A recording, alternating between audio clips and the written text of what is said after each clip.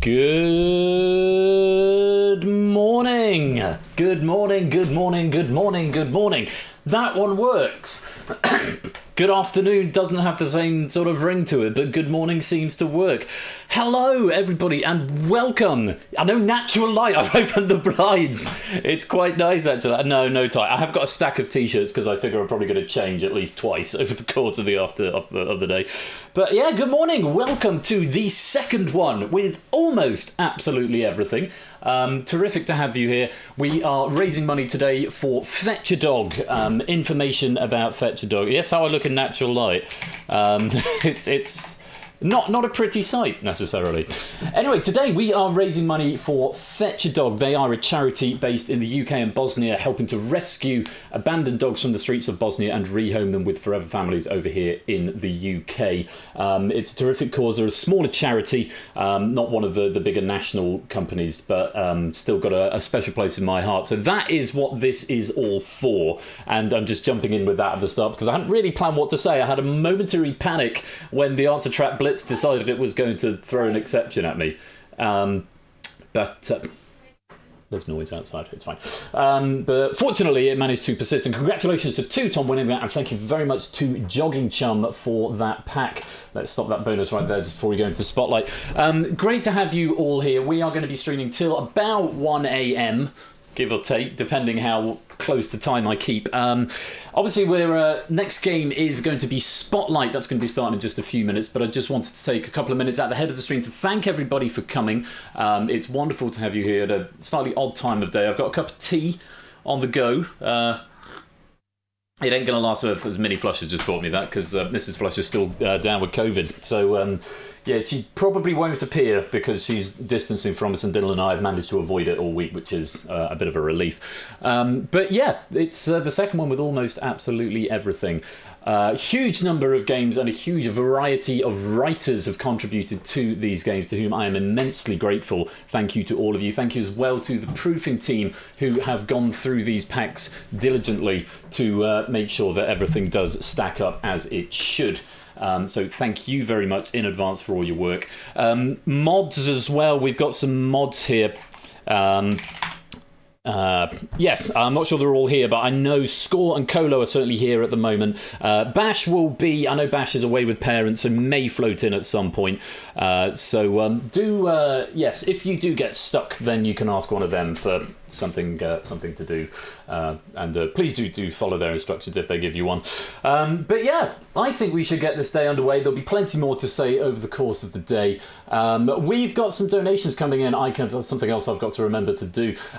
First of all, David J, £20 donation, starting you off. Have a good one. Thank you very much for your generosity there, David. I don't think there's alert noises, so I'm just going to have to keep half an eye on the donation channel on one of the many monitors. And another one just coming in now, $20 from Matt Leary, donating tomorrow's match fee to a very worthwhile cause. Good luck today, Ben. Thank you very much, Matt. So I don't know how Tiltify is working things out, but you can donate in whatever currency you like. So we start with £20 and now $20, but apparently we've raised £40. So I don't know if that's just a bug in the Tiltify thing, but thank you very much indeed for your generosity. And if you would like to donate, hasn't started yet, only hasn't started yet. If you would like to donate, then you can do so at the Tiltify link right there. In addition, all subs and bits that come in today, I will be putting forward into the Tiltify link myself at the end of the stream.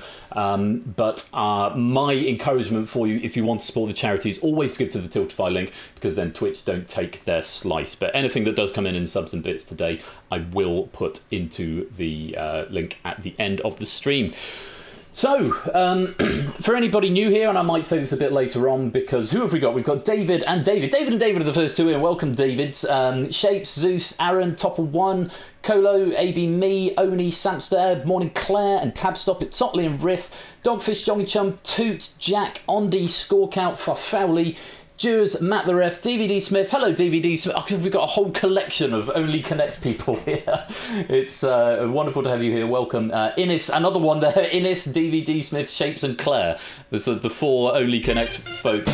Coconuts, welcome to you all.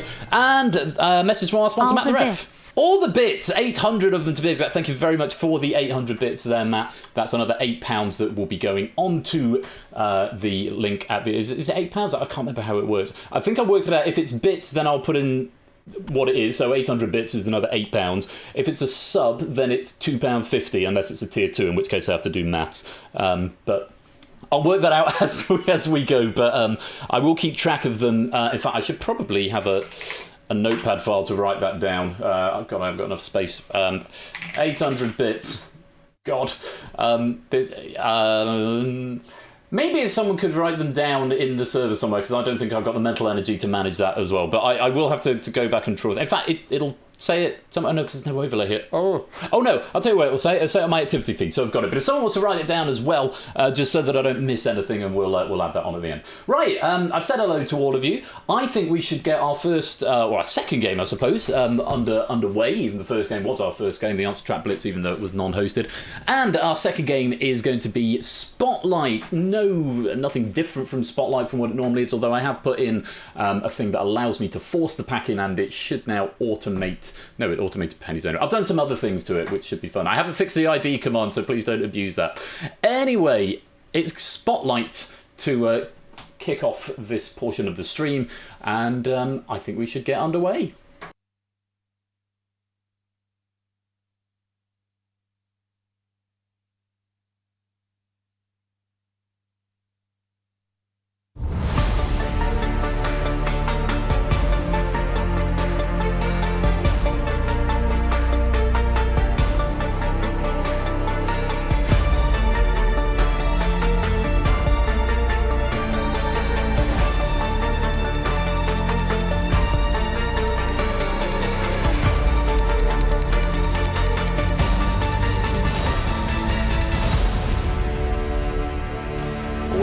To Spotlight. Yeah, not used to Spotlight as a warm-up rather than a warm-down. It's normally sort of tacked onto the end and done spontaneously.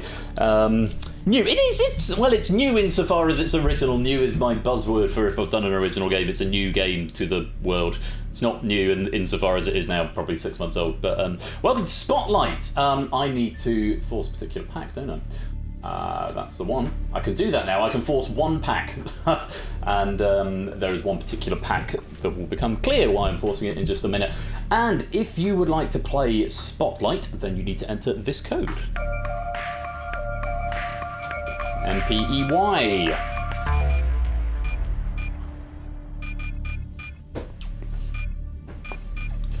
Yes, it's been a bit of a whirlwind over the last few days. Coolio, welcome to the stream. Great to have you with us. Yeah, been a bit of a whirlwind. Everything has been a bit mental, trying to get everything prepared, and obviously trying to manage that around Mrs. F not really being able to do much around the house. It's just been... yeah, a bit furious. So fingers crossed everything will work as anticipated. Halo, welcome to the stream. And another couple of donations coming in here. Paul Lavery with a $5, it might be pound donation, not sure. Thank you very much for that. And Topper1 with $10. I'm just going to say it is pounds because I think it probably is, but I might be wrong. But Topper donating £10. Here's a small donation to start the stream with. I'll donate more when I win, Kappa. Thank you very much for that, Topper. Up to £55 already. There are some milestones along the way, and there are certain rewards that you can claim as well when you donate. Which, just a reminder, the donation link is there. When you donate, there are a number of rewards that you can claim. There's 6 at £50. If you donate £50 in one go, then there are some rewards you can claim there. There's another at 150, I think, and that might be it. There was going to be another one, but I couldn't think of it, and it might go in a bit later on. But yeah, do check out those rewards if you're thinking about making a larger donation, because there's some extra stuff that you could claim. Okay, let's get this game underway and put a player into the spotlight.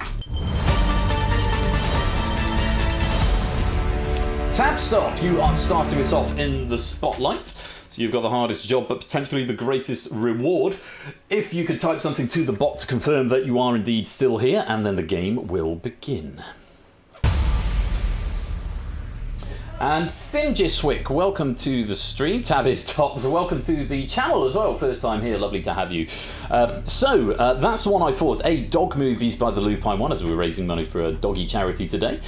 B is Sports Arenas and Stadia by Oni. IKEA by We Like Shapes. The Year 1936 by Zeus. Sporting Hat Tricks by Car. Nice by Big Man Aaron. Britpop by Jogging Chum. Or US Crosswords by Dogfish44.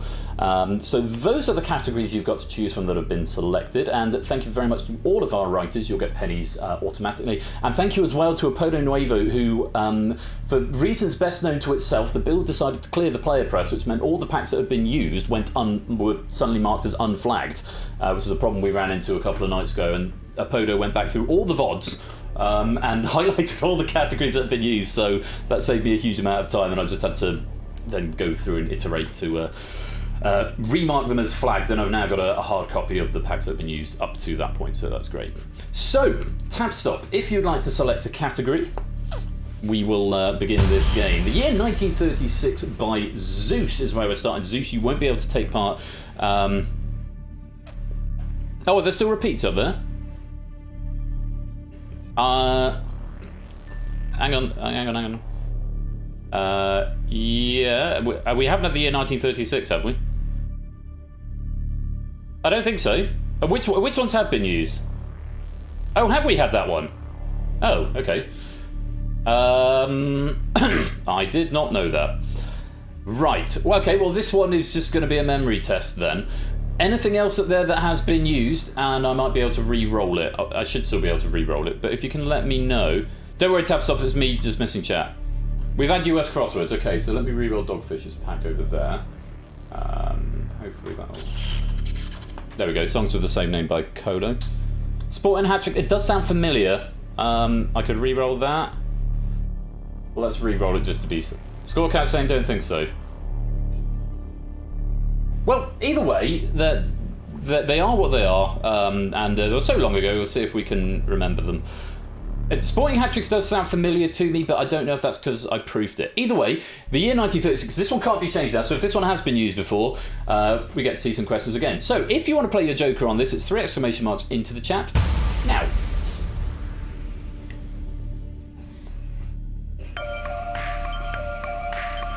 Now you can play a Joker if you like.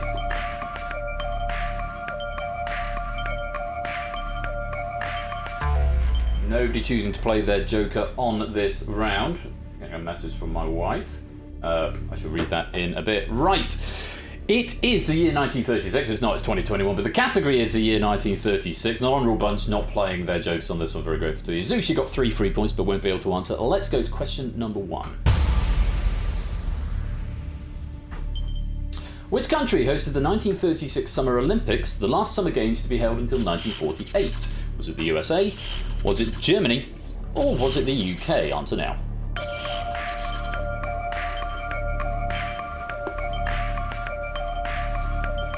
I think I've made 1, 2 and 3, I think, as well. Guess we'll find out.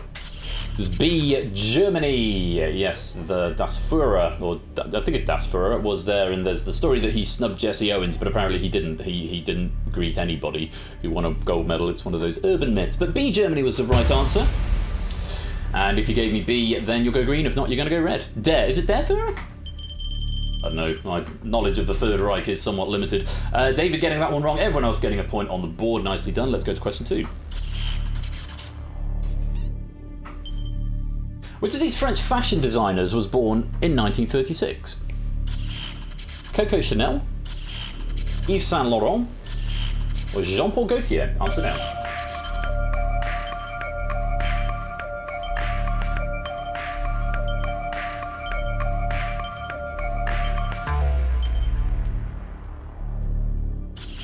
It was Yves Saint Laurent. B was the correct answer, and if you gave me Yves Saint Laurent, you'll go green. If not, you're going to go red.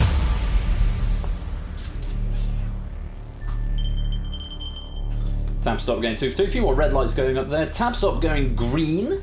which means they are... Oh, a great big noise. Thank you very much for the follow, Chief Idiot. Oh, I'm glad my notifications are just hiding underneath the bar up there, so that's quite good to see. Welcome to the stream, Chief Idiot. Thank you for the follow. Tabstop still 2 out of 2, which means they are definitely going to be able to pick the next category. Let's go on to question 3.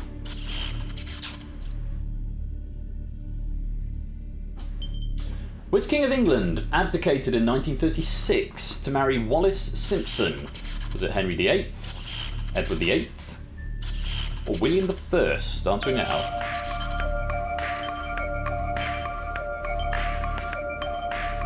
Yes, Zeus has 3 points because it's his pack. This one does feel very familiar, actually. The answer is B, Edward VIII, so I think, yes, you're probably right that this pack has been played before. But not to worry, just the 3 questions. Let's see if you gave us Edward VIII. If so, you'll go green. If not, you'll go red. And not too much drama going on there. Plenty of green lights. And Tabstop getting 3 for 3, which means you get to pick the next category. So are we umming and ahhing about sporting hat-tricks? If we're not sure about that one. We've got that one there by Card, Dog Movies by Lupine, Sport Arenas and Stadia by Oni, IKEA by Shapes. Now, has IKEA been used? I don't know if IKEA has been used or not. I certainly remember proofing that one because there are a lot of notes to read through. Sporting Hat Tricks, it hasn't, great. Sporting Hat Tricks by Car, Nice by Big Man Aaron, Britpop by Jogging Chum, and Songs with the Same Name by Colo. Sorry if that's a bit small, I haven't got around to updating these meshes yet. We are going for the doggy one, the Dog Movies by the Lupine one, and if you want to play your Joker on this one, 3 exclamation marks into the chat now.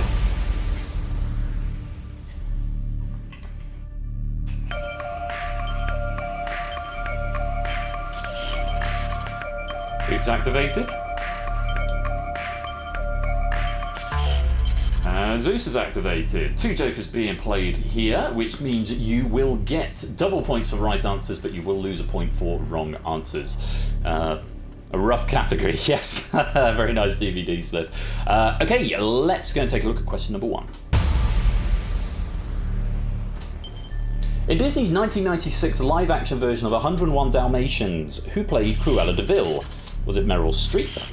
Was it Glenn Close? Or was it Judi Dench? Answer now.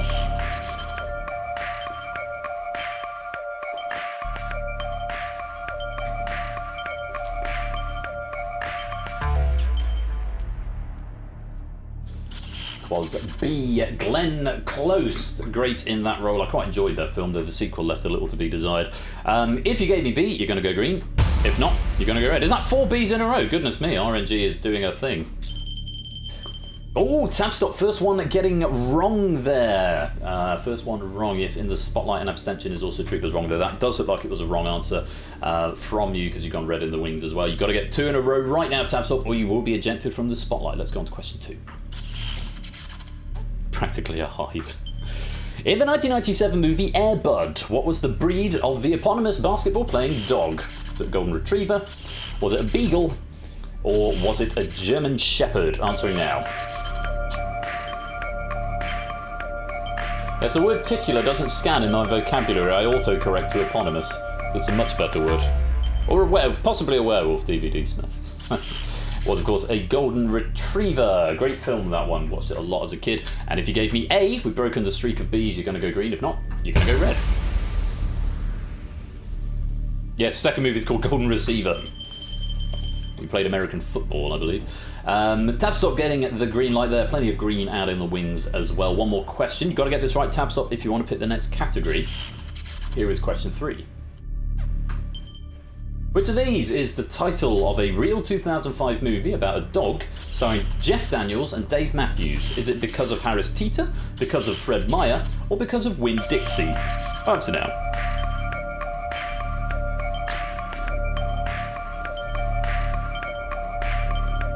Just realised the golden receiver could possibly be implied to mean something slightly different on Air Bud trivia.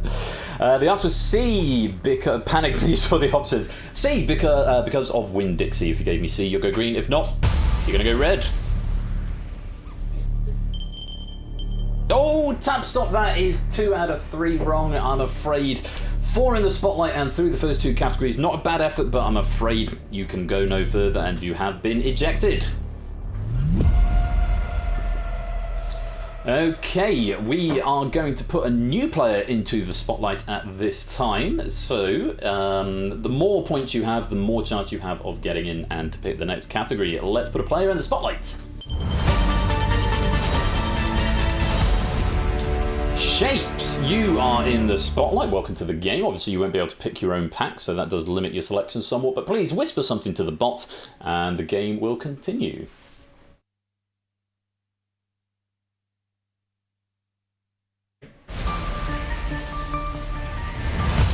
So, Sport Arenas and Stadia by Oni. Obviously, you can't pick IKEA by yourself. Sporting Hat Tricks by Car. Nice by Big Man Aaron. Britpop by Jogging Chum. Or Songs with the Same Name by Colo. Which would you like?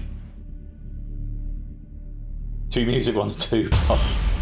We are going for Songs with the Same Name by Colo. Colo, 3 points and 25 pennies to you. You won't be able to answer your own questions, but we'll get 3 points. And if you want to play your Joker on this round, it's 3 exclamation marks into the chat now.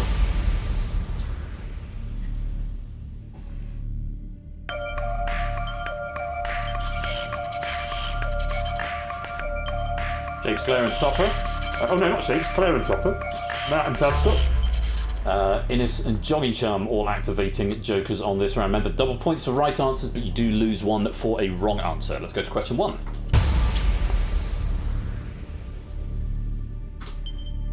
Let's greet Adele, Evanescence, Eminem, Oasis, and Lionel Richie, amongst others. Salutations. Hello. Good morning. Answer now. What a lovely question.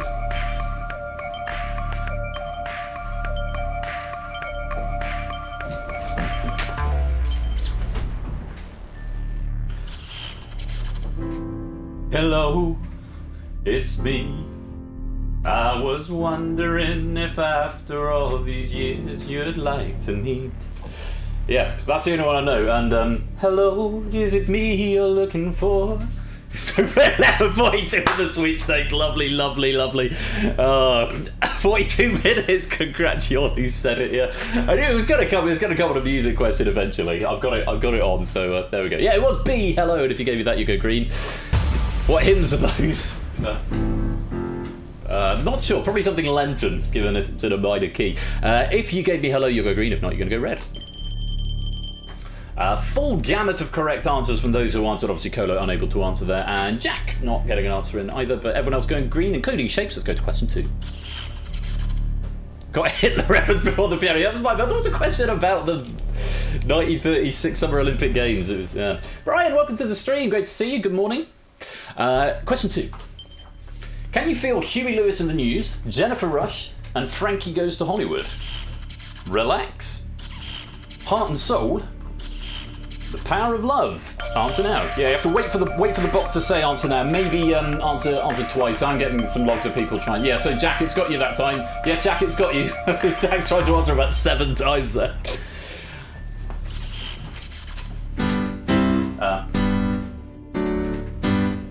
Don't need money. Don't take fame. Don't need no credit card to ride this train. It's hard and it's hard and it's cruel sometimes, but I keep it in your eyes. I don't know the chords. That's the power of love. That is the best. That is the greatest power of love. Huey Lewis and the News' version. So good, I don't even know the chords. We have a schedule. I know.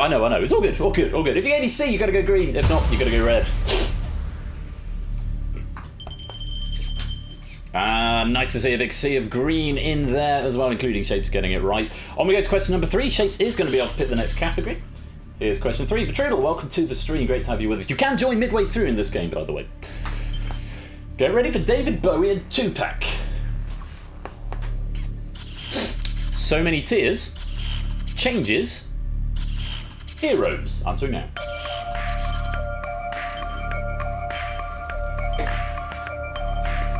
Oh hey, welcome to the stream. Am I taking requests? Not at this time. I'll wait till we're ahead of schedule before I start taking requests. Speed Changes. 2 versions for that, based on the Bruce Hornsby version. That's just the way it is. And changes, turn and face face the strain. Changes. Don't wanna be a different man. Changes. Yeah, love Bowie. Anyway, changes with the answer. If you gave me B, you go green. If not, you go red. I do with DangerZone at 7 AM instead of midnight. And plenty of green. A few more red lights going on up there, but Shapes getting 3 for 3. Nicely done to you, Shapes. Let's just take a look at the wing scores at the halfway stage. Toot is up to 12. Claire's got 10, Zeus on 11, so those look like our top 3 players. Shape's currently on 3 in the spotlight, 8 in the wings. Let's go back to the category board. Good. I thought it was Turn and Face the Strain. That's always what I've sung, DVD Smith. Shapes, Sport Arenas and Stadia, Sporting Hat-Tricks, Nice or Britpop. Those are the 5 remaining options. Obviously you have 4 remaining options because you can't pick IKEA because that's by you. It's Britpop, another music world. Maybe opportunity for me to play the piano some more. And this has been written by Jogging Chum. Thank you very much for this pack, Jogging Chum. You won't be able to answer these questions if you're playing, but you will get 3 free points and 25 pennies. And if you want to use your Joker, 3 exclamation marks to the chat now. Any new players who are joining us, you can join the game. Exclamation mark play if you want to come and join the game. You can join midway through in this. Oh, sorry, no, it's not. It's a room code. It's MPEY. So if you have just joined us, DMC, welcome to the stream. Yes, if you've just joined us and you would like to take part, whisper MPEY to the bot. There we go. There's DMC coming in. Anyone else, you're very welcome to come and join us. MPEY is the code you need. Here we go then. Category on Britpop. Here's question number 1. Britpop, indeed. Britpop band Kinnicky was fronted by which future radio DJ? Was it Lauren Laverne, Edith Bowman, or Keris Matthews? Answering now.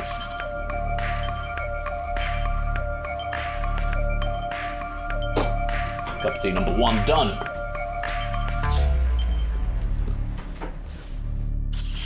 Lauren Laverne was the right answer. If you gave me that, you'll go green. If not, you're going to go red. Press Alt F4, you'll find out. Shapes getting that one right. A few red lights in the wings as well, but quite a few getting greens, including ones with jokers being played. Shape moves up to 5 in the spotlight. Let's go on to question 2.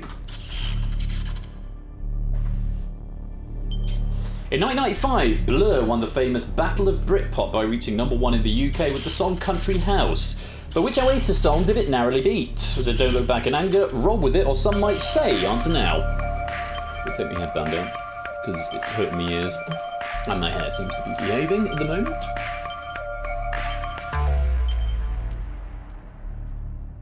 Oh, I was really hoping it was going to be the other one.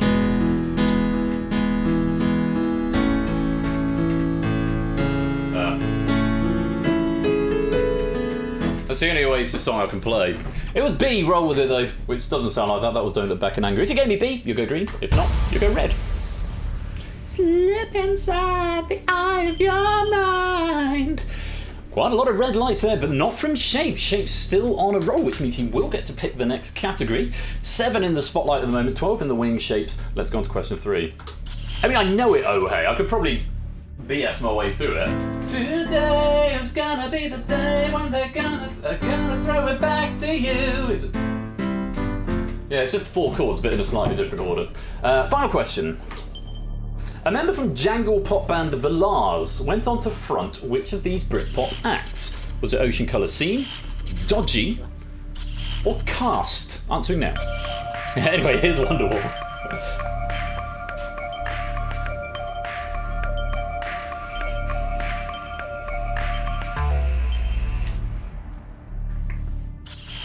C Cast, the only band I'd heard of there was Ocean Colour Scene, have to say. But if you gave me Cast, you're going to go green. If not, you go red. And Shapes flying through here. 9 in the spotlight, 14 in the wings, despite a number of incorrect answers cropping up in the wings. But Shapes still 3 for 3 and getting to pick the next category. Let's go to the category board now. Down to a choice of 3. You need to pick 2 of them. We've got through 4. Sport Arenas and Stadia by Oni, Nice by Big Man Aaron, or Sporting Hat-Tricks by Carl. We could come to IKEA if Shapes loses the spotlight. But for now, Shapes, you won't be able to pick it. What's it going to be? It's Nice by Big Man Aaron. I just realised I hadn't updated your name in this database, Aaron Aromatics. So, Aaron, if you can DM me just to let me know that I need to manually update that, because it's going to be 25 pennies and 1 author credit for you. It's Big Man Aaron, and also Aaron, if you're in this game, I'm not sure if you are here, but if you are, if you could... Actually, no, you can answer these ones, but don't play your Joker. Hi, you are here. Great. So you can answer these ones because obviously you won't have been given points because it's the wrong name. So you can answer these questions and get them all right. But if you could not play your Joker just in the interest of fair play, that would be grand. That's a very fringe case, that is. But I will manually put those pennies back on afterwards and delete the Aaron Aromatics that has now probably appeared in the database. If you want to play your Joker, other than Aaron, 3 exclamation marks into the chat now. Last but one opportunity to play a Joker. You don't have to play one. You can't use it in the final. Finn Jishwick and Jers and Jack and Coolio all activating Jokers on this round. Double points to you, but remember you lose a point if you're wrong. You can't go lower than 0, though. You can't go to negative points on this game. So where is Aaron? There he is, down there. So yes, Aaron, you've not been given the points because obviously with your name change, that's how it works. But you can answer these for 3 points as you would have gotten them anyway. Here's question number 1. Tempted to Joker it and get them all wrong for the funny. That would be quite funny. Here's question 1. Which season completes the name of the Bryan Adams single of '69? Is it summer, spring, or winter? Answering now. Got you, Jack. Got you, Claire. Got you, Jack. Got you, Samster. Still got you, Jack. I know once bitten, twice shy seems to be the rule on this. If it doesn't accept you once, then you're just going to spam the button. I got my first real 6-string, boy, it had the 5 and dime. It was summer, yeah, summer of '69. Summer of Nice. If you gave me summer, you're going to go green. If not, you're going to go red. Nice to see a lot of green happening there. Let me move the bin off the piano. Have I got an overdriven guitar here? I think I have, actually. Where is it? No, that's strings. I figure I've got time back.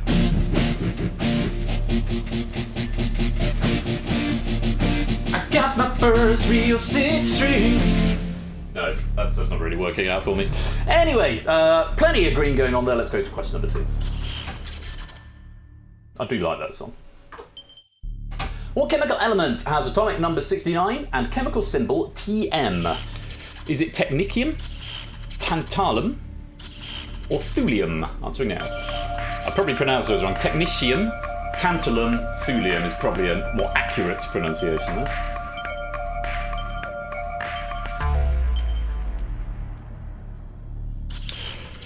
Thulium was the answer. Thulium and thallium. Make sure you whisper it, Finn Jishwick. I've just gotten your name there. Yeah, make sure you whisper it because otherwise, yeah, so that it doesn't get processed by the game. Yeah, whisper it to the bot. Don't worry, it happens to us all. Thulium was the answer. If you gave me C, you could green. If not, you're going to go red. Oh, Shape's first error of your spotlight tenure right there, which means you do need to get the next 2 right to stay in the spotlight. Otherwise, you will be ejected at this late stage. Let's go on to question number 3. Which of these people did not become Roman Emperor in 69 AD, the year of 4 emperors? Was it Otho, Hadrian, or Vespasian? Answering now. Hadrian, from where we get the wall from. Inventor of the wall.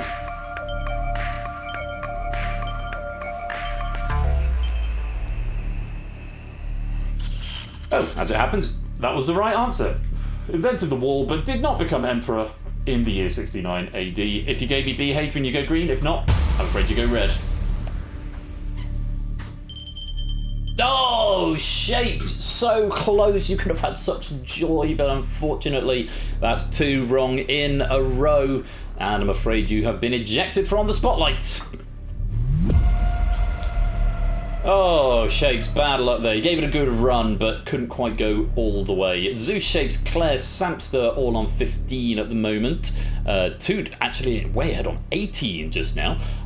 So doing well. We have got one more category we need to get through. Let's take a look at who's going into the spotlight. Halo, welcome to the game. Whisper something to the bot to confirm that you are still here, and the game will continue.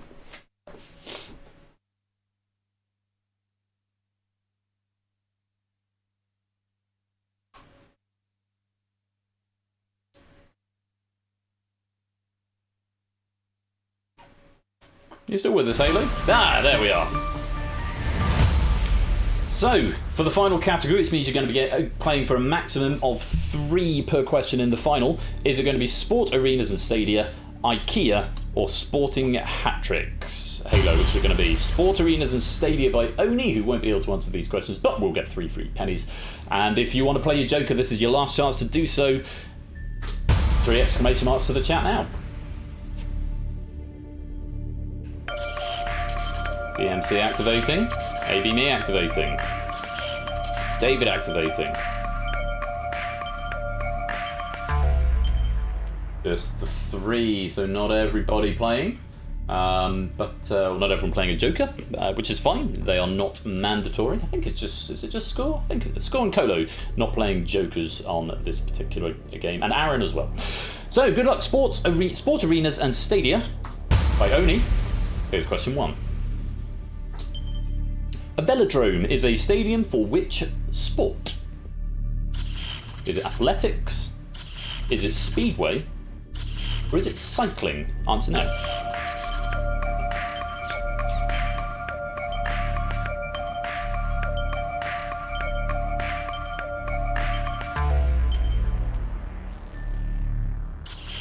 C, cycling. A velodrome is where you go round and round on a bike in a speedy way. If you gave me C, you go green. If not, you're going to go red. Nice start. Everyone who played getting a right answer there. Lovely stuff. Let's go on to question number 2. Which Yorkshire-based football club play at Bramall Lane? Is it Huddersfield Town, Bradford City, or Sheffield United? Answer now. I think that is the exact QED definition there, Jez, yes. Where bikes go round and round in a speedy way. that's what is defined in the OED. Sheffield United, I was hoping Leeds might come up there because I know they play at Elland Road, but apparently Sheffield United play at Bramall Lane, and if you gave me C, you're going to go green. If not, you're going to go red. Halo 2 for 2 and guaranteeing a spot in the final with that answer. Very well played. So you're going to be playing for a minimum of 2, maximum of 3 if you can get this one right as well. Good luck. So 2014, the San Francisco 49ers play at a stadium sponsored by which company? Is it Ford? Is it Levi Strauss? Or is it Heinz? Answering now. Massive Godso cat. It is big up in Yorkshire, isn't it? It's like the size of the rest of England put together. Actually, it's not quite that big, but it is vast. B, Levi Strauss, the Levi Strauss Stadium and the San Francisco 49ers. If you gave me B, you'll go green. If not, you'll go red. And Halo airing on that one, though, doesn't matter at this stage, just means it's going to be 2 points per question in the final rather than 3. Halo, you have survived to the end of the main game, and you are going to be playing the Spotlight Final. So this is Spotlight Knowledge, which is an amalgamation of 5 out of 6 of the packs that we've seen. 1 question from each will be compiled into it. Authors, you will not be able to answer your own questions in this one, but you don't get the extra points, so you get the 3 free points rather than a maximum of 4, but you also get the pennies that go with it as well. So you won't be able to answer your own questions.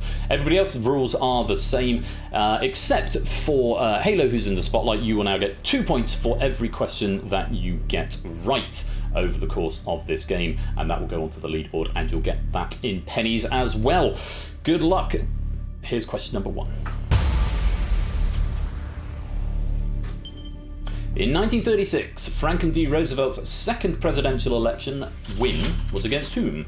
Was it Wendell Willkie, Herbert Hoover or Alf Landon? Answering now. I think thank you to Zeus for this one on the year 1936. I do need to put that at the top. It is on the to-do list. Haven't got around to it yet. It was C, Alf Landon. Roosevelt winning against Alf Landon in 1936. If you gave me C, you'll go green. If not, you'll go red.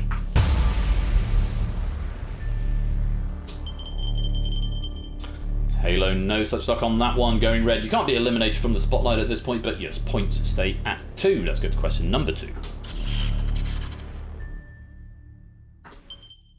Which of these is a title of a 2006 Disney movie starring Paul Walker and a pack of sled dogs? Is it 8 below, 10 below, or 6 below? Answering now. Thank you to Lupine for this question on dog movies.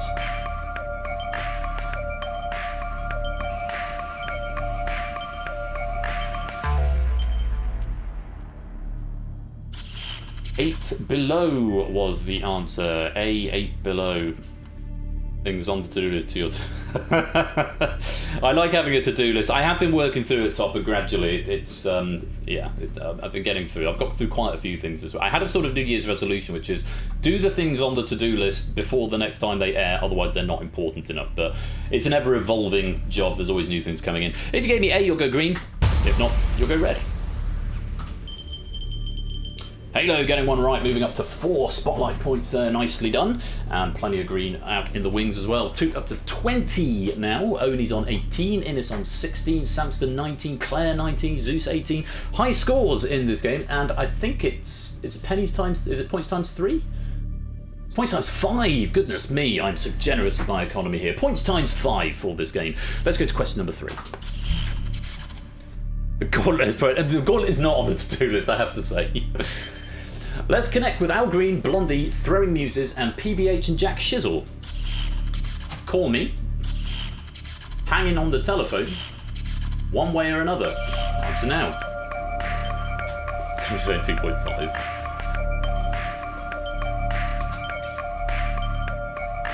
I only know one of these songs. Thank you to Colo for this question.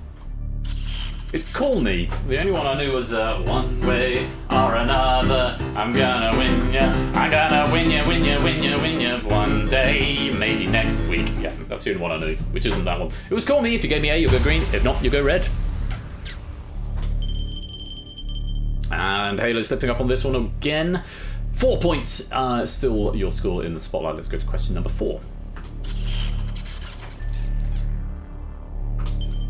Which singer who enjoyed commercial success in the 90s with their band wrote the themes for Father Ted and the IT Crowd? Sean Ryder, Gruff Rhys, or Neil Hannon? Answering now. Thank you. I think it's a jogging chum for this question on Britpop.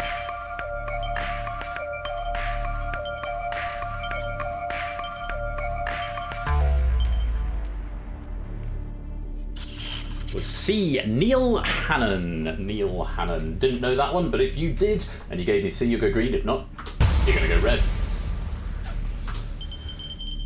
Oh, Halo slipping again. Only 1 in the final, up to 4. You can now take away a maximum of 6 from this spotlight final. Only a handful of players getting it in the wings, has to be said.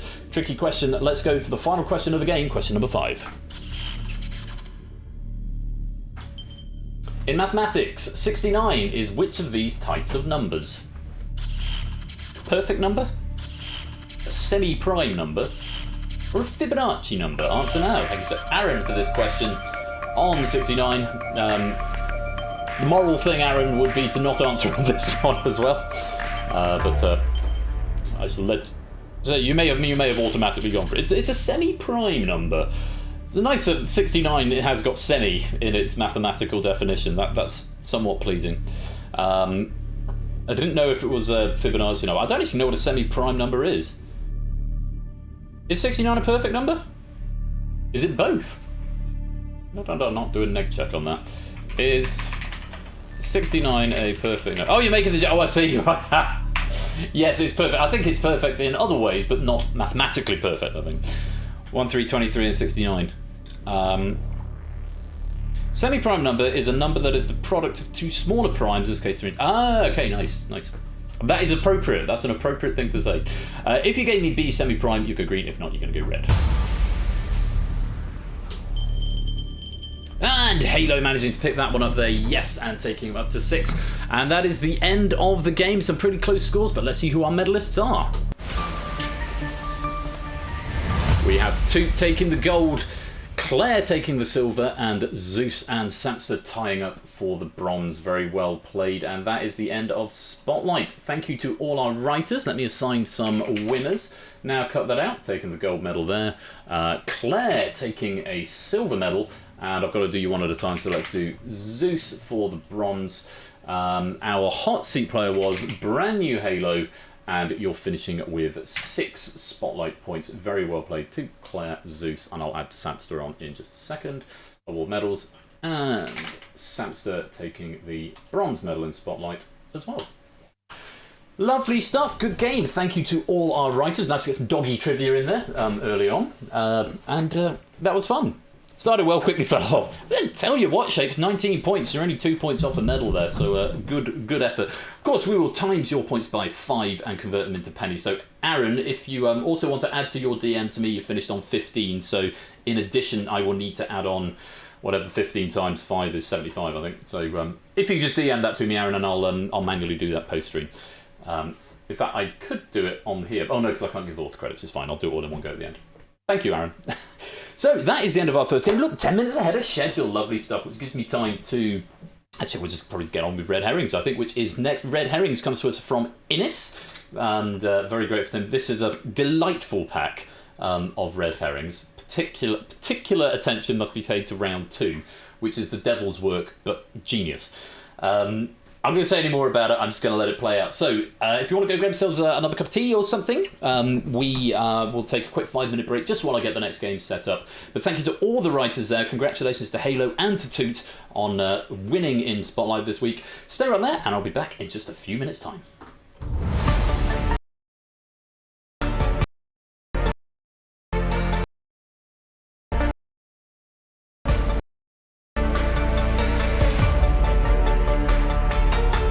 Sorry, I went to the wrong profile.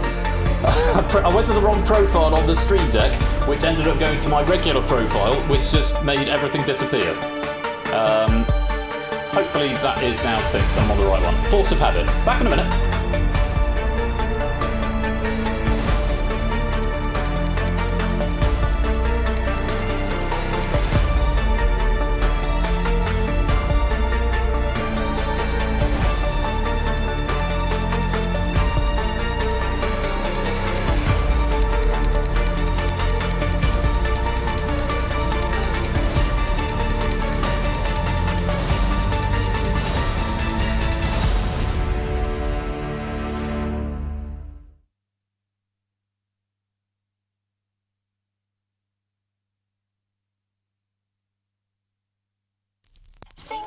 So right there, because after the break we have got Innis's Red Herrings pack. You'd be a fool to miss it. We'll be right back.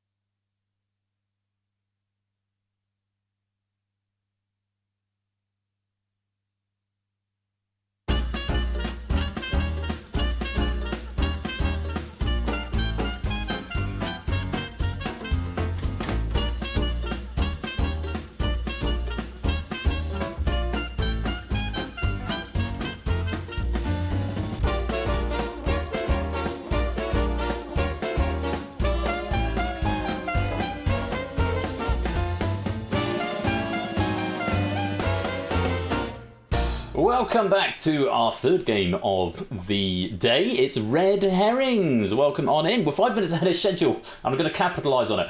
Quizzle, welcome to the stream. Quizzle, great to have you with us. Hope you're keeping well. Time for a few more donations as well, I think. Paul Lavery giving £5 there. No message, thank you very much. Or it might be $5. Have I done that one? I think I've done that one. But thank you all the same. Zeus, $10 coming in there. Piano, no he didn't. Payable once per hour. A donation each time Ben plays a piano during today's stream, 11 a.m. I don't want to bankrupt you here, Zeus, but thank you very much for the donation. And Brian as well. Brian donating $10 there. Thank you very much indeed for your generosity. And if you'd like to donate, we are raising money today for Fetch a Dog. You can do so right there. And more information about the charity available there. It's Red Herrings then, and this has been written by Innes. And it's a delightful little pack, this is. I have to say round 2 in particular, but is... Well, you'll see. If you want to play, don't crash. Hooray, type in the code. VSFI.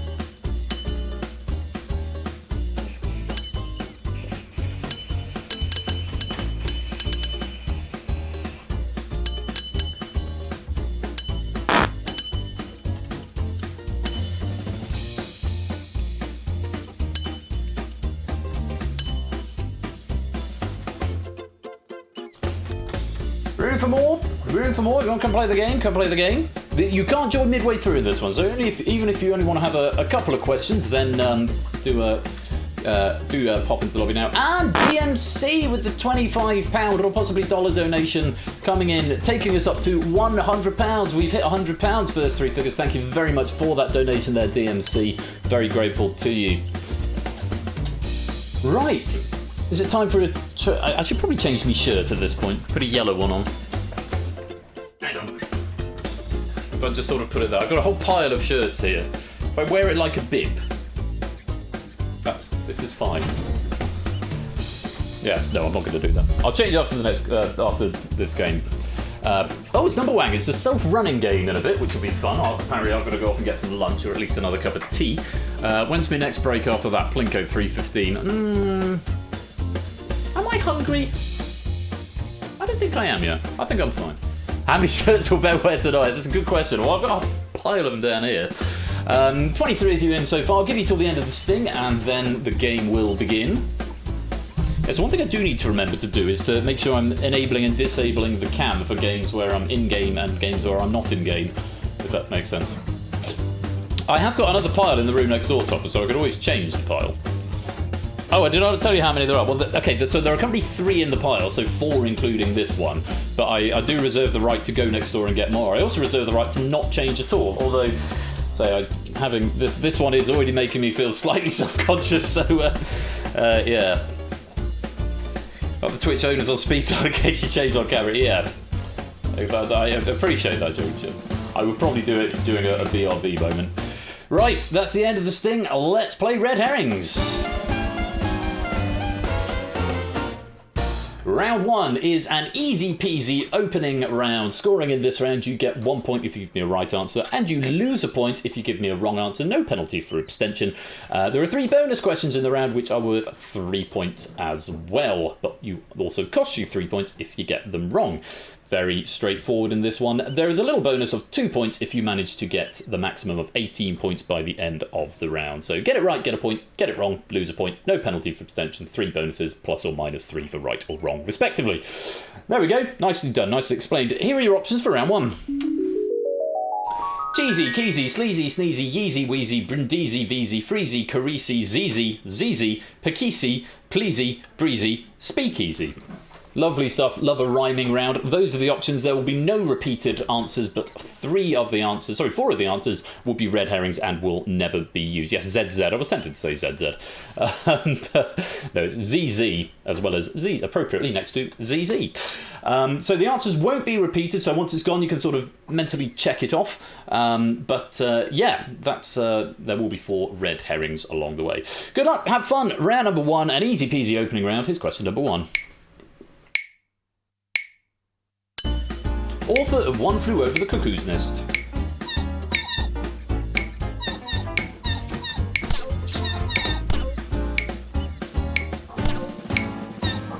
You can go into negative points on this game. I probably should have added that there. It's B, Keezy, or Kazy, possibly. Let me get factoids up here. If I got factoids, I don't think I have got factoids. Oh, here's our first bonus question. +3 if you get this one right, but -3 if you're wrong. One of the 7 dwarfs in a Disney film.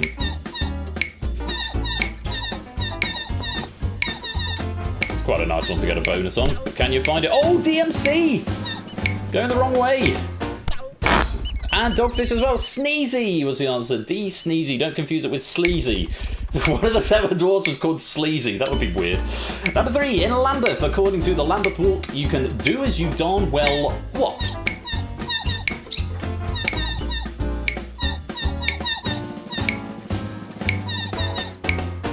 And I see a full gamut of green answers there. Yes, on the Lambeth Walk, you can do as you darn well pleasy. N is what we wanted. Onwards we go. Question number 4. Ludo and Sorry are modern versions of this much older board game.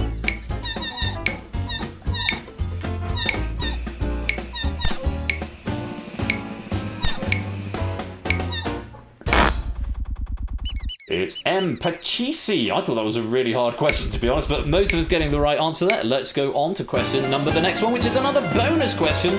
3 points if you're right here, -3 if you're wrong. Let's take a look. Light-hearted and informal, or perhaps low on the Beaufort scale?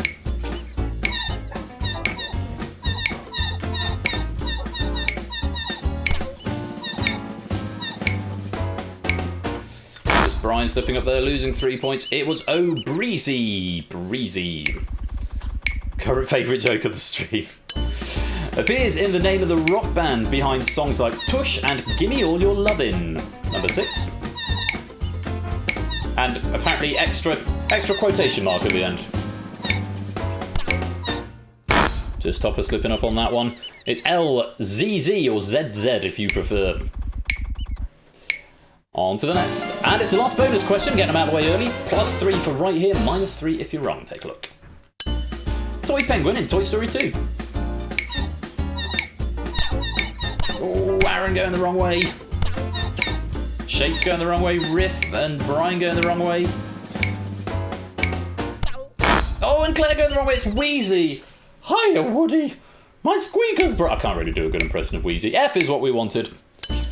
And 8, a COVID-themed 2021 single by Mick Jagger and Dave Grohl was entitled Easy What?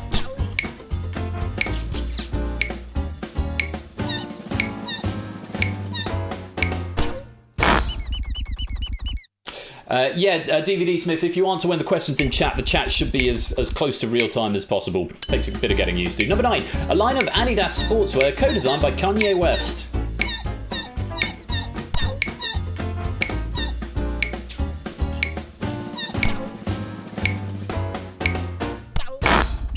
It's Yeezy. Bit of a trickier one there. Yeezy.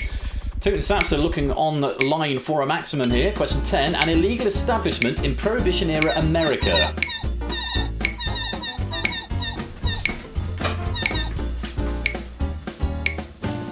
Is Topper going to give it a go?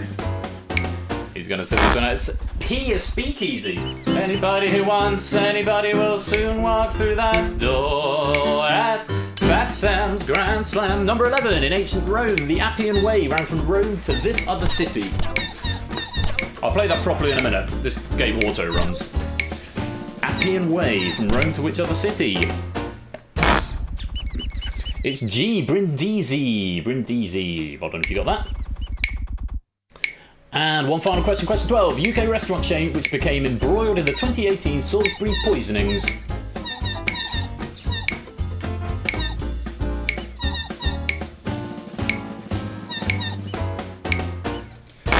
It was ZZ Restaurant. And that is the end of round 1. The red herrings there, Cheesy, VZ, Freezy and Carisi. That's the end of round 1. Sampster getting a perfect game there. 18 points, getting a bonus 2 for getting them all right there. Takes him up to 20. Only Toot, Zeus all on 17, Colo there on 16. Anybody who wants, anybody will soon walk through that door at Fat Sam's Grand Slam. Speak easy. What's that called? There's the sharp and 6. I actually need a honky tonk piano for this. I did Bugsy Malone a few years back, so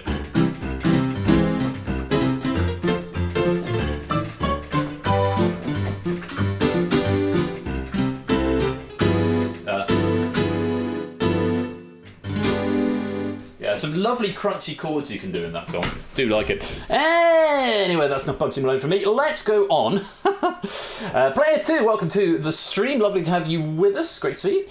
Let's go on to... Oh, is it left balance? Oh, I know why that is. It's because all of my sound things reset. I would have to fix that. All my sound things reset when I updated to Windows 11, so I hope your left ear, I hope your right ear enjoyed that. I'll figure out a way to adjust that a bit later on. Let's go to round number 2. A medium difficulty round 2 is the title for this round. Oh, thanks, Topper. I will say this was the reason, because I rather foolishly haven't exported all the packs. I've exported up to about 3 o'clock, I think, and then I realised I ran out of time. But the reason for that is because I forgot that when I did this with Innes, he sent me this is an audio round, by the way, and Innes sent me some audio files that were MIDI files, and I said to him, "Don't worry, I can convert these." And then immediately forgot that I said I was going to do that. It was only because I went through and I realised, oh shit, the game can't read MIDI files. So at 10:15, I was busy converting all of these into WAV files so that the game could read them. And they are now working. And then I had to amplify them as well. Anyway, let me explain how round 2 is going to work. First of all, it's the freeze out round. It is a music round. It's a music round, and it's a freeze-out round. It's the speed freeze-out round. So 30 seconds for each. If you answer correctly in the first 10 seconds, you get 3 points. In the next 10 seconds, you get 2 points. In the last 10 seconds, you get 1 point.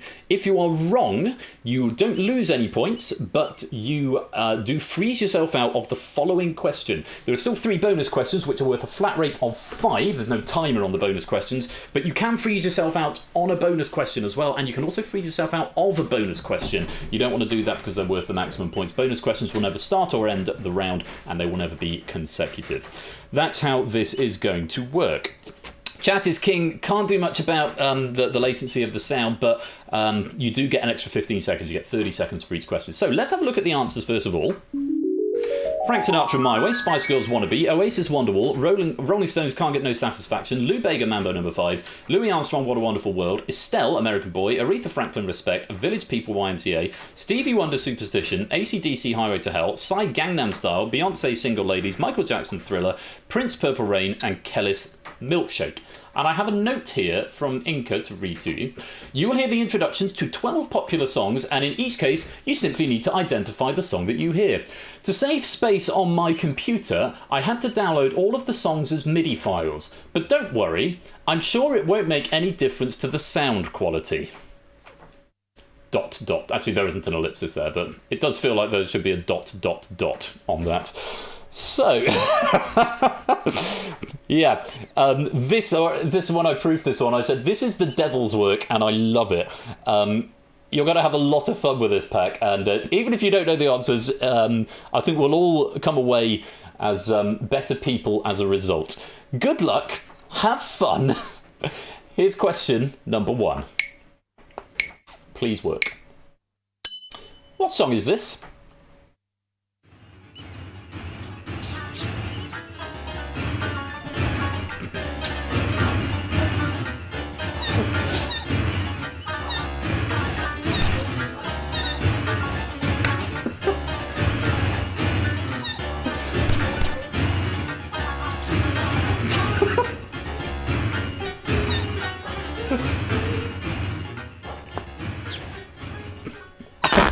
What's on the chat? It's Kelly's Milkshake. So listen out for the rhythms. It might help you a little bit more. P is what we wanted there. Number 2. What song is this?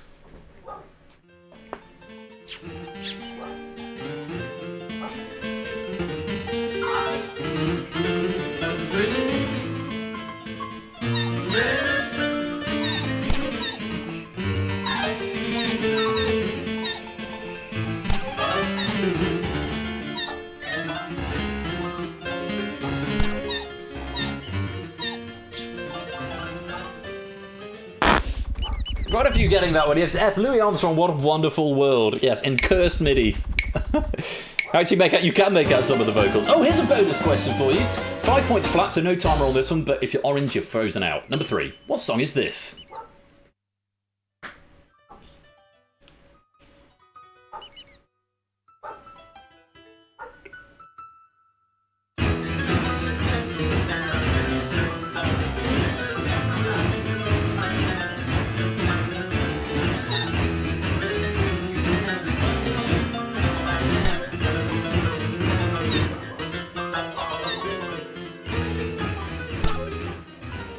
You be my American boy, American boy. Gee, Estelle's American boy. Claire and Brian, you're frozen out of this one. Here's number 4. What song is this?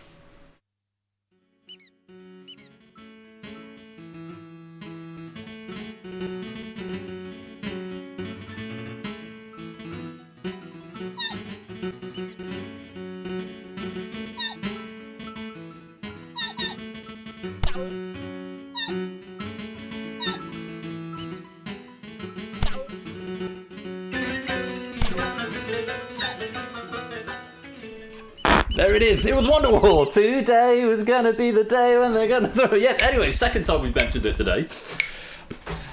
It's another bonus question. If you're orange, I'm afraid you're frozen out. 5 points flat rate for this. Have a listen. What song is this?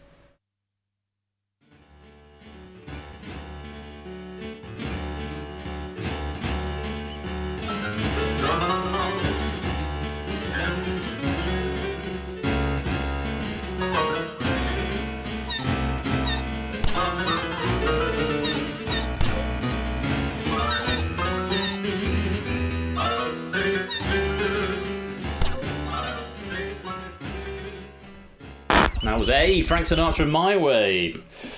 They'll become very obvious as time's running out, and they do a bit, don't they? On to the next. Question 6. What song is this?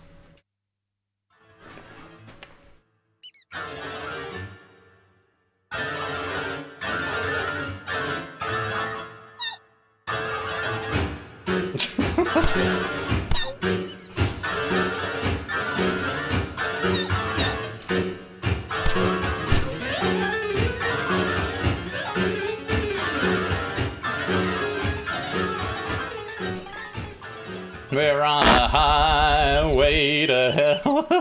It's like the worst sound I've ever heard, and I never want it to end. The chaos is incredible, Claire, you're right. Number 7, what song is this?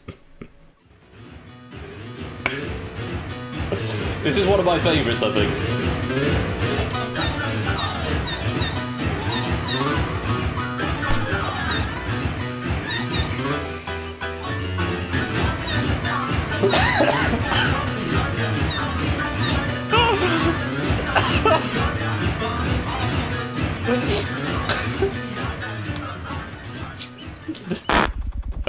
Oh, I love that one so much. That was Psy's Gangnam Style. They've all sounded like Gangnam Style to me. Number 8, what song is this?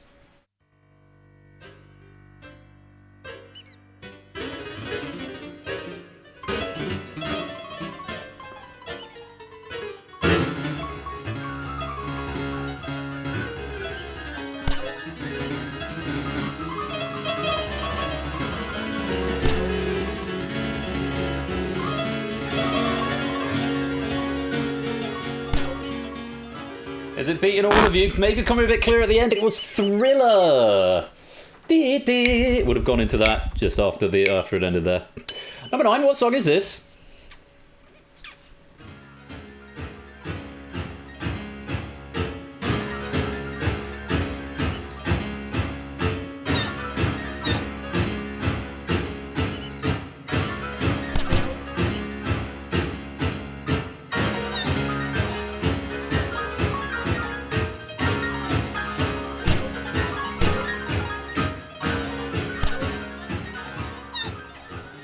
Young man, there's no need to feel down. I said that was YMCA by the Village People.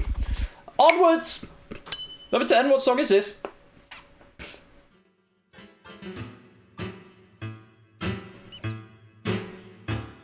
Yeah, it was DVD Smith.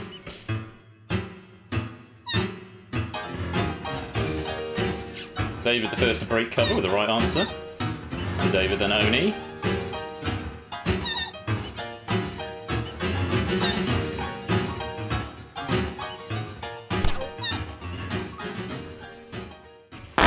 Very superstitious. It was Stevie. That's just the right. Have you got some points there? On to the next. Oh, it's the last bonus question. 5 points flat rate. Timer is doesn't affect the point. What song is this? Number 11.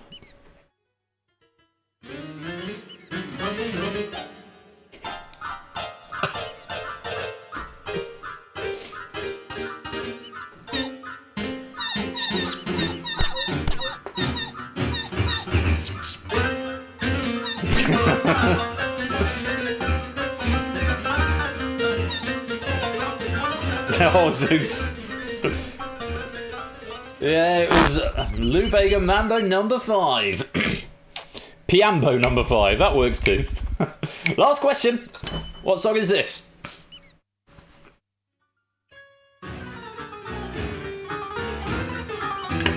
I like this one as well.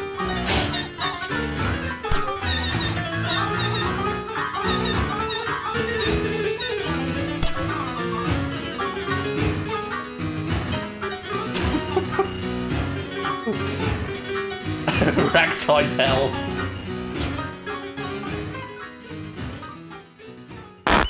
Yeah, that was Wannabe by the Spice Girls. Piano says piano. The Red Herrings there. Rolling Stones can't get no satisfaction. Aretha Franklin respect. Beyonce single ladies and Prince Purple Rain, and that is blissfully the end of round 2. Let's have a stern word with Inca. I think that was just the most marvellous cacophony of wonder I've heard in this game for a long time. No, I think we'll be fine from DMCA strikes in this game, man. Wonderful, wonderful chaos. Oni taking the lead with 46. Samson moves into second with 40. Joincham now in third with 37. Whereas he has who won? No one won. Who lost? Did we all lose as society there? I just thought that was delightful. The first time actually when I went to proof this one, I was thinking, is it? And I thought, is there an error? Are they all supposed to be MIDI? Are they all supposed to be piano? Because obviously you get different sounds on MIDI. But actually, I just thought it was so much more fun having all the drums being pianos as well.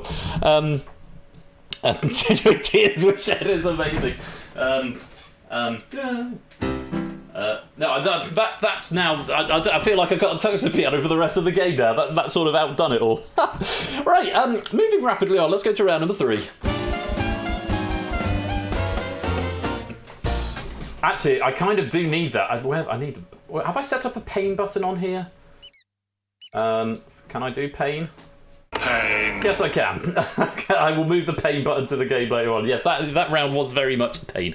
Round 3 is a rock-hard round 3. There are only 12 options in this round and 9 questions. It is the accumulator round, so if you get one right, you get 1 point. The next one gets you 2 points. The next one gets you 3. If you abstain, you preserve your streak, but obviously you don't get points for that answer. If you get it wrong, it breaks your streak and you have to start rebuilding from 1. You'll be purple if you are on a streak, blue if you're not. So if you're blue, you might as well attempt to answer, and everyone might as well attempt the first question and the last question either way, because it doesn't break the streak over into the next round. So potentially 45 points up for grabs in this round if you get a perfect 9, and a 5-point bonus if you get all 9 of them right.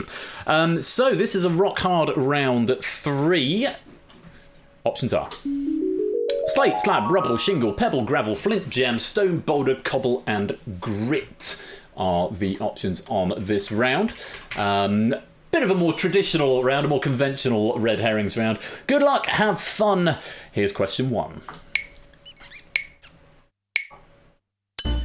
Surname of Barney and Betty in the Flintstones.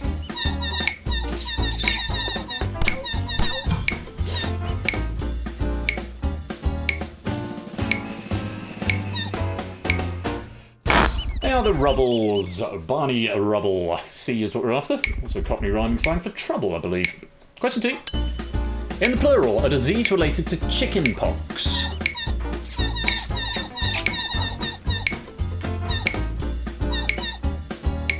And if you don't know and you're on a streak and you want to preserve it, abstention. Oh, DMC in the nick of time getting the answer in. Yes, shingle was the answer. Shingles related to chicken pox. Number 3. According to John Locke, the human mind is a tabula rasa, usually translated as blank what?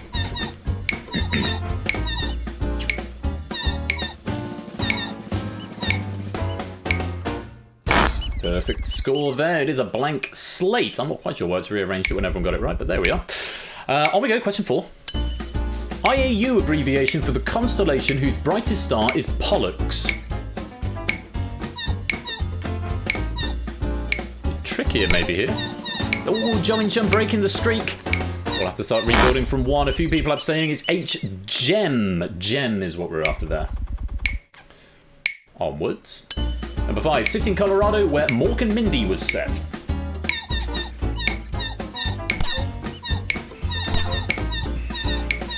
Slightly Dogfish and Claire all breaking streaks here. Now answer is J. Boulder. Boulder, Colorado. Certainly know from the game Firewatch. On to question 6. Pseudonymous surname of Sly, who led an American funk band.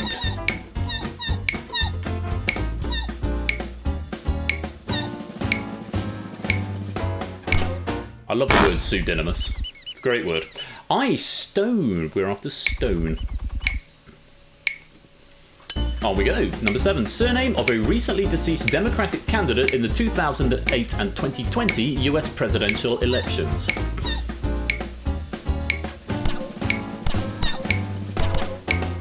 Ooh, a lot of broken streets going on here. Gravel was the answer. F. Gravel. Samson couldn't find it in time. Question 8 then. Comes after skin in a term for a miserly person.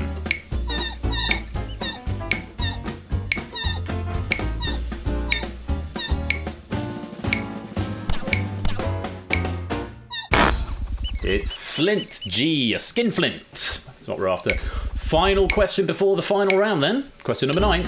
Brand of smartwatch once the most funded project in Kickstarter history. I think I know this one. So I've forgotten since I proofed it. Is it E? It is. It's E. Pebble. Pebble was the answer. Red herrings in that round. Just 3 of them. Slab, cobble and grit. And that is the end of round 3. And Toot getting all 9 correct and earning a 5-point bonus, making the scores just a little bit tighter up at the top, only with a lead of 82. Toot's in second with 76. Samster's in third with 68. And then we've got Riff and Tabstop with 59, DVD Smith with 54, and Colo with 50 on the top row. But all of that could change as we go to the final round. A Trully Evil finale. I think that's probably the pronunciation of that. Right, the round description is quite long on this one. So, yeah, in this round, you have to send 6 characters, A through P, to the bot. Exactly 6. No commas, spaces, full stops, or separators of any kind. If you don't send exactly 6, or if you send anything outside of the range of A to P, or if you repeat any characters, it will be marked as 0, and you won't get any information. You've got 90 seconds to find all of the things that fit in with the category that is given.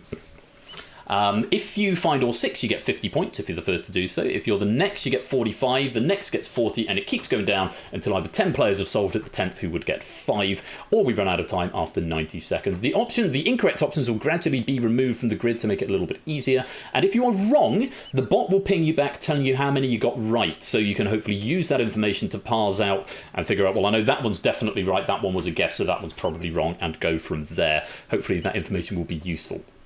Now, I'm going to say this beforehand because this is going to appear in the box, but it's quite long, might be a bit difficult to read, and that's going to eat into time. So, here's how this is going to work. You'll be given 16 names of famous people, each with a double L in their surname.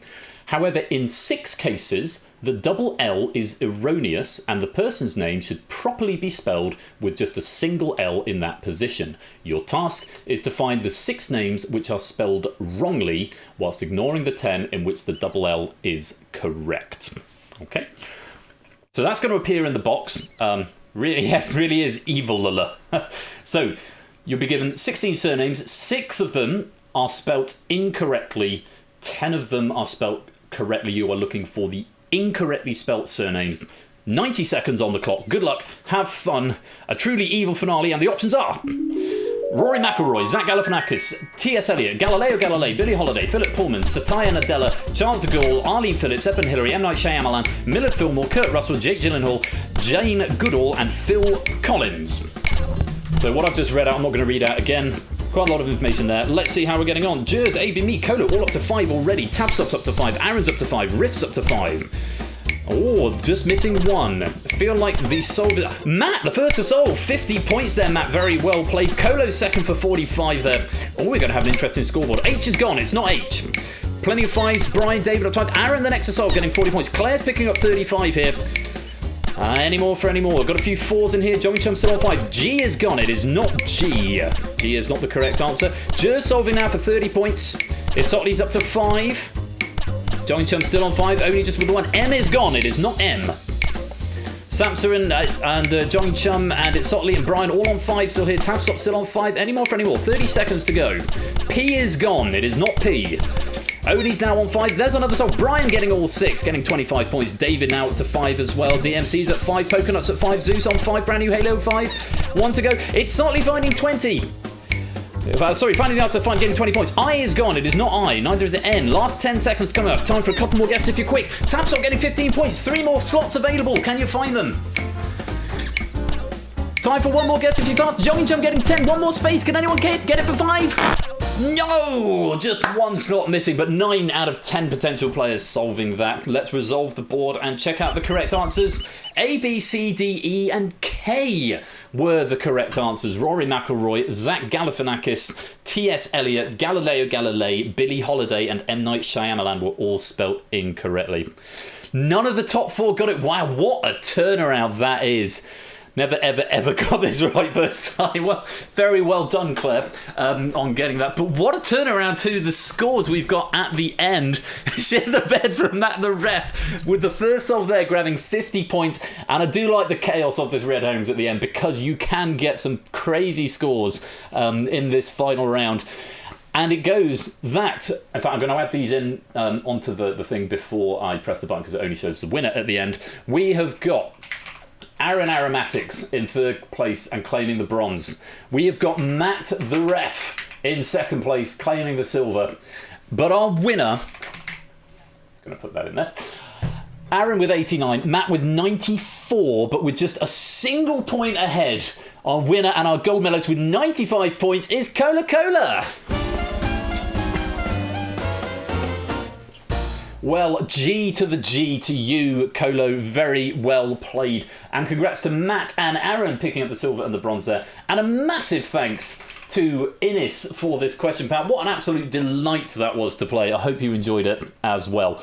And yeah, that's I need to assign medals. Colo, Matt, Aaron, and Innes, our question writer. Thank you so much to Innes for that pack, and congratulations to our top 3. Of course, points equal pennies in this game as well. Yes, they will be added onto your score in due course as well.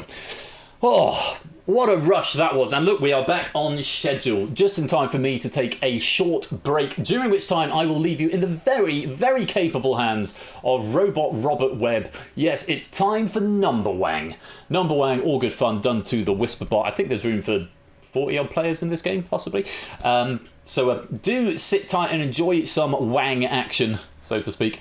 And then after Numberwang, I will be back with, I think, is it the Escape Artist after Numberwang? I don't even know. I think it was posted in the announcement chat. Yes, thank you for that, School.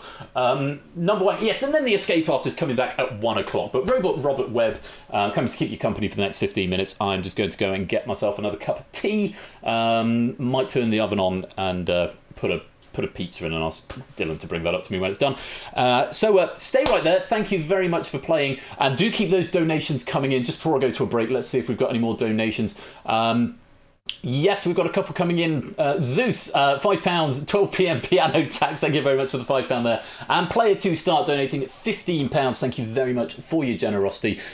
If you would like to donate, the donation link is there, and more information about Fetch a Dog, the charity we're raising money for, available from there. So, Robert Webb coming up with Numberwang after I've done the setup. Congratulations to Colo. Thank you to Innes. I'll see you in about 15 minutes for the Escape Artist. And stay tuned.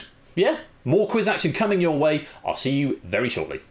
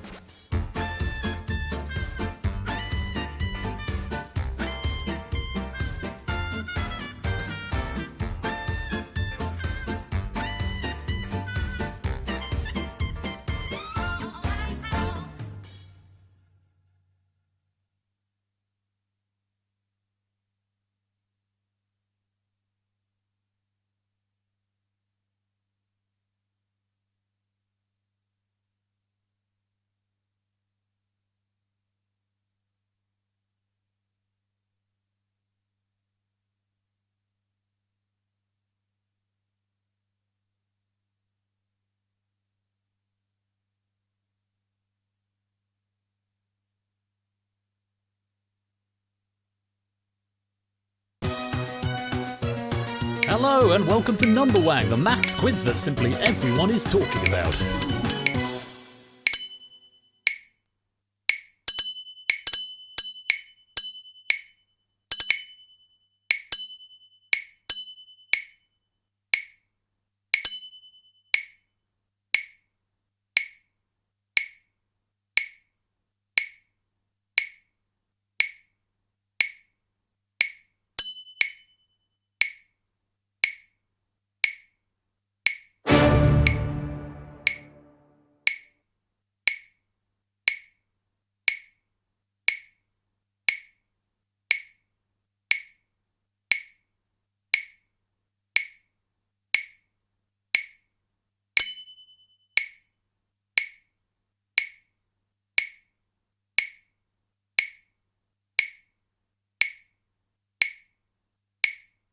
Well, if you're ready, let's play Numberwang.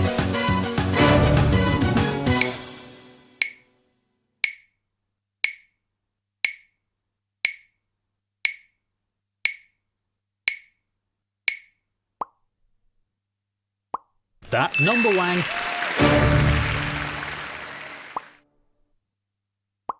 That's Numberwang. Hey, fat man, that's Numberwang. Turn to page Numberwang. That's Numberwang. That's number one, but we don't want to give you that. That's Numberwang. Answer the Daily Double Wang. That's Numberwang. Hey, fat man, that's Numberwang. That is statistically Numberwang.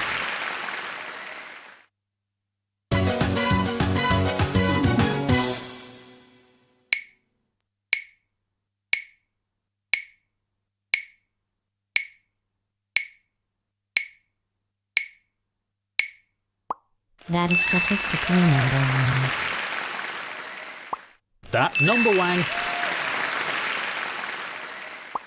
Turn to page Numberwang. That's Numberwang. That's number one, but we don't want to give you that. That is statistically Numberwang. That's number one, but we don't want to give you that. That's Numberwang.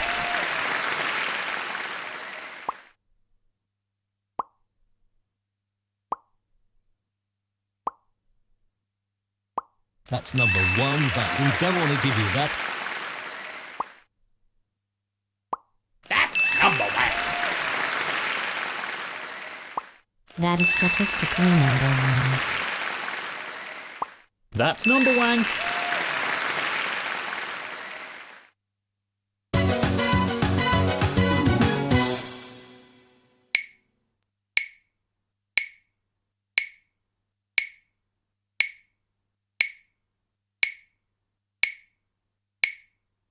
That's Numberwang.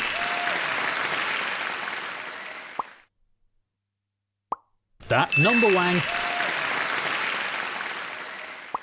That's Numberwang.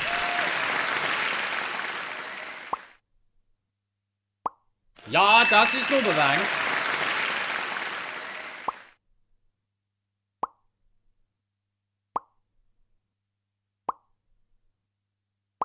That is statistically Numberwang.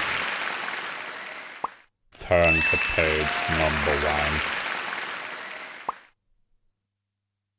That's Numberwang.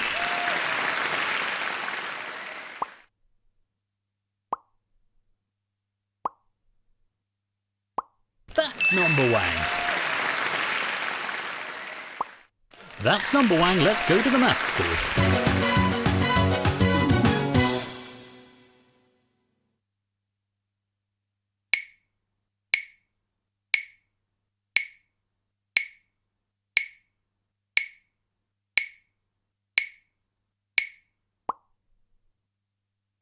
Hey, fat man, that's Numberwang.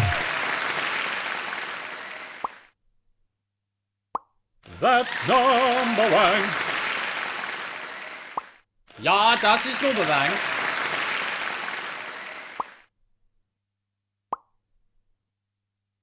That's Numberwang.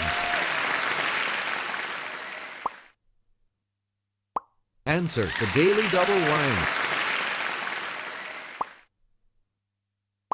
That is statistically Numberwang.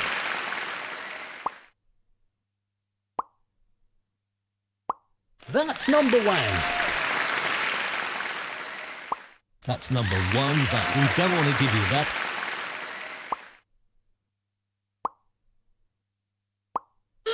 That's the Numberwang bonus. Triple Numberwang to you. Everything hinges on this final round. Yes, it's time for Wanganum. Let's rotate the board.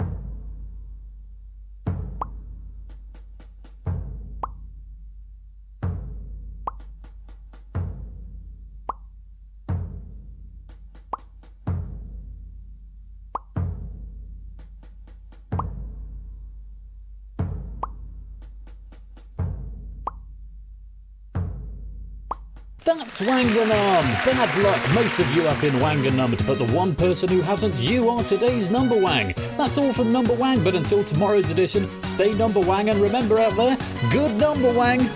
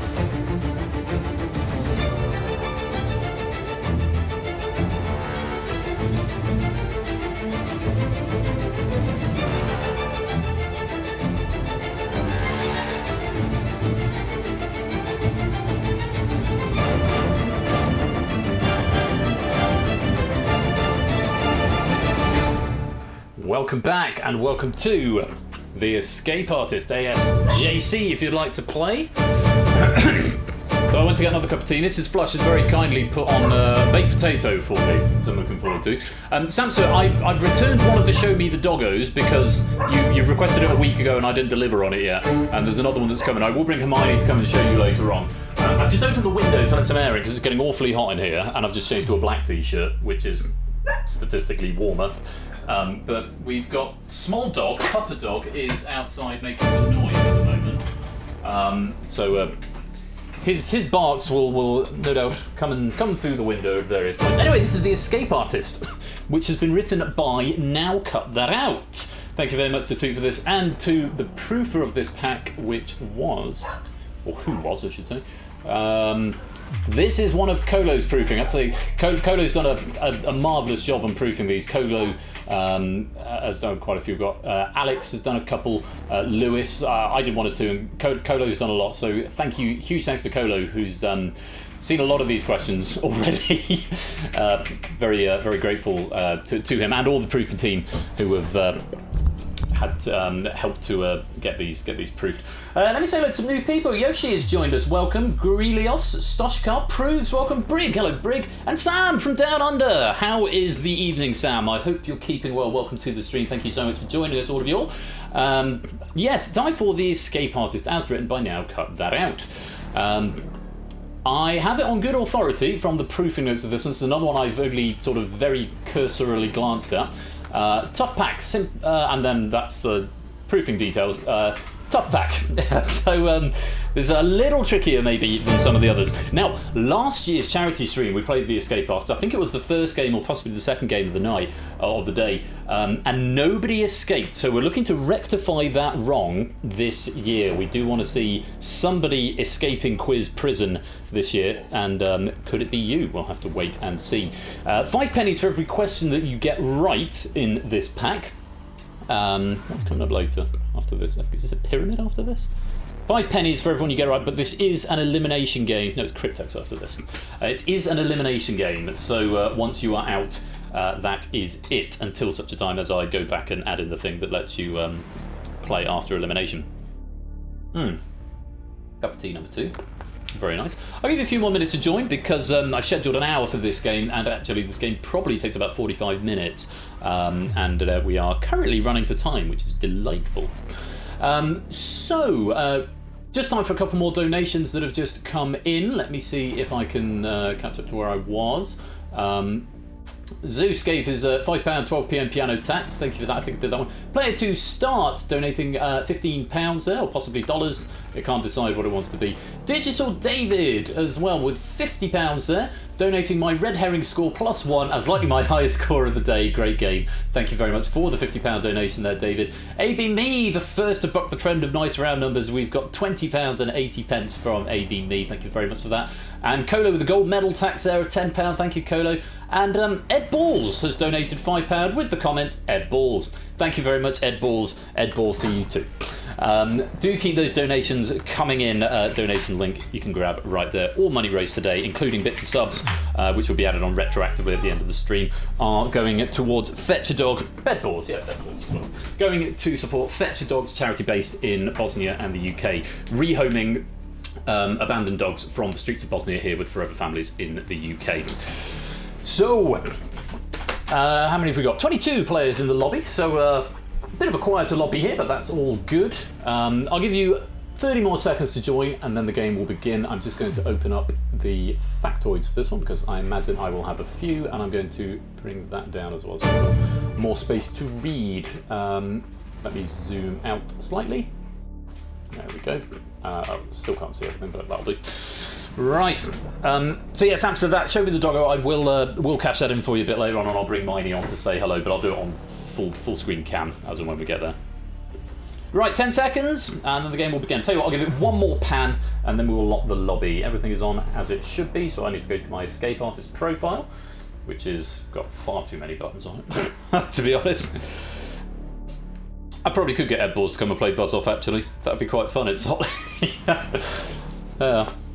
That would be don't want to make things too political by getting actual politicians onto stream, but Ed Ball's supposed to be a retired politician. Right, I said one more pan, and there it is. Let's lock you in. 23 players have entered Quiz Prison, and round 1 is Initiate. You'll be shown 10 questions. The objective of the game is to answer 5 of them correctly. You can answer any 5, but you can't answer more than 5. Once you have answered 5, you are through to the next round. For every life you have left, you'll get a bonus point. If you get a question wrong, you lose a life. There's no penalty for abstention, but if you get a question wrong, you will lose a life. Those are the 3 green lights in front of you. If you run out of lives, you are eliminated from the game. The question difficulties are approximately correlated with the question values. The order of the questions is shown up there in the top left-hand corner: 2, 9, 6, 8, 7, 1, 3, 4, 10, 5. So proper mix there. 10 points coming towards the end, and a very middling question, which could be a deciding question depending how people want to play this game. Because of course, the more points you get, the more chance you have of getting through round 2. If it becomes mathematically impossible for you to escape, i.e. there are not enough questions left for you to answer 5, then you will be eliminated from the game. And elimination in this game is permanent, and it turns it into a spectator game thereafter. So, without any further ado, question number 1 is worth 2 points. Thank you again to Toot for this question pack. I think we should play. Remember, you don't have to answer. You don't lose a life if you're wrong. It just is one fewer question that you can answer. And bear in mind, this has been cited as a tough pack. Good luck. Question number 1. Eyes on chat and whisper to the bot as ever. A version of the card game Love Letter with the subtitle Jabba's Palace is themed around which media franchise? For 2 points.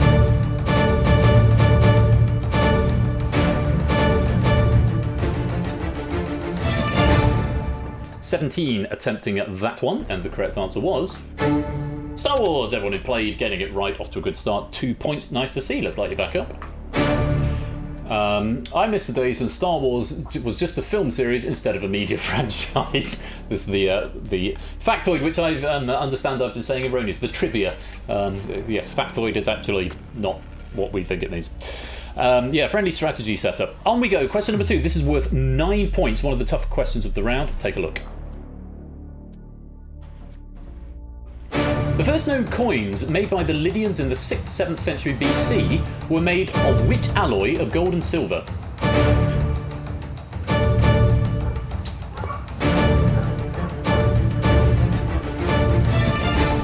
Just 8 attempting this one. That's actually more than I thought would. This is a particularly brutal question. The correct answer is electrum. Very well done if you got that. White gold. Now, I need to check on this, and Toot, I may cross-reference to you. I don't know if that is the same thing. Coloured gold is... I think it's probably not. White gold, an alloy of gold and at least one white metal, usually nickel, silver or palladium. So it is not strictly gold and silver, so I am not going to accept white gold. Good thought, but it is not strictly silver. Could be palladium or something else. So electrum was the answer that I wanted. Yeah, a little different as to it's confirmed there, so I'm not going to condone that. Unfortunately, Jogging Chum and Topper, you're going to lose a life, but very well done everyone else who got that one right. 9 points. Let's light you back up. Question number 3. This is a 6-pointer. I've got no trivia on that question. Question number 6. Take a look at this. 6 points. What teeth are known as dents de sagesse in French and oyashiratsu, translated to unknown to the parents, in Japanese? Goodness me, what a mouthful. Oyashiratsu, or it's probably don because it's French. Don de sagesse. Don de sagesse would be the French. Unknown to the parents in Japanese. 6 points available. 16 players attempting this one. The correct answer is wisdom teeth. Wisdom teeth would also have accepted wisdom or third molars. Canines, baby teeth. Canines, baby teeth were the wrong answers there. Unfortunately, not correct. You're going to lose a life. Everyone else giving some variation of wisdom or wisdom teeth. Let's light you back up. Nobody poised to escape yet, though we've got a few players who've got 3 for 3. A couple of players have lost a life. Nobody onto their last life just yet. Question number 4. An 8-pointer. Tricky question coming up. Take a look at this. Rolex's headquarters are in what Swiss city, the country's second most populous?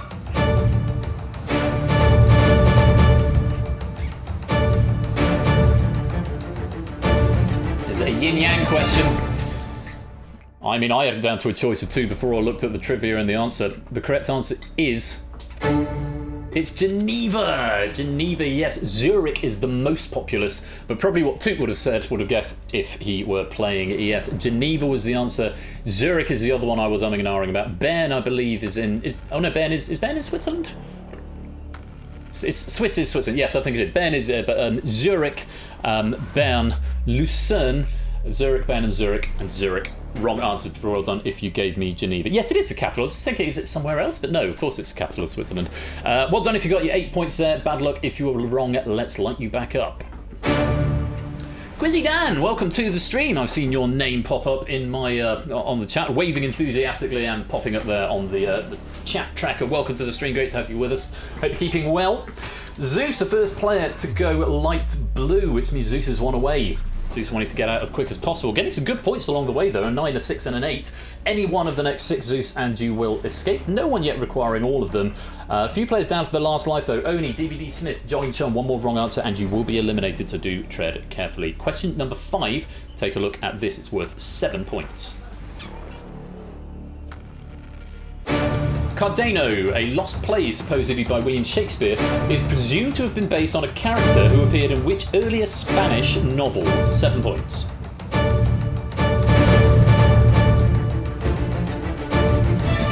And Quizzy Dan, if you're sticking around for a bit, in about an hour we're going to be playing Cryptex, which I know is right up your alley, so you may want to stick around for that. Lovely little Cryptex pack coming up a bit later on.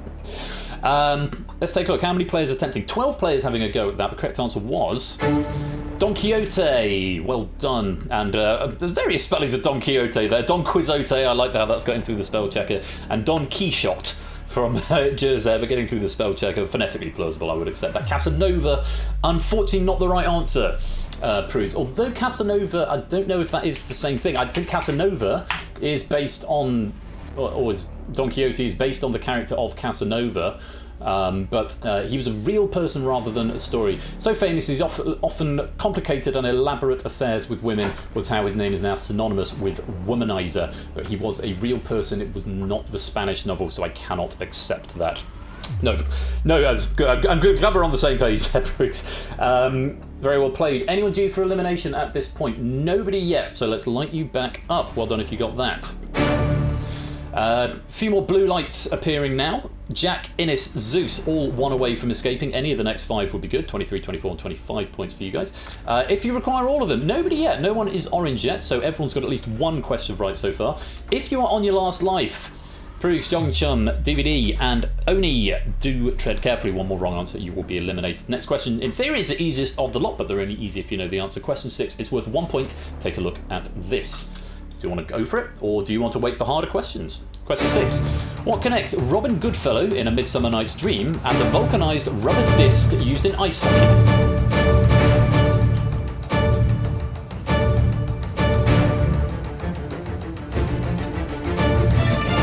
15 players attempting this one, whether they're going for it because they don't want to try the harder ones or because they're erring on the side of caution. Who knows? The correct answer is... Puck, and everyone who attempted that giving me a right answer. Nicely done. Yes, no points being lost there. Anyone through? No one escaped just yet. Let's light you back up. And of course, no one getting it wrong, so no one due for elimination. We've got a lot of blue lights going on here. Aaron, Zeus, Itzotli, Claire, Jack, Innes, any one of the next 4, and you will escape the round. No one yet requiring all, which means everyone has got at least 2. Nice to see at this stage. Few people still on their last life, same 4 as before. Only DVD, Smith, Prugs, and Jongingham all hanging on. Let's go on to question number 7. This is worth 3 points. Which sports car company produced only 400 of their 2005 Enzo model?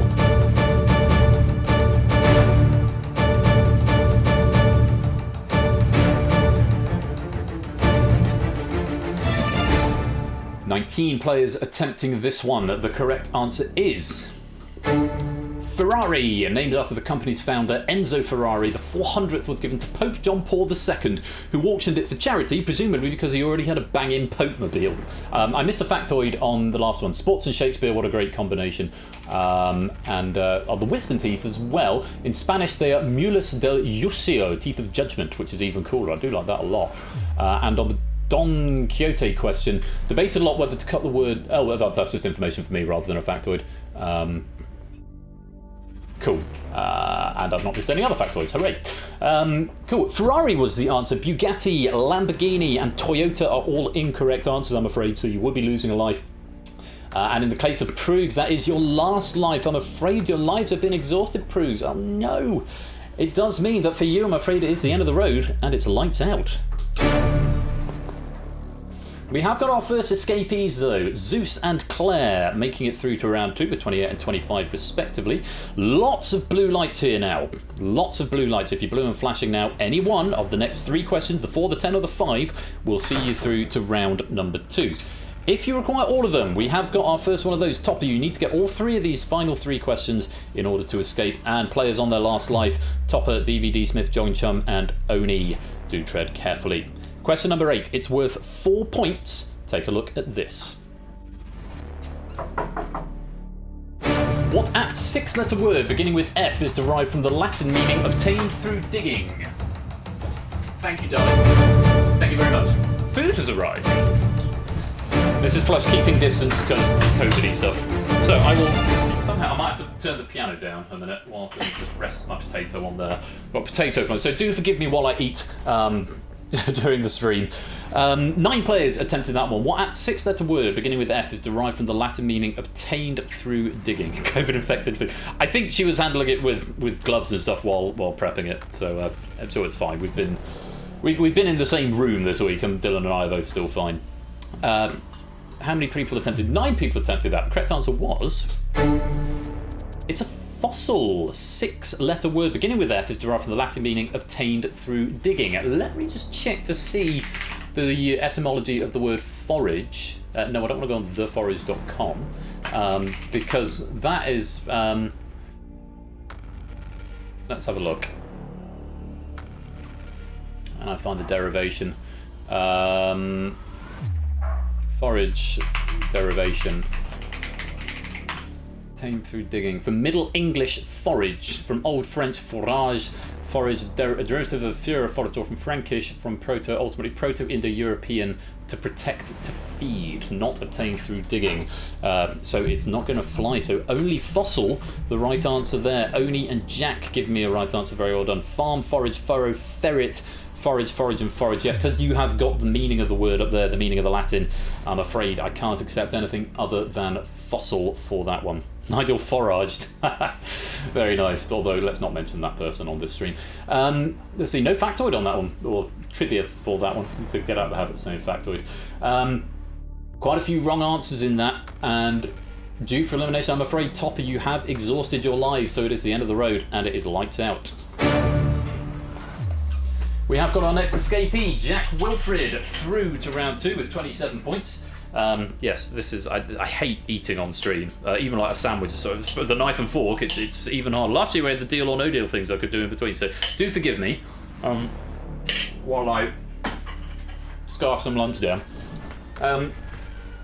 If you are one away, you're light blue and flashing now. 2 questions left. Either one of them will see you good to the next round. If you require all of them, you're orange and flashing now.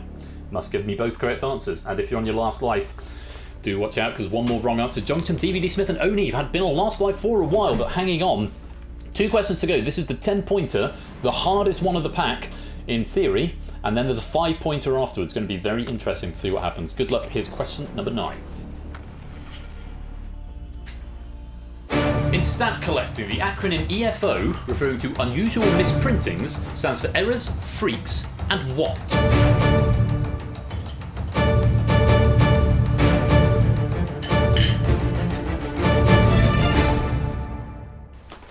Well, 11 players giving it a go.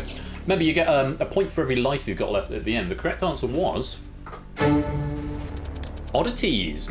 Not everyone getting that one right. Actually, quite a few getting it right. Obverses, original, omissions, good thought, but not the one. Other, others, offcuts, all incorrect. Oddities is what we wanted. Very well done if you gave me the right answer there. Unfortunately, there are 4 people now due for elimination because it is impossible for you to escape. AB, me, DMC, Pokernuts, and Brig. Unfortunately, it is the end of the road, and it's lights out.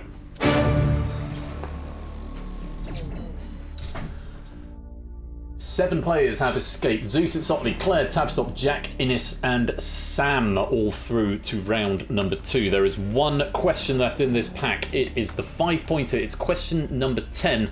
And if you're orange, you've got to give me a right answer. Live's a bit academic at this stage. But for 5 points, good luck. Here's question 10. In the name of the classic instant messaging software that finally shut down in 2017, what did the A in AIM stand for?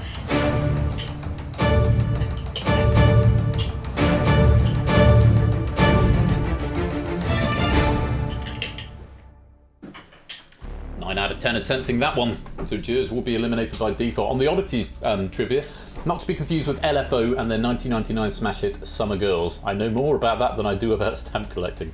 Well, 9 out of 10 having a go. The correct answer was America. Also would have accepted AOL, because yes, America Online or America. Both accepted. Access, Advanced, Arse and Alternate are all wrong answers, I'm afraid. So for you 4, Aaron, Joey Chum, Oni and Shapes, and for Jers, for whom it is impossible to escape, it is the end of the road and it's lights out. Which means 12 players advance to round number 2. Very well done to Zeus, Itzotli, Claire, DVD Smith, Tabstop, Jack, Quizzle, Innes, Sam, Riff, Brand New Halo and Samster. You are through to round number 2. For every life that you've got left, we will give you an extra point. Very well played. Let's go to round 2. Round 2 is called Sustain, while I have some more potato. Tuna and cheese and beans. I don't know if that's a weird combination. Tuna and beans, like fish and beans. We have fish fingers and beans, but something I used to have when I was a teenager a lot. And something we've resurrected relatively recently at home, but yeah. Especially on potato. Oh good, that's good to hear. Baked tuna and baked beans on a baked potato. And yeah, and cheese. The cheese is not baked, the cheese is just grated. So round 2 is Sustain. You've got a target set of 52 up in the top left-hand corner. That is the target you need to hit if you want to escape. Every question is now worth 5 points. That target, incidentally, is calculated by the highest scoring player plus 15. That's Innes on 37. It means even the highest scoring player must get at least 3. The lowest scoring player has got a little bit more work to do. As before, if there are not enough questions for you to hit that target, then you will be eliminated. If you run out of lives, which we have replenished, you will be eliminated. But for every life you have left at the end of this round, we will give you a bonus 2 points. However, you must hit that target before the bonus has been applied. If you finish on 51 with a life left, you will be eliminated because you don't get those 2 until after you have qualified. Crucially, in this round, you can keep answering after you've escaped to maximise your score. However, you can also still be eliminated after you have passed through. So if you are through with 53 and you have 1 life left, you may not want to answer any more questions unless you are 100% certain, because you can be eliminated if you run out of lives after the fact. So, for the 12 players who are through, very well done. Let's play Sustain, question number 1.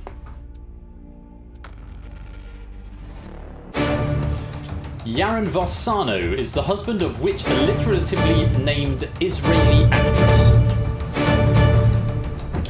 Claire, thanks very much for joining us. Hopefully see you a bit later on.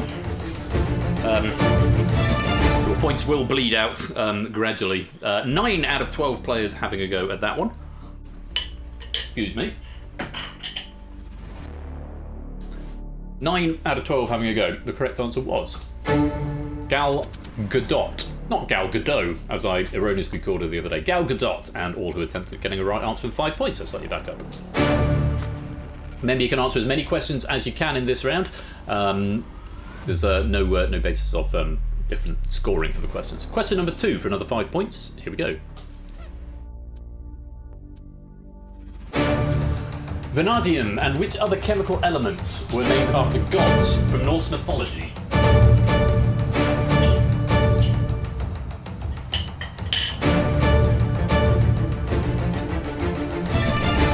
Again, 9 out of 12 having a go at that one. Zeus. That was the right answer, but I'm afraid it was out of time. Take a look. Correct answer is thorium. Thorium. Oh, titanium's a good logical guess there, but yeah, Titan was Roman mythology, I think, rather than Norse mythology.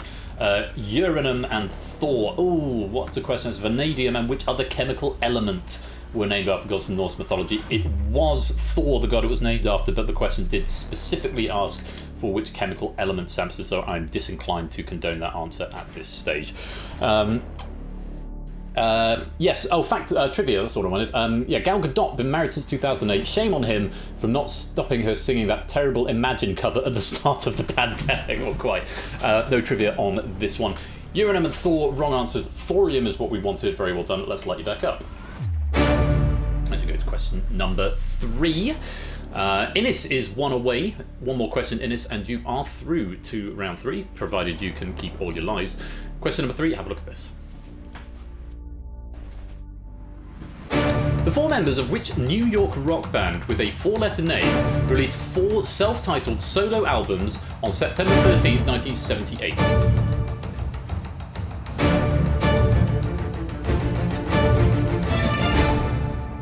Just 4 attempting this one.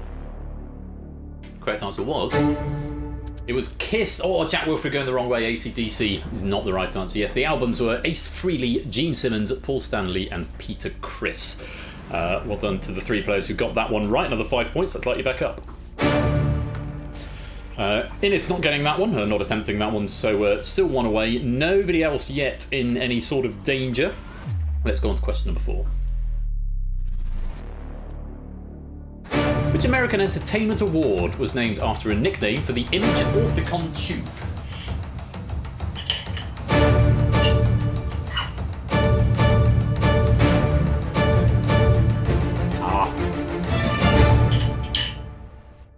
I think Halo with an answer just in the nick of time there. 8 players attempting this out of 12. The correct answer was... It's the Emmy. Image Orthicon tubes were nicknamed Immies, which became feminized as Emmys. Golden Globe, Tony, Grammy, and Oscar. So the other big 4, I suppose. All wrong answers, but Emmy was correct. Very well done if you got that. No one due for elimination. Let's light you back up. And it is still 1 away, and no other major changes. The only thing to note is, brand new Halo, you are now on your last life. 1 more wrong answer, you will be eliminated. Question number 5 then. Take a look at this. The Worn Muralitharan Trophy is awarded in which sport? Food. Yeah, like an idiot, I didn't have breakfast this morning. I had an extra hour in bed, which is really daft. Knowing how much I had to do. 9 out of 12 attempting this one. Correct answer is... It's cricket. Everyone who attempted it getting it right. Toot saying, even I know Shane Warne is a cricketer, so hoping everyone knocks this for 6. Is that a cricket term? It is. And everyone who attempted it has knocked it for 6. The 9 players who attempted it were all correct. And Innes becomes the first player to escape. Very well done, Innes. Remember, you can still answer questions if you want to maximise your points, but if you run out of lives, you will still be eliminated at this point. Let's light you back up. Claire, who I know has had to go AFK, will be eliminated after this question. And brand new Halo, you also require all 5 of the remaining questions, and you've got 1 life to do it. 1 away, Tap Stop and Quizzle, so do tread. You're 1 away, any of the next 5 will see you good to escaping. Question number 6, take a look. The name of which British bread brand was coined in 1880 from a Latin phrase meaning the strength of man?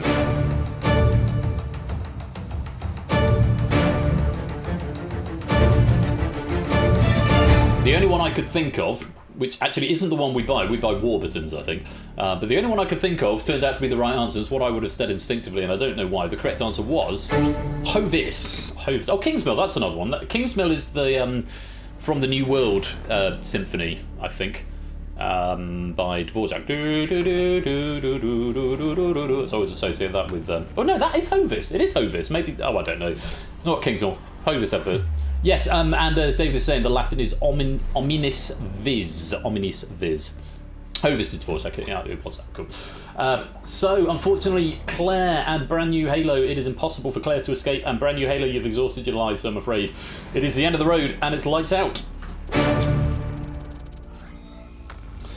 Quizzle and Innes have both escaped through to the next round. Very well played. Handful of players still 1 away. Zeus, Tapstop, Samster. any one of the next 4 questions and you'll escape. No one else in any immediate danger yet. Still got time to answer the questions and you've still got lives intact. On we go. Question number 7 for 5 points. Have a look. The nurse Florence Nightingale was born in which country?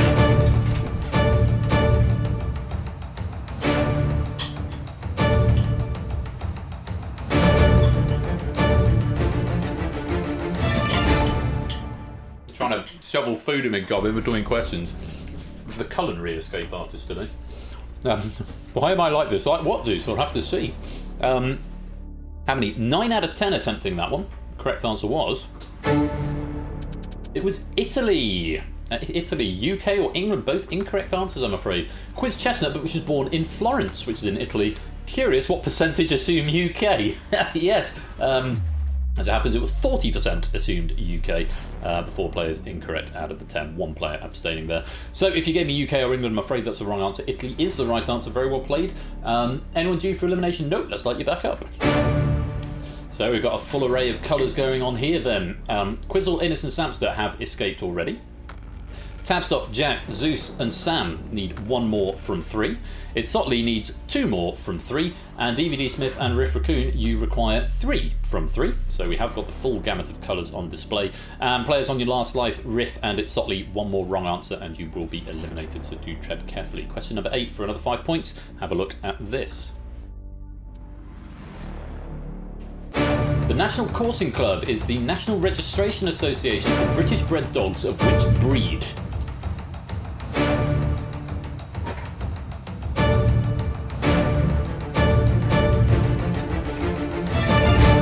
DVD Smith and Riff knowing their hands are tied on this question. The correct answer is... It's a greyhound. Oh, Riff going for bye. Not the right answer. Sheepdog, also the wrong answer. DVD Smith just managing to hang on there. Comes from the activity of hare coursing, as in the chasing of hares by greyhounds. And unfortunately, Itsotley and Riff, you've both exhausted your lives, so I'm afraid for you two it is the end of the road, and it's lights out. DVD Smith still requiring 2 questions. Tabstop, Jack and Sam all requiring 1. Still only 4 players escaping. Zeus, Quizzle, Innes and Samster. Good luck on question number 9 for 5 points. Take a look at this. 1701 painting by Hyacinth Rigaud is considered the official portrait of which monarch?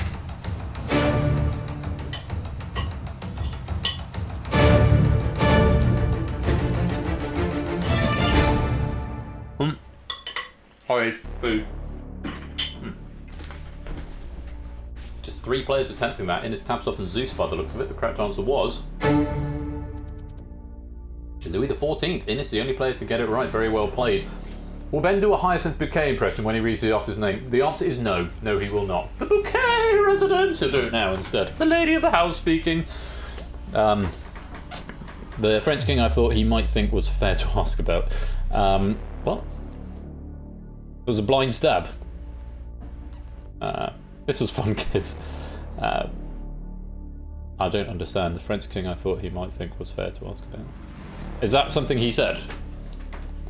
Is that right? Louis XIV, that was the answer. Unfortunately, DVD Smith, it is now impossible for you to escape. Yeah, oh, yes, you did say Louis XIV, but unfortunately it was received out of time. Oh, it was your reasoning. Oh, I see.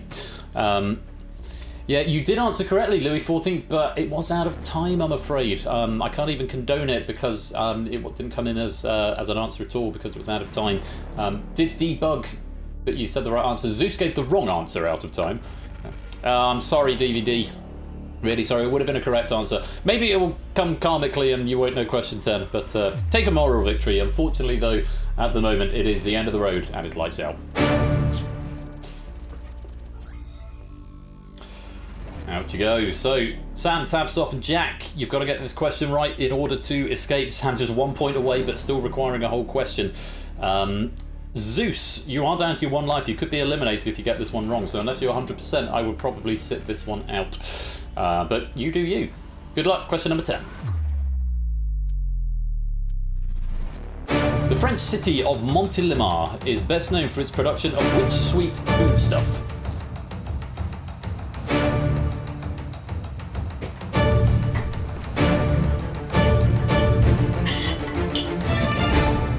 DVD, did you know that one?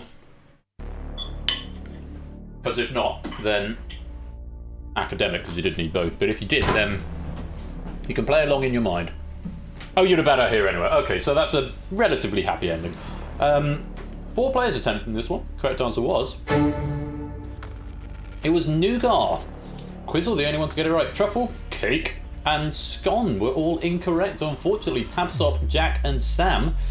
It is at the end of round 2.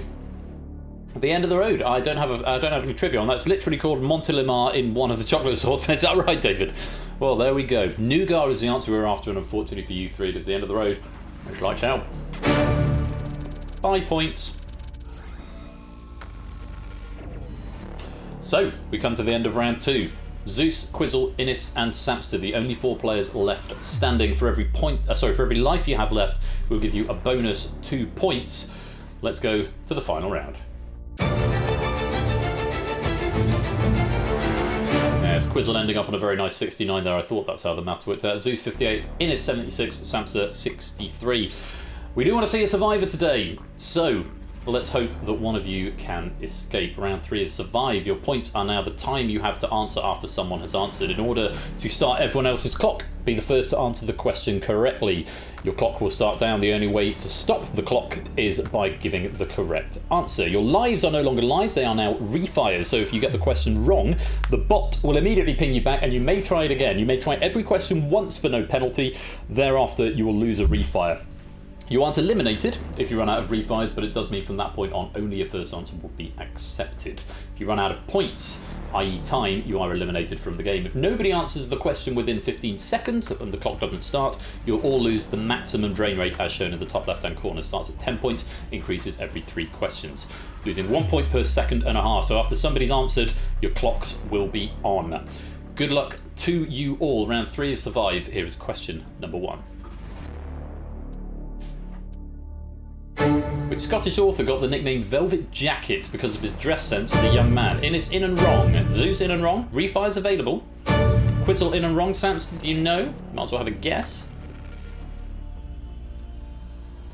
No. Beating everybody. Robert Louis Stevenson, Welsh Burns, and John Logie Bard. All wrong answers. Just like today, smoking jackets are seen as a bit too fancy for Scotland. Robert Louis Stevenson is what we wanted. Nobody getting that one right. Everyone losing the maximum of 10 points on that first question. So Innis still with advantage of 66. Let's light back up. Quizzle with 59. Samster with 53. Zeus with 48. On we go. Question number 2. In an 1893 opera, Gertrude and Peter are the parents of which pair of fairy tale children? Innis starting the clock. Quizzle right behind. Samster right behind that. Zeus clock still on. There we go. Stopping it. 44 to go. Well done. I'll add some more potato. Hansel and Gretel. Of course it was. Hansel and Gretel is the only opera anyone really cares about by Engelbert Humperdinck. It's the only piece of music anyone cares about by Engelbert Humperdinck, not just opera. I think it's the only piece of music I know by Engelbert Humperdinck. Worker and Parasite. Dick and Dom. Nice. All correct. Let's light you back up. And it's still with advantage on 66 as we go to question number 3. The Prefab Sprout song Lions in My Own Garden Exit Someone was inspired by the lead singer's girlfriend moving to which French city? Innis, in and wrong. Samster, in and wrong. Zeus, Quizzle, anyone going to start the clock? Have a guess? No, it was Limoges, not Lyon. Remember, you can attempt once for free, so you might as well give it a go. Even if it's a question like that, just name a French city, you might be right. You don't lose any refires for the first time. Ben is not going to get the Simpsons reference there. Is there a Simpsons reference there? The initials. Oh, cock. What's happening? I think someone else went for Leon and my brain froze for another one that wasn't Paris. Oh, fair enough. I don't understand. Slightly cryptic question as the song title is an acronym for the city. Oh yeah, so it is. Nice. Nice, good spot, yeah. Lines in My Own Garden Exit Someone. Limoges is what it spells out. Sorry, I'm a bit slow on the uptake today. Again, second question where no one's got any points. Everyone losing the maximum of 10. Let's light you back up. Drain rates increase 1 point per second now, up to a maximum of 15 points. If nobody answers or you don't give an answer. Innes still with the advantage on 56. Get ready, here's question number 4. What 7-letter word is commonly used to define the ideas popularised by Thomas Aquinas?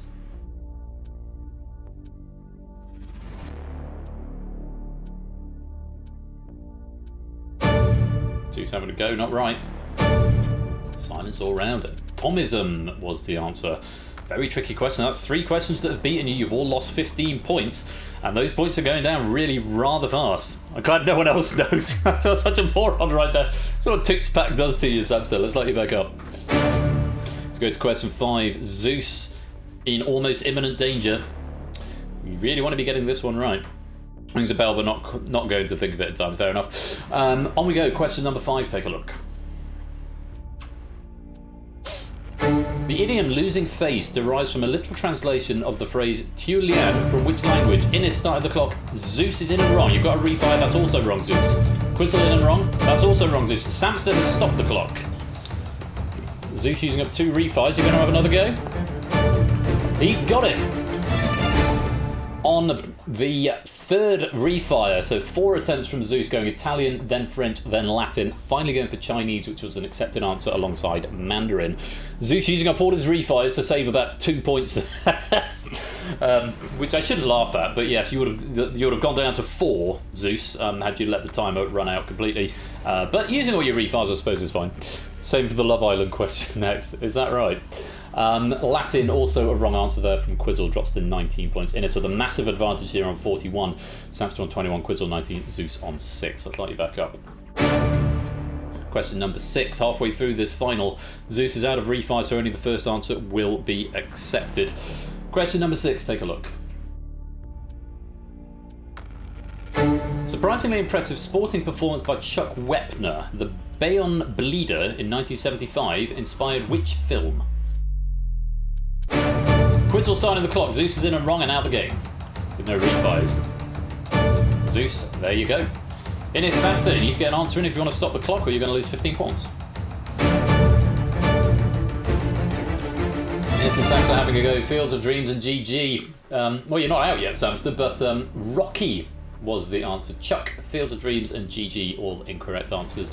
Yes, Rocky Wepner was brought on as a tomato can for Muhammad Ali to easily beat, but surprised everyone by doing as well as he did, despite ultimately losing. Hashtag spoiler alert, I suppose. Yes, that tea is done. So, bit of a change around to the scores. For Zeus, I'm afraid that's the end of the road, and it's lights out. With 4 questions to go, Innes does still have the advantage at 26. Quizzle not too far behind on 19, Samster right down on 6. All 3 have still got refires, but it's going to be about time now because the drain rate has gone up to 1 point per 3/4 of a second, up to a maximum of 20. If nobody gets the right answer to this, Quizzle and Samster will be eliminated and Innes will win. Best of luck. Question number 7. Take a look at this.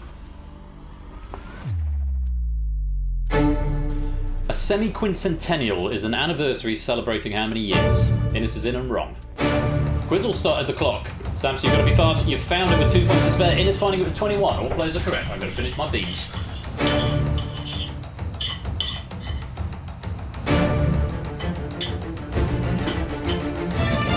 Tepid beans. 250. Innes originally going for 75 and then getting it with the refire. Closing the gap between Innes and Quizzle. 19 plays 21 now. Samster down just 2 points. Oh, it's all getting very tight as we go on to question number 8. Let's light you back up. Question number 8 then. Innes with 2 refires, Quizzle and Samster with all 3 though. Drain rate's pretty fast. Samster's ideally going to look to be starting the clock here if he wants to survive. Good luck, here's question 8. Filiform, fungiform, circumvallate and foliate are the 4 forms of papillae found on which bodily organ? Samster is out of time. Quizzle is in and wrong. 3 refires, you've got to get them. You've got to get there before the end, Quizzle. That's wrong. And you're out of time. I and then nost. It's tongue. I would probably have condoned that for you, Quizzle, if it had been nose, but alas, it was not. Going for I and then nost. The answer was tongue. Innis finding the correct answer, starting the clock on his opponents, and with 2 questions left in the pack, there is only 1 player left standing. Unfortunately, Quizzle and Sapster, that is the end of the road, and it's lights out. So, we don't play through question 9 and 10. They get to live for another day, so you could possibly recycle them in a future pack. But congratulations must go to Innis because you are the escape artist.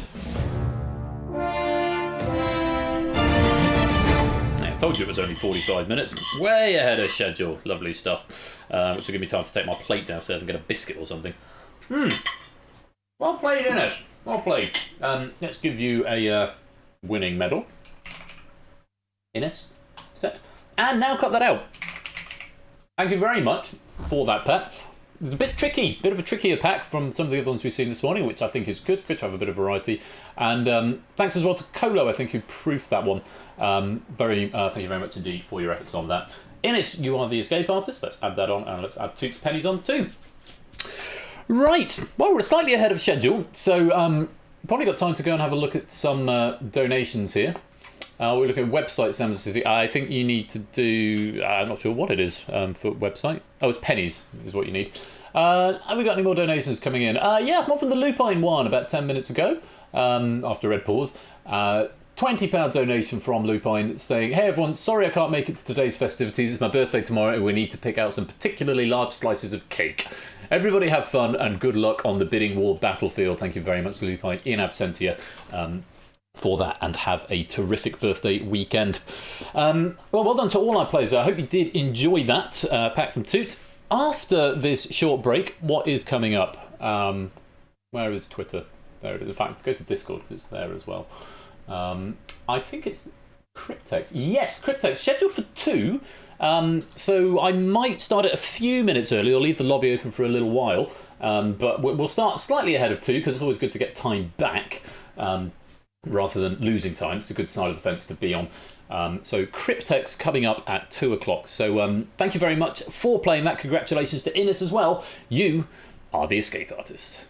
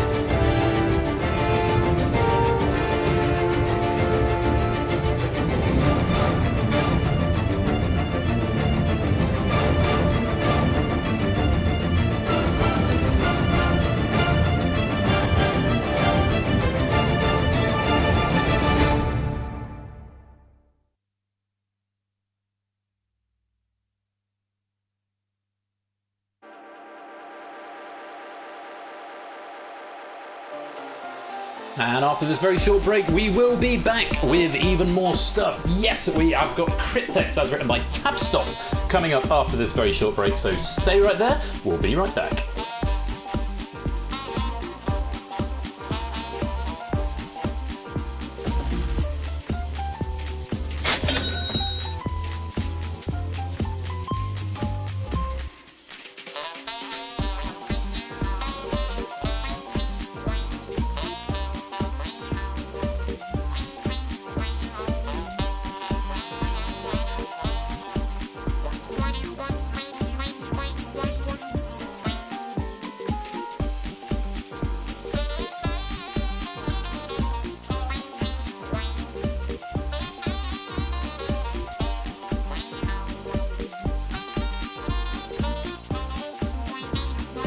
In fact, I might take this opportunity just to get ahead of the curve and download a few more of the packs for some of the later games, because I've only got, I think, as far as bidding war, and after that I'm sort of going on the fly. So I'm just going to grab a few more of the packs into the appropriate builds. So probably a couple of 3 songs, give me 5 minutes, but we will start before 2 o'clock.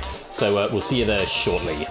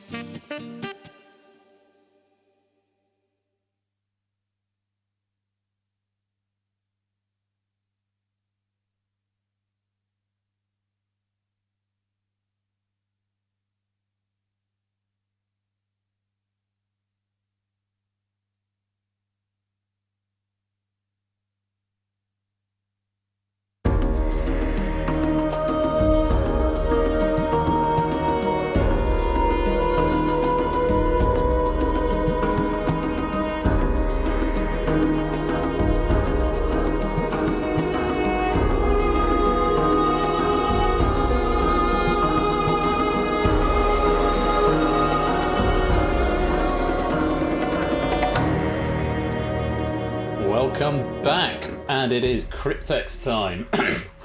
Yeah, Wordle before Wordle and not gone viral. Thank you for your patience. I mean, we were ahead of schedule anyway, which is probably a good thing that I built those in, because I've now extracted packs up to the arena. The arena's the next one I need to do, so I've got until 8:30, so I'm sure we'll make some more time before then. It is time for Cryptex, as written by Tabstop. Very grateful to Tabstop for this pack.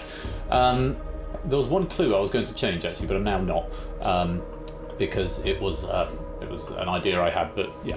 Anyway, let's just check in on some donations for Garrett Innes with a donation of £76. Thank you very much, Innes, for your generosity. My score before the final round. Points to make pennies for dogs. Thank you very much for your generosity. That is hugely kind of you, Innes. And Frida Kahlo as well, donating £5. Frida Kahlo has hang on. Frida Kahlo is dead, but Frida Kahlo has obviously come back to life for us to donate £5 to the cause. Have I missed the question about me? Lol, just kidding. There will be more than one. Thank you very much, Frida Kahlo. Yeah, it's always Frida Kahlo, apparently. Thank you very much for the generosity and the donation right there. We're up to £306.80. I set the goal at £2,000, which I think is higher than it was last year. I have got reward milestones of 500, 1,000 and 1,500, which you may or may not be able to see, actually. I think they're displayed on the Tiltify page, but they're a little bit cryptic, and I'm not necessarily giving away exactly what they are, but you might be able to work them out. Meanwhile, welcome to Ardenfex, Happy the Tomato, Pyro Pygmy, Conquist, Woquiz, and Derek Agony. Lovely to have you here. Welcome to the stream.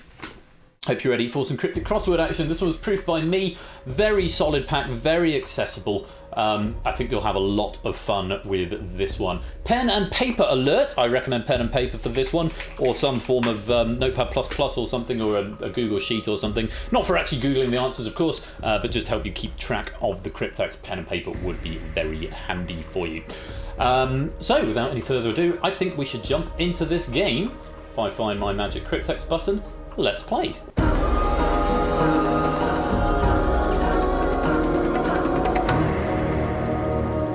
It's Tabstop shape. Tabstop's V wrote this pack. In fact, I think this might have been the very first pack in when I put the request out. It was the very first pack that got sent in to for all the games. And again, a massive word of thanks to all of the writers who've contributed to the things, to the question packs to make this day possible. Clive, my darling, welcome to the stream. How wonderful to see you. Thank you for joining us. Not too early, is it? Is it about 8ish? 8ish over in the States? 9ish? 8, 9? I know you're generally an early riser, aren't you, Clive? Just going to close that window with fraction, because the breeze is just the wrong side of comfortable now. 9 a.m. right now. Well, welcome on in and good morning to you. I hope you're well. This is a lovely pack, I have to say, from Tabstop. Really accessible pack, very nice. I haven't done the thing that I normally do with Cryptex, which is do a fast version of the game just running on auto mode. But it looked fairly solid when I extracted it into the thing. There's no reason it shouldn't. It should crash. I always worry when it's auto-running games, because if it crashes, that's it. You can't get back into it on the auto-runners. Unless it's the answer track Blitz for some reason. That allowed itself to carry on. And I'm not sure why. Probably something I did in the program that it just runs. There's a little bit of a mess of one of the questions, but yeah. Anyway, points equal pennies in this game. Mark, good morning, sir. Hope you're keeping well. Welcome to the stream. Lovely to have you with us. Let's do some morning tune on the piano for Clive. I think that would be a good idea. Oh, I turned it down, didn't I? Because I had me play on it. Good morning, and good morning, good morning to you.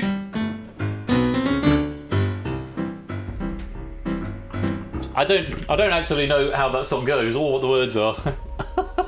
Hey, good night, Aaron's off. Your right ear is still on. Yeah, why is it just going on the right ear? What's going on with the balance for this? There should be a way of forcing it over to the other channel. Let me just have a look at the advanced audio properties. Oh, there we go. Piano. If I force it to mono. How about now?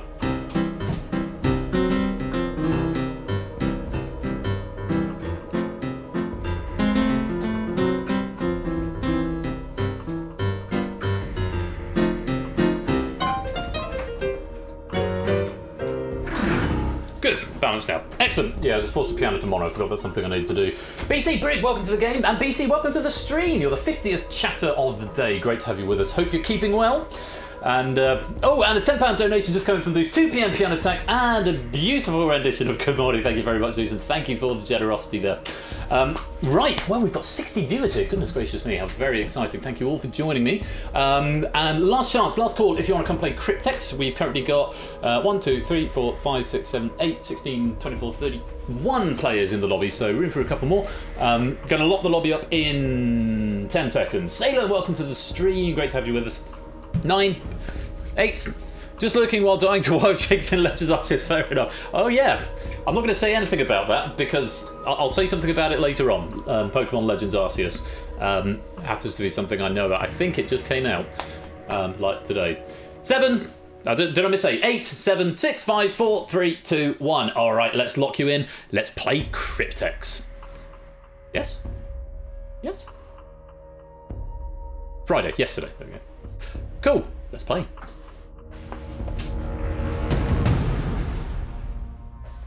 Alright then, here we go. Round 1 is decryption. Every 20 seconds, you'll be presented an index number and an 8-letter clue. 8 clues in total. These clues will help you to crack the cryptex at the end of the round. Clue and the cryptex share the same letter in the index position. So, for example, if the clue is 6, hopping Australian marsupial, the answer would be kangaroo, because all of the answers will be 8 letters long. The answer would be kangaroo. You want the 6th letter from that slot and put it into from that word and put it into the 6th slot of the cryptex. So the 6th letter of the cryptex is R. All of the answers have 8 letters, but you want to take the letter that is given in numbers and put it into your cryptex slot. Have I gone quiet? Oh, this is very quiet in this game. After all 8 clues have been revealed, there will be a 10-second break. At any time before the break, you may submit the answer to any of the clues that have been revealed. So even if it's no longer on the screen, if you suddenly have an epiphany, you think, oh, actually, I know what question 2 was now, you can type it in, it will still be accepted. Each correct answer is worth 5 points, but any incorrect answers or repeats will cost you 1 point. After that 10-second break, you have an attempt to crack the cryptex. If you've compiled enough letters, you don't have to solve them all to get to the cryptex solution, but the more you have, the more chance you have.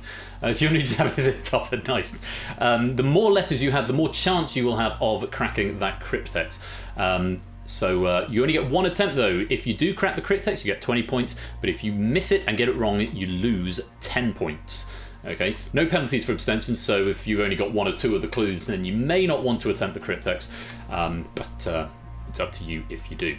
Whisper all your answers to the bot. It will not process the answer unless it is exactly 8 characters long. Use of pen and paper is encouraged to keep notes of what you think the cryptex is. So the cryptex will always be 8 letters and you build them up 1 letter at a time. All of the answers to the other clues will be exactly 8 letters. Good luck. This is an auto-playing game. Once I press the magic button, it cannot be stopped. Good luck to you all. This is Tabstock's Cryptex Pack. Let's play. And we're starting off with Contagious. And you want the 2nd letter.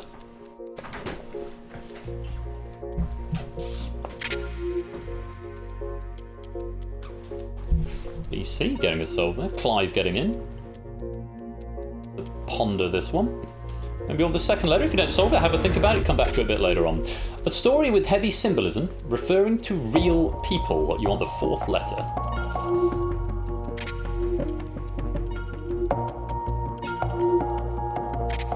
A few more souls coming in, so a few wrong answers cropping up here as well.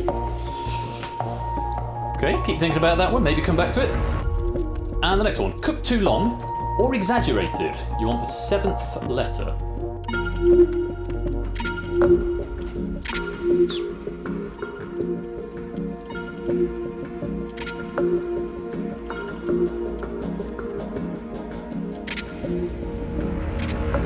And on to the next one. The person who works for the cause. You want the 8th letter.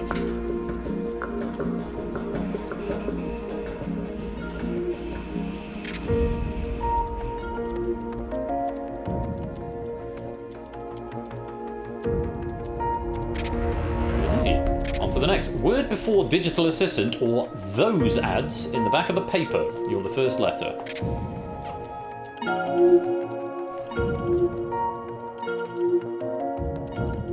Hello, Adster. Hello from work. Okay, catch up, already finished. Great. Well, you're welcome anytime. Thanks for joining us. Hope you're keeping well. Next clue, plotting and planning, especially underhandedly. You want the 5th letter.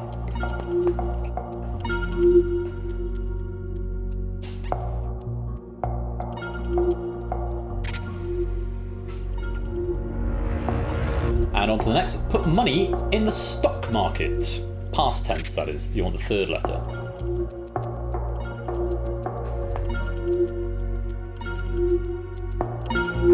Oh, that's a lot of bling there. A lot of bing. I'm seeing more answers getting lit up as we go on, so maybe some of these are sort of chewing over them and coming to you later on. 6th index, regardless of location, with from. Regardless of location, with from. You want the 6th letter.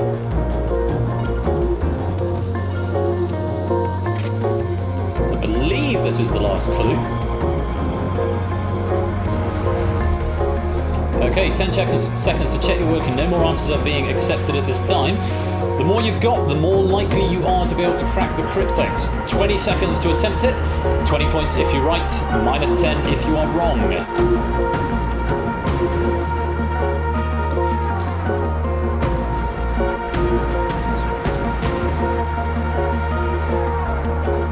About half the players managing to solve the Cryptex here. We will of course go through the answers. It's time up. The Cryptex solution was pavement. Contagious is catching, from where we got the A. Story with heavy symbolism is an allegory, from where we got the E. Too long or exaggerated is overdone, from where we got the N. A person who works for the cause is an activist, from where we got the T. The word before digital assistant or the ads at the back of a paper are personal, from where we got the P. Scheming is to plot and plan, especially underhandedly, from where we got the M. Put money in the stock market, past tense would be invested, from where we got the V. Regardless of location, with from is anywhere, from where we got the E. That's the end of puzzle 1. Quizzle and Samsa and Colo all with an early lead of 50. Dogfish on 49. DVD Smith and Quizzy Dan 45. Clive, Mark, Innes on 44. AB Me, Derek, Oni on 40. That's the top row. Let's reset the Cryptex and go on to puzzle number 2. Yeah, doesn't look like 8 letters, does it? Lines for an opera. 8 letters. You want the 2nd index. Lines for an opera.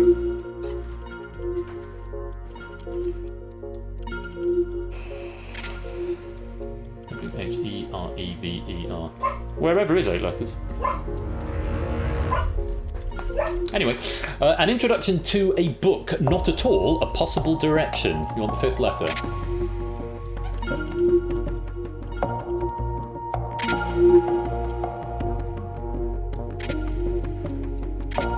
A few people may be going for a possible other answer that doesn't fit with the possible direction part of the clue. An additional part of a book or an unneeded part of the body. 4th letter. Anyone who doesn't get this one probably hasn't been paying attention. An unneeded part of the body. Yes, that's up. 1st index then, a heel or a knife.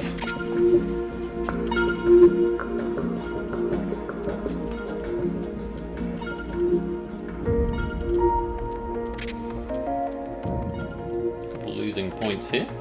Plenty of points going out though. We get to the next. It can be association or gridiron. 7th letter is what you want.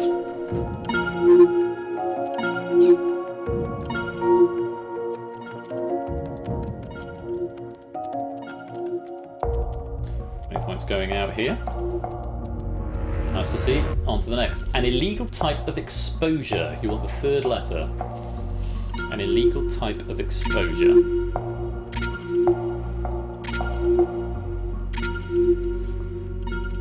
Good mix of people getting it right and people getting it wrong there. Maybe you can re-attempt questions if you get them wrong. If you have another think about it, you can attempt them again, even if they're no longer on display.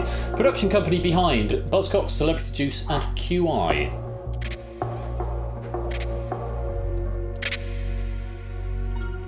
Ooh, quite a few wrong answers in there. Clive getting it after a 2nd attempt. Final clue of the Cryptex then. Fix up a house. You want the 6th letter. Been doing a bit of this recently. Not me personally, but hiring people to come and do it.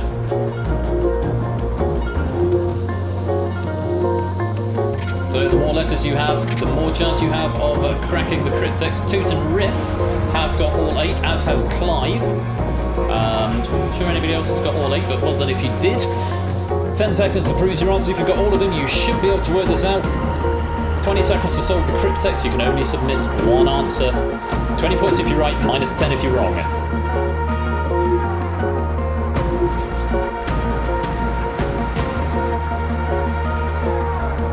Any more for any more? And there's time. It was a sidewalk. We'd had the pavement, now we've got the sidewalk. Lines for an opera are libretto, from where we got the I. An introduction to a book is a foreword, not a prologue, because that doesn't fit with the second part of the clue. An additional part of the body, or a book or unneeded part of the body, is an appendix. Yes, of course, from where we got the P. I don't have mine anymore. A heel or a knife is a stiletto, from where we got the S. Association or gridiron could be football, where we got the L. And a legal type of exposure would be indecent exposure, from where we got the D.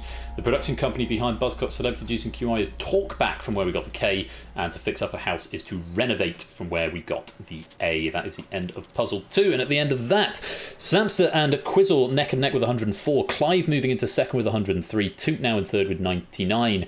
Innes and Riff and Mark all on 98. Derek on 90. Dogfish 79. Only 78. Colo 76. And Dan on a very nice 69. Talk a balk. Yeah, that's not a thing. So, let's move on to round number 2. Round 2's combination. Gameplay is identical to round 1, except each clue is now a combination of 2 words. Ending of the first word is blended with the beginning of the second word. At least 2 letters will overlap, might be more, will never be just 1, it will be at least 2, and the total letter count will be 8. So it might be a 5-letter word with 2 letters overlapping, a 4-letter word, or another 5 letter, I can't do the maths, but 2 letters will overlap and it will always be 8 answers, and it will make up a sort of nonsense word. The Decryptex round, yes, I suppose you could think about it now. It's very much a thinky round. So, for example, if you get a poke hand of 5 hearts and bar black blank, that would be flush and sheep, which would merge together to make flush sheep. As before, you need to take the letter of the index shown and put that into the slot of the Cryptex. The Cryptex word will be a real word. Okay, the Cryptex is not a blended word. The Cryptex solution will always be a real word, but all the other clues are 8 letters long and will be blended clues. The Pokemon round, yes, we'll call it the Pokemon round. So, that's the draw for round 2. 2 puzzles in this round. Those are the rules. Best of luck to you all.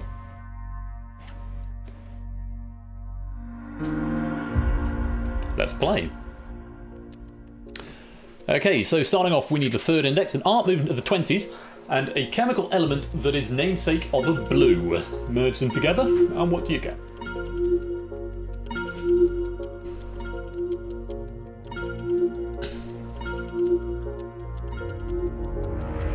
Okay, clue 2, you want the first index here. Additional, and take 2 steps without dribbling.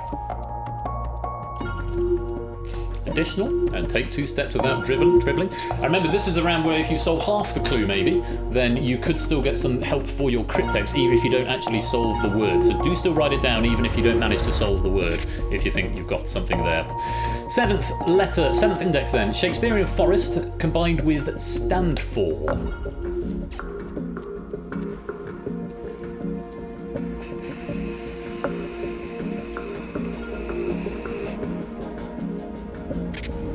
Tricky here.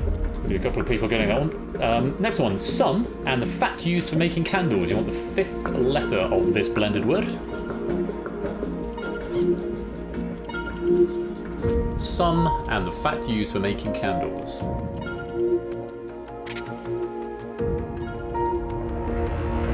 On to the next. Second index required, racecourse with ties and catch-all multiple choice option. Catch-all multiple choice option. You want the second letter? Catch-all multiple choice option. There we go. Index 8, chief foe and not dead. Chief foe and not dead.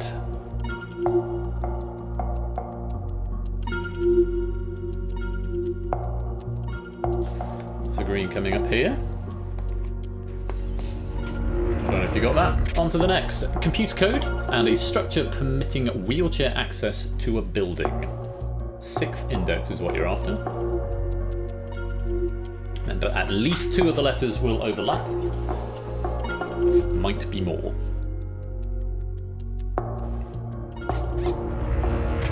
And the final puzzle, final clue rather of the puzzle. In front of, combined with let in, you want the 4th letter. In front of and let in.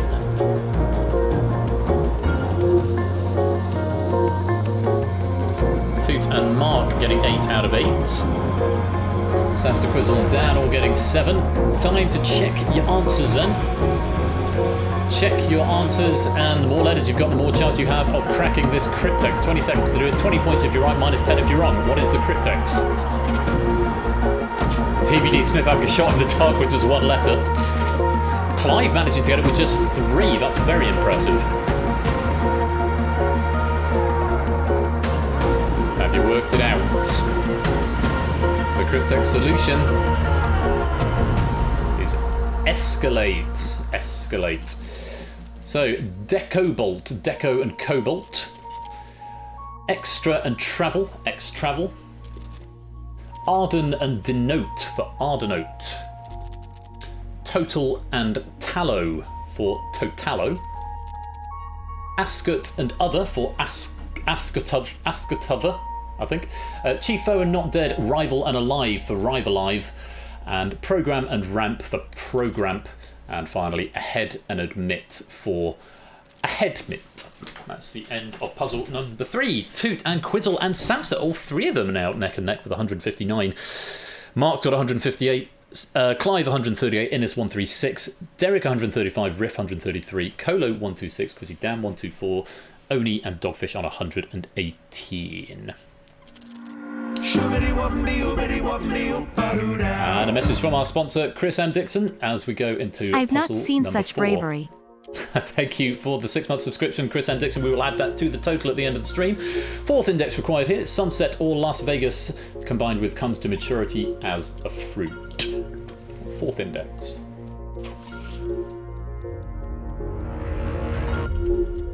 Of people and a building extension. 5th index.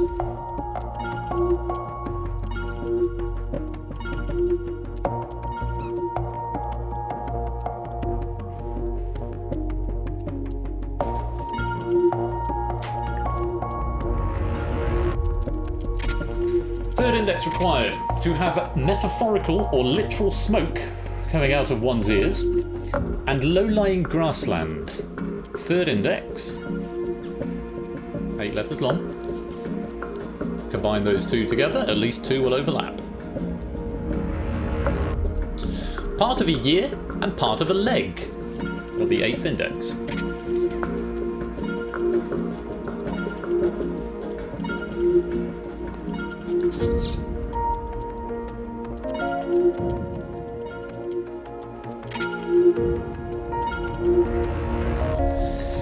Okay, 6th index, loose pile of papers and burning as hearts. Burning as hearts.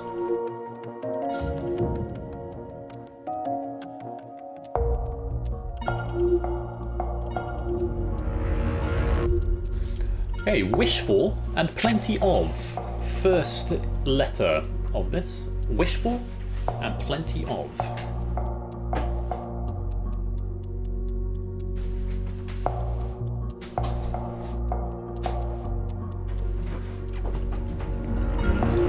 People getting that after some thought. Bath sponge and untrue. 7th letter.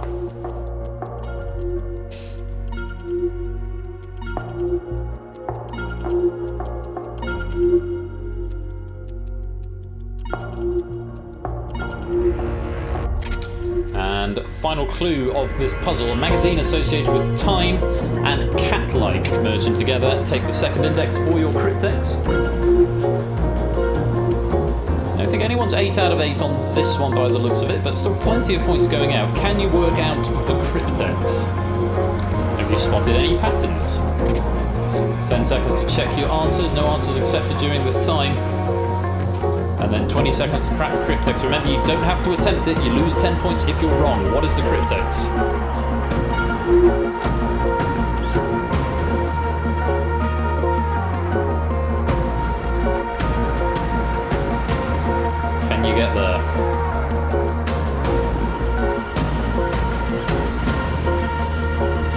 That's it. We had Escalate before. We've now got Diminish was the Cryptex. Strip and Ripens. Strip Ripens. Human and Annex. Humanex. Third, Fume and Meadow. Fumeadow. Part of a year and part of a leg is a month and a thigh. A month thigh. Loose pile of papers and burning his hearts is Sheaf and a fire. Sheaf fire. Wish for and plenty of. Dream and ample. Dreample. A bath sponge and untrue is Lufalse. Lufa and false. And the magazine associated with time is Life. Cat-like is feline. Life feline is what we wanted there. That's the end of puzzle 4. Really hard when all you have is eyes. I imagine so, Arden Vet. Now with the lead, 214, Samster 209, Mark 208, Quizzle 204, Innis 186, Riff 183, Colo 170, Dogfish 168, Oni and Clive 163, Dan 159, and Derek 154. Let's go to the final round. Round number 3 is simply called Cryptex. In this round, all you need to do is solve the Cryptex as quickly as possible.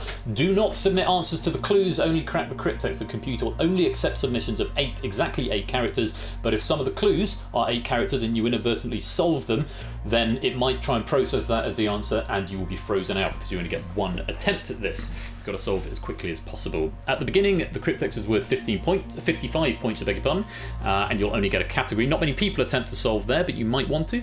Clues are revealed every 15 seconds, but after each clue, the value of the Cryptex will drop by 5 points. You have 1 attempt. An incorrect answer will earn you 1 point for each letter in the correct position. So come the end, you might as well have a guess. Even if you've only got 1 of them, you can type anything, as long as it's exactly 8 characters. You will get 1 point for every letter in the right place. If you do manage to solve the Cryptex, you get the amount of points that are currently in the bank. I repeat, do not attempt to solve the clues, just note down the Cryptex index. The category is on the map. Clues will be of varying length in this round.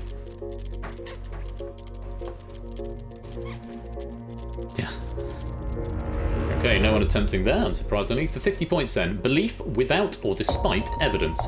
5 letters long, you want the second. Remember, you're looking for something on the map.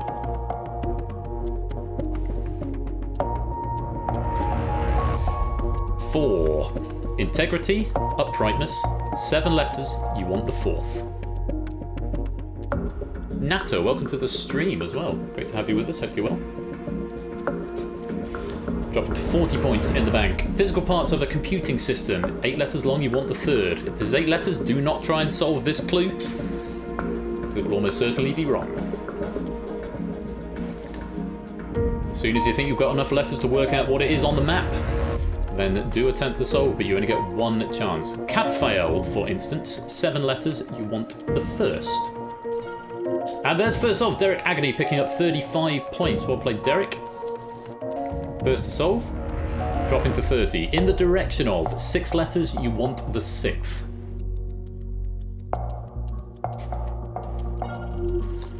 Shapes are second to solve for 30. Scores going wrong there. Colo solving for 30 as well, up to 200, dropping to 25. A substance separated from a liquid such as vanilla. 7 letters, you want the 5th.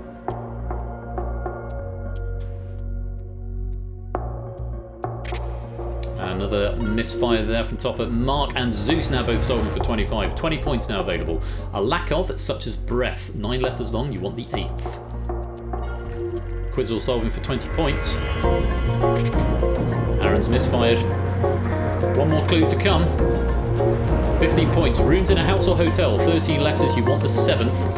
That is all the clues, so now is the time to attempt it. If you, whatever you've got, you will get a point for every letter in the right place, or if you want a few more seconds to think about it, the category is on the map. Last chance then, 10 seconds. Sorry, 10 points, 15 seconds to solve the Cryptex. Have you got there? Lots of red, but you still get points, even if you're wrong, worth a shot. The solution was Barbados. Belief without or despite evidence is faith. Integrity or uprightness is probity. Physical parts of a computing system is hardware. Cadfile, for instance, is brother. In the direction of is toward. A substance separated from a liquid such as vanilla is extract. A lack of such as breath is shortness. Rooms in a house or hotel is accommodation. Good lord, something's at the door. Let's reset the Cryptex. Again, 55 points available. Mark now with the lead. Category is science. Disclaimer, there is no exclamation mark in the solution. Oh, food and biscuits and tea. Thank you, darling. Thank you very much. Okay, category was science. A few attempting to solve an arrangement to meet someone or buy blank to the Queen. 11 letters, you want the 8th. A few people going for an early solve there. Thank you, dear. Hope you're well. Oh, there's a pupper here. Dexter, can you go away, please? Dexter, get out. You can come back later, but not when I've got my hand full of stuff. Thank you, darling, very much. Right, third index. Blood red variety of corundum. 4 letters long, you want the third. Separate everything. Lots of people attempting to solve here. Remember, you're only trying to solve the Cryptex. 6 letters long, you want the 6th. Star sign of the twins. It's worth 40 points if you can solve now. Up to the point of 5 letters long, you want the 5th. Look at all this liquid I'm getting through. I'm going to need to go for a wee at some point. And there's the first solves. Dogfish, Oni, and Quizzy Dan all solving for 35 points. Very well played. Quite a few misfires on this though. 30 points now available. Extremely hungry, starving, 8 letters long. It is not starving. That clue was added in to distinguish from starving. Not starving. You want the 7th letter of this 8-letter word. 25 points now available. Choose as columns in an SQL statement. 6 letters long, you want the 4th.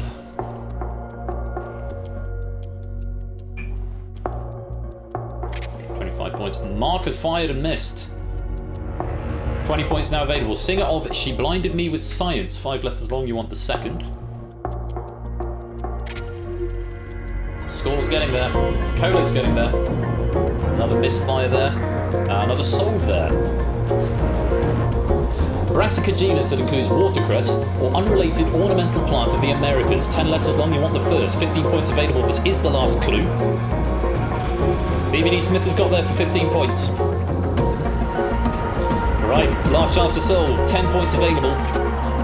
Give it a go. Even if you've only got a couple of letters, it's still worth points.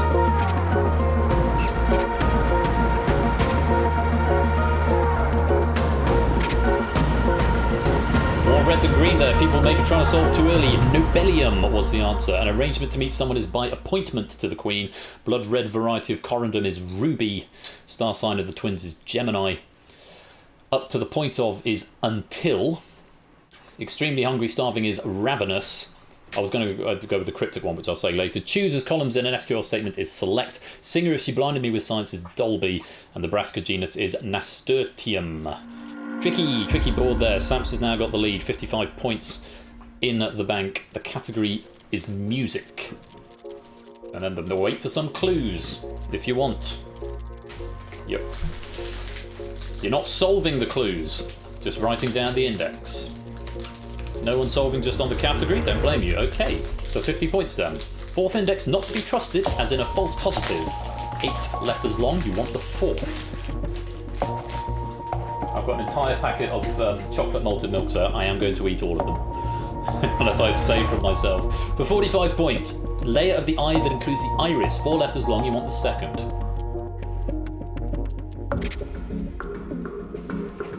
Aaron misfiring there. 40 points. Clunky and ungraceful. 9 letters, you want the 3rd.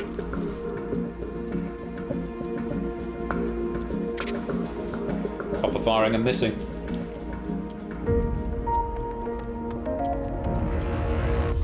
A workplace for 6 letters, you want the 1st. This is the 1st letter of the puzzle. Don't know why I feel there could be some souls here. And Dogfish is there, BC is there. 35 points each. Well played. 30 points now. To push something or someone out of its normal location. 8 letters, you want the 8th. Quizzle solving as well, and taking the lead. But for how long?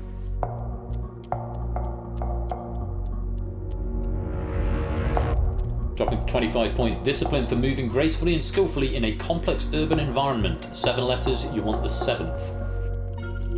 Samster solving and securing his win with that. Very well played, Samster. 20 points, not utilised to its full potential. 9 letters, you want the 6th.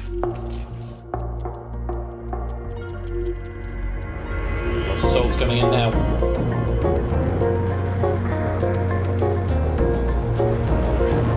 Final clue of the game. It could be knight or superior or supreme. 5 letters, you want the 5th. A lot of last letters required in this one. Then the category is music. 10 points if you can solve now then. A last chance to earn some points. Give it a go even if you've got no idea. Points available for every letter in the right place. And points equal pennies in this game, of course. And the solution was Overture. Spurious is not to be trusted. Uvea is the layer of the eye that includes the iris. Clunky and ungraceful is inelegant. Workplace is an office. To push something or someone out of its normal location is to displace. Discipline for moving gracefully is parkour. And not utilised to its full potential was underused. And it could be knight or superior or supreme. That is court.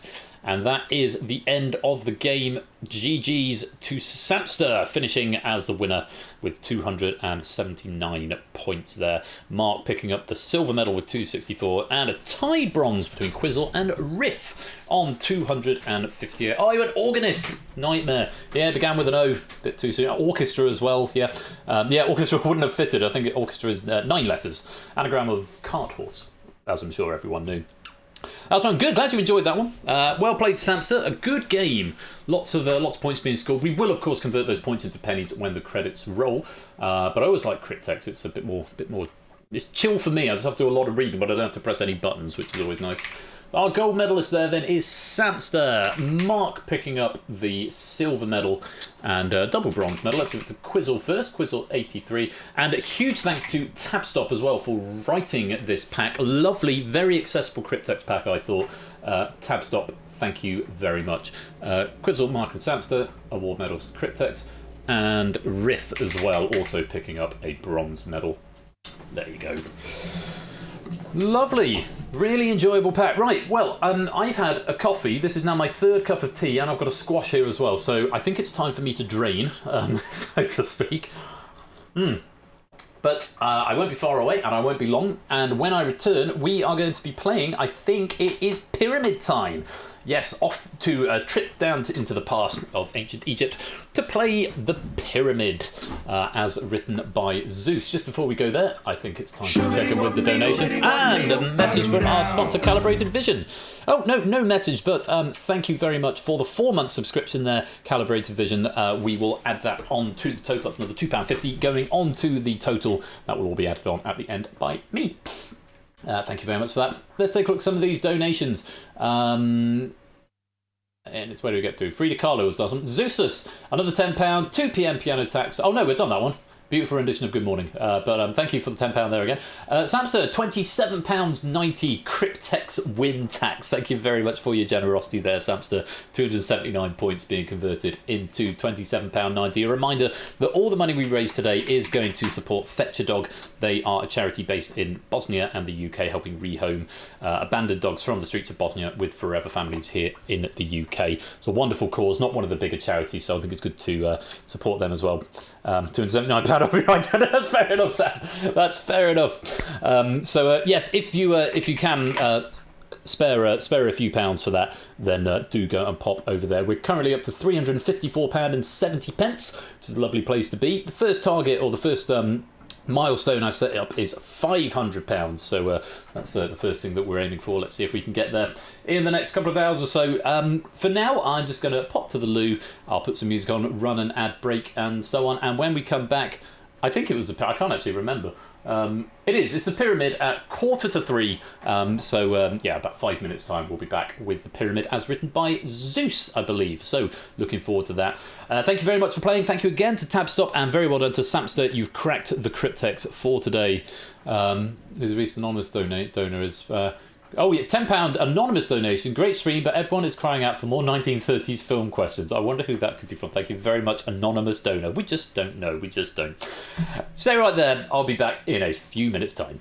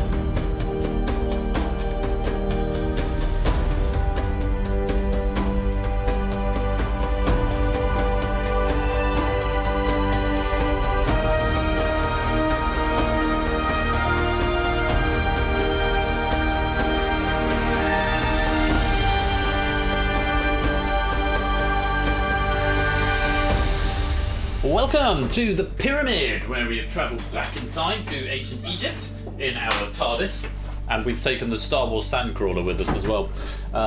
Welcome to the Pyramid. Oh look, 3 birds on the right hand side going up to the top. Fun. Found change away from indecency. What is? Horse size that would actually eat me. Which one? I'm not sure which vowel we're looking at. Anyway, welcome back. It's time for the Pyramid. This has been written by Zeus, and it goes down in history as the probably most complicated game in my arsenal, because I always get at least one button press wrong, and mess up explaining the rules. It should, in theory, be quite simple, but yeah, we'll see. Vision, welcome to the stream. Great to have you with us. Hope you are keeping well. Yeah, bottom press is a bot. I knew that was going to happen. Let's open the lobby and distract from this fact. To join the game, DTSC is what you need to type.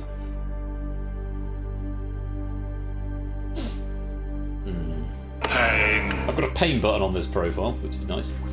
Come join the game. This is a simple question format, so whole answers required, not multiple choice. So, I'll try and summarise the rules in just a minute. We'll just get players in first of all. Up to 28 so far, which is very nice. And for reasons best known to past, but actually I do know why, but yes, you need to type !leave if you want to join the lobby, but I don't want to do that. Don't want you to do that. I'd rather you stayed. 28 players in. Give you another 30 seconds or so to come and join before we get underway.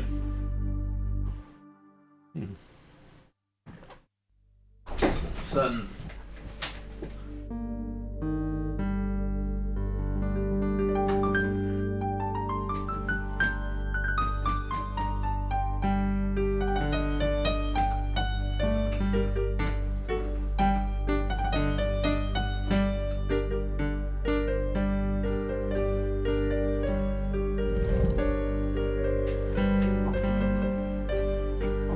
there we go, that'll do.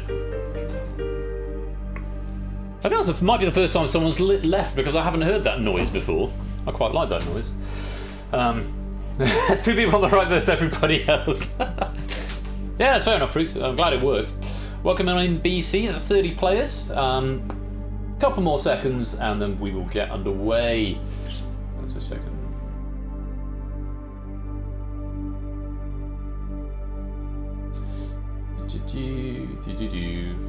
Right. Okay, I think that's long enough. 30 players are in. Let's lock it up and I will attempt to explain the rules. So, 4 fastest players to answer each question earn a slot on the game board. When the row is full, and there's 4 on the first row, 3 on the next, then 2, then 1. When the row is full, those players then compete for the available slots in the next row. Beware! If you choose to answer and are incorrect, you are prevented from earning or keeping a slot on the row. So as soon as you get one wrong, you cannot earn a slot on the row. Only by second chance can you do that. So if you don't know, good strategy is abstention, unless it is the last question of the row. because if it's the last question of the row, if you don't get it right, then you're going to be in the dark anyway. Keep playing, as all players earn points for correct answers, and you get 10 pennies for every correct answer as well.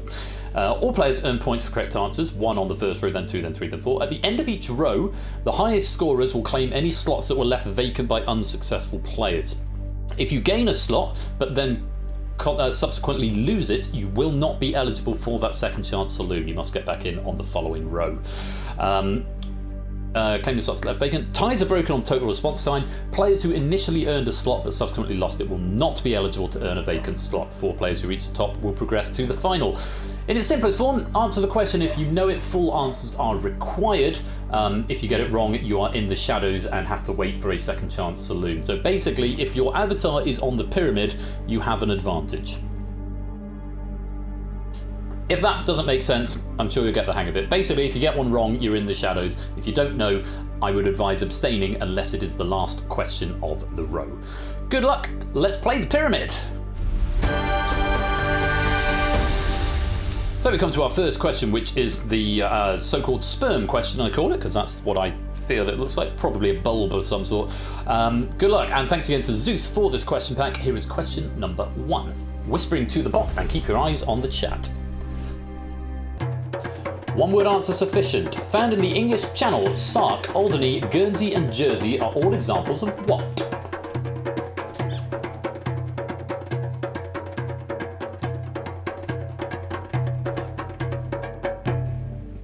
The majority have attempted that. Almost everybody has. 26 players having a go at that one, and I'm hoping you gave me the answer islands or island, or would also accept Channel Islands or Channel Island. It was as simple as that. If you gave me that, you'll go green. If not, you'll go red.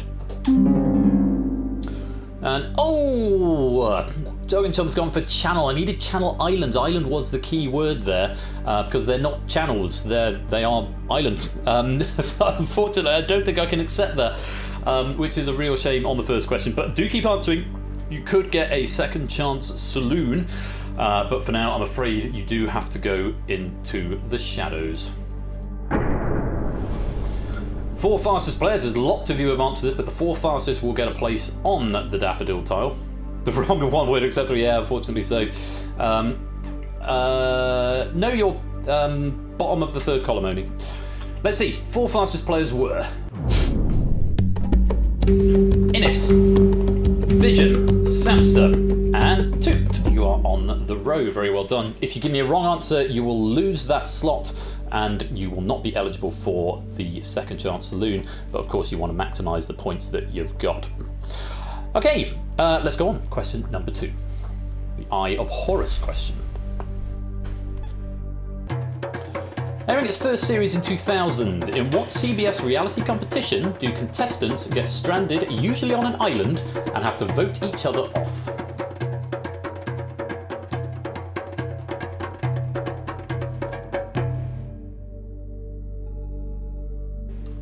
Players attempting this one, so you can attempt even if you're in the shadows, and you can attempt if you're through, but remember, if you're wrong and you're already through, that's a big risk. The answer was Survivor, which I'm hoping most of us gave you, and if you did, you'll go green. If not, you'll go red. Beautiful, a sea of green. Everyone who attempted it was correct, so no one needs to go to the shadows. Players in blue are already through, so another 4 need to join them, and it will be the fastest 4. Let's see who was fastest and going on the Eye of Horus. It's Halo, BC, Oni, and Tabstop. Very well done. You are through to the next row, providing you can keep your slot. On to the bowl question next, or the cup if you prefer. Fastest answers will get through if more than 4 are correct. Let's take a look.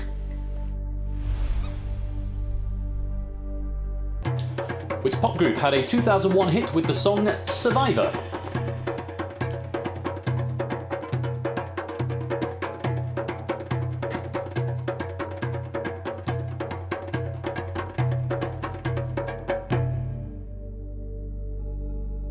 Just 22 players attempting this time. The correct answer was Destiny's Child. That was accepted with or without the apostrophe. Destiny's Child without the apostrophe, just the first answer that was in there. If you gave me that, you go green. If not, you're going to go red. And everyone who attempted it, give me a correct answer. Very well played. So no one is going off to the shadows. 8 players have already got a slot. There is more than 4 there though, so the fastest 4 are getting a space on the cup tile, and they were Riff, DVD, Shapes, and Quizzle. You are onto the row. Very well played. Only 4 spaces available on the eagle tile, so remember, even if you don't know this one, you might as well attempt it because it might be right. If you have not got a slot on the row by the end of this question, you will be sent to the shadows anyway, where you can earn a second chance saloon, but yeah, it will be at the end of the row, and you certainly won't if you don't answer enough questions. So, on to the eagle question. Good luck. Here it is.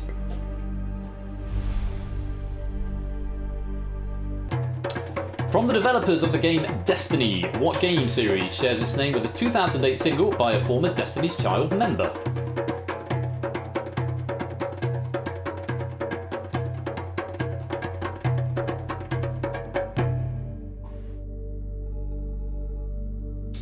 Players attempting this one, so if you didn't attempt this one, I'm afraid you will be going to the shadows if you're not already through. The correct answer was Maybe You Can See My Halo. I think it's that song. Was that Beyonce? Was Beyonce in Destiny's Child? I don't even know. Halo was the correct. Took me about 12 hours to work it out, but you got it. Well done, Jack. Let's first of all see what you said. If you said Halo, you'll go green. If not, you're going to go red. Bungie, single ladies, Overwatch, Beyonce, and Faith, all incorrect answers, I'm afraid. And it means if you gave me that, you are off to the shadows. Bad luck. So no one losing a slot, but of the players who got it right, not as many this time, only 7 who haven't already got a slot. 7 eligible for 4 places on the Falcon tile. The eagle tile. Is it a falcon or an eagle? I don't even know. Fastest 4 are going to get a place, the rest will go to the shadows. Good luck. The fastest 4 were Clive, Derek, It's Otley, and Jack. Took you about 12 hours to get there, but it was faster than Poconuts Colo and Arden Fetz. Very well done. And there are our 16 players on the first row. I'm afraid Poconuts Colo and Arden Fetz, though you were correct, you weren't fast enough, and everybody else who did not managed to get a correct answer fast enough, I'm afraid now is the time to go to the shadows. But remember, do continue playing. God, the temperature in this room is just got a mind of its own. First of all, it's like really cold, and now I'm really hot again. Open the window some more. So, do keep answering, because every question on this next row is now worth 2 points, and those last chance saloons may become available for you if we leave an empty slot or if someone loses their slot, there will be second chance saloons. So the more points you've got, the more chance you have of getting back into the game. But for now, the advantage is with the 16 players populated on the bottom row. Let's go on to the next row and the lion question for 2 points.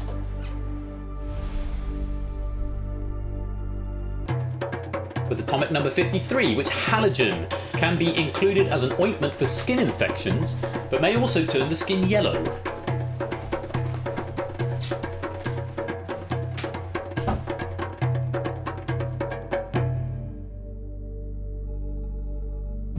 Only 16, I think the least, most sparsely answered question this time round.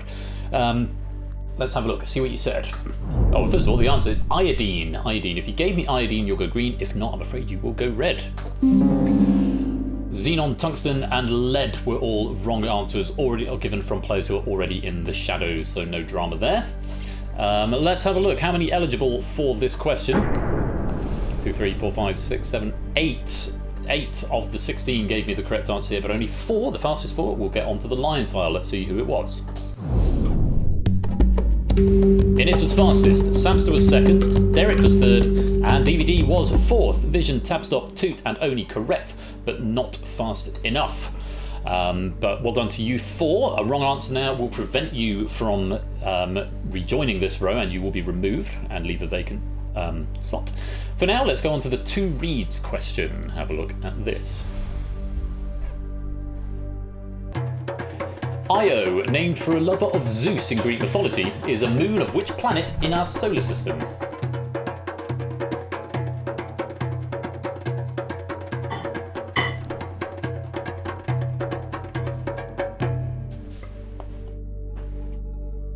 '25 attempting at this one.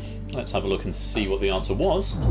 It was Jupiter, if you're from Spanish, I think it's Jupiter, that's how you pronounce J, but in English we say Jupiter, which was the answer. Iodines with who? Pass. Don't know. Yes, Jupiter was the answer, and if you gave me that, you'll go green. If not, you're going to go red. Oh, some wrong answers up there. Saturn, no, that's got Titan and other ones. Mars has got Phobos and Deimos. Saturn, again, wrong answers, I'm afraid. So if you gave me something other than Jupiter, I'm afraid you are off to the shadows. And we've lost 3 people from our row there. No vacant tiles yet on this row, because we have got 4 players who've given me a correct answer who are eligible for this row. And going on to the 2 reads will be Jack, Quizzle, Shapes and Oni. Let's put you on there.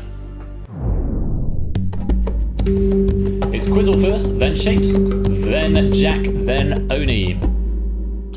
Yes, it's a spell checker, because it's a long enough word that was Juliter would have been 80% accurate, Shapes. So yeah, that would have gone through. Still no spare slots, but there are now 1, 2, 3, 4, 5, 6, 7, 8, 1, 2, 3, 4, 5. 5 players vying for 4 slots. So we may not have any second chance saloons here. We may do. We will have to wait and see. For now, though, the last question on this row for 2 points is the owl question. Have a look at this.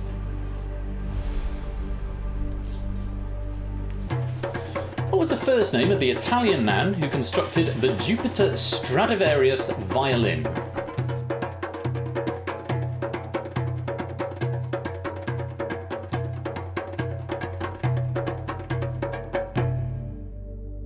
And there's your time. 18 players attempting this question. 18 players. The correct answer was Antonio Stradivarius. If you gave me that, you're going to go green. If not, you're going to go red. Oh, a lot of wrong answers up there. Steve, with a guess. Giuseppe, Gavaldi, Mario, Emil, Giuseppe, Giorgio, Jonas, Mario, Dave, Nicola, and Giuseppe. I'm afraid those are wrong answers. And if you gave me one of those, you're off to the shadows. And there are some players who aren't already there. I'm afraid it's shadow time. Oh, we got some big holes emerging on the bottom row now. And only 1 lit green player ready to take a tile on the owl. And that is now cut that out. Let's put you on there. Which does leave 3 holes on this row, 3 vacant slots. So these will go to the highest scoring players who are in the shadows at the moment with the least amount of time spent answering questions. I've spotted 4 players who are on 7. For everyone else though, if you're not already there, it's time to put you in the shadows. AB Me, Jers, Prugs and Jogging Chum all on 7. 3 of you will get a chance to come back in here. Whoever's been slowest will not. Let's repopulate those vacancies in the second chance saloon. Who's coming back to the light? Jers, Joy Chum and AB Me with 7. Unfortunately for Prugs, you were a little slower, but welcome back to Jers, AB Me and Jogging Chum back into the game on the second chance saloon. As before though, everyone in the shadows do keep answering, because that's how the second chance saloon can get you right back into this game. We move to the next row. Each question is now worth 3 points, and we're starting with... Let's repopulate those vacancies. Cracker phrase, hope it catches on. Thank you, Sam. So I'm not entirely sure if you're being serious or not, but thank you all the same. The arm question is first. 8 players vying for 4 places. Here's the question.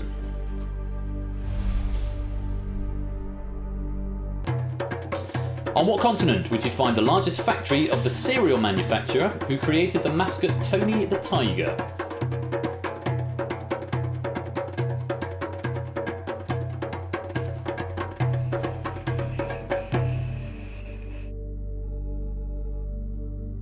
$19 players attempting that question there.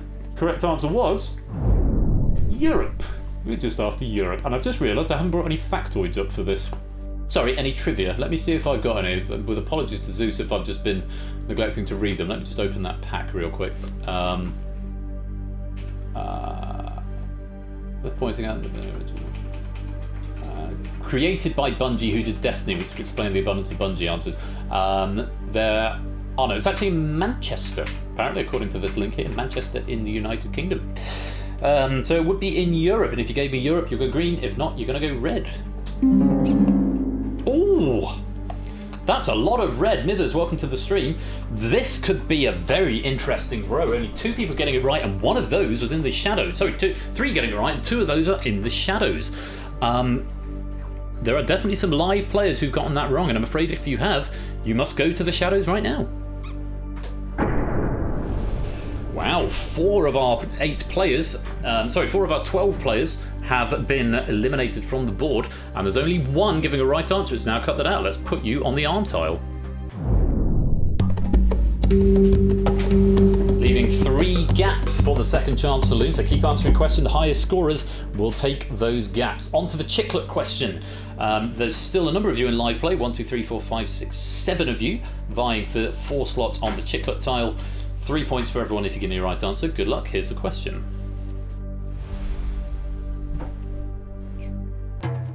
Which European country was the first country in the world to legalise same-sex marriage?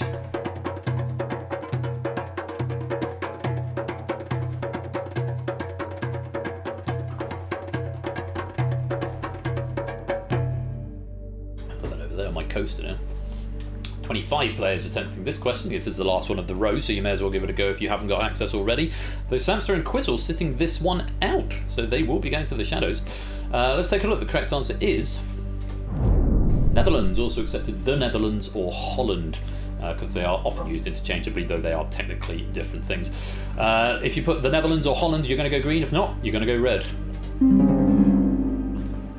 And Toot thought it was Belgium, but didn't answer. Still don't get these rules. Well, it's the end of the row, Samster, so you're going to be going to the shadows because you haven't got a slot on the tile. Yeah, shadow. Yeah, because it's the end of the row. So, and also did you attempt the question? No, you didn't. Yes, end of the row. You go to the shadows if you're not on the tile. That's how it works. I do need a better way to demonstrate this because it's still not clear, evidently. Denmark, Sweden, Ireland, England. Ireland would be the first country to legalise same-sex marriage. I doubt it. I'm not sure if it is. Is it legal in Ireland at the moment? I don't even know. But I can't imagine it would have been the first. England, Finland, Denmark, Sweden, France, Sweden, Switzerland, Portugal, Liechtenstein, Sweden, and San Marino. Yes, a general region of the Netherlands, but they're often used interchangeably, as I explained at the when I revealed the answer. It is now. Oh, they had a big referendum. 2019, yeah. Cool. So if you gave Netherlands or Holland, then that is the correct answer, and you are not going to the shadows, but anything else, and you are going to the shadows, I'm afraid. There are 4 who have qualified: DVD Smith, Jack Wilfred, Shapes, and Innes. Let's put you onto the chiclet tile. Jack fastest, Innes second, DVD third, and Shapes was 4th. Very well played, you're through to the next round. Anybody not through, so this is the point. Quizzle and Samster, it is the end of the row, and you have not got onto the tile, so we send you to the shadows. However, we have got 3 vacancies, so we need to repopulate those vacancies with the highest scoring players. Let's bring you back in. Who's getting the second chance saloon? It's only Derek and Prugs. Prugs, this time around you do get through with your 13 points, just the 3 of you on 13 this time. Welcome back to the game. 8 players now vying for 4 places, so again, everyone might as well attempt this question, because if you don't get this one right, you're in the shadows anyway. And if you are in the shadows, then you might get a second chance saloon. So 4 points available for the zigzag question. Good luck to you 8 and everyone in the shadows. Here's the question.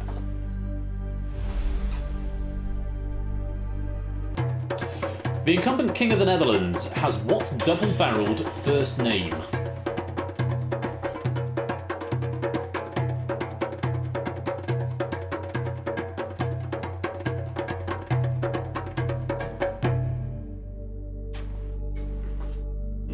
Players attempting here, including all the players apart from Innes in live play, so Innes will be going to the shadows for sure.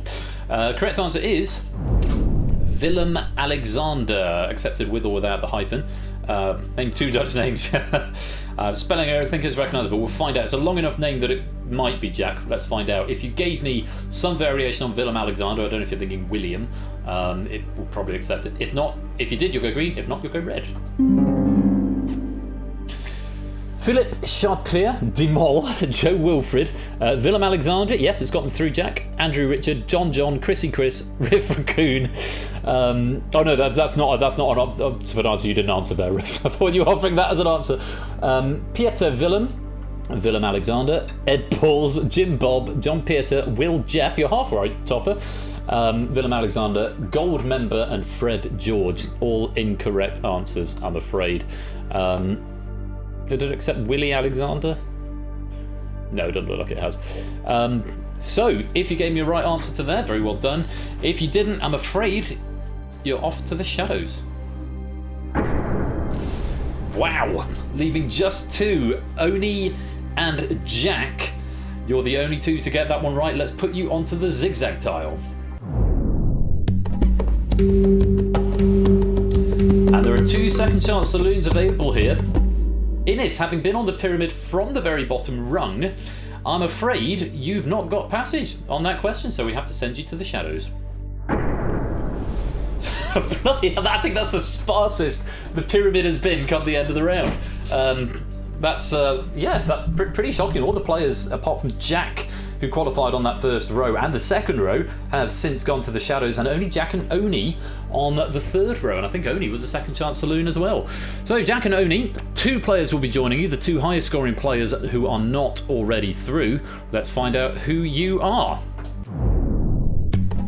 It's Jers and it's Otley. Jers with 14 and Otley with 13, but the least amount of time spent answering. Welcome back to the game.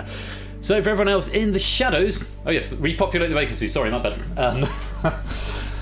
For those of you in the shadows, it's 5 points per question available in the final. The rules are still the same. You can still get a second chance saloon. It's just a bit more streamlined, so do keep answering, as we've seen second chance saloons very, very useful in this game and have proven to be so. For now though, we have got 4 players, Oni, Jack, Jers and it's Sotley. It's time for the final. Let's rotate the pyramid. And yes, Prugs for the second time missing out on a tie-break in this game.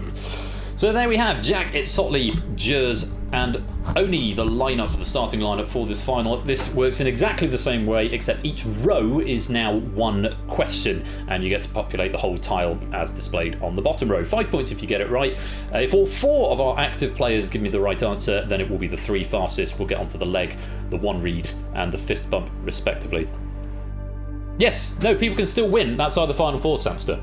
Okay, so let's say Jack, it's Sotley, Jers and Oni all get this one wrong. If they all get it wrong, then there are no tiles populated on the 3rd row, at which point it goes to the 3 highest scoring players. Brain just doesn't let you get this game, fair enough. Yeah, so if all 4 wipe out and all 4 are eliminated to the shadows, then the 3 highest scoring players get to come back in. So you're still very much in contention here, Samson, with 13, especially if you're getting it right and these players are getting it wrong. So essentially, the people on the pyramid have got an advantage. You think you've got it? Good stuff. The only other slightly weird idiosyncratic rule is if you get a slot and then lose it, you can't get the second chance saloon. But I'll try and think of a better way of explaining it. Anyway, good luck to all 4 of you and everyone in the shadows. Here is the first question of the final for 5 points. Actor Willem Dafoe's only Best Actor Oscar nomination was for what 2018 film about Vincent van Gogh?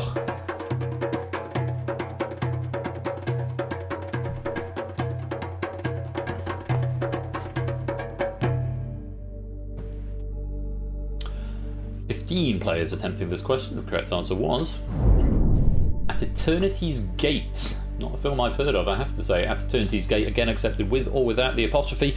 If you gave me that, you'll go green. If not, you're going to go red. Oof, that's an awful lot of red, including all 4 players. Well, certainly 2 out of 4 players giving a wrong answer, Starry Night and Vincent. It's Otley and Oni choosing to abstain from that, so it will be eliminated because it's essentially treated as the end of a row. Ow My Ear, Finding Vincent, Starry Night, Sunflowers, Sunflowers, Sunflowers, Vincent, A Man, Starry Night, Goch, Ow My Ear, and Starlight. All incorrect answers, I'm afraid. So let's put people to the shadows who got it wrong.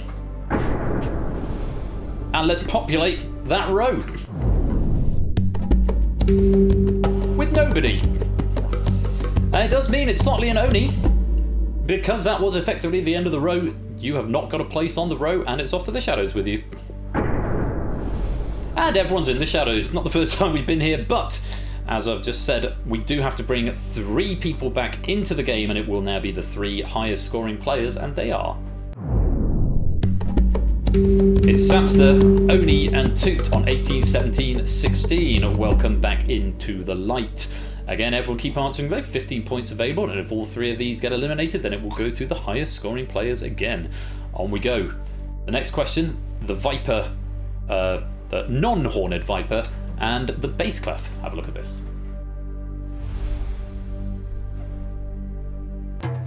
Eternity is a fragrance released by what fashion house?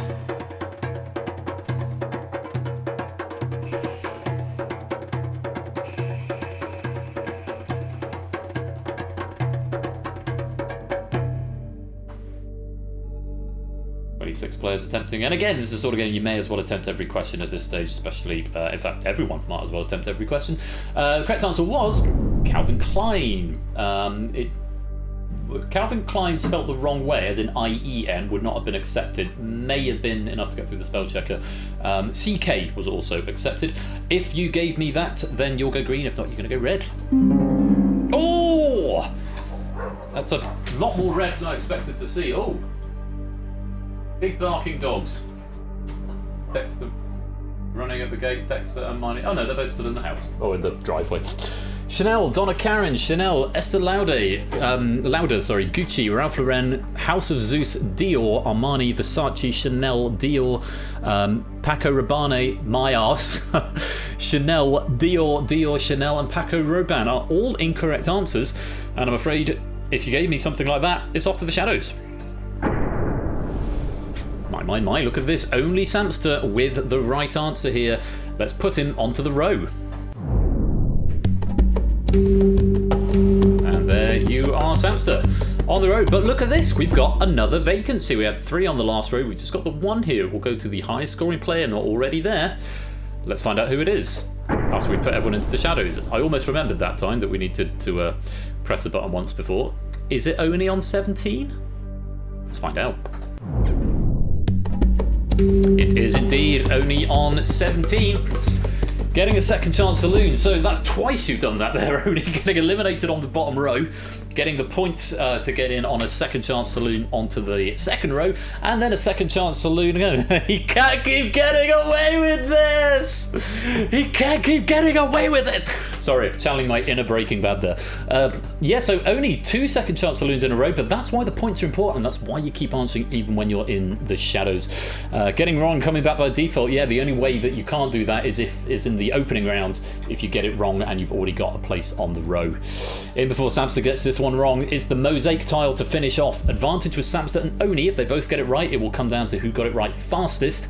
If they both get it wrong, it's going to come down to who's got the most points, which basically means at this point it's Samster, almost Samster's game, because the next highest score is Oni's with 17. So if they both get it wrong, then Samster will have the most number of points and will win the game.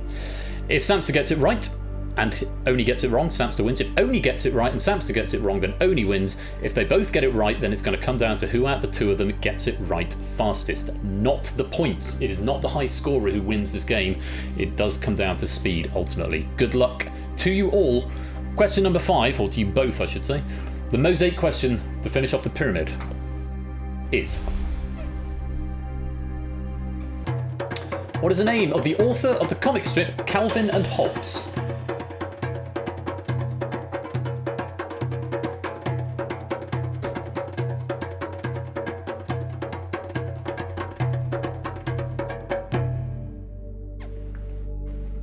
And 18 players attempting this question. The correct answer was Bill Watterson. Bill Watterson would have accepted just surname Watterson there. If you gave me that, you go green. If not, you're going to go red. Oh, Samson's answer is so small I can't even see it even on my big screen, so no one else has got any chance of seeing it, I figure. Do I debug them? Yes, I do. Samster said, I'm going to know this, but I can't remember FFS. Not the right answer. Watterson was the right answer. A few people getting this around here. A really nice What's this? A really nice bloke, GG Samster, is what Oni has said here, and I think that is going to be GG to Samster. Let's find out as we assign some points and put people in the shadows. And of course, no one's got the right answers, so the mosaic tile goes blank, which means we revert to the default, and it does go to the high scorer as we give our second chance saloon. Probably to Samster? Let's have a look. It is Samster taking the default win, struggling, limping back onto the second row of the final, and managing to limp back in again on the final question. But that is how the game works. It is madness. It is one of the more chaotic games that we play. But very well done, Samster. You have scaled the pyramid. Samster taking the win there. And Zeus, thank you very much for the question, Pat. I particularly enjoyed the Krypton Factory sort of thing where the next question related to the previous answer. Always nice to see that. Thank you very much indeed. Let's assign some medals and points to you. Lovely stuff. Right. Oh, we're 4 minutes behind schedule. So I need to nip things along. Let's just take a look at the Tiltify page. We are up to £354.70. Lovely to see. Do keep those donations coming in. Everything we raise today is going to Fetch a Dog. Information about charity available there. It's time for me to have another sort of more official break this time, but we're going to do Plinko the quiz. I have changed the rules. I've changed the rules since it was last played in like November. So how it works now is if you get the question right, you don't get any points, but you get entered into the Plinko draw, and then everyone who gets it right gets the amount of points that the Plinko token lands on. And the questions get more difficult as it goes on, but the potential points you can win goes up. And then there's a little twist at the end for question 10. It is a 10 question pack, a 9 question pack, and then question 10 is a default question. Behind schedule, so time to play the piano. Yes, possibly. Maybe in a bit. I will leave you with Plinko the quiz. Hopefully it will all work. Yes, thank you very much for joining us up to this point. Thank you to Zeus for that question pack, and congratulations to Samster. You have scaled the pyramid.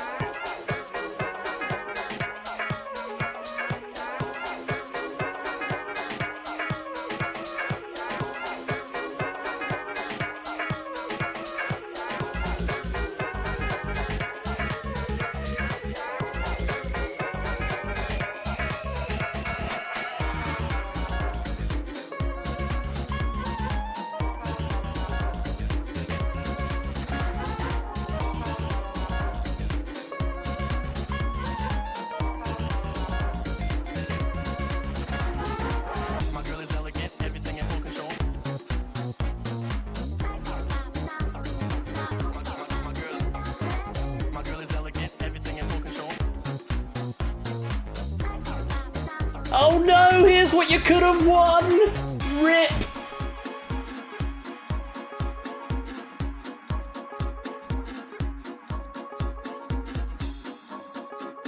And here's the twist.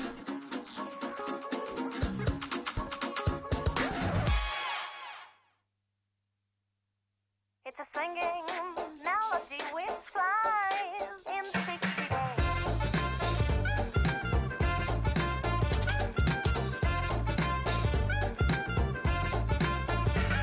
It's a singing melody which flies in the pixie day. The sweet and smooth symphony. It rings in me so gently and makes you and me feel free.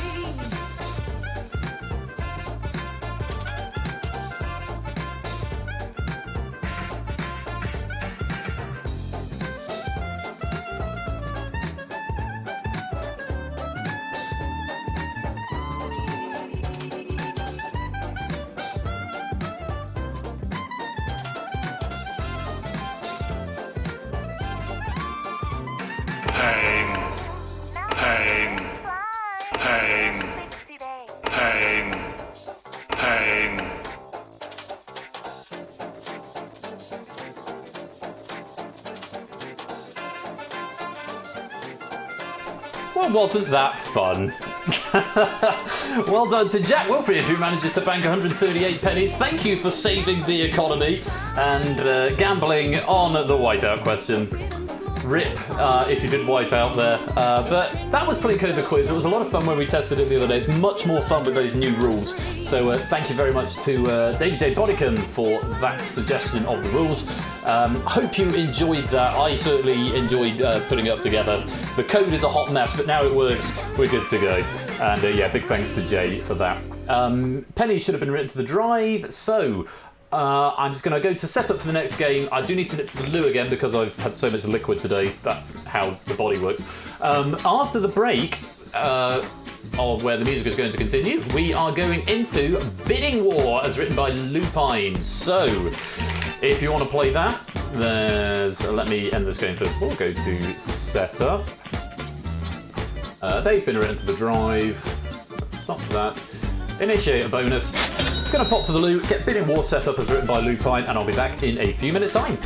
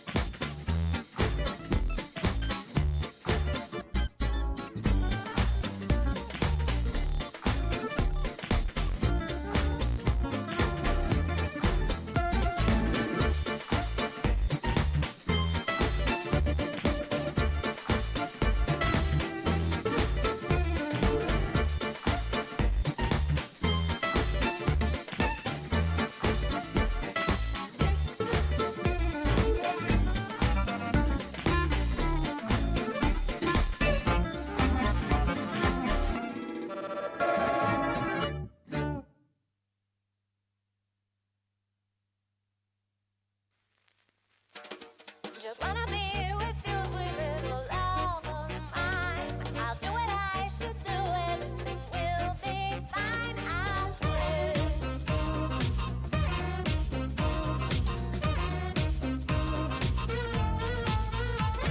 Just wanna be with you, sweet little love of mine. I'll do what I should do, everything will be fine. I wanna hold you near, singing things you wanna hear, then it's all the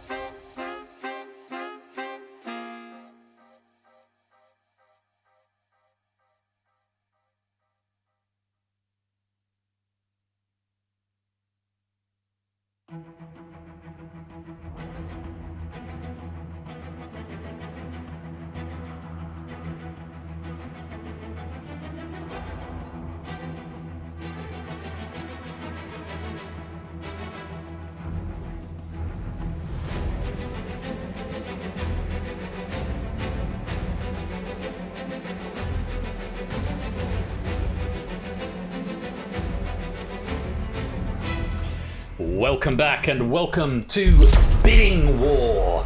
Yes, we are going to go to war. Pit 22 warriors against each other in a question pack written by the Lupine One.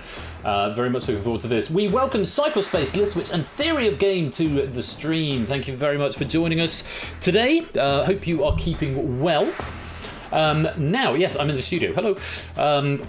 I need to go to the Tiltify page because I think we've had some stuff come in. Yes, numbers are creeping up. Let me press the refresh button and see what has happened here. Fidipides has donated £5. Hi, just got back from my run. How's the... scroll down. How's the stream going? Fidipides, I don't know. I know Dan said he was going for a run. I don't know if that's you, but if it is, thank you. If it's not, thank you as well. Stream is going very well. A couple of very small technical errors in the very first game. Other than that, I think it's gone pretty much without a hitch. I'm now running 15 minutes behind because I did need to pop to the loo just then, but hopefully we'll make that up somewhere. And look at this, a massive £200 donation coming in from Topper with the comment, woof. Topper, thank you so much for that generosity. That is enormously kind of you. Thank you very much. All going to a great cause. And with that, we have busted through the first milestone, which was £500, which was hosts in the arena. So at some point in the near future, the hosts, yeah, Topper Dog, nice, Topper Dog. The hosts will be playing in the arena, and those hosts will be myself, Bash, Topper and Buzzer Bob. We will be playing the arena.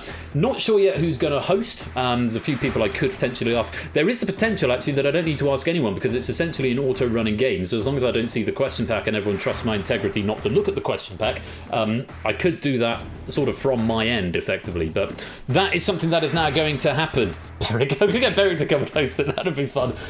Teach him how to use Unity at the same time. Also welcome Puzzle Dan, Decliner Willem. That was it. And I can't remember, was it Vincent? We'll call you Vincent, I think it was. And Lupine, welcome to the stream. This is Lupine's pack of Bidding War that we are about to play. So we are behind time. Thank you very much to those donations. We've got there's a few quid I need to add at the end as well. Bits and subs. All bits and subs will be added into the total as well. If you would like to play Bidding War tonight... To join the game, please Type enter the code XLJE.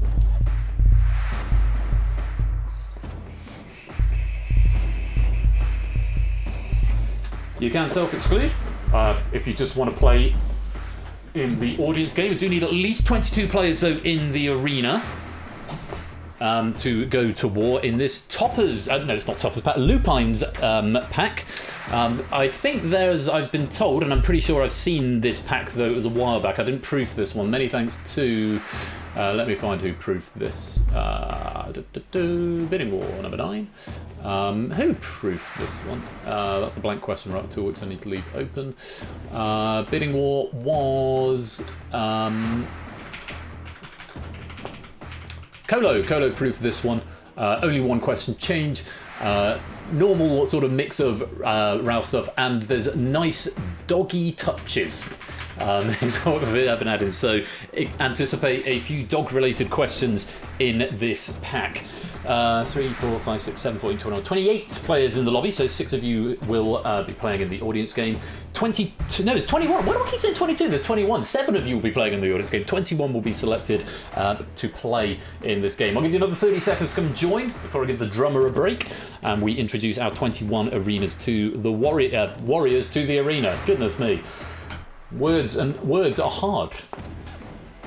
How are we doing at the moment? Oh, we've got 69 viewers at the moment. Very nice indeed. Thank you very much for joining us. I hope you are enjoying the stream so far. I'm having a great day.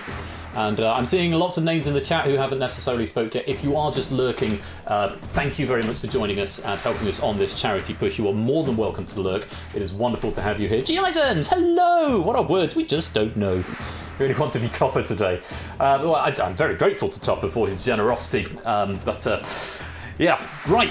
Let's pick our warriors. We've got 28, 21 of you who are going to be picked. Let's find out who is going to war. Here we go. Time to select the 21 warriors. Cyclespace.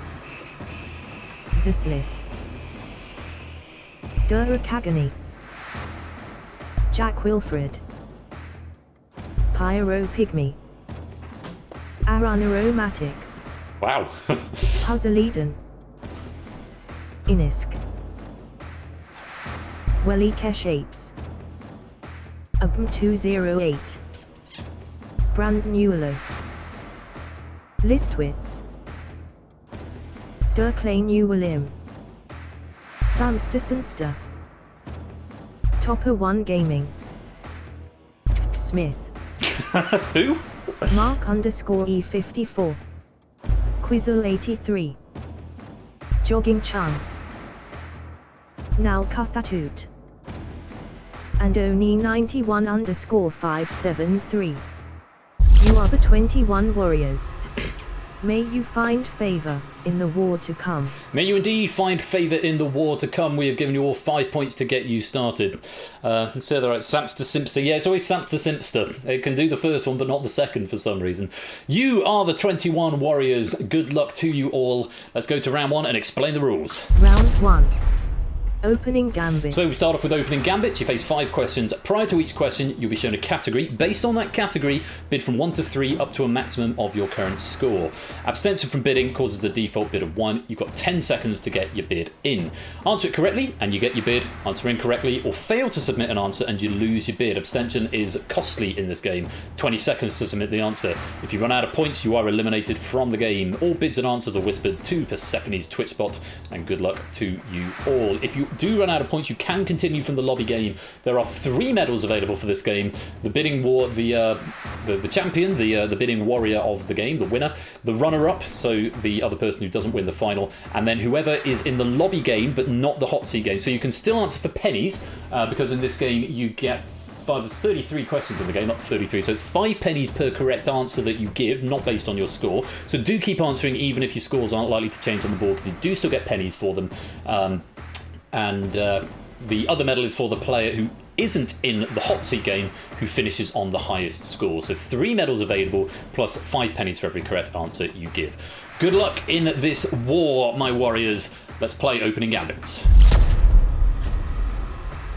As ever, eyes on the chat, bidding from 1 to 3. Here is question number 1. The category is... Start bidding on category 1. Food and drink. Food and drink to start us off, and the questions do generally get harder across the course of the pack. Time. There's bids Get in. ready for the question.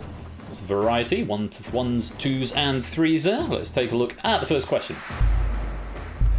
What drink might a sommelier be knowledgeable about? Those are all answers from our hot seat players. And whilst I can condone answers in the hot seat, I cannot condone answers in the lobby. So do watch your spelling in the lobby game. Time. There's your time up. Time up. It's wine. Oh, look at that. A nice sea of green to start us off with. Everybody getting points. Lovely, lovely, lovely. Excellent. Let's go on. No eliminations. No eliminations at this time. Question category number 2. Start bidding on category 2. Canine Conundrum 1. Comics. Canine Conundrum 1, comics. Incidentally, if you want to check your score, if it's a bit hard to read on the screen, you go exclamation mark. Is it Get score? ready for the Exclamation mark question.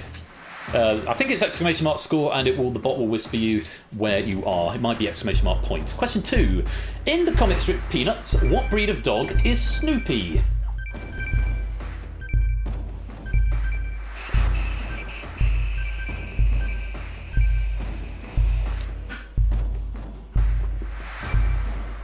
There's all the hot seat players answered. Still got a good range of bids, 1s, 2s and 3s in there. Time. He's a beagle, of course he is. He is a dog breed, Puzzle Dan, but unfortunately that is not close enough. You're going to lose your stake. Let's check out the scores. No eliminations. And there we go. We've got AB, me, Derek, Oni, Topper, Shapes, all on 11. On to question 3. Thanks for a long anagram. Start bidding on category 3. Oh yeah, I get pennies here. Landmarks. Landmarks is category 3, bidding 1 to 3. Yeah, because now I've automated all of the author things on the app. I have to put myself down as an author name, so I get my author credit. So I Get get ready 100, for the question. however many pennies from a pack for that nowadays, which is fine. I don't put myself in the draw, so it's just for fun. Question number 3 then. The Gateway Arch is a landmark in which US city?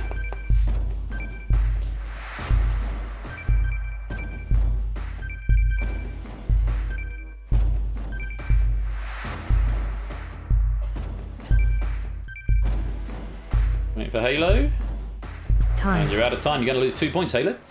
Samson, I've made a huge mistake. It's in St. Louis or St. Louis. Never sure of the pronunciation. I thought that was Louis in the UK, but it's actually, I think, as I understand it, Lewis in the UK. Chicago, New York, Washington DC, Chicago, San Francisco. No answer from Brand New Halo. ST. Oh, from Samson, right. I see. Yes, ST is not the right answer, I'm afraid. Nearly there, but not quite. New York and Los Angeles, all incorrect answers, I'm afraid. Let's check out the scores. No eliminations. Still no eliminations. I'd have been surprised if we had eliminations at this point. Let's check something very quick. Oh, there's all sorts going on. Right, ABME, Derek, Oni, all on 14. Bid range is 1 to 3. Let's go on to the next category. Start bidding on category 4. Art. Art. 1 to 3. Time. And there's your time. Get ready for the question. Again, good range of 1s, 2s, and 3s. Question 4. Displayed in Amsterdam's Rijksmuseum, who painted The Night Watch in 1642?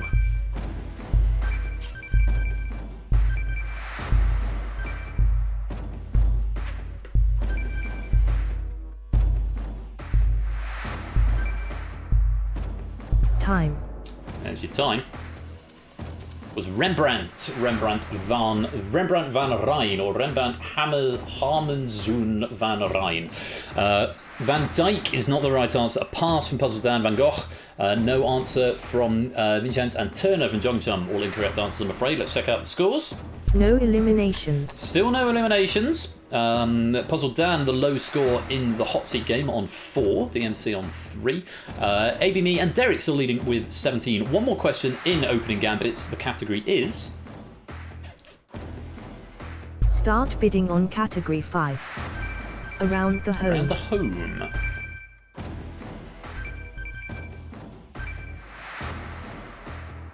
Time. There's your time Get up. ready for the question. It's in. Let's see how you fare with Around the Home. There's a shop in town that's advertising that it sells Wiltons, Axminsters, Berbers and Twists. What is it selling?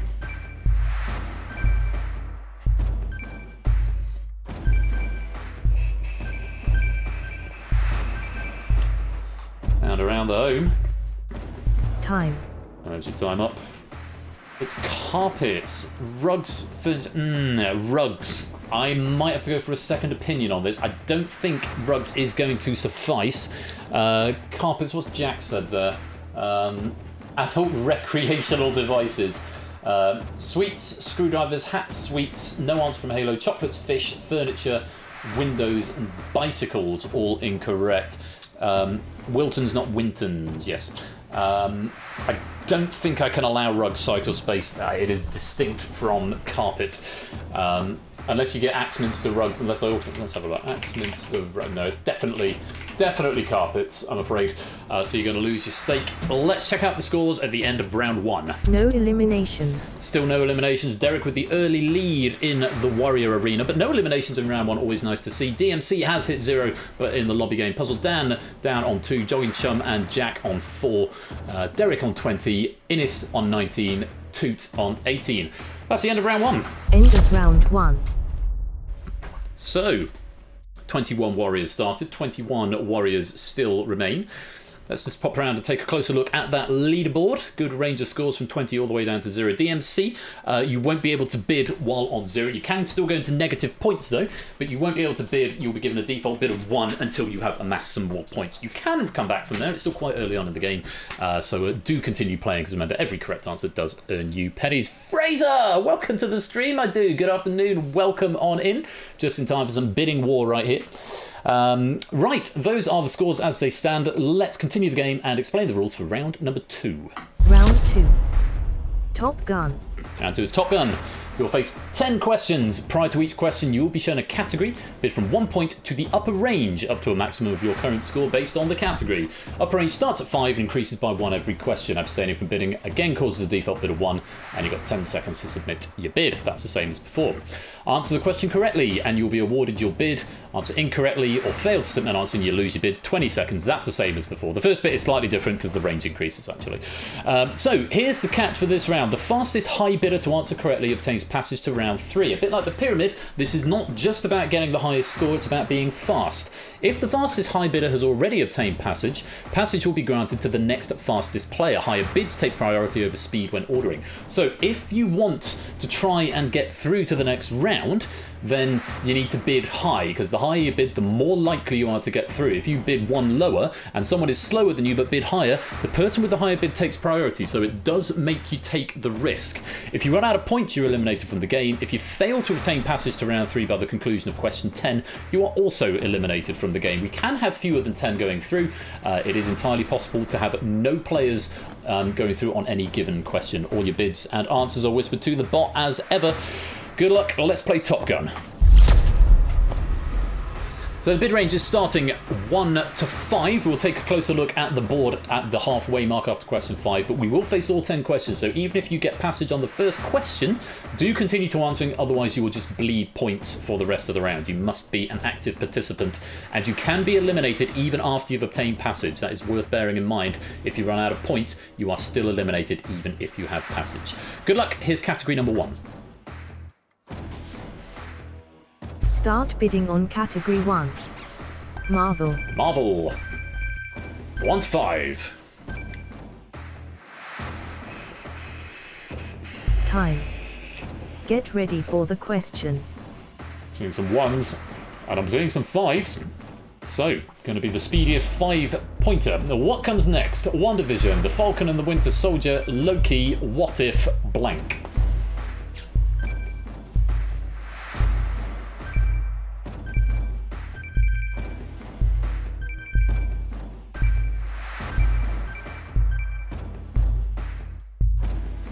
Time. And there's your time. It's Hawkeye is what we're after. The Eternals, no, these are Marvel TV shows as by their release date.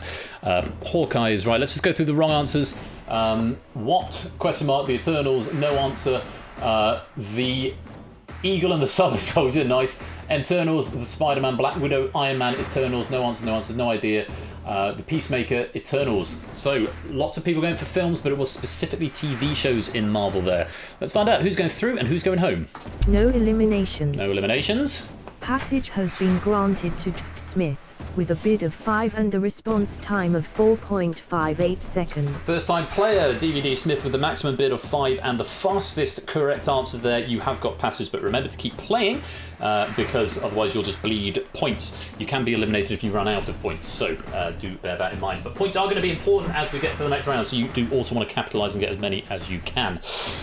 Still nobody being eliminated yet. We have got Puzzle down to a single point. Let's go on to the next category. Start bidding on category 2. European Geography. European Geography. Being a Marvel nerd would pay off dividends if anytime I write a pack DVD, Smith, there's generally always at least one Marvel question in there. Get ready for the question. Lots of 6s in here, so lots of people are going to be speeding to the correct answer, or trying to speed to the correct answer. What comes next? La Palma, Lanzarote, Gran Canaria, Fuerteventura. Was it Quizzle, Innes, or Derek who got the 6-pointer in first, or Oni? Lots of players have answered. 5 seconds now. Time. And there's your time up. Tenerife, or Tenerife was the answer. Ibiza, bye-bye from Puzzle Dan, and Mallorca and Mallorca. No answer from Halo or Liswitz or Vincenze. Magaluf, Mallorca, and Ibiza, all incorrect answers. Have I got factoids here? Sorry, trivia here. Let's have a look. 5 largest Canary Islands from smallest to largest. And the previous question, Marvel Cinematic Universe television series on Disney Plus that premiered in 2021 in order of premiere date. Okay, so let's find out who's going through and who's going home. Canary Islands, yes. Puzzle Eden and Topper 1 Gaming. you have been eliminated. Dan and Topper, it's out of the game. Passage has been granted to Quizzle83, with a bid of 6 and a response time of 4.34 seconds. Nicely done, Quizzle. Maximum bid and a sub 5 second answer. Very well played. You have gotten passage. 2 of our warriors have fallen. We're down to 19. Let's go to the next question. Bid range is 1 to 7. Start bidding on category 3. Tennis. It's tennis.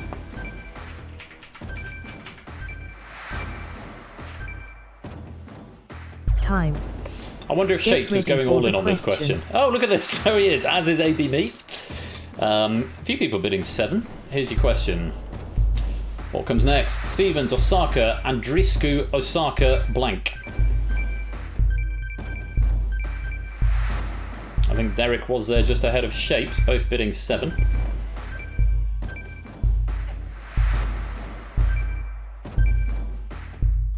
Answers from everybody. Time. And there's time. Answer is Raducanu, Emma Raducanu. These are winners of the last 5 US Open Women's Single Championships. Emma Raducanu was the answer. Osaka, Barty, Williams, Barty, Barty, Williams, Garros, Williams, and Williams. All incorrect answers, I'm afraid. Yes, wrong Grand Slam, unfortunately. Raducanu is what we were after there. Who's going through, computer, and who's going home? Pyro Pygmy and Abm208, you have been eliminated. Pyro and AB Me, you're out of the game. Passage has been granted to Wellington Shapes, with a bid of 7 and a response time of 7.7 seconds. All the 7s there, Shapes. Bidding 7, 7.7 seconds. Derek did answer first, but Derek was incorrect. You've doubled up your score to 14, and you have obtained passage to the next round. Very well played. Let's go on. Bid range is 1 to 8. Have a look at the category. Start bidding on category 4. 60s music. 60s music. Start to get to the point of the game where you can't necessarily do a maximum bid unless you're particularly confident, or possibly not even at all. Time.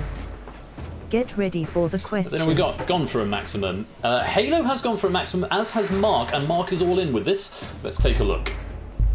What comes next? Please Please Me, With the Beatles, A Hard Day's Night, Beatles for Sale, blank.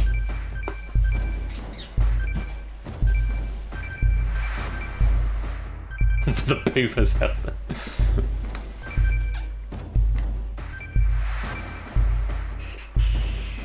Time. There's your time. It's Help. Either with or without the exclamation mark would have been accepted. The Beatles' first 5 album releases in the UK. I'm a Walrus, Yellow Submarine, Abbey Road, The Beatles, White Album, The Beatles, Yellow Submarine, Abbey Road, Rubber Soul, and Revolver were all good guesses but incorrect answers. It's the right way between that and Revolver. Yeah, good play there, Samstar. Let's find out who's going through and who's going home. Oni91_573. the war is you have over. been eliminated. And it's Mark. Passage has been granted to Mark_E54, with a bid of 8 and a response time of 18.52 seconds. Slow answer, but it doesn't matter because you were the fastest player with the highest bid there, Mark, and you have gotten passage to the next round. Very well played. 1, 2, 3, 4, 5 warriors down. We're down to 16. 4 have obtained passage. This is the halfway point. Bid range is 1 to 9. Have a look at the category. Yeah, they are overrated. Eleanor Rigby's a good song. Start bidding on category 5.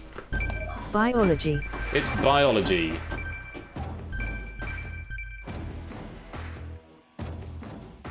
Time. Who's got the points to bid a Get maximum ready here? for the question. Derek has, Aaron has, Innes has, Samster has, Toots has. Let's see what you make of this.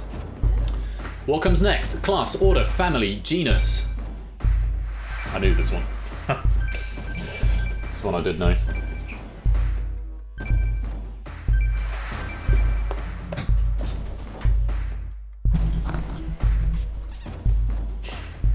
Sorry, Mark. Time. Time is up. Yes, to the box. It is species. Oh, no answer from Brand New Hello. Order from Vincenz. And phylum from Jogginsham. No, unfortunately, they are not the right answers. Very much species. So, we need to find out who's going through and who is going home at the halfway point of this round. Computer, can you tell us who's going through and who's going home? Brand New Hello, you have been eliminated. Halo's out. Passage has been granted to Nalkathatut Wow. with a bid of 9 and a response time of 3.07 seconds. Toot with the highest score of the game, but only just obtaining passage, managing to bid the maximum, and a very, very fast answer there. Very well done. You are through to the next round. 5 players have now achieved passage to the next round. Those are the scores as they stand at the moment. Doesn't necessarily reflect how you're going to play, whether or not you're going to get through, because you've also got to get through. Some players dropping down towards 0 and negative figures. That is a very common occurrence in this game, so don't worry too much about it. You do get pennies for every answer you get right. This score is not necessarily reflective just for the bonus medal at the end, which Sotley is currently lined up for. Let's go back to the game. Let's come to question number 6. Bid range is 1 to 10. So are we going to get to the point where it won't be a max bidder getting through? Very possible. 5 are through, 5 more places to fill. Good luck. Here's the next category. Start bidding on category 6. Aha! Canine Conundrum 2. Children's Literature. K9 is K9 Computer, K9 Conundrum 2, and it's children's literature. Time. Get ready for the question.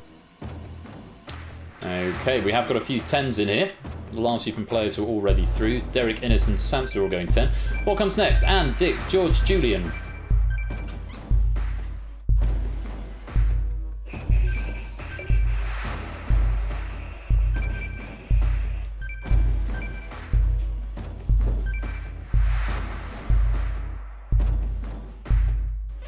Time.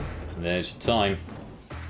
It's Timmy the dog. These are the names of the famous 5 in alphabetical order. Would also have accepted Timmy the dog. Rex, Spot, Keith and Mike all incorrect. So let's find out, computer, who's going through and who's going home. No eliminations. No eliminations that time. Passage has been granted to Bloody Nora, Samster Samster. with a bid of 10 and a response time of 1.55 seconds. Maximum bid 10.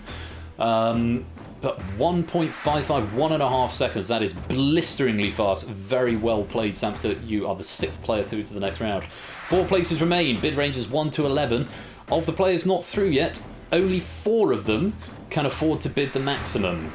Let's have a look and see what they do. Here's the category. Start bidding on category 7. US Politics. US politics. The bot's being a bit slow, apparently.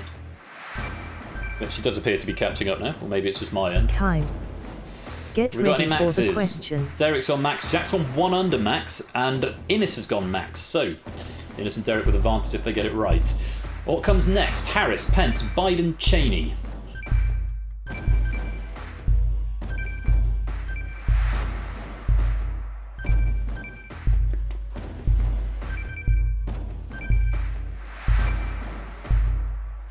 I think I know this. Time. I think it's Al Gore. Yes, Gore is the right answer. These are the last 5 vice presidents working backwards. Clinton, Harris, Biden. No answer from Listwitz. Biden, Dole and Biden. All incorrect. Yes, Al Gore was Bill Clinton's vice president, so Clinton not a right answer, I'm afraid. We go the wrong direction. I expect him the other way. That's the way it goes.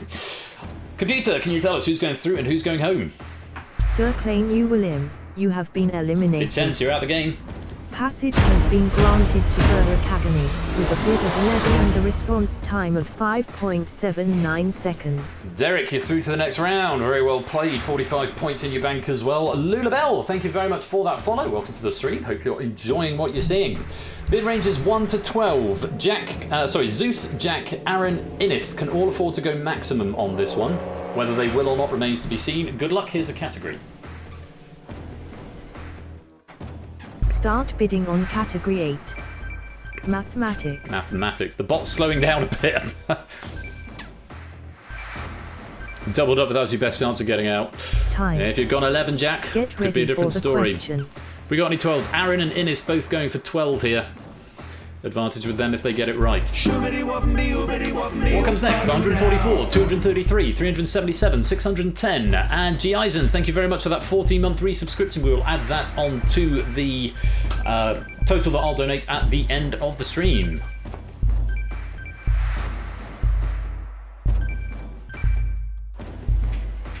Time.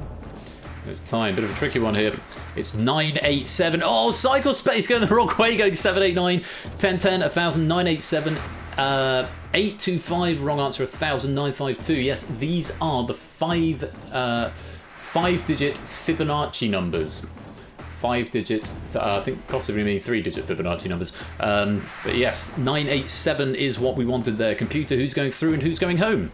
Cyclospace, you have been eliminated. Imagine Cyclospace going out on a maths Passage question. has been granted to Inisk, with a bid of 12 and a response time of 10.11 seconds. And for the 8th time in a row, a player bidding the maximum has gotten through to the next round. So, 2 spots left. The bid range is now 1 to 13. Of the players remaining, we've got Zeus, Jack, Aaron, Liswitz, and Jogging Chum. Only 2 places available. Aaron, Jack, and Zeus can afford to go maximum. Jogging Chum and Liswitz cannot. The next question category is... Start bidding on category 9. Soccer. Soccer.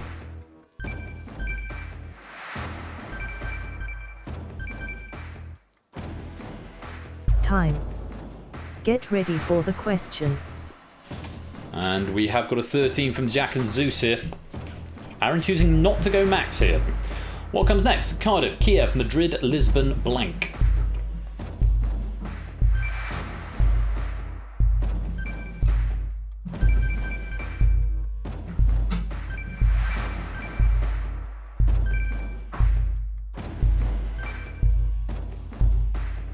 Time. There's time. Ooh, everyone going red. Porto was the right answer. These are cities which hosted the last 5 Champions League finals. Lisbon and Porto hosting were rearrangements due to the COVID-19 pandemic. Yeah, a Red Sea. Paris, London, Baku, Glasgow, Barcelona, London, Rome, London, Istanbul, London, Rome, Paris, and Paris. All incorrect answers. So we're not going to have anyone going through. We will only have 9 players in the next round. Computers, anyone been eliminated? Let's find out. Listwitz and Jogging Chum, you have been eliminated. The Switch and Jogging Chum, I'm afraid you're out of the Passage game. has not been granted to any player. No one getting it right, so nobody getting passage there. Neither of the players who weren't qualified or the players who have. So we come to the last question of the round. Aaron and Zeus can still afford to go max. Jack's only hope is that both Aaron and Zeus get this one wrong and he gets it right. Good luck to all 3 of you. Bid range is 1 to 14. Here's the category. Start bidding on category 10. Chemistry. Chemistry. Easy decision for Aaron, Zeus, and Jack what they're going to do. Time. Get ready for the question. We have got 14s from Aaron and Zeus. A few 14s from the qualified players as well. Let's take a look. What comes next? Methane, ethane, propane, butane. Blank.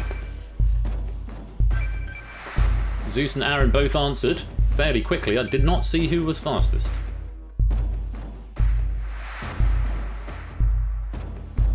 F's from Zeus. Time. Seems to suggest Aaron might have got there first. Oh no, maybe he's just got the wrong answer. Pentane was the answer. Hexane is not the right answer. 3 wrong answers being given. Hexane. Yes, these are alkyne hydrocarbons by number of carbon atoms. So that is going to be the end of round 2. Computer for the final time. Who's going through and who's going home? No eliminations. No eliminations, but it was Aaron. Passage has been granted to Aaron Aromatics, with a bid of 14 and a response time of 4.74 seconds. Nice try, computer. So 9 players go through to round 3. Derek, Aaron, Innis, Shapes, Samster, DVD, Mark, Quizzle, and Toot. Unfortunately, Jack and Zeus, you have not obtained passage, and that is the end of round 2. So I'm afraid for you, the war is over. End of round 2. Zislis and Jack Wilfred, you have been eliminated. So 9 warriors go through, which means we'll see a maximum of 7 questions rather than 8 in the next round. This game is now Zeusless indeed. And we've got a pretty good range of scores, but not massive, actually. Samster with the lead at 55. Lowest score, I think, is Shapes on 21. So this could be a very, very tight round 3. Let's go take a look over in the lobby. Closer look at the scores. It's Sotley still leading the lobby game with 21. The only of the lobby players now remaining with a positive score. Those are your scores. But remember, these are just for the purpose of the game. They are not your penny counts. Penny count is number of questions times by 5. Number of questions correct, I should say, times by 5. So, we started with 21. We have now dropped to just 9. My 9 remaining warriors. Let's go and have a look at the rules for round number 3. Round 3. Survival of the fittest. Survival of the fittest is next. You will face up to 8 questions. Prior to each question, you'll be shown a category bid from 5 points up to your current score based on the category. You can go all in at any time. Again, abstaining from bidding causes a default bid of 5, which is the lower range, rather than 1, and 10 seconds to get your bid in. Answer the question correctly, you'll be awarded your bid. Incorrectly, and you lose your bid. At the end of each question, the player or players with the lowest score will be eliminated. Play continues until only 2 players remain. All bids and answers whispered to the bot as before. So after each question, whoever has got the lowest score will be eliminated. If there's more than 1 player with a tied score, you will both be eliminated, or all be eliminated. Good luck to the remaining 9 players. Let's play Survival of the Fittest. And indeed, Shape's the first player in danger here. 21 points on your clock. How are you going to play this? Good luck. Here's a category. Start bidding on category 1. Albums. It is albums.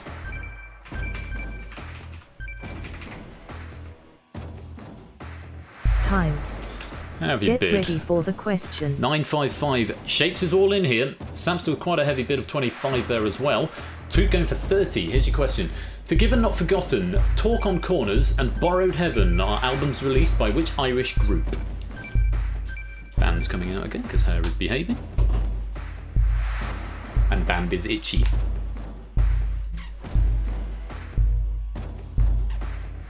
I definitely need an unlit texture on this camera. I look quite dark over there. Or the texture looks quite dark. It's the cause is what we're after here. The cause. You two, all incorrect answers, I'm afraid. And Shapes getting the right answer was in danger there. What has that done to the scores? Let's find out. Computer, whose war is over?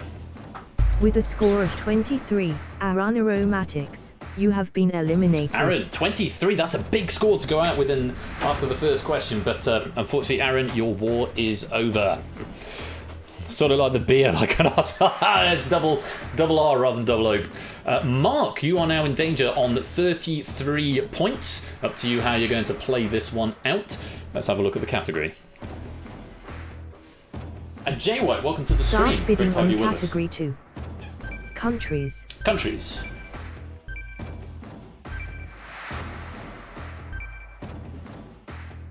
Time. And there's your time up. Get ready for the question.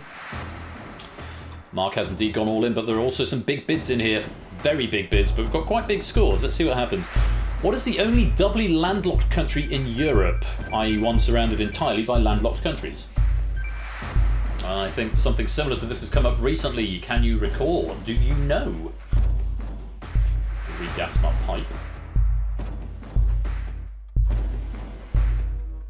Time. And there's time. It is Liechtenstein. Very well done. Everybody getting that one right in the arena. But one player still has to go. Mark doubled up there to 66. Is he the low scorer? It doesn't look like it. Let's find out. Computer, whose war is over? With a score of 63, Wow. Walike Shapes, you have been eliminated. Shapes going out with a score of 63. So that's a huge score to go out on, but that is how this game works. Mark, you are still in danger despite having 66 points. That is the low score of the remaining warriors. Let's take a look at question category number 3. Start bidding on category 3. Canine Conundrum 3, video games. I mean, it's not a difficult word, computer. It's canine. It's not a particularly uncommon word. It's not canine. Time. It's canine. Get ready for Let's have a the look at the bids. question. Derek's all in. Innes is all in. DVD Smith's all in. Mark's all in. Goodness me. 4 all-ins on this question. Here's your Canine Conundrum number 3. In the 2010 Nintendo DS game Solitarobo Red the Hunter, what language are the voice lines spoken in? Rubix, welcome to the stream. Good morning. It's good evening here, but we're all doing well. Time. Answers from all warriors. Wow. They speak French. Everyone going for Japanese, apart from Quizzle, who went for Russian. Yes, it's definitely French. Goodness gracious me. 4 players going all in and everyone getting it wrong. Blimey. What has that done? Computer, whose war is over? It'll only zoom in on one of you. With a score of 0, Durakagani, Inisk, Smith, and Mark_E54, you have been eliminated. Quadruple elimination, my goodness gracious me. And like that, the scores have plummeted. And we are down to just 3 players. Toot, Quizzle, and Samster. Quizzle, you can guarantee safety into the final here. Now, I need to say something at this point. Samster and Toot, if you both go all in and you both get it wrong, the game will break. Okay? Because I still haven't fixed that wayward bug where the very strange fringe case where if there is a double elimination on the last question in round 3, if you're both eliminated together, it will only leave Quizzle and it won't be able to populate the final. It will break the game. I must fix it. I haven't done it yet. Please don't break the game because we're on a schedule and I'd have to repopulate it for the final, or we'd just have to abandon it before the final when no one would get pennies. So please don't, of all days, please don't do that today. There is a way you can get around it. Assuming you're both going to go all in, I don't know if you are both going to go all in, but Samster, if you were intending to go all in, can you go 29 instead? It does marginally disadvantage Toot, because if you both get it wrong then, Samster would go through, but Samster has got the greatest score at the moment. You could also get around it by getting it right. Yes, you could. So Samster, if you could avoid bidding 22 as well, because if you bid 22 and Toot goes all in and you both get it right, that would also break the game. Please don't do that. I'd be most grateful for you if you could avoid breaking the game. If it happens entirely by accident, then so be it, that's on me, but it will be a case of abandoning the game. I'll give Quizzle the medal, but it means no one else will get any pennies, and we'll have to forego the final round. It is on me for not fixing it. I do need to do it at some point. It's just one of the jobs that has escaped me at this particular time. So, good luck. This is the last question. It's not... we've only seen 4, I think, but that's the way this round goes. This final category is... Start bidding on category 4. Communications. Communications is the category. Quizzle, of course you're factored into this, because if you go all in and everyone gets it wrong, then we've got no winners. Time. Get is ready Quizzle going to for play the it question. safe? Samson's gone 28, Quizzle's gone 5, Toot has gone 26. Okay. Christ, let's see what's going to happen. In the North American numbering plan, the 321 area code can be found in which US state? Of course, if Quizzle gets this one right, Samster and Toot can't overtake anyway. If Quizzle gets this wrong and Samster gets it right. Oh my god. Time. All the fringe cases, it's Florida is the answer. Oh, you've all got it wrong! You've all got it wrong anyway. Florida was the answer. Yes, 321 area code comes from Florida. So, bit academic all that now, but I'm very glad that Samson didn't go all in on that one, because he will be left with some points to carry on. But yeah, there we go. Whew. Glad we didn't get a game break, but let's find out, computer, whose war is over? With a score of 0, now Toot, you have been eliminated. And it is Toot who goes. End of round 3. And that is the end of round 3. Some drama. Some drama at the end of that. Who is on fire? Samster is on fire. He's not going in with the advantage, though, because Quizzle is even more on fire with 55. And Quizzle will have the advantage going into this final round. Oh, I almost had a moment of then, if that was going to break, because of all the days I don't want this game to break, this is definitely the one. Quizzle leading with 55. Shapes has got 48, though, has been eliminated. Aaron, 26. Those points don't count for much, unfortunately. The lobby leader is currently still at Sotley with a single point, standing to get the lobby medal at the end of this game. But yes, well, maybe after you're eliminated I should make it reflect the number of pennies you've got rather than the number of in-game points, because that'd be a bit more relevant to what you're actually getting. So, We are down to just 2. We started at 21, we dropped to 9, and 2 now remain. Quizzle and Samster. Let's go to the final round.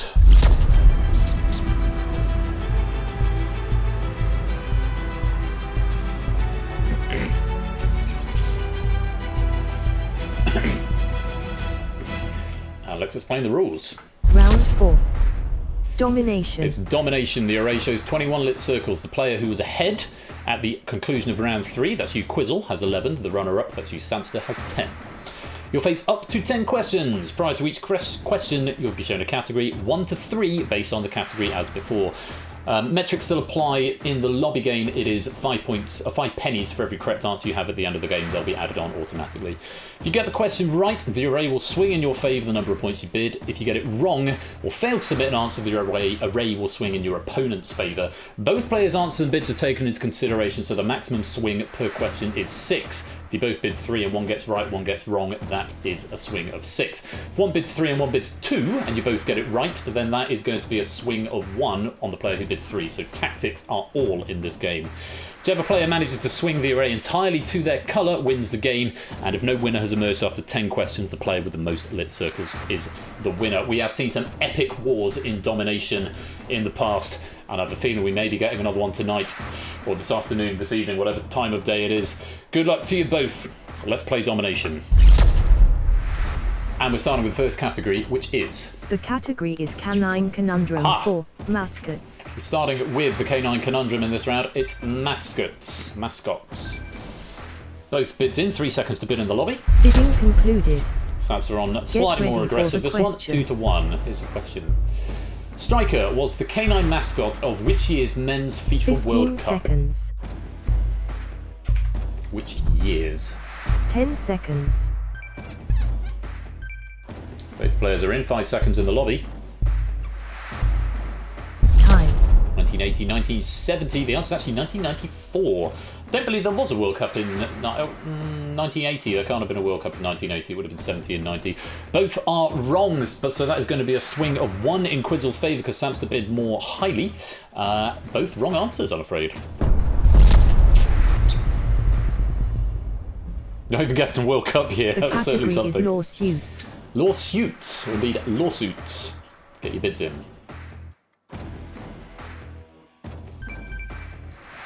Bidding virtually simultaneously. Bidding concluded.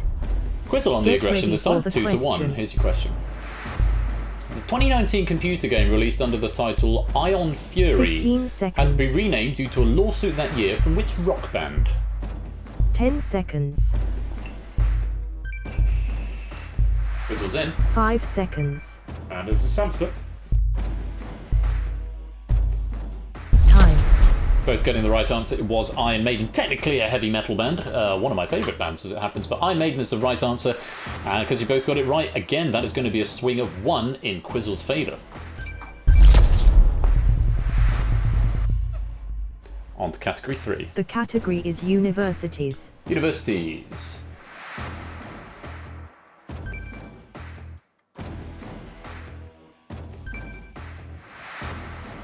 Bids in. Bidding concluded. Quizzle Get slightly ready more for aggressive the again here. question. In which US state would you find the University of Notre Dame? 15 Notre seconds. Dame. 10 seconds. 5 seconds. Both players are in. Time. Florida and Maryland, both wrong answers. It was Indiana. That's going to be a swing of 1 in Samster's favour. On to the next. The category is royalty. Royalty is the category.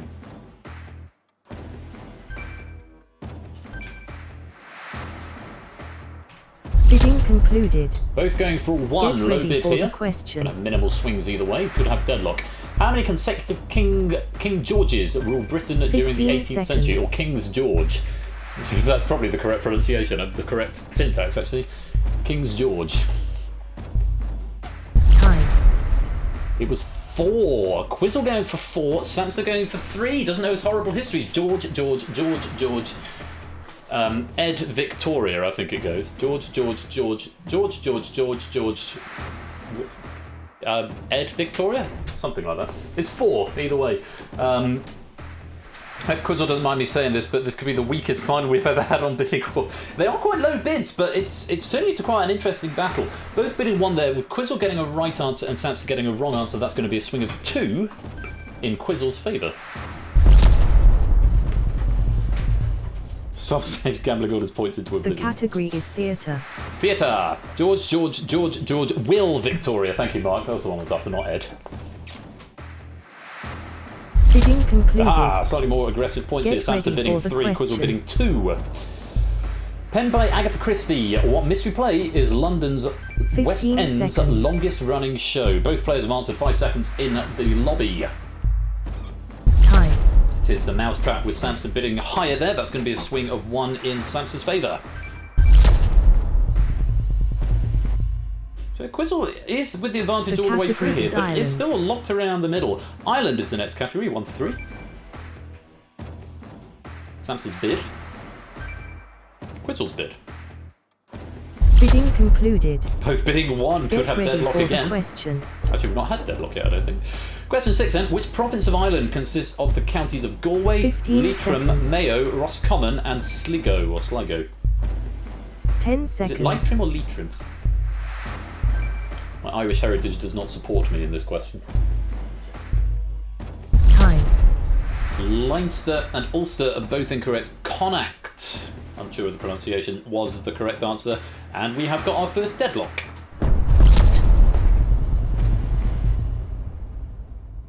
On we go. The category is inventions. Inventions. Category 7 to 10. Samster's in.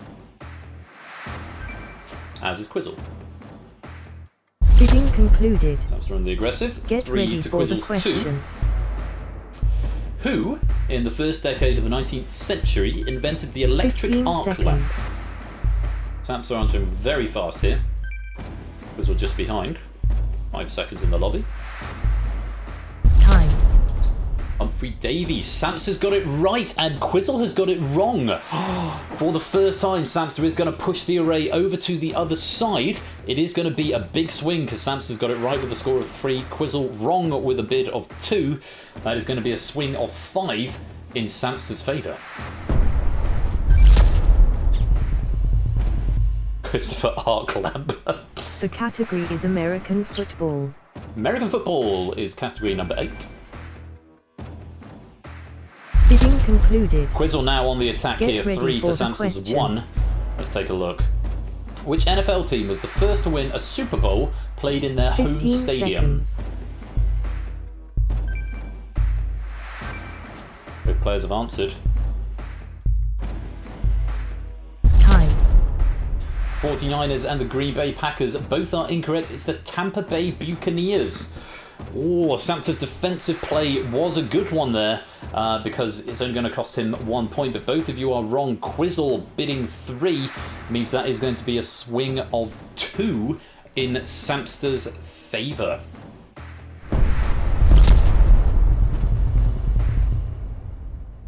With 2 questions to The go. category is the 19th century. It's the 19th century next. 2 questions to go. It's not over yet. Samster may be wanting to play Bidding cautiously. concluded. Exactly what I thought would happen. Get Quizzle is ready going to have for to the go aggressive. question. Samster is going cautiously. To which Tuscan island was Napoleon exiled to in 15 1814? If they both get this one right, then Samster can... Time. Elba is the right answer, both correct. With Quizzle on the aggressive, Samster only going 1. That's a swing of 2 in Quizzle's favour. Does come down to this. The category is Eurovision Song Contest. Eurovision Song Contest to finish. It could, even with Samster doing a cautious bid here, it does still depend on who gets it right and who gets it wrong. Bids are in. Bidding concluded. Samster bidding 2, Quizzle Get bidding ready 3. for the Best of luck to you question. both. Which Italian city will host the 2022 Eurovision Song Contest? Quizzle is in 15 very seconds. fast. Samster's taking a 10 bit of time. seconds. And there's an answer. Time.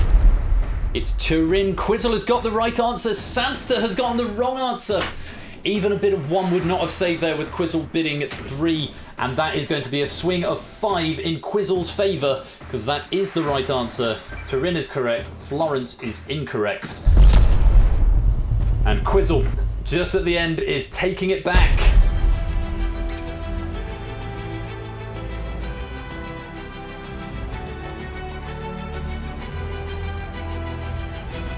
And there is your plinth, Quizzle, in honour of Quizzle, who won the war. What a game. Quizzle taking the advantage going in. Samster pushing back around questions 7 or 8. It looked for a minute like all might be lost. And then Quizzle with the comeback, and it did come right the way down to question number 10. What a battle. What an absolutely tumultuous battle between these two Goliaths of the quizzing world. Very, very well played to Quizzle, eking out the victory. Oh, I'm exhausted. I need a wee again. So all this liquid I'm getting, I'm drinking far more liquid than I normally do. Also, it's quite a bit of a longer stream than it normally is. Quizzle83, you are our bidding warrior for today. You get the gold medal.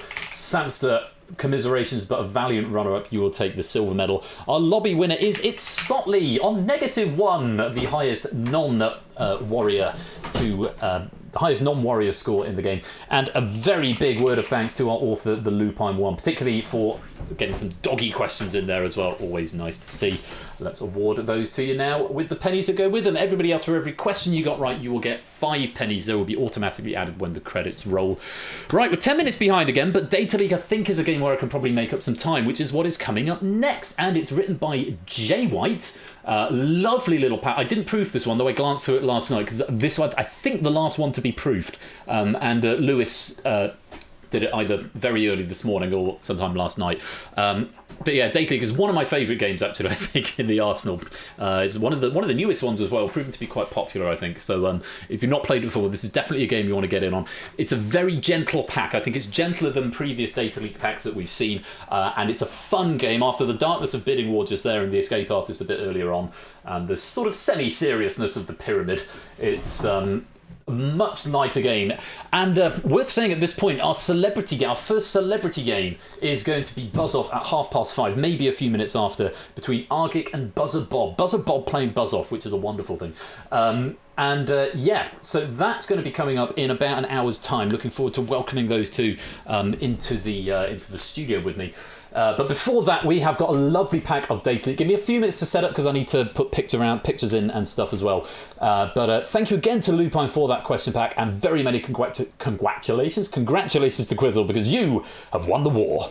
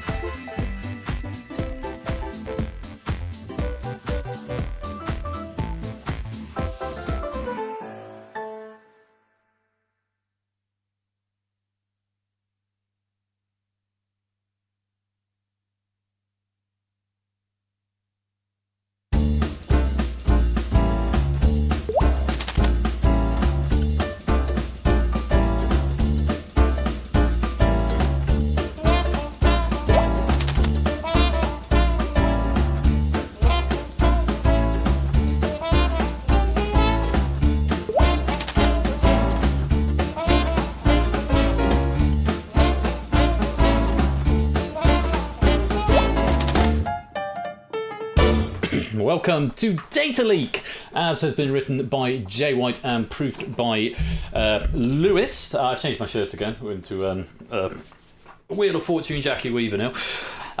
Looking forward to this pack, a lovely little pack from Jay White that we've got here. And if you've not played it before, this is a really nice, friendly game to get into, with lots of opportunity to go points. 2 hours without touching the piano. Yeah, you're right, Kolo.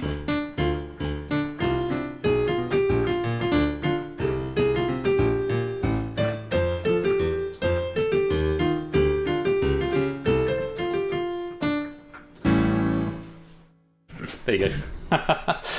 Anyway, let me have a look at the donations before we kickstart this game. Arden Fett with a donation of £37.30. Let's have a look and see if let's just bring this window up a bit. No, down a bit.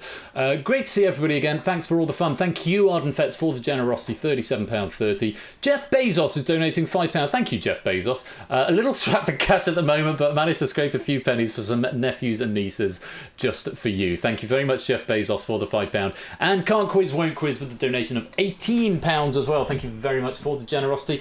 And there's another one just come in right there from Zeus, £5. The 4 p.m. leaky piano tax. Thank you very much, Zeus. Takes us to £625, almost halfway towards that next target, which is at £1,000, which, yes, we're looking to get for. But we're probably about halfway through the stream now. How long have we been going? 11, 12, 1, 2, 3, 4, nearly 5, so 6 hours. Not quite halfway through, okay, so in the next hour we'll be halfway through. That's when I'll start to flag, probably. But for now, we are going to play Data Leak. Very much looking forward to this. And if you've not played it before, this is a really fun one to get into. So if you want to play, type in the code ILVV. Oh, why I pressed the pain button? Just because I've got it there. Oh, it's in the wrong key.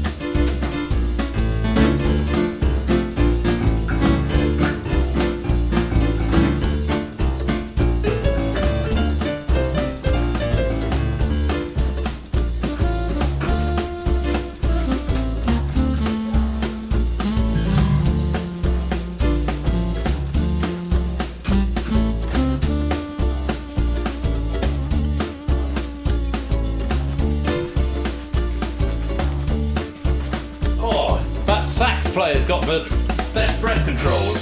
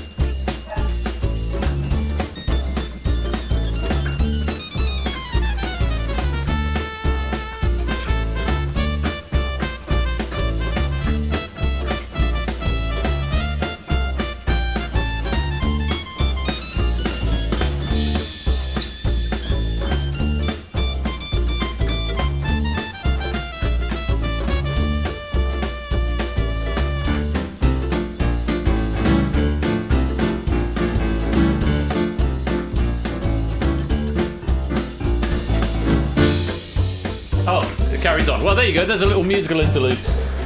Yeah, it's... sorry, Aaron, I was having a great time jamming out. A little bit of improvised solos there. ILVV is the code. Yes, ILVV. It's always a 4-digit code. Unless it's DangerZone, in which case it's 5, for reasons best known to past Ben. Anyway, keeps up for 8 minutes, Ben. You qualify for the 5 p.m. piano test. Okay, fair enough.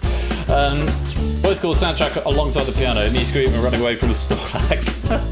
Rick Wakeman's latest album sounding straight fire. Thank you.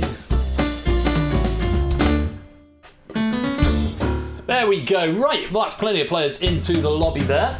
And that was my improvisation on the Data Leak theme. I think we should get this game underway. Let's play Data Leak. And round 1 is called 5 Degrees. You'll be shown 5 puzzles. Each puzzle has a category and 5 clues. Points decrease every 10 seconds as the next clue is revealed. Incorrect attempts will freeze you out for 8 seconds, and there'll be a little slider though. My advice is to probably count 8 seconds out loud, because again, latency, and it doesn't ping you back.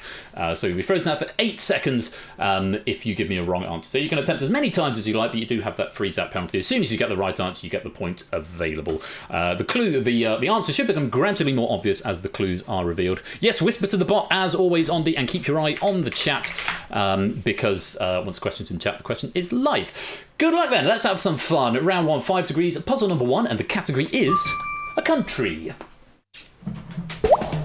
Founded by Ahmad Shah Durrani in 1747 by uniting Pashtun tribes. Oh, look at this. Innes and Derek in with the 5 points. And can't quiz, won't quiz as well. Let's move on for 4 points now. Won independence from Britain in the 20th century. A few more coming in here for 4 now. Jack and Quizzle getting 4.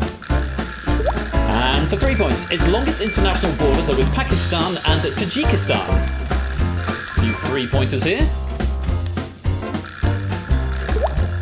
For 2 points, Kabul is its capital. And for a single point now, formerly had a tricolour flag of black, red and green, but this was changed by the Taliban in 2021. I don't know if you've got there. It was Afghanistan. Afghanistan is what we were after there. Let me get my trivia pack. I don't think I've got much trivia on these ones, actually. They don't lend themselves. I mean, all the trivia is in the questions themselves, to be fair. So there we go. Let's clear the board and go on to puzzle number 2. The category is a movie. This musical adaptation was performed in London's Phoenix Theatre. No souls for 5 this time. Okay, for 4 points. In 2010, it became the first Western-made film to air on TV in North Korea. That's a wonderful piece of trivia, that is. For 3 points, it stars Parminder Nagra alongside Keira Knightley. Derek, Quizzle, Toot, Samsur, DVD Smith, Claire, Halo, all in for 3, and lots of others as well. For 2 points now, a romantic comedy sports movie released in 2002. 2 points is getting a solve here. And for a single point, British footballer David, born in 1975, features in its title.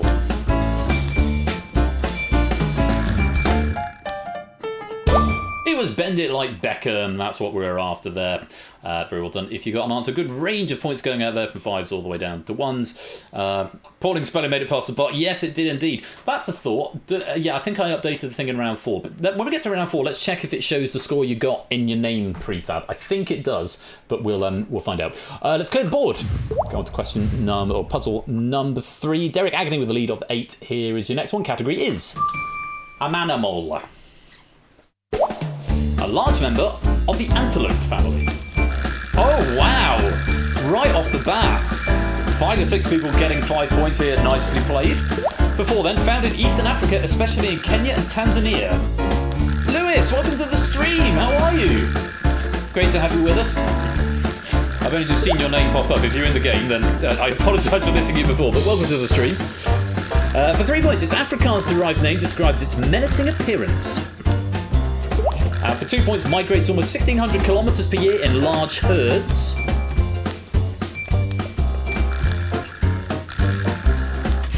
And for a single point, has large horns, a white or black beard, and strong forelimbs, and its name literally means wild beast. Yes, you did. You did proof this one, Lewis. I'm very grateful to you. It was a wildebeest. Would also have accepted a gnu. I'm a gnu. How do you do? There's a silly song about a gnu, which I've performed with a friend before. Innes taking the lead now with 12. Let's clear the board. And move on to puzzle number 4. Category is a famous person. Studied physics at both the University of Oxford and University of Cambridge in the 1960s. Early souls again. Lots of 5 points coming out in this pack. For 4 points, proposed the existence of mini black holes which emit radiation named after him.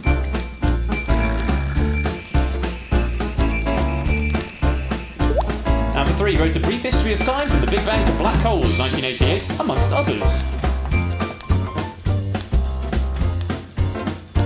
And for 2 points, suffer from a degenerative neurological disorder causing muscle wasting and paralysis. And for a single point, let's wait for Andy. Come on, Andy, can we get this one? His surname starts with a hunting bird.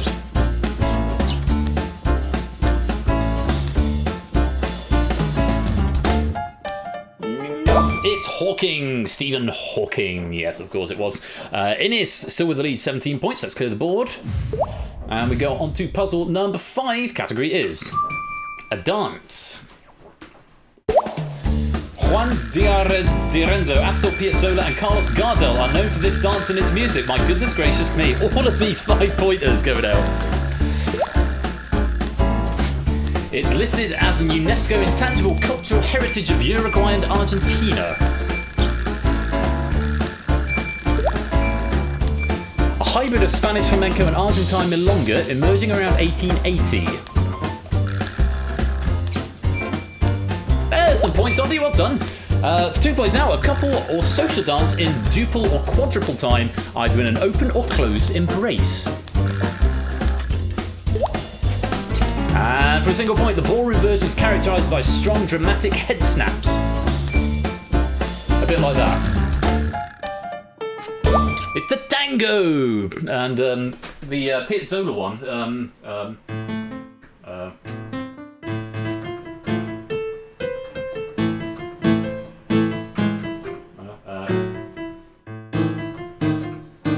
oh, bloody hell.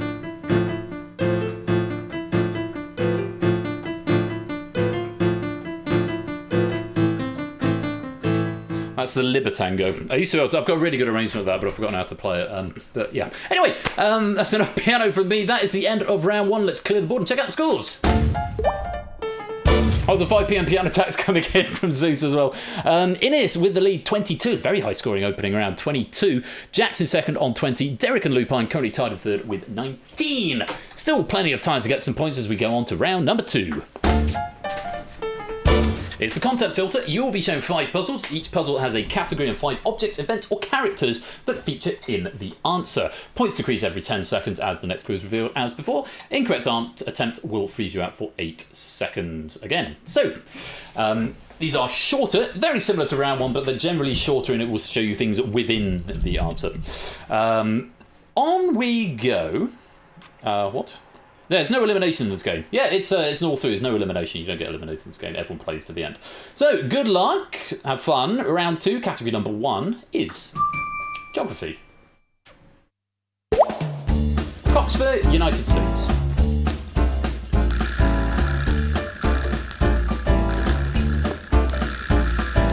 Yes, lol indeed. For 4 points, Prince Edward, South Africa. A few swords coming in now. 3 points, Hainan, China.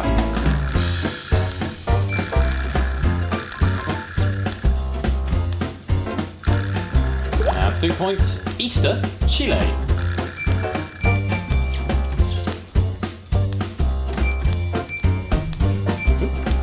And for a single point now, Skye, Scotland.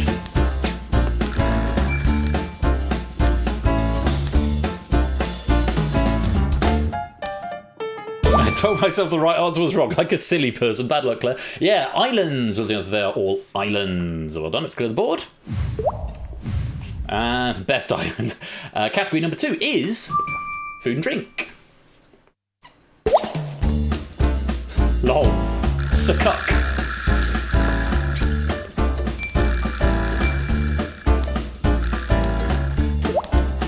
Kielbasa for 4 points.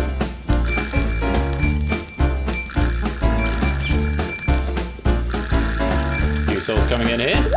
And for 3, Butifara.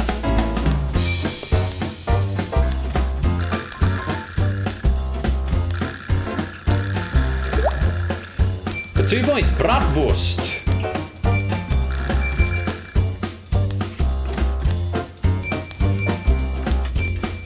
And for a single point, Chorizo.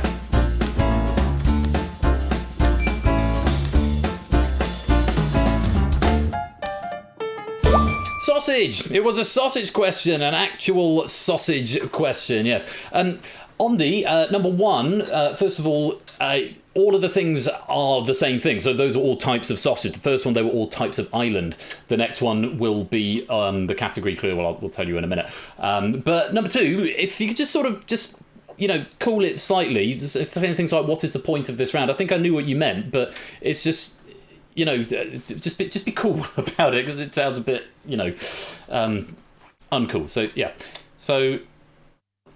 right, okay, that's not really a cool thing to say, but I'm just going to ignore that, and we're going to move on to the next category. Let's clear the board.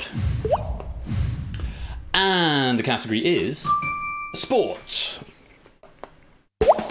Sun Yang.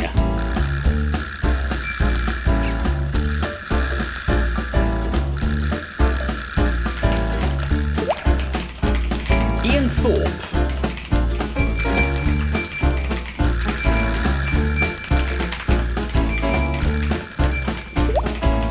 Mark Spitz.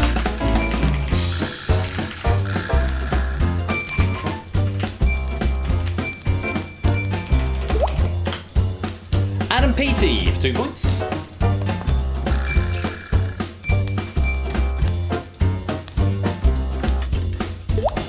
And Michael Phelps for a single point.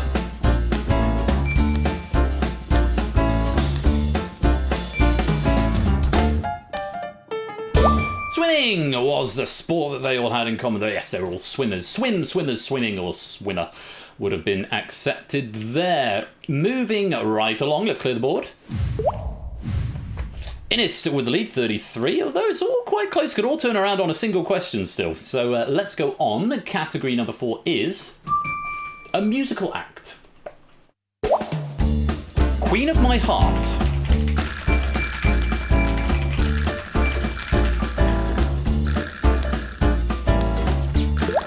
And for 4 points, Fool again.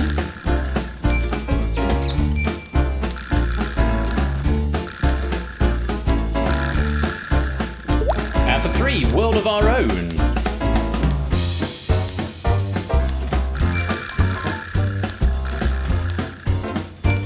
Not for any more. For 2 points, Swear It Again.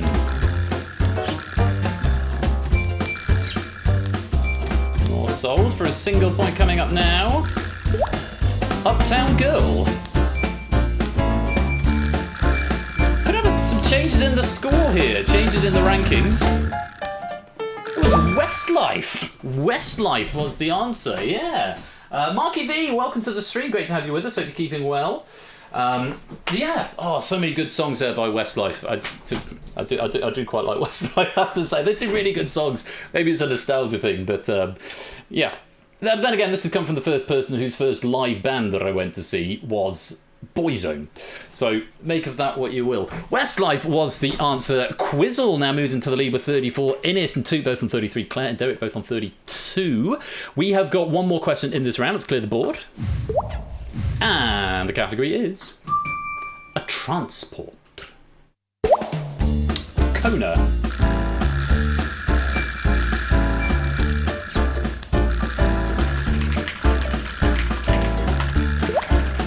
Diamondback.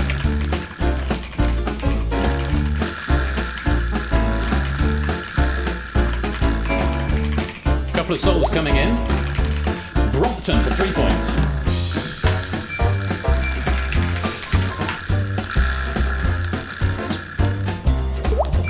Trek. Oh, not as many answers on this one. Not as many people solving. One more clue coming up. For a single point. Giant.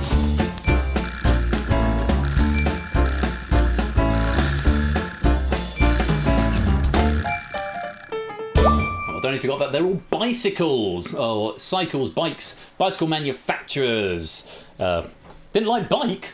I'm laughing because this has got, and I'm not even exaggerating, this has got 18 different alternates on this. Yeah, I just say what I said, there are 18 alternates, but looking at it again, Bike is not one of them. It's off of the way, actually, when you put a list of alternates so long. Acceptable answer there would have been bicycles, cycles, bikes with an S, but because bike is such a short word, it wouldn't have made it through bike on the spell checker. Bicycle manufacturers, bike makers, bicycle makers, bike manufacturers, cycling brands, cycle makers, cycle manufacturers, bike companies, cycle companies, bike makers, bicycle companies. But not bike. There's one that didn't get through, I'm afraid. Bicycle isn't one of them either. So bicycle and bike were somehow, bike maker made me a bike. Yes, very much so. I did think about that when I said it. But yeah, for a list of alternates, there were two key ones missing: bike and bicycle.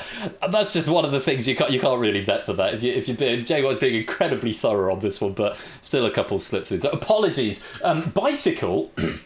Should have got through the spell checker because bicycles was there, and that should be long enough to parse on the spell checker. But if not, apologies. It mixed up the scores a bit. That is the end of round 2, controversial round 2. Let's clear the board and check out the scores. Toots has the lead with 37. Innes and Quizzle both on 35. AB Me's currently in third on 34. Right, whizzing through this game as we move to round number 3. Let's explain the rules. It's any other name. You'll be shown 5 puzzles. Each puzzle has 5 different descriptions of the same word. Points decrease every 10 seconds as the next clue is revealed. Incorrect attempts will freeze you out for 8 seconds. So it's a bit like Cryptex. It's a sort of definition game, but you'll have words that could be 5 different definitions, and they will be revealed one at a time, hopefully making the clue more obvious as it goes. Good luck to you all. Obviously, you don't get a category for this one, because it could be 5 different categories, but let's see how you get on. Here we go. Puzzle number 1. To leave rubbish at a place, informally.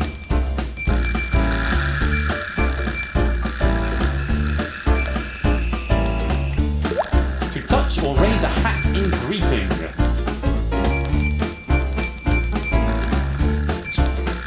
We're coming in for 4 now. Now for 3, a helpful hint. A bit like this one.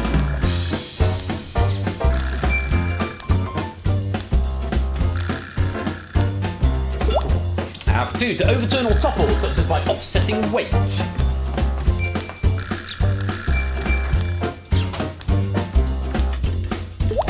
And finally, to leave a small sum of money given for good service. Hey, we've got a perfect board! Well done, everyone getting to tip. Also, tipping and tips. Well done if you got the 5 on that one. But taking as long as 1 for some people, that's absolutely fine. Great fun, everybody getting to the correct answer. Lovely, lovely, lovely. Let's clear the board. And we'll move on to puzzle number 2. Animal Crossing character with the catchphrase "Roof."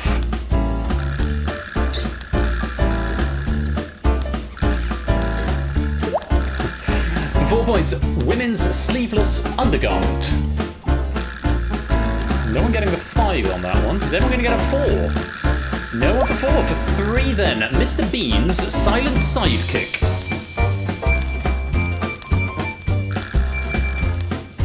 A few more souls coming in now. For 2 points, what the 26th US president, initials TR, was familiarly known as. Sorry, I just had a ping from my bank app, which I feel I should probably check. But continue to my accounts. Oh, not my overdraft, that's fine. So my Netflix subscription's gone. A stuffed toy bear is also known as this bear. Just go for a single point there. Again, everyone's solving, which is nice. Sorry I got distracted when my bank pings me, and I think that's cause to look at it, but it was just saying, you had a thing go out for $13.99. It looks like it's a subscription. Like, yes, it's Netflix. Quite obviously it's Netflix. Normally does that maybe if I've strayed into my overdraft, which I haven't, which is nice. Teddy was the answer there, yes. Toot in the lead with 45. Let's clear the board. Going on to puzzle number 3. An informal name for a Carolina grasshopper.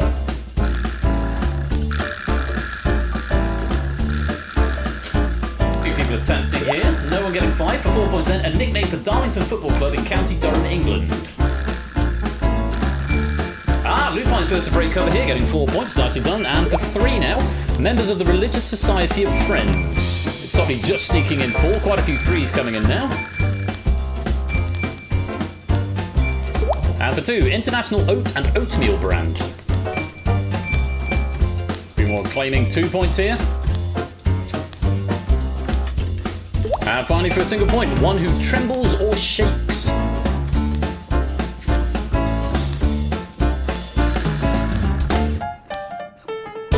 It's a Quaker, yes, Quaker Oats, and the Society of Friends, Religious Society of Friends are known as Quakers. From where? From Darlow. Oh, Darlington. Oh, are you from Darlington, David? Nice. Let's clear the board. And puzzle number 4, here we go. Nickname of American wrestler Marcus Laurinaitis.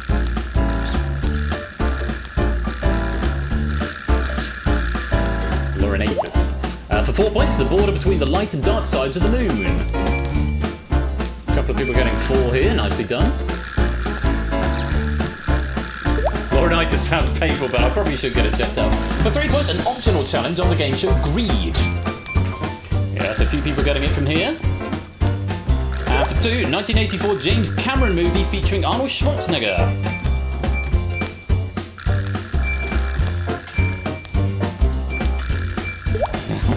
And for a single point, one who ends or closes.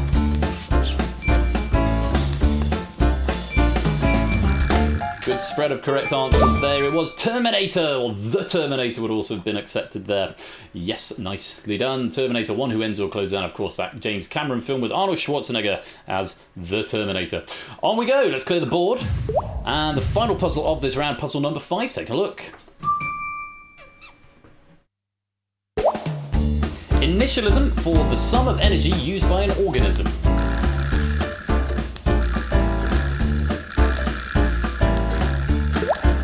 For 4 points, coding command to write output to one or more files simultaneously.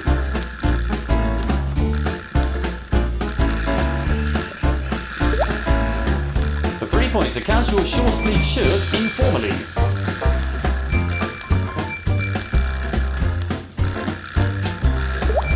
And for 2 points, a homophone of a popular hot drink. And for a single point now, receptacle for a golf ball before it is hit.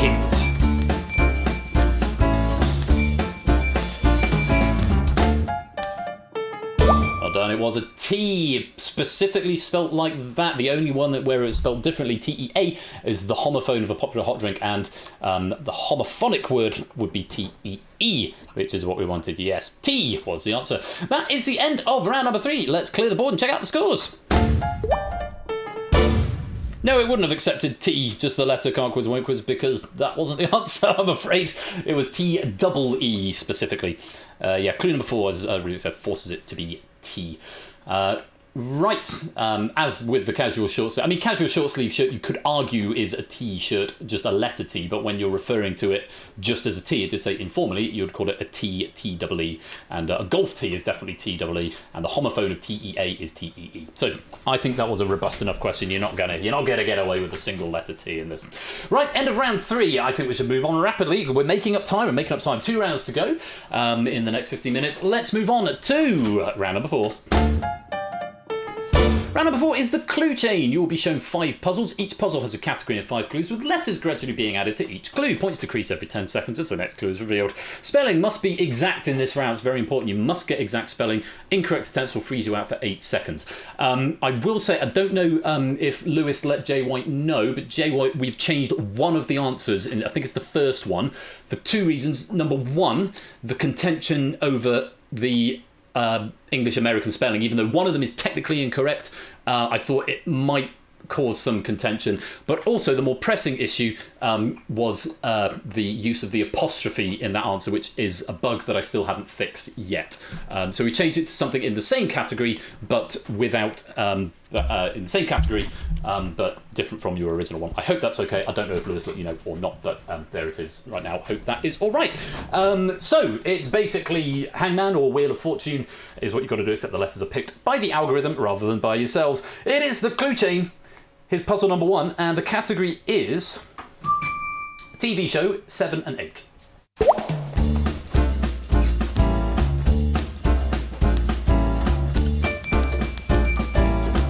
If few getting in for 5 points at the beginning. And for 4.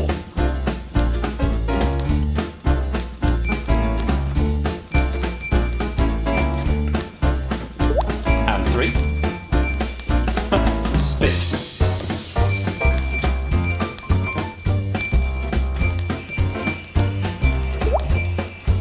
And for 2. I read that second half of that word, the second word is something very different then. And for a single point. We got a full board of green! Lovely. Everyone getting, I think, at least 2 points out of that. Yes, it was General Hospital. General Hospital. 7 and 8 was the TV show in question. Let's move on. Clear the board. And category number 2. It's an historical figure, 5 and 6. Good job, algorithm. A lot of 5 points coming out on this one.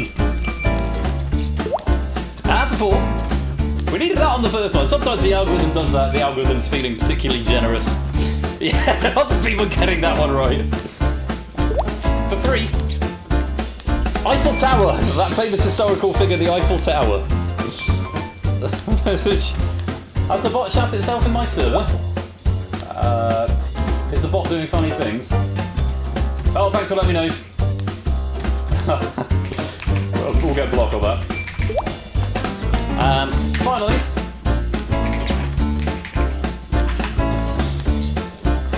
Thanks for letting me know, Rubik's. Blocks on it. Believe it or not, it was Fidel Castro. I don't know if you got that. Rubik, thank you for letting me know about that. Block is all over it. Sometimes the bot has a funny moment. It gets very enthusiastic and greets people like a billion times. Fidel Castro. Let's clear the board and move on rapidly to number 3. The category is bird. 10 letters.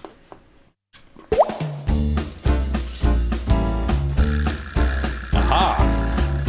A little tricky this one. What are birds? And for 4 points.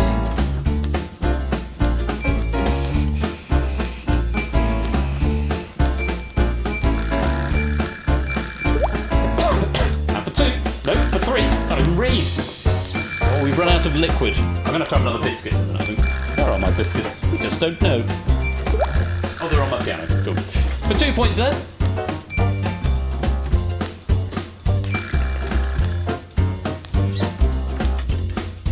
And for a single point. Spelling counts, remember.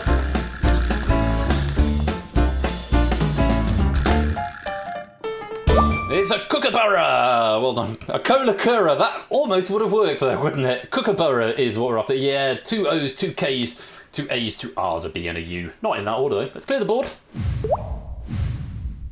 And puzzle number 4. Category is a language. 7 letters.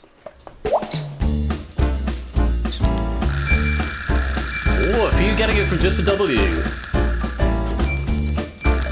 On to the next.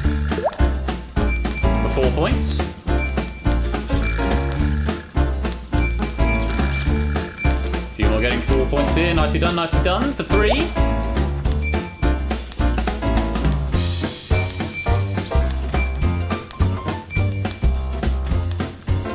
And for 2.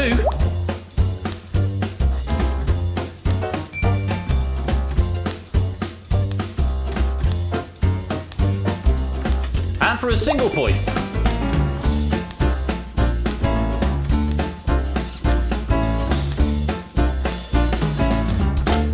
Sure, we may have lost vision from the game, possibly. Maybe they got AFK. Swahili was the answer.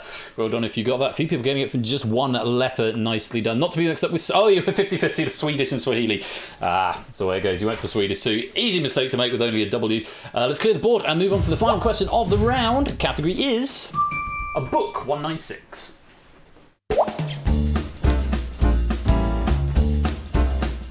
Is that enough to get it? For 3 of you it is. And for 4. For 4 of you it is. A few 4s coming in now. And for 3.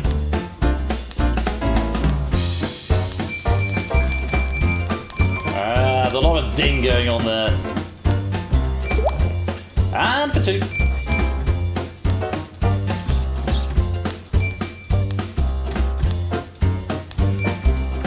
And for a single point now.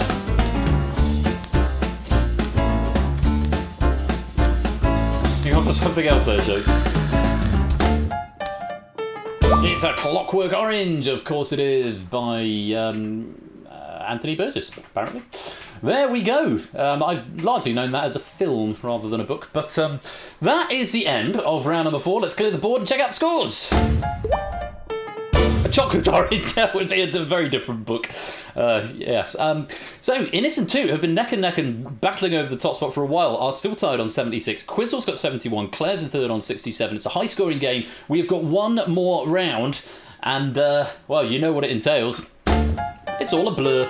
You'll be shown 5 pictures. Each picture has a category. The picture will gradually come into sharper focus, points decreasing every 10 seconds as before. Incorrect stance will freeze you out for 8 seconds, and at the level of clue number 2, you will be given a little hint to inch towards the answer if you're not there by that point. Good luck, have fun with this. I certainly enjoyed looking at these pictures when they came in. I think they're quite well put together. So let's see what you make of them. Puzzle number 1 in the category is a character.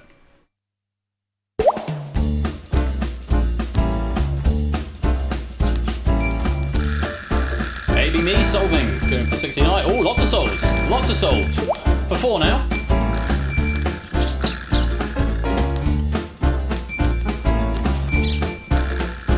Just say what you see. Keep pressing and guessing. 3 points. You squint at it, it sort of brings it into slightly sharper focus. For 2 points. He loves lasagna. He loves lasagna.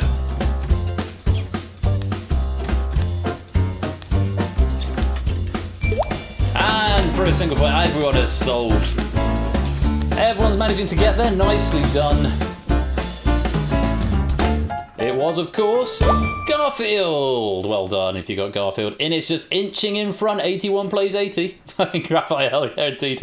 Let's clear the board.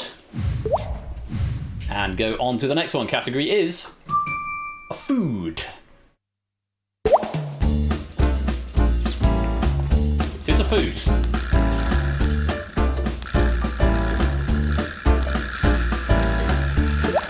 Everyone denied the 5 points for 4 then.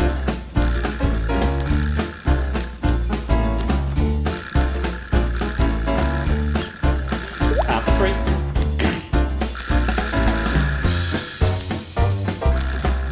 Ooh, a tricky one here. And cryptic clue gives your cake some panache for 2 points. Ah, here we go. Here's some souls coming in. Finally for a single point.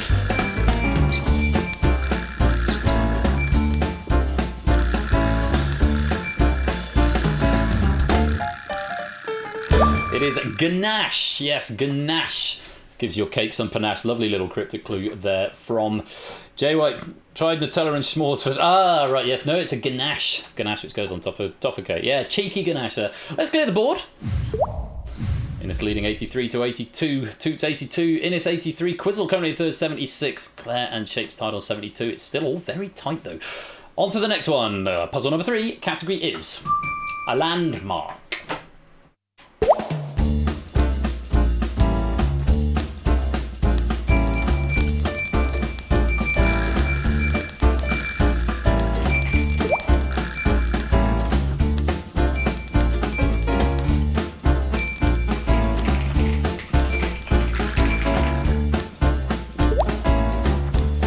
Coming into sharper focus now, down to 3 points.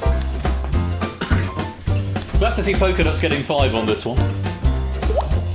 Australia's Island Mountain for 2 points.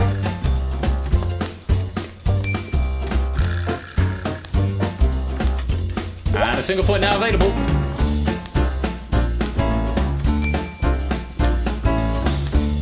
Biggest Rockers. It is a very biggest Rockers. It is Uluru. Would also have accepted Ayers Rock though. Uluru. What's the second favourite joke of the stream? We replied. What did Mark say? That was funny. I'll just say Choc Ganache. I don't get it. Anyway, I'm sure someone will explain it to me in due course, which will completely defeat the point of the joke. Let's clear the board. Oh, Innocent Toot tying up again with 87 now, with 2 pictures to go. Oh, Jack's joke. Where's Jack's joke? I missed Jack's joke. What did Jack say? Where did Jack say? What is that? I'm sort of rehashing this old adage about explaining a joke.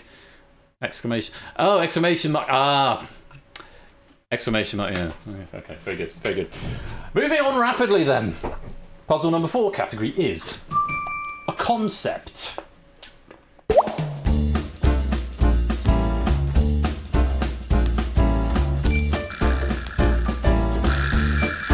That's a lot of Vibrous up there. For 4.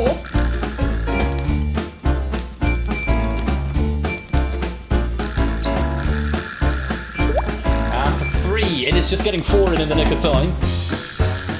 Concept and a picture out here. Nice idea. Newton's head hurts for 2 points.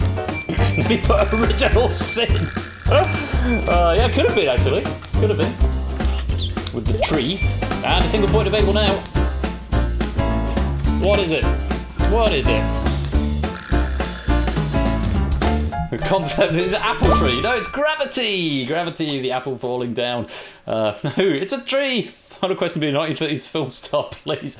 Can't guarantee that. But 2 has got a point advantage over Innes, 92 to 91. Let's clear the board and go to the final question of the game. Good luck. Category is a video game series.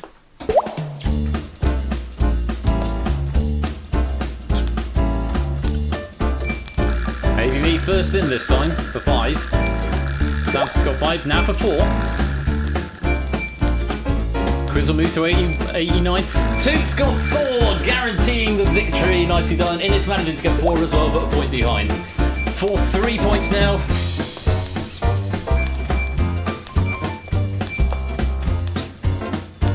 And a little cryptic clue. Look at all those shiny cars.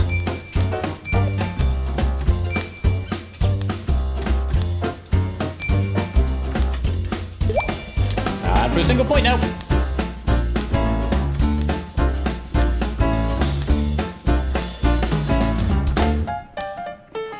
It was Grand Theft Auto, also accepted GTA and GTA 3, even though it was video game series. GTA 3 would have been acceptable there. And that is the last question. That's the end of round 5 and the end of the game. Let's clear the board and check out the final scores. Absolute nail biter. You're quite right, Innes. Yeah, very, very close, but 2 just eking out the victory with 96. Innes takes second with 95, and Quizzle picks up third with 89. Is this points equals pennies? I think this is points equals pennies. Where are my gameplay pennies up there? Yes, it is points equal pennies in this game. What are we playing? Data leak. There it is. So gold medal. Now cut that out. Set. Silver medal, Innes. And bronze medal, Quizzle. Stocking up their medal cabinets today. And Jay White, thank you very much for a delicious pack, a lovely accessible pack there. Lots of high scores, which is always really nice to see. Congratulations to our 3 medalists there, and everyone else will get points equal pennies when I roll the credits. Yes, nice questions there, some very nice questions. Now, it is time. It is 5:30, or just gone. It is time for you guys to take a little break as we go to our first guest game, our first celebrity game of the evening. I'm delighted to be welcoming Argic and Buzzer Bob to the stream. They'll be joining me in the broadcast studio shortly. Give us a few minutes just to set this one up. So Argic is a Sonic speedrunner and Buzzer Bob is a Pokemon speedrunner. Both are things that I quite like. And so this question pack, which has been written by me for Buzz Off, has got a very strong Pokemon Sonic slant about it. Which is very exciting. Not just Sonic, but Sonic World Record holder. Well, I'm sure Arg will tell us all about that in due course, his world records. So this is just purely a spectator game, just for the 2 players in the hot seat, though you can suggest a title, if you like. When the game loads, I'll tell you how to do that in a bit. And the funniest title will get your name in the credits, and I'll give you 30 pennies as well. So, very much looking forward to this. If you want to go grab something to eat very quickly, give me about 5 minutes to set up the game. Yeah, all will be well. I hope you're looking forward to this celebrity buzz-off match between Argic and Buzzer Bob. Stay right there. We will be right back. And congratulations to Toot. You've won Data Leak.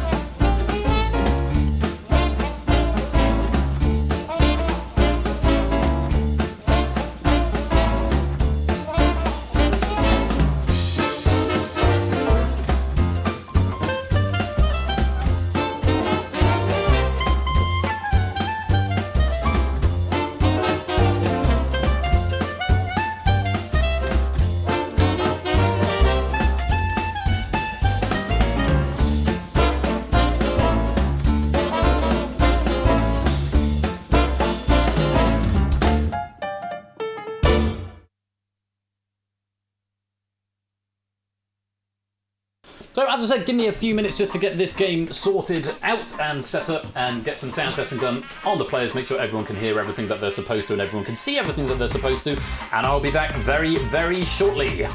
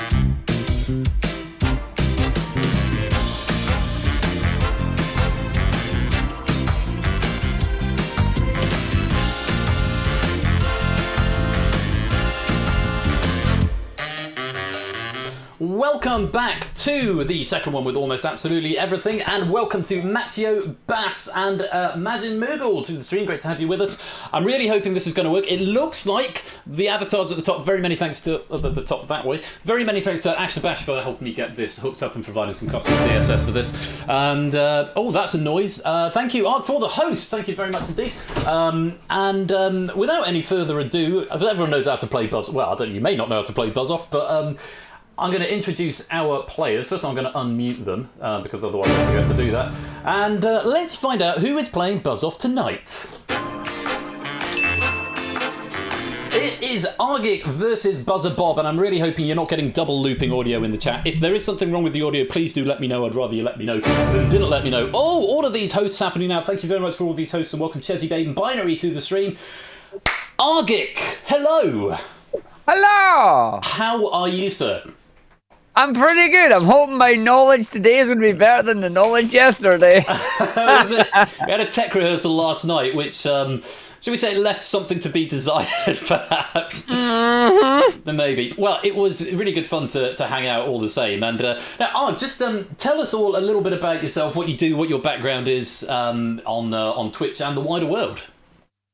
So, I am Argic. I am Sonic Speedrunner Extraordinaire. The idea for me is I like to speedrun Sonic games. It started with Sonic Adventure DX, moved into Sonic Mania, and then had this really silly idea of why don't I try and speedrun every mainline Sonic game and try and get a top 10 time in it. So that's what I do. I get distracted by indie games, I get distracted by fan games and that as well. But overall, like to bring that high energy, high fun, high speed commentary to the speedruns, and you may have seen me at a number of speed running marathons. High energy. I'm not getting that impression from you at all here, Argic. I think you need to try. No, I know. I gotta try and up it at some point. Don't worry about it. Now, you got a new world record recently. Is that right? Yes, was very, very fortunate. At the recent AGDQ, back at the middle of January there, myself and co-op partner Amber Cyprin were speedrunning Sonic 4 Episode 2, which has the co-op feature. I was Sonic, they were Tails, and we managed to get a world record at GDQ by about 3 seconds, which was really amazing. Considering I was in a really daft outfit. You were wearing a very interesting suit at the time. Well, many congratulations on the record and the run there. It's a genuine pleasure to have you with us this evening. Thank you very much, because I know you've got a very busy day what with marathons and your own streaming stuff that you're doing. So thank you very much for taking the time out to be here. And welcome if you are here cheering Arg on, and thank you to everyone who has just hosted. We're going to bring Arg into the game. We're going to send the code, and Arg, this code is just for you. If Arg wants to get my attention, he will go like this. Of course he does. Because why not? And buzzing off against Argic this evening is our great friend Buzzer Bob. Bob, welcome. Whoa, good to be here. Great to have you here. I'll tell you what, it's nice. It's nice having you on the other side of the fence of this game for a change. You know, I hosted like 57 of these games already, and it kind of feels like to be on the other side, actually play it. So I'm totally ready for this. Well, it's in your name. It's appropriate that you get a chance to come and actually play this game yourself. Now, Bob, just... Did I win? You won the tech rehearsal last night, that's for sure. Okay, yeah, sure, yeah. Now, Bob, just tell us a bit about yourself and what you do, your streaming world and wider world, perhaps. Yeah, so most of my streams revolve around Pokemon gameplays, so that's playthroughs, shiny hunting, some competitive battling, but I do a lot of interactive games like Mario Kart, Jackbox. We also do a lot of like trading card game openings, and I also do mini games on my stream to give away, some cash and prizes every time I'm live. I'm also developing some new Pokemon-themed game shows that's going to be premiering next month on another channel. And then throughout the year, we have some more formats coming out to test people's knowledge in a whole wide of areas. So really excited about that. Well, you've sort of got a game show. You mentioned game shows. You've got a bit of a game show background yourself. Obviously, you were here last year with the Deal or No Deal side of things. So do you think your knowledge of game shows is going to hold up here against Argic? You know what? I don't know. Because I like to write a lot of trivia questions, especially in Pokemon that I've been doing the last couple of weeks. And there's going to be things that I have no idea about. And even with Sonic, for example.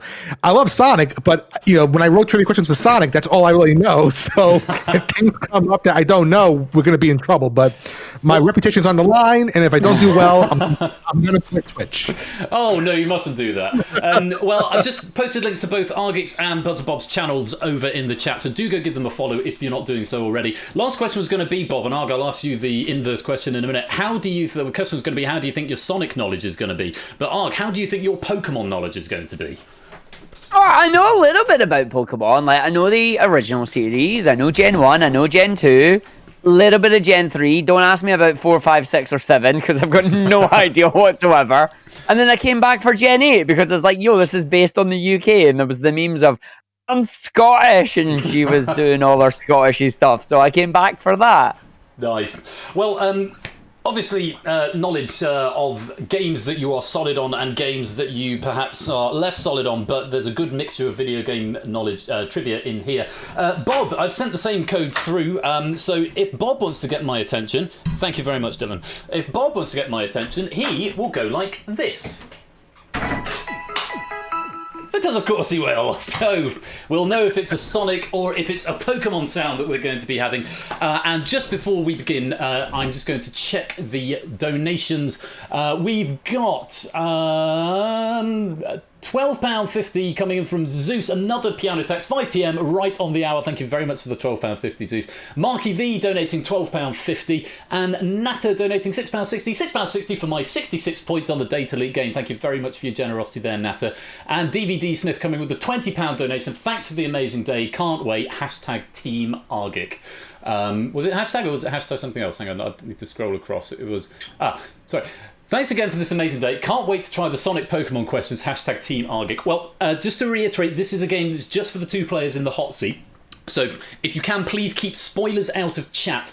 I'd be very, very grateful to you. But DVD Smith, thank you very much for the £20 donation. If you do want to contribute to this game, you can suggest a title, and the bot will tell you, it may have already told you how to do that. If you whisper to Persephone's Twitch bot the name of a title, preceded by an exclamation mark, they're all anonymised and populated on my list. I will then pick my favourite at the end, and you get 30 pennies. I've already got a few coming in here already, so we'll see which ones make me laugh the most. And final word to say before we begin the game, we are today all raising money for Fetch a Dog, which is a charity based in Bosnia in the UK, aiming to rehome abandoned dogs from the streets of Bosnia here with Forever Families in the UK. There is a link there to the Tiltify page, and there is a link for more information on Fetch a Dog right there as well. Thank you very much to everybody for their generosity, and let's enjoy the game. Argic, are you ready?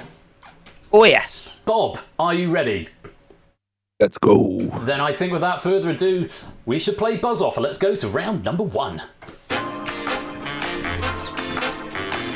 So, no spoilers in the chat. It's all between Arg and Bob here. Welcome to round 1. This is the trivia search. How this works, you'll be presented with a 12 by 12 word search grid and a category. All you've got to do is buzz in when you've spotted a word that fits with that category. There are 5 hidden amongst the grid. The first to find 3 will win a point, and the first to 2 points wins the round, and the first chevron.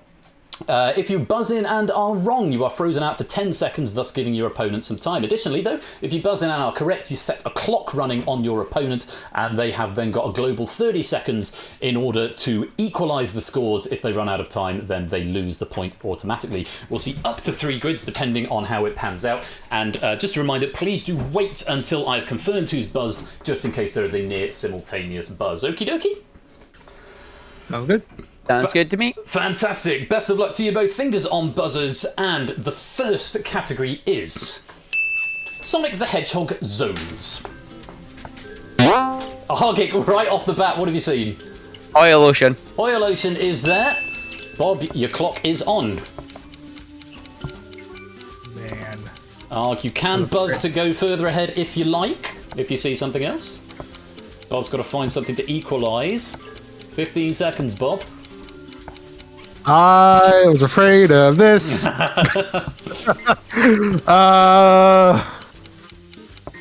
I know of a few, but I don't see the ones I know. That would be time. No. Just the one. Arg buzzing in after 3.6 seconds, finding Oil Ocean, and that was all it required to take that point. Let's have a look and reveal the missing answers there. You also had Labyrinth, Hydrocity, Lava Reef, and Rusty Ruin. Or was it Hydro City?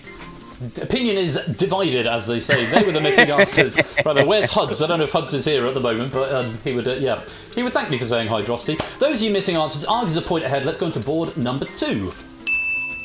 Towns and cities in Pokemon.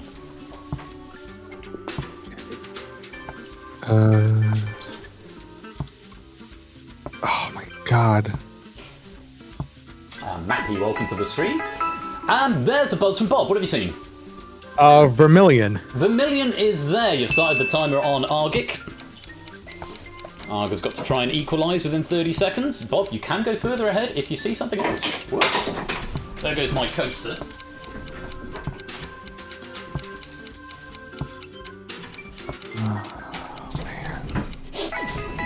And Bob to go 2 ahead.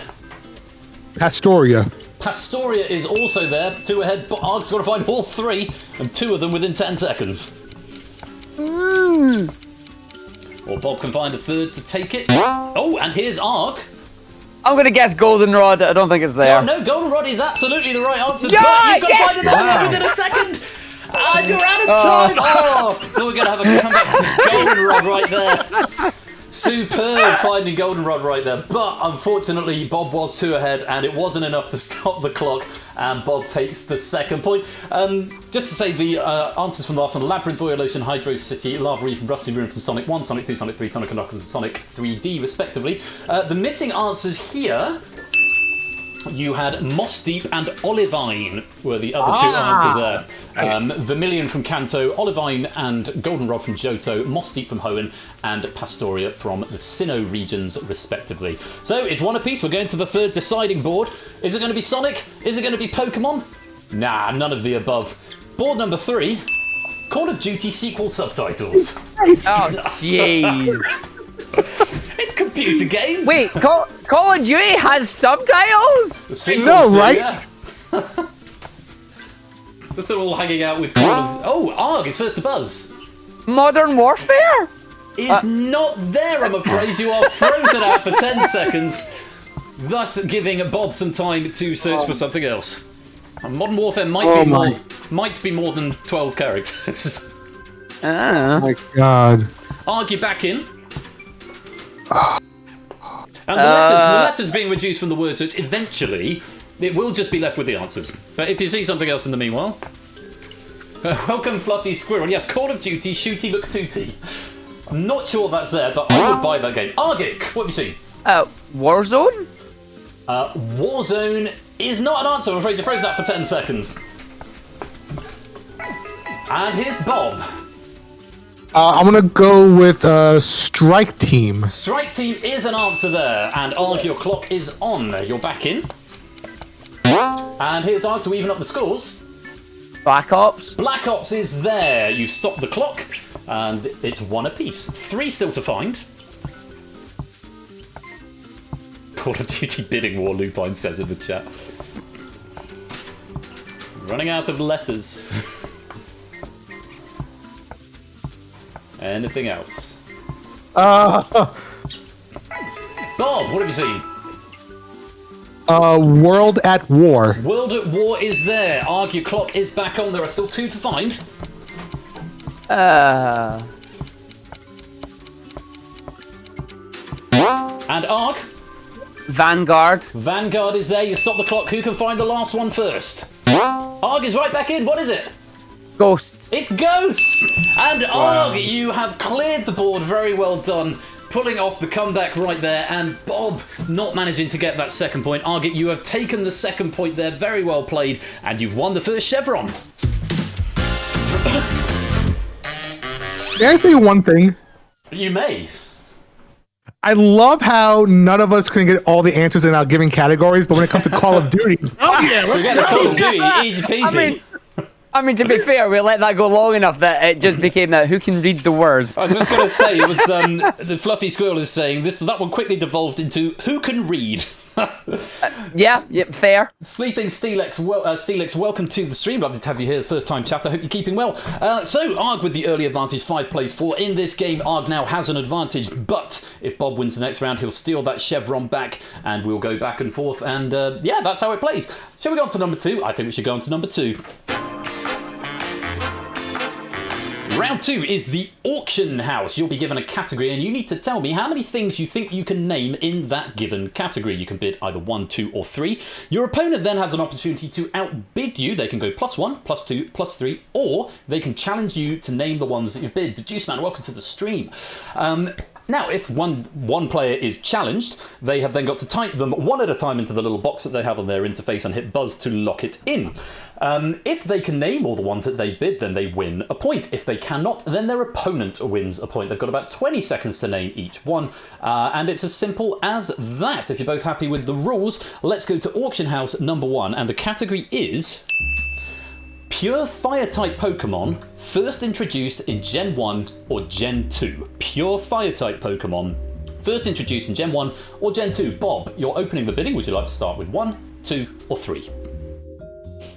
I'll go with 2. Cautious 2. Argit, chance to outbid, +1, +2, +3, or challenge. I will +2 on that. +2, and we're up to 4. Bob, any more for any more? +2. +2, we're up to 6. Arg, care to outbid? Or are you going to challenge Bob to name his 6? I will challenge Bob to name 6. Okay, Bob, 6 pure fire-type Pokemon, first introduced in Gen 1 or Gen 2. Typing them one at a time into the box, and then hit buzz to lock them in. Thank you, your Pokemon are fully healed. Starting with Vulpix, introduced in Generation 1, is a pure fire-type Pokemon. Moving on. Logical conclusion after you give Vulpix a Firestone. Does it turn into Ninetales? Certainly does.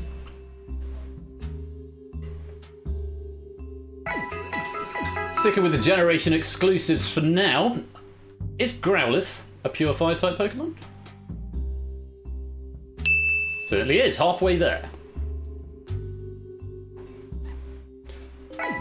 Same strategy, Firestone. Gives you Arcanine. Okay, 2 to go.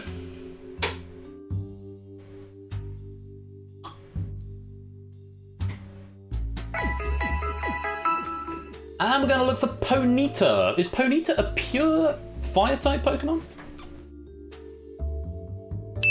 Yes, she is. Or he is. One more, Bob, and you've got the first point. Similar strategy being employed. The evolution of Ponyta, is it pure Fire-type? Yes, it is. Rapidash was there, and you've named just 6, Bob. Very well played. Other answers you could have had there: Charmander, Charmeleon, not Charizard, because that's obviously Joint Flying, Cyndaquil, Entei, Flareon, Magby, Magmar, Quilava, Slugma, and Typhlosion. Charizard, Moltres, and Ho-Oh are dual Fire and Flying type, and Makago is dual Fire Rock type, so they would not have been accepted. Taking the first point there, Bob, let's go on to the second category, which is... You're opening the bidding on item boxes that feature in the 16-bit Mega Drive version of Sonic the Hedgehog 2. Would you like 3? To... You're going 3, okay. Bob, any more for any more? Oh, God. +1.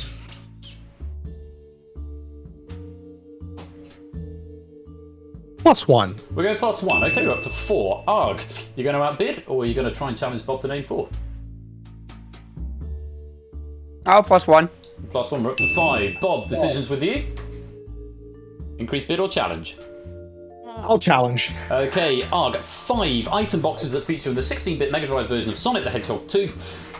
One at a time. Let's see what you can do.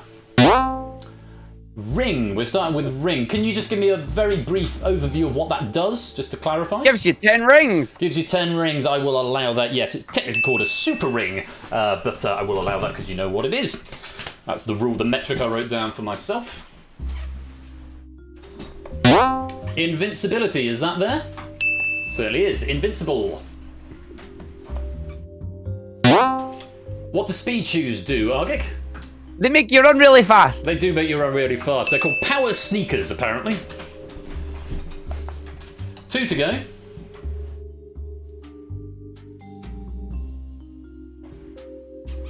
A Robotnik box. What on earth is that? It'll damage you if you hit it. Is it in Sonic 2? In the 2-player version, yes. Indeed it is. Not in the single, not in the single player, but yes, you do get it in the multiplayer. One more, and you've got the point. And exactly what I've got written on my card. The answer was shield. Very good. Shield is the right answer. How many more do you think there are out of idle curiosity, Arg? And how many more could you I can give you one off the top of my head right now. That's the teleport box. Yes, there's a teleport box. There is also the extra life box. Extra life box, and then there is one more. Ooh, one more. I'm trying to think of it. No, I'm not thinking of... It's the question mark box, again a multiplayer exclusive. The random box. The random box. So it's 1 point apiece after 2 auction houses. We're going to a deciding round, and the category is characters first introduced in Mortal Kombat 1992. Bob, you are opening the bidding. You've got 1 point each on this one. Would you like to bid 1, 2, or 3? I'll do 2. Okay, we'll start with 2. Argic, +1, +2, +3 or a challenge? I'll do 1, +1. +1, okay, we're up to 3. Bob, any more for any more?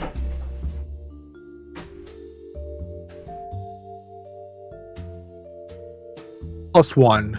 Oh, we're going to 4. Arg, care to outbid? No, I'm going to challenge. You're going to challenge, so just the 4 from you, Bob. If you can name the 4, you have won the round and the chevron. I'm assuming that's what you had there last time. It's not often suggesting get to this time round. Starting off with Scorpion. Was Scorpion introduced in the first Mortal Kombat game? Certainly was. Okay. 3 to go. I mean, these 2 are the top 2 I had. Raiden. First game? Certainly was. This Halfway is where it's there. tricky now. The other one I know, maybe he was this early. I don't Yeah, know. see that you've got the ones I was thinking of. Yeah. First game? Yes, it was. Sub-Zero. 1 more, Bob. It's going to come down to this. Who takes the round?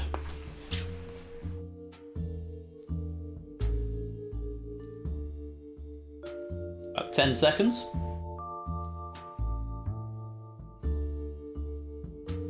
5 seconds. I think this is her name.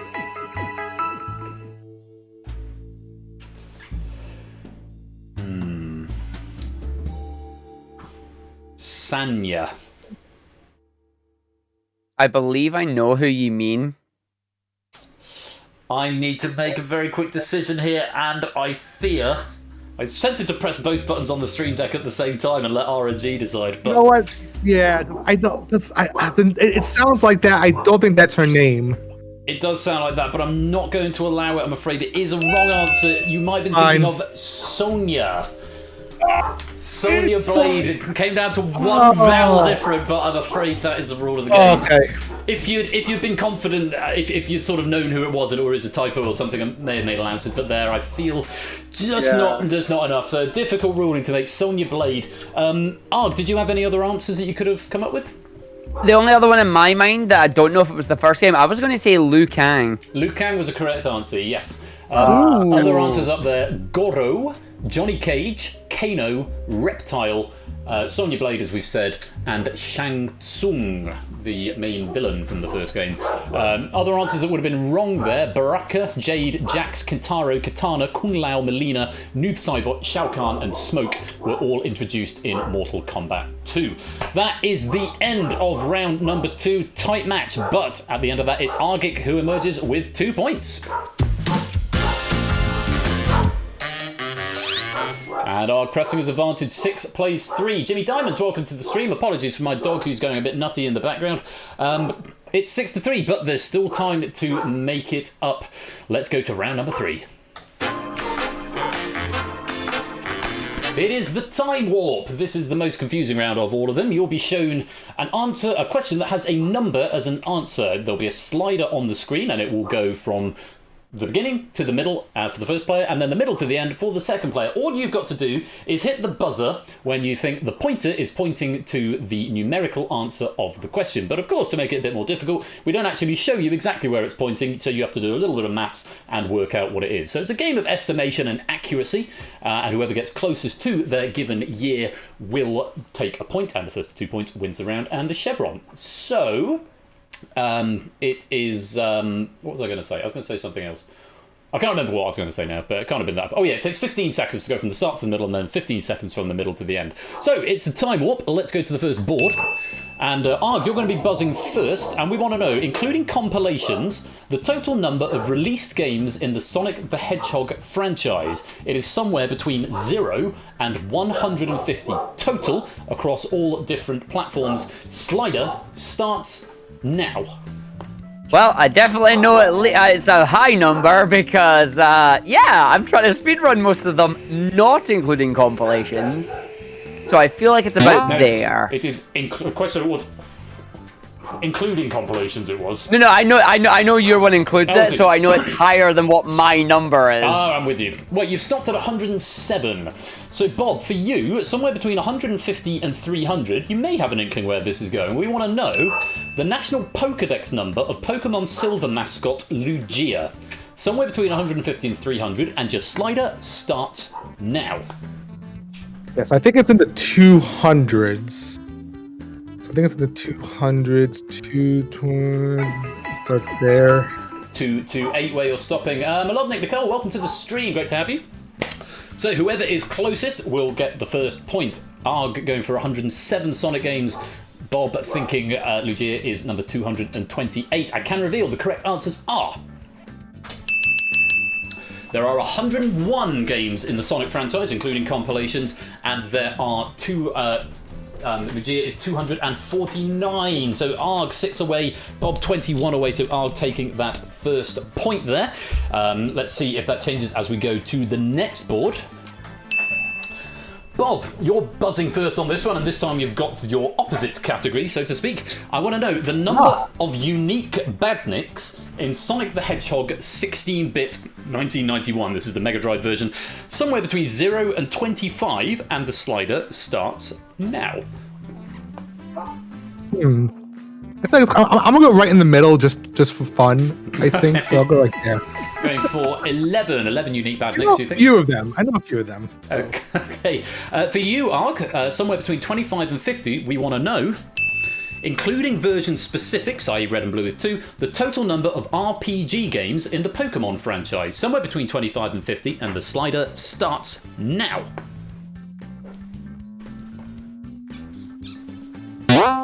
Stopping at 32. 32 is where you've stopped at. Did I give you... let me just give you the last one. With a combination of 2D and 3D platformers, races, arcade games, and educational games, Sonic is now to triple figures. Oh, and the trivia fact nugget that I had on the last one for Pokemon, Bob, was Miltank is one of the hardest battles in Gen 2. I don't know what. I think originally I was writing Miltank down, and then I wrote F rollout. But so for this one, Bob has stopped at 11. Arg has stopped at 32. I can reveal that the correct answers are... Look at that! You're both 3 away. Oh my god! Wow! 14 unique badniks in Sonic 1, and 35, including version-specific games in the Pokemon franchise. Both 3 away. And a message from our sponsor, Useless Noisemaker. Fashionably late to the party, of course. Hope everyone is having a great day. Thank you very much, Kira, for the 14-month subscription. All monies today are from Subs and Bits are going on to Fetch a Dog as well. But thank you for joining us. Hope you're keeping well. Yes, 3 away, both of you. So no one will win any points here. So, Bob, the best you can hope for now is a tie, if you can get this one right.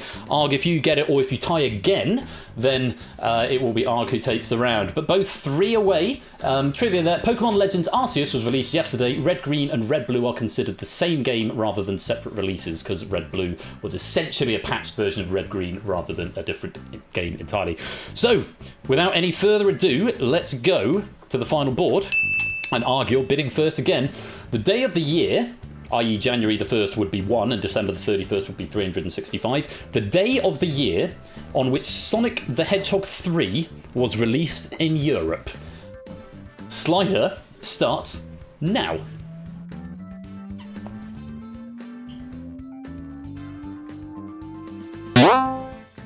$76. Do you know when it was, roughly? February, I believe. Thought it was February. Okay. So Arg stopping at 70. Thinks it might be February, so maybe a little late there. Bob, for you, sometime between 183 and 365, we want to know the day of the year in which Pokemon Sword and Shield were released worldwide. Slider starts now. So that was in November. I'm gonna go up a little bit. I'm gonna go right there. Stopping at 318. Oh, I can reveal that the correct answers are... Holy cow, Bob. Wow. One away. Yes, you were both right. February 24th, 1994 for Sonic 3. November 15th, 2019 for Sword and Shield. Bob, one away. Kind of poetic, because I think Bob was 21 away on the first one. So being one away on that N1, that is absolutely astonishing buzzing there, Bob. Very well played. And at the end of that round, I don't think we've ever actually seen this before, it's a dead heat. So the chevrons remain where they are, and we go into the final round with Arg with the advantage 6-3. So this round is going to decide everything. Let's see what happens as we go to round number 4. Round 4 is on the buzzer. You will be given a string of seemingly unrelated clues. All you've got to do is buzz in and tell me when you know what it is I am talking about. If you buzz in and are correct, you win a chevron straight away. If you buzz in and are wrong, then you are frozen out for 3 clues, thus giving your opponent some free thinking time and free information. You win a chevron outright, and the winner is the first player to either cross the board completely or to attain an insurmountable lead such that their opponent cannot catch them. There are up to 5 questions in this round. Very best of luck to you both. Buzz when you know what I'm talking about. Adam Pally. Natasha Rothwell. Yes, Bob.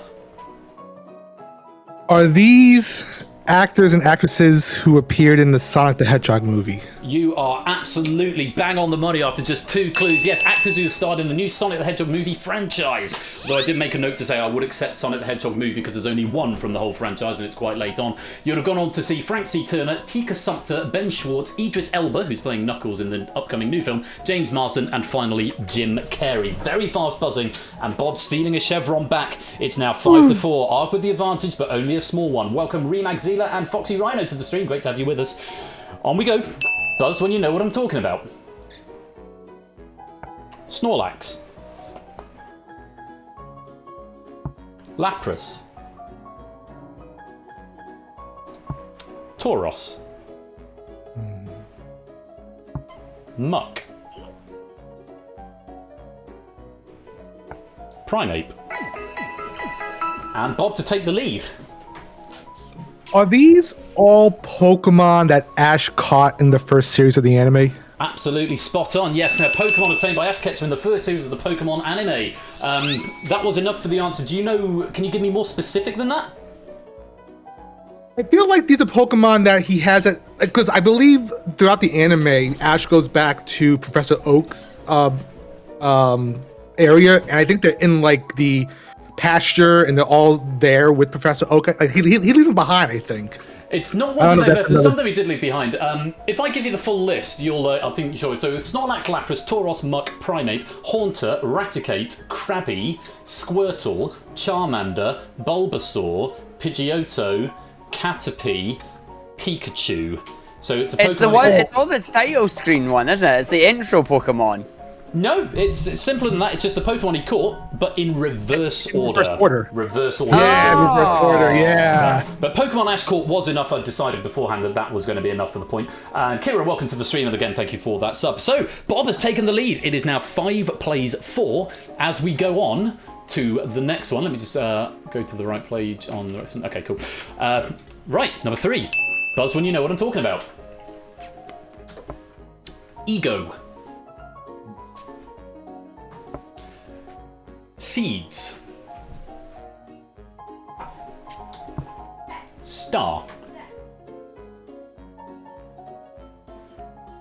Visor. Impose. Power.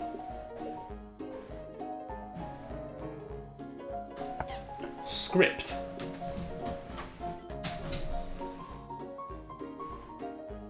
Natural.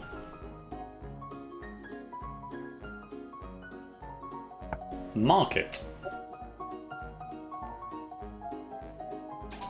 Size.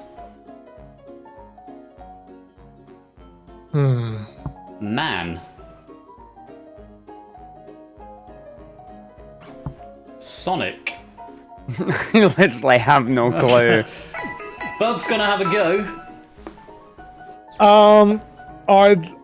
Do they have to use the word mega? I don't know. That's on Mega Man. It's not the right answer, I'm afraid. You're frozen out for 3 clues. That is the last one. Arg, if you want to have a buzz. What do you think? Does it? You can put the word super before it. That's the one I wanted. You were so close, Bob. Yes, words that could be preceded by super to make new words. Super ego, supersede, superstar, supervisor, superimpose, superpower, superscript, supernatural, supermarket, supersize, superman, and supersonic. And Arg has stolen the lead back. It's 5 plays 4 with a maximum of 2 questions to go. So Arg, if you get this one, then you have won the game. If nobody gets this one, or if Bob gets it, we are going to go all the way down to the wire. Good luck to you both. Buzz when you know what I'm talking about. It is a match point. Here we go. Prod. Mine. Skunk. Teleport. Dragon Ball. Uzi. Old woman. Mortar. Bazooka. Yes, Arg.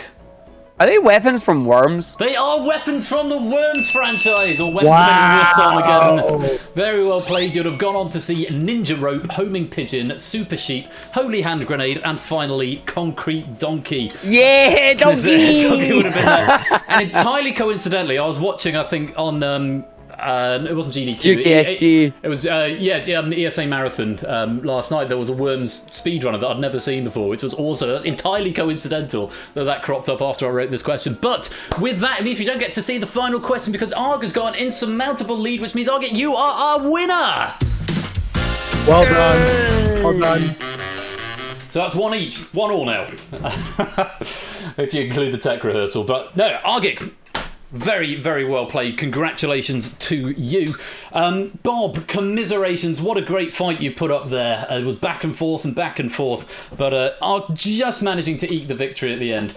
Is there anything you'd like to say at the end? That was a lot of fun. A lot of fun. It certainly was a lot of fun. Bob, as our runner-up, would you like to take just a couple of seconds just to mention your channel, promote your channel, promote your stuff? I'll give you another shout-out in the chat. Tell us a bit about you and what you do. That'd be grand.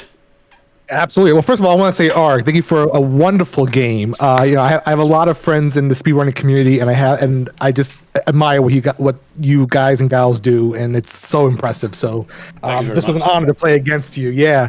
I go on. So BuzzABob is my Twitch channel. Right now, we're doing playthroughs of the new Legends Arceus game. And we have a giveaway for that coming up. And the next couple of weeks, we'll probably continue with that game. Some shiny hunting probably in Pokemon, a new game show coming out next month. So really looking forward to that. So I'd love to have you stop by. And if you'd love to hear me swear Pokemon, it's a good stream. So come on by.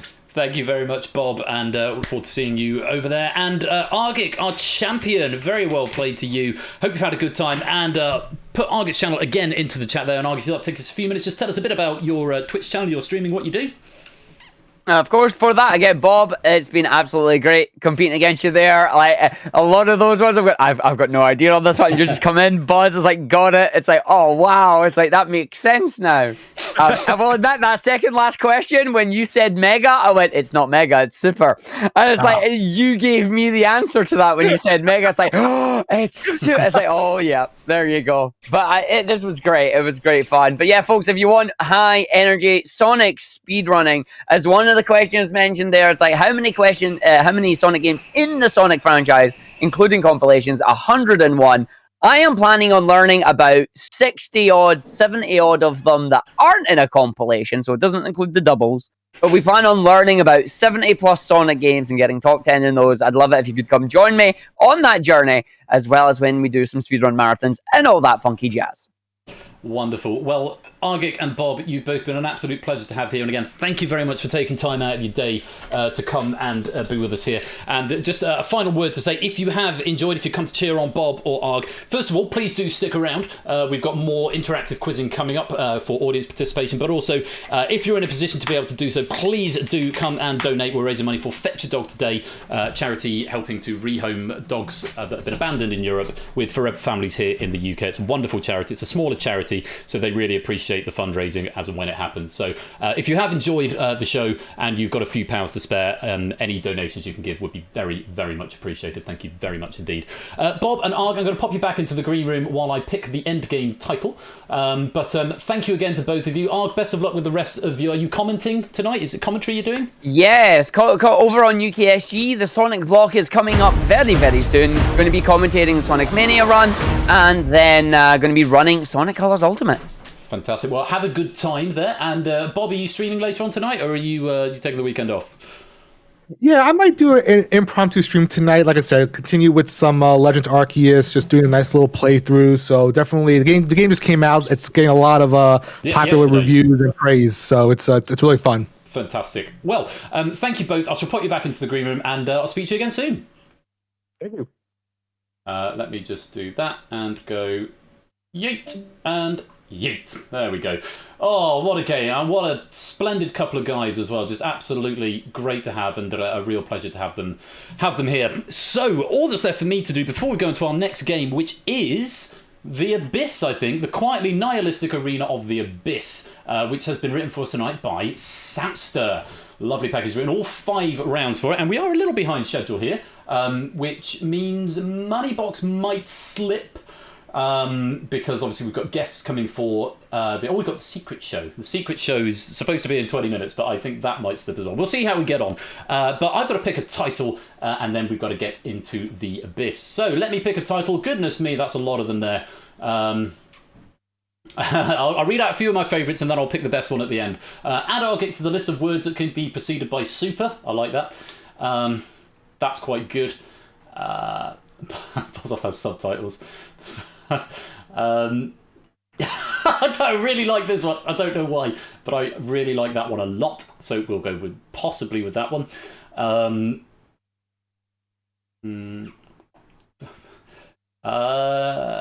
March is not in February. The surrealism of that appeals to me.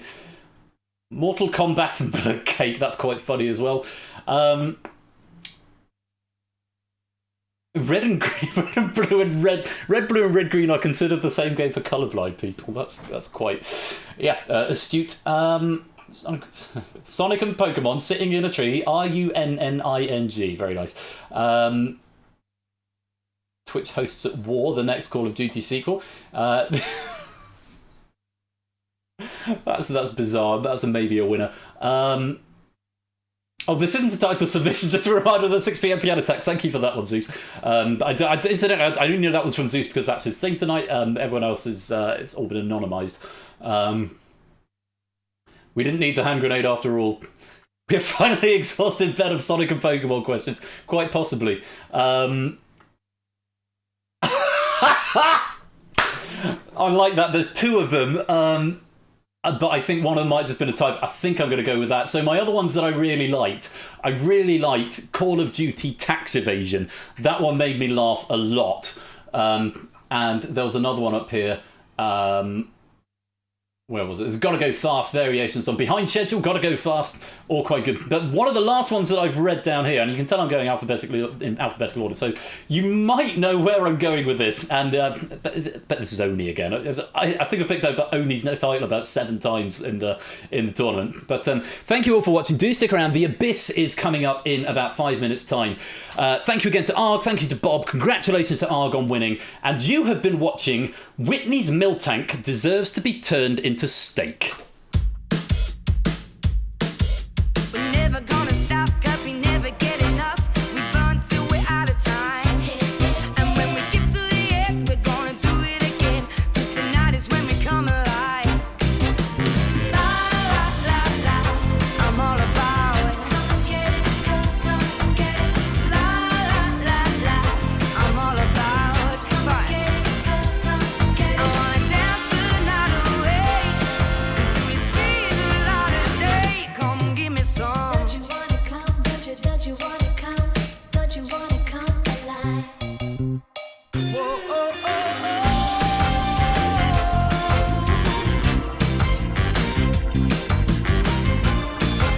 All about the fun. I wanna dance the night away until we see the light of day. Come give me some. Well done to Oni. I did predict that it might be Oni. It tends to be ones I gravitate towards with a similar sense of humour, I guess. But I'll give you 30 pennies for that, Oni. And that made me actually laugh out loud. Welcome to Anisep, Delta Lady, and Argic as well, just joined the chat. And I think that might have been a bot. But if you weren't, Nico1AJ, welcome to the stream. There was a bot. It happened around that time. So apologies if that wasn't you. Do stick around, because after this break, we're just going to set up for the next game. It is the quietly nihilistic arena of the Abyss, as written by Samster. Samster, I do hope you can join me for this. We'll do some more donations after we have done the break, which will be hopefully quick, under sort of 3 minutes or so. Stay right there, and we'll be right back.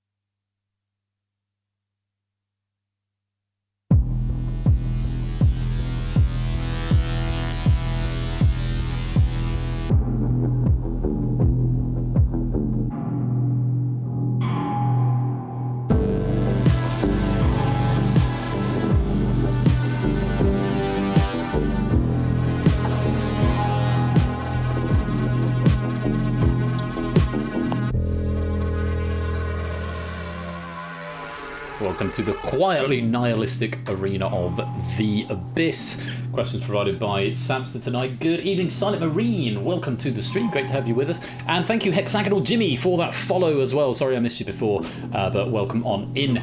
Just before we open the lobby, some thanks for some more donations. Claire T donating £20. Thanks for hours and hours of fun. Thank you very much, Claire. Look forward to chatting with you in a little while. Actually, that's not a spoiler. Everyone knows Claire's in it. Or I tweeted about it anyway.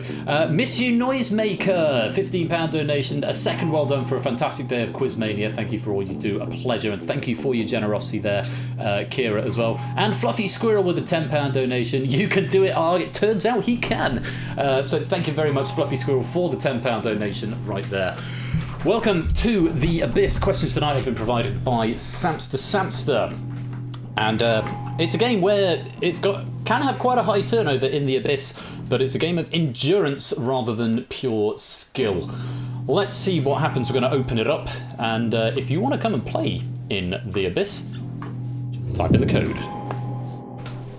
SNQC. A reminder that you should whisper to Persephone's Twitch bot. If you're joining us for the first time, whisper to the bot, whisper your answers to the bot. Hello Planet 511, welcome to the stream. Great to have you with us. Welcome to the game. Yes, so for the lobby bit, you can type into the main chat, but for the actual game part, then you need to whisper to Persephone's Twitch bot. So I'll just bring that command up again, so you can find Persephone's Twitch bot. If you click her and then press whisper, she's the one asking the questions. You whisper your answers to her in order to have them processed. Otherwise, they won't be processed if you type in public chat, and they will be deleted by a moderator. So just give you a fair warning, because I think we've got some new people here, and you're all very, very welcome. Lovely to have you. We are running almost exactly 30 minutes late, so I budgeted 45. Did I budget 45 minutes for the Abyss, or did I budget an hour? The Abyss should have started at 6, and the secret show was going to be starting at 6:45. So we are running about 35 minutes late, which isn't too much of a problem at the moment.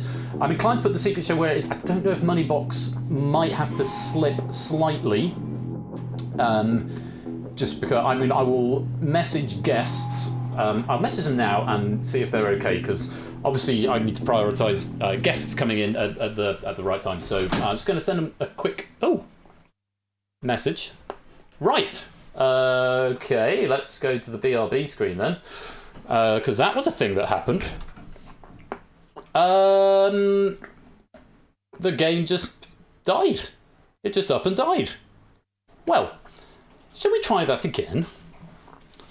Yes, pay no attention to the desktop behind the curtain right there, and my very untidy desktop. Apologies for that. Good thing I had a be right back button there. Right. Should we try that again? I'm going to go skip opening credits. No, I won't open the opening credits. It's fine. Have I signed up the right packs?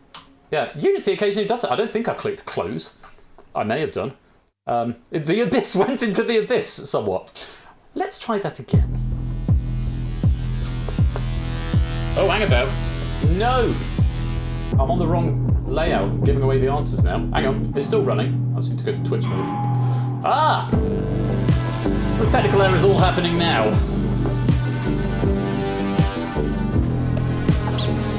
Too angsty to handle. Yeah, everyone wins.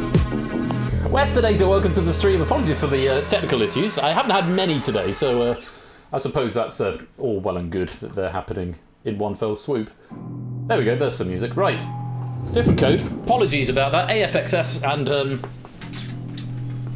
come and join again. Come join for a second time.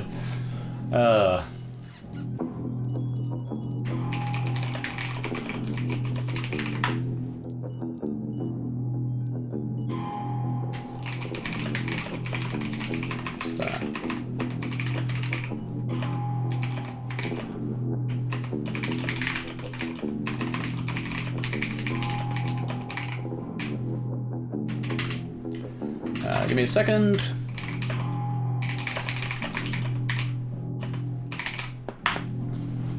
There we go. All right, message is sent, so we'll ask questions. Right. Now, please don't crash again, Abyss. That would be Pog AF if you could just not crash for no good reason. Anyway, may have accidentally shown the answer to one of the questions, but anyway, we'll get on with the game. If no one else has come to join, let's begin. And, oh, apparently you've not finished organising properly, but okay, hopefully that will resolve itself in due course. What's going on with the Abyss tonight? Anyway, players attempt to answer up to 40 questions by whispering the answer to Persephone's Twitch spot. Use the crossword clues to assist you as spelling matters. After the 5th question, 9 players will be selected to join the Abyss Arena, with players who have performed better given a higher chance. If players in the Abyss Arena answer a question incorrectly or abstain, they lose a life and drop a level. After the 3rd incorrect answer or abstention, they drop into the Abyss and are out of the game. A player from the Wings will be selected to replace them, with players who have performed better on the previous 5 questions given a higher chance, but it is still RNG. Arena players earn an extra life up to a maximum of 3 after successfully answering 5 consecutive questions. After question 40, the players in the Abyss Arena progress to the final. It should resolve itself, that weird display thing that's going on. I think it's because I started it in dev mode rather than in Twitch mode, so the window's a bit strange. I'm hoping it resolves itself, but if not, I'm hoping you can see enough of your lozenge to enough of your prefab to figure out what's going on. So, use the crossword clues to help you, because spelling does count in this game. Whisper your answer to the bot, and most importantly, keep your eye on the chat, because when the question is in chat, the question will be live, even if it's not necessarily what you see on the screen. Good luck to you all. Let's play. Like I say, I'm hoping that cramped issue on the prefabs is going to resolve itself. So the category is only one anagram. Incorporate, we're getting busy.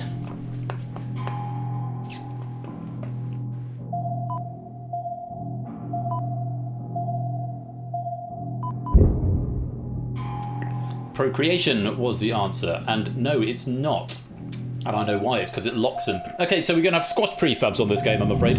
WWE wrestlers past and present. Home to the NASCAR Hall of Fame, what is the most populous city in North Carolina?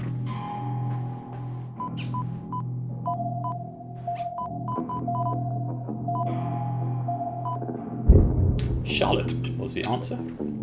Yeah, I know why these squashy prefabs would happen, because it stores the locations at the start, so now these are fixed, unless I restart the game, which I'm disinclined to do. So hopefully we can manage, and apologies. Best-selling books in the UK is the category. E.L. James' steamy start to a trilogy that originally started life as Twilight fan fiction. 5624.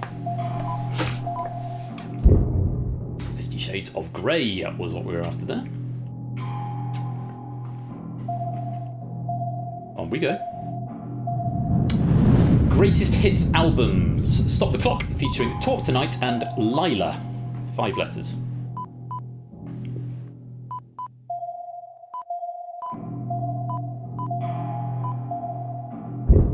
Oasis was the answer. Oasis.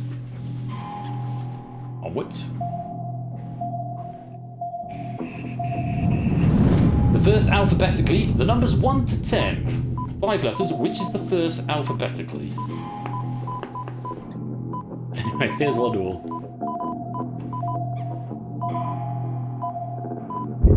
Answer is 8. E-I-G-H-T. The only one beginning with E was the answer. And after 5 questions, we're going to bring 9 players into the Abyss. Jogging Chum with 4 points. You're in the Abyss. For the arena. Innis joining us with 4 as well. Liswiz joins us with 1.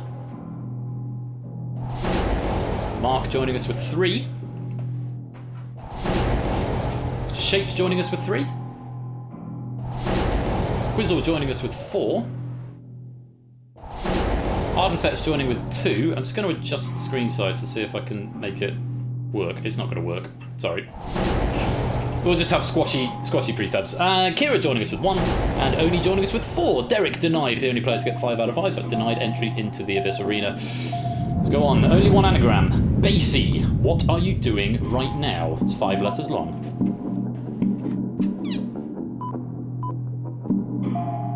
Or desktop. It is the Abyss. Of course you're doing the Abyss right now. Only Kira and Jogjum losing life on that one.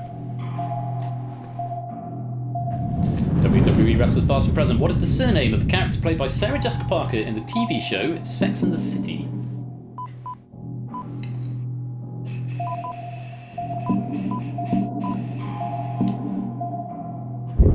Bradshaw was the answer.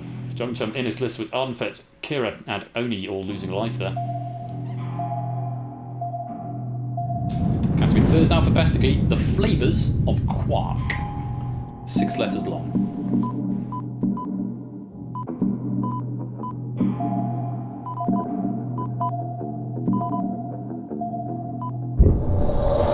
Bottom was the answer. Kieran, Listwitz and Johnny Chum, you have fallen into the abyss and you're out of the game. Westnate has joined with 2. And Brand New Halo's joined with 2. Let's go on. Greatest Hits albums, History, Past, Present and Future. Book 1, featuring The Girl Is Mine, and She's Out of My Life, 7-7.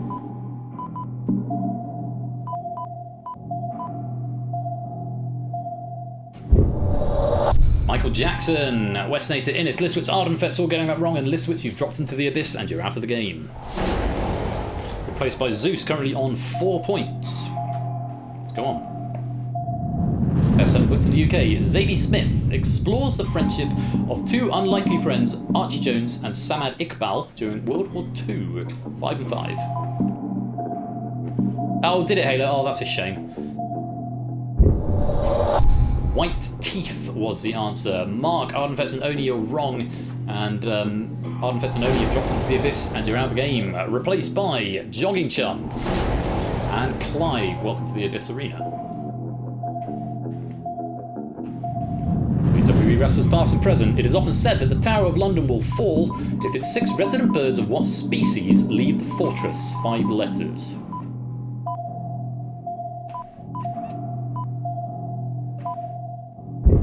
The Raven, Westnator, Shapes and Brand New Halo, all wrong answers in the arena. Losing a life. Only one anagram, undemocratise, making a murderer or Tiger King, perhaps. So the anagram is before the parentheses and then the clue is in the parentheses. 13 letters.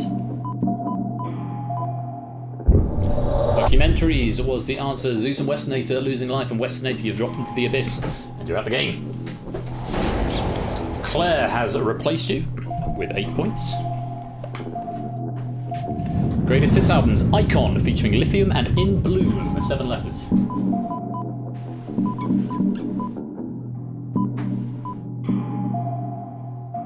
Claire's ball's going to stop rolling in a minute. Nirvana was the answer. Innis and Clive losing a life on that one, and Innis, you dropped into the abyss and are out of the game. Placed by DVD Smith, welcome into the Abyss Arena. Next question. Category is first alphabetically, we're after countries of Africa. First alphabetically, 7 letters.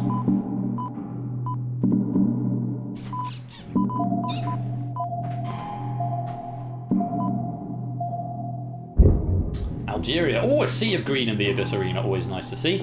Quizzle currently leading in the lobby game with 13 points. Best-selling books in the UK by Juliet Donaldson. A mouse goes for a walk in a forest where it meets a fantastical creature. 3 and 8.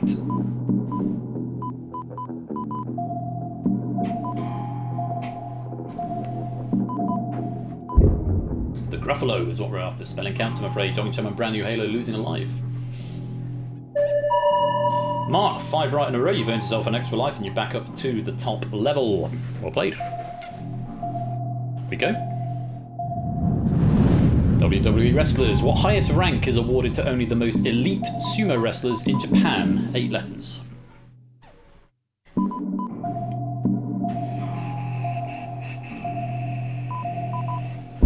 Tricky one. Yokozuna was the answer. Brand New Halo, you've dropped into the abyss and you're out of the game. Shapes, DVD Smith and Claire also losing a life.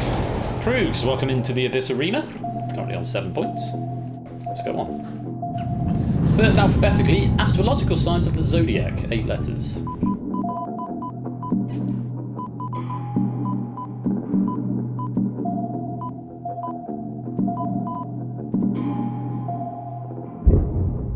Clive losing a life there. Aquarius was the answer. Zeus, that's 5 right in a row. You've earned an extra life and you're back up a level.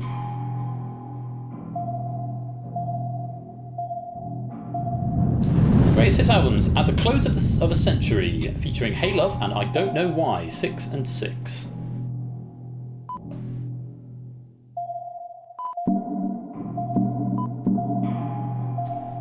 lot of blank faces in the arena. Stevie Wonder was the answer.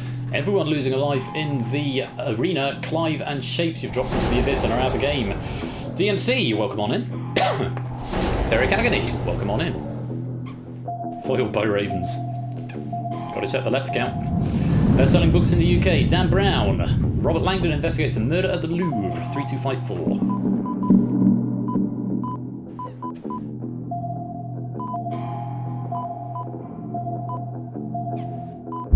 The Da Vinci Code. Claire, you've lost that last life and you've dropped into the abyss and are out of the game. Placed by Aaron Aromatics. Currently on 9 points. Next question. Only one anagram. Knitter. You're getting the knick-knack for this. You're getting the knick-knack for this. 7 letters.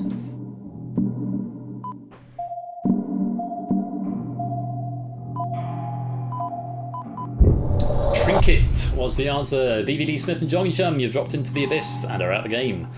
So we reached the halfway mark. Clive, second bite, obviously done well on the last 5. And Pokenuts, welcome to the Abyss Arena. Greatest Hits albums, The Immaculate Collection, featuring Borderline and Crazy For You, 7 letters.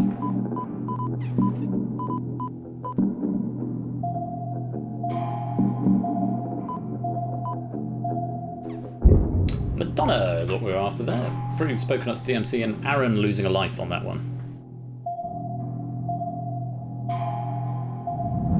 First alphabetically, Colours of the Rainbow with 4 letters.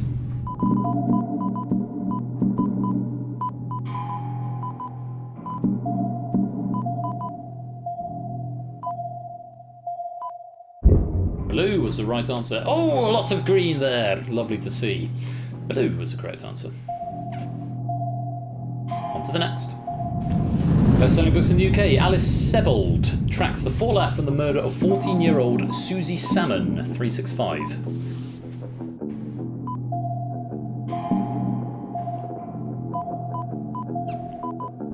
The Lovely Bones, I believe, later adapted into a film directed by Peter Jackson. Aaron, Pruse and Zeus, you've dropped into the abyss and are out of the game. Martin Quizzle, 5 right in a row, and you've got an extra life. You're back up to that top level.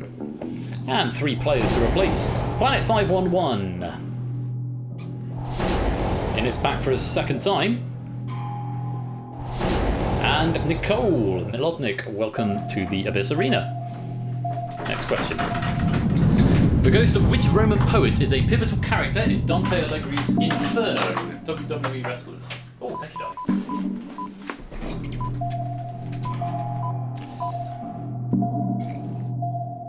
Hello, Dexter. Virgil was the answer. DMC and Pokenuts, you've dropped into the abyss and you're out of the game. Natter joining to replace. And Arden Fetz as well. Welcome to the Abyss Arena.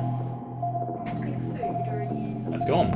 Only one anagram. Marbling. Going on and on. 8 letters. Thank you, darling. Not just yet, but do save me some art.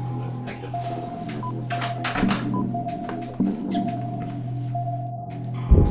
Rambling was the answer. Melodic Planet 511 losing a life there.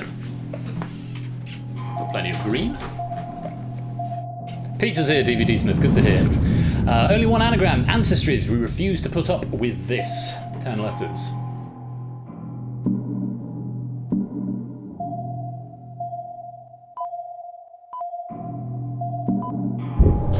Resistance, tricky one there, and I'm afraid Clive and Planet 511, you've dropped into the abyss and you're out of the game. It's Otley, welcome into the Abyss Arena. And Toot on 21 points, welcome on in, 15 questions to go. Best-selling books in the UK, Eric Carl, he ate an apple, 2 pears, 3 plums, and much more, 34611.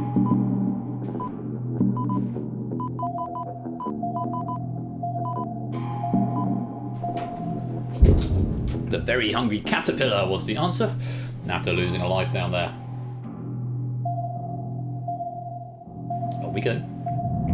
Greatest Hits albums, direct hits featuring Read My Mind and Human, 3 and 7.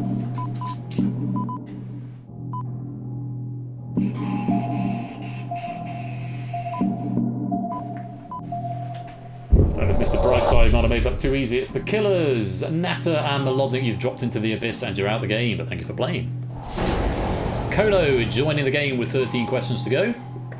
And Claire coming back for chance number 2. Here's your next question. The first alphabetically, ingredients in BBC Good Foods Perfect Pancakes recipe. 4 letters.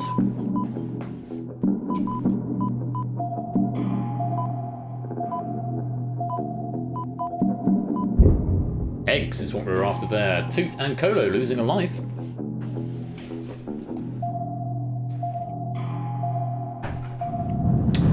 What name is given to a rebound off of a surface, for instance, after a bullet is fired? 8 letters. Category is WWE wrestlers past and present.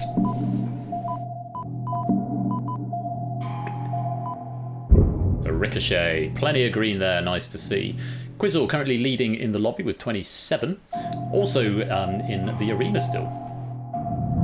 First alphabetically, Big 5 game animals. 7 or 8-7.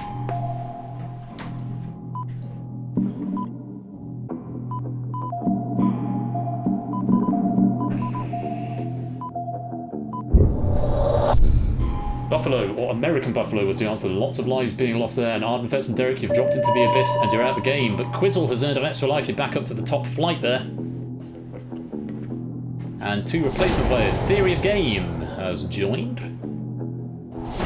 And Prudes is back in for a second run with 10 questions to go. Buffaloed a lot of people, it did, Derek. Greatest Hits albums, Carry On Up the Charts, featuring You Keep It All In and 36D, 395.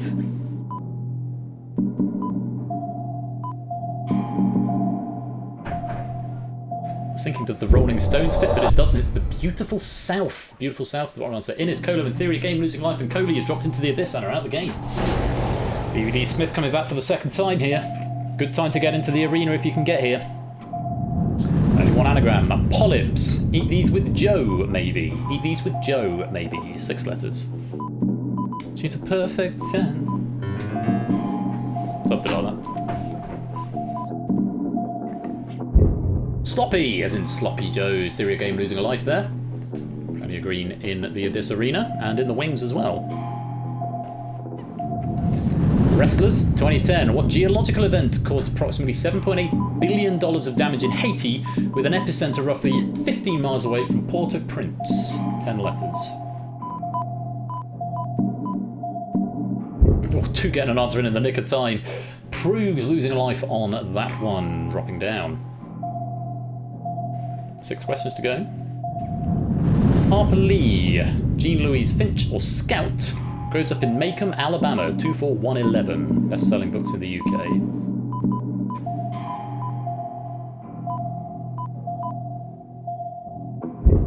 To Kill a Mockingbird was the answer.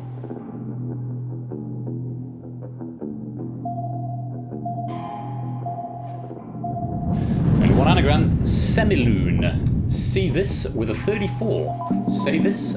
SE this. See this with a 34. 8 letters. That is not a typo. Selenium, atomic number 34, and chemical symbol SE. Theory of Game, you've dropped into the abyss and you're out of the game. Toots and Mark getting an extra life just in the nick of time. And 1 player to come and replace. It's Topper on 12 with 5 questions to go. Selenium Gomez. Best-selling books in the UK by Khaled Hosseini. Young Amir befriends a wealthy boy against the war-torn backdrop of Kabul. 3, 4, and 6.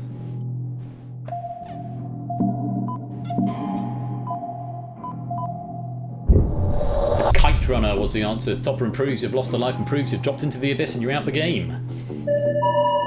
Innes getting an extra life just in the nick of time with 3 questions to go. And Oni back into the Abyss Arena, looking for a place in the final. Greatest Hits albums, 1 featuring She Loves You and I Feel Fine, 3 and 7.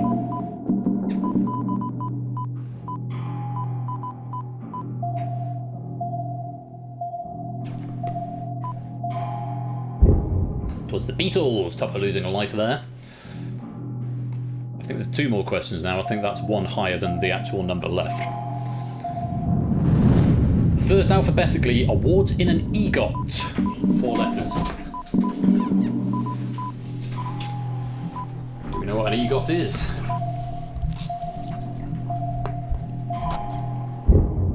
Any Grammy, Oscar, Tony, everyone in the Abyss Arena getting that one right. Can you survive this final question? Or final 2? I'm not sure which it is. It's wrestlers with singles including Don't Call Me Up and Ring Ring. Which singer won the 2020 Brit Award for British Female Solo Artist? 5 letters.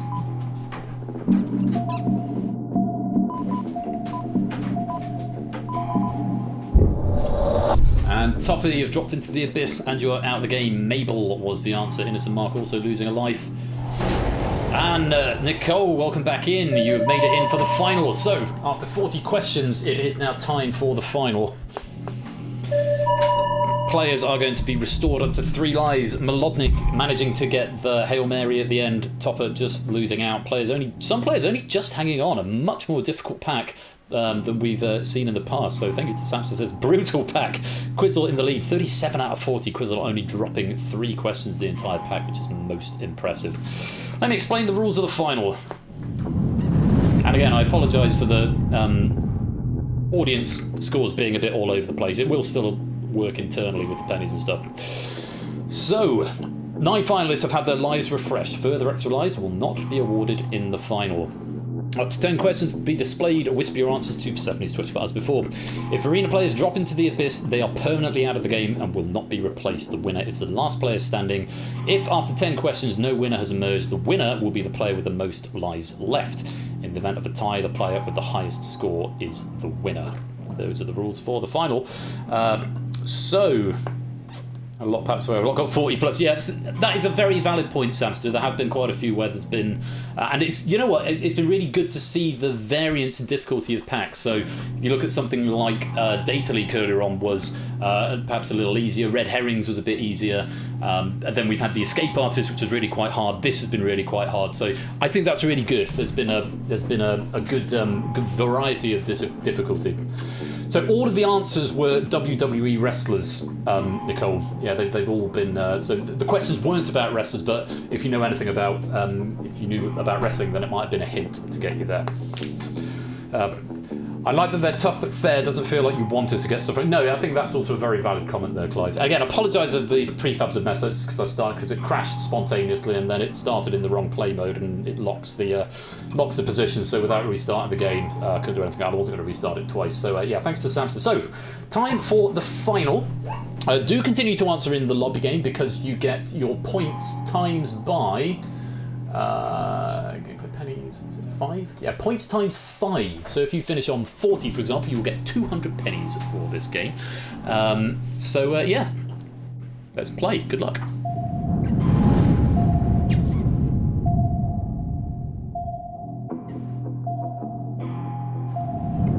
But first, alphabetically, people in Leonardo da Vinci's The Last Supper. 6 letters. I'll start with an easy one.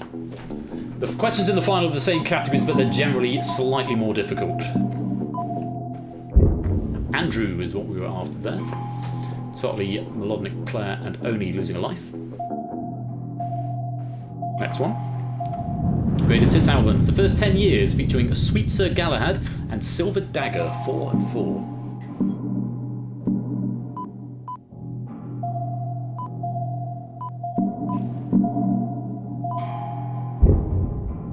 Joan Baez was the answer. Tricky one there. 2 getting the right answer and the only one in the Abyss Arena to do so. 4 players down to their last life. Best-selling books in the UK. David Nichols. 2 graduates meet every St Swithin's Day for 20 years. 3 and 3.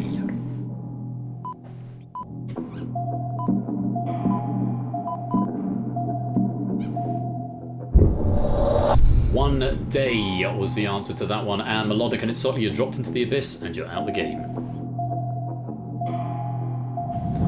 First, alphabetically, the 7 heavenly virtues, 7 letters.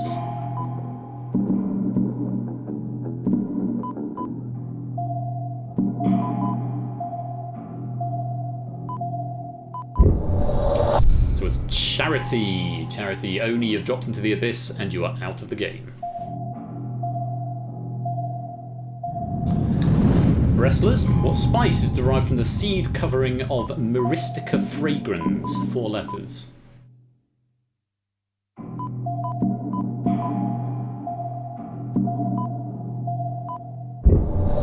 Mace, DVD Smith and Innis, you've dropped into the abyss and you're out of the game. Thank you for playing. Best-selling books in the UK by Andrea Levy. Set in 1948, the story follows the experiences of Jamaican immigrants to the UK. 5 and 6. 4 players now remain. 2 players now remain. Claire and Mark, you've dropped into the abyss and are out of the game. Small Island was the answer. Toot and Quizzle, the only 2 remaining. Only 1 anagram. Adulterating. We've tracked this answer down. 12 letters. We've tracked this answer down. Adulterating.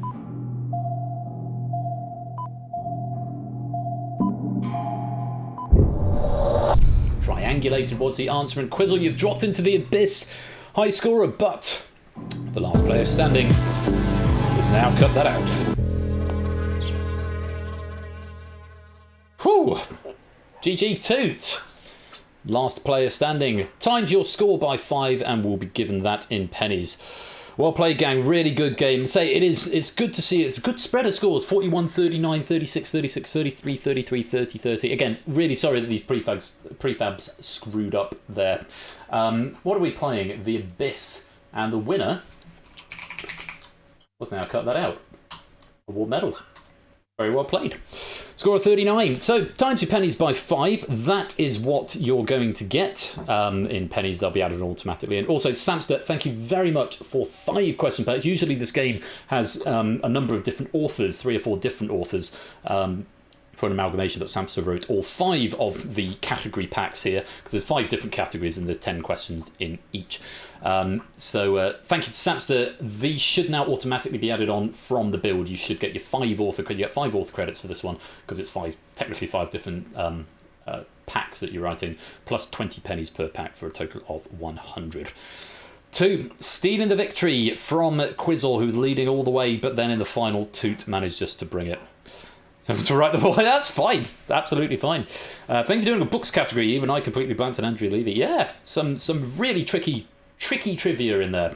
Anyway, it is going to be time. We made up a bit of time though. It made up about 10 minutes. It is time for the super secret game. The super secret game. So I'm going to invite my 8 guests to come to the green room. I will meet you and bring you to the broadcast studio shortly. So if you'd like to head towards the green room, I'm going to need about 5 minutes to set this up. A, for sound tests on each player, and B, for just a couple of things that I need to finalise. This is the big super secret game that only myself, Mrs. Flush, and I think the 8 players taking part are the only people who know exactly what this is.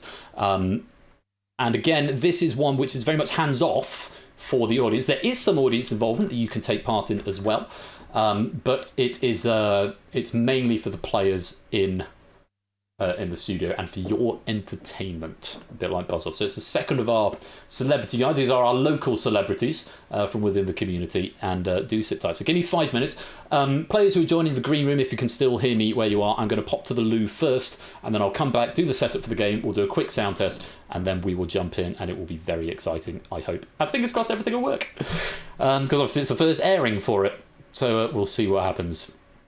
Sit tight, we'll be back very soon, and congratulations to Toot, because you have survived the abyss.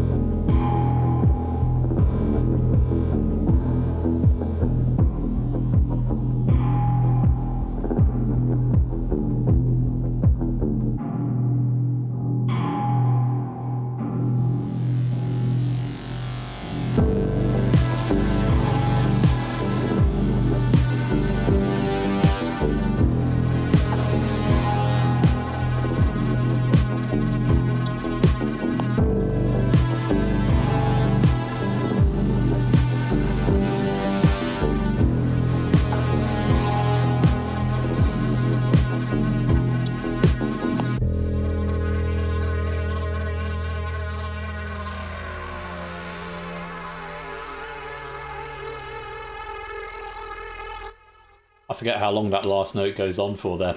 Stay right there, because in a few minutes it's the super secret game. Zeus, thank you very much for the £5 piano tax at 6 p.m. 4 notes still count. Yes, it does. There's a few more for you. It's after 7 o'clock. I'll play something more substantial a bit later on for you. But sit right there. Thank you very much for that £5, Zeus. We're up to £726 raised so far. So thank you for your generosity. We're probably just over the halfway mark now, going through till about 1 a.m.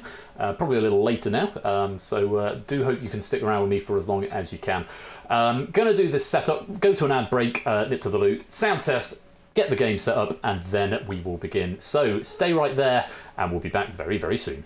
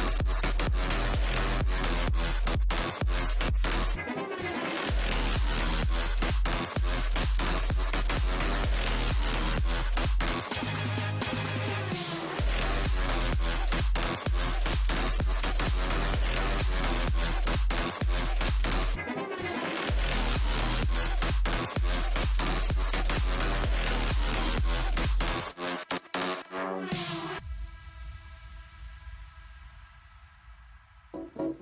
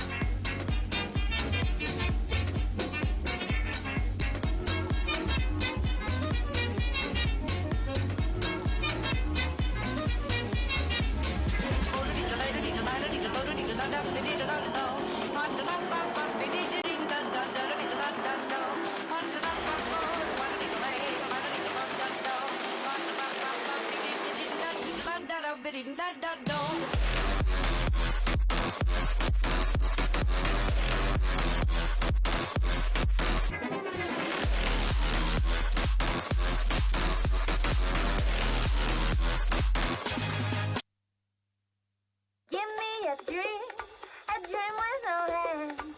I wanna have a beautiful day.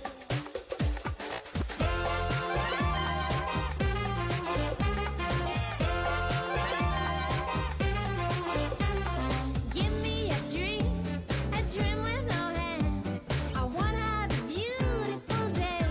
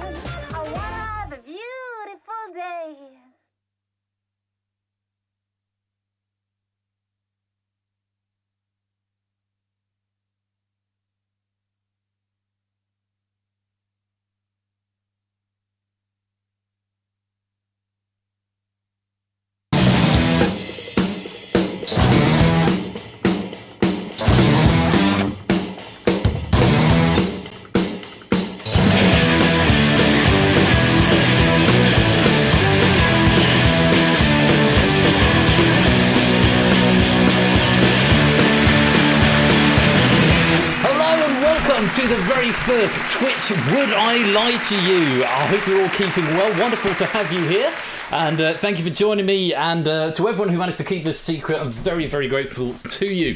Bilbo Baggins, welcome to the stream. And Exowalter and Ramsey Fox, great to have you here as well. Welcome on in. Oh, now I am slightly anxious because obviously we did a tech run and there were a couple of changes that were made. Hopefully nothing too dramatic. Yeah, it's mainly press one button on this game, and then I've got to write things down on a piece of paper because you can't beat a bit of old-fashioned pen and paper work. But anyway, we are going to meet two teams in Would I Lie to. It's my Twitch version of it. It's basically the last round. Just to give you an overview of how this has been constructed, each of the players tonight have privately sent me a true statement about themselves and a false statement about themselves. None of the other players knows what they said, as I'm assuming, unless they've told everyone, which I'm pretty sure they haven't. So they've each sent me one truth and one lie about themselves. So they've had a chance to prepare a lie. However, they don't know whether they're going to be told to read out their truth or their lie this evening. There are two teams, and the objective of the game is to work out whether the player on the opposing team is telling the truth or telling a lie. Let's meet tonight's teams. We have Zeus, Clive, Claire, and their team captain, Ash the Bash. Good evening, you four. Evening. Hello. Evening.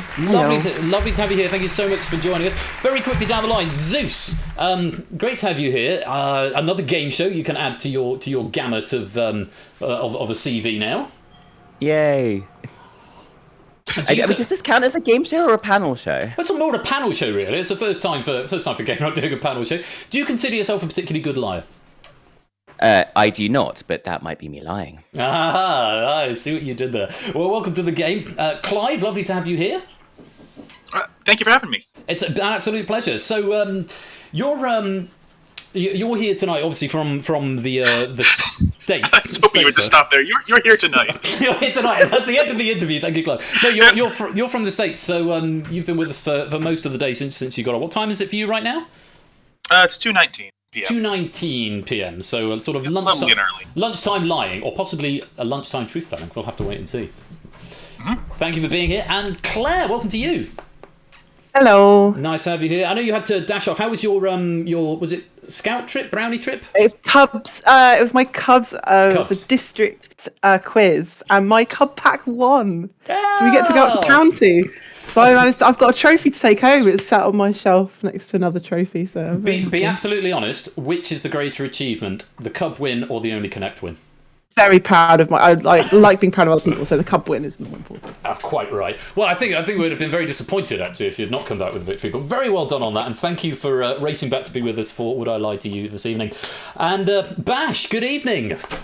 Merry Christmas. Merry Christmas. How is Christmas going?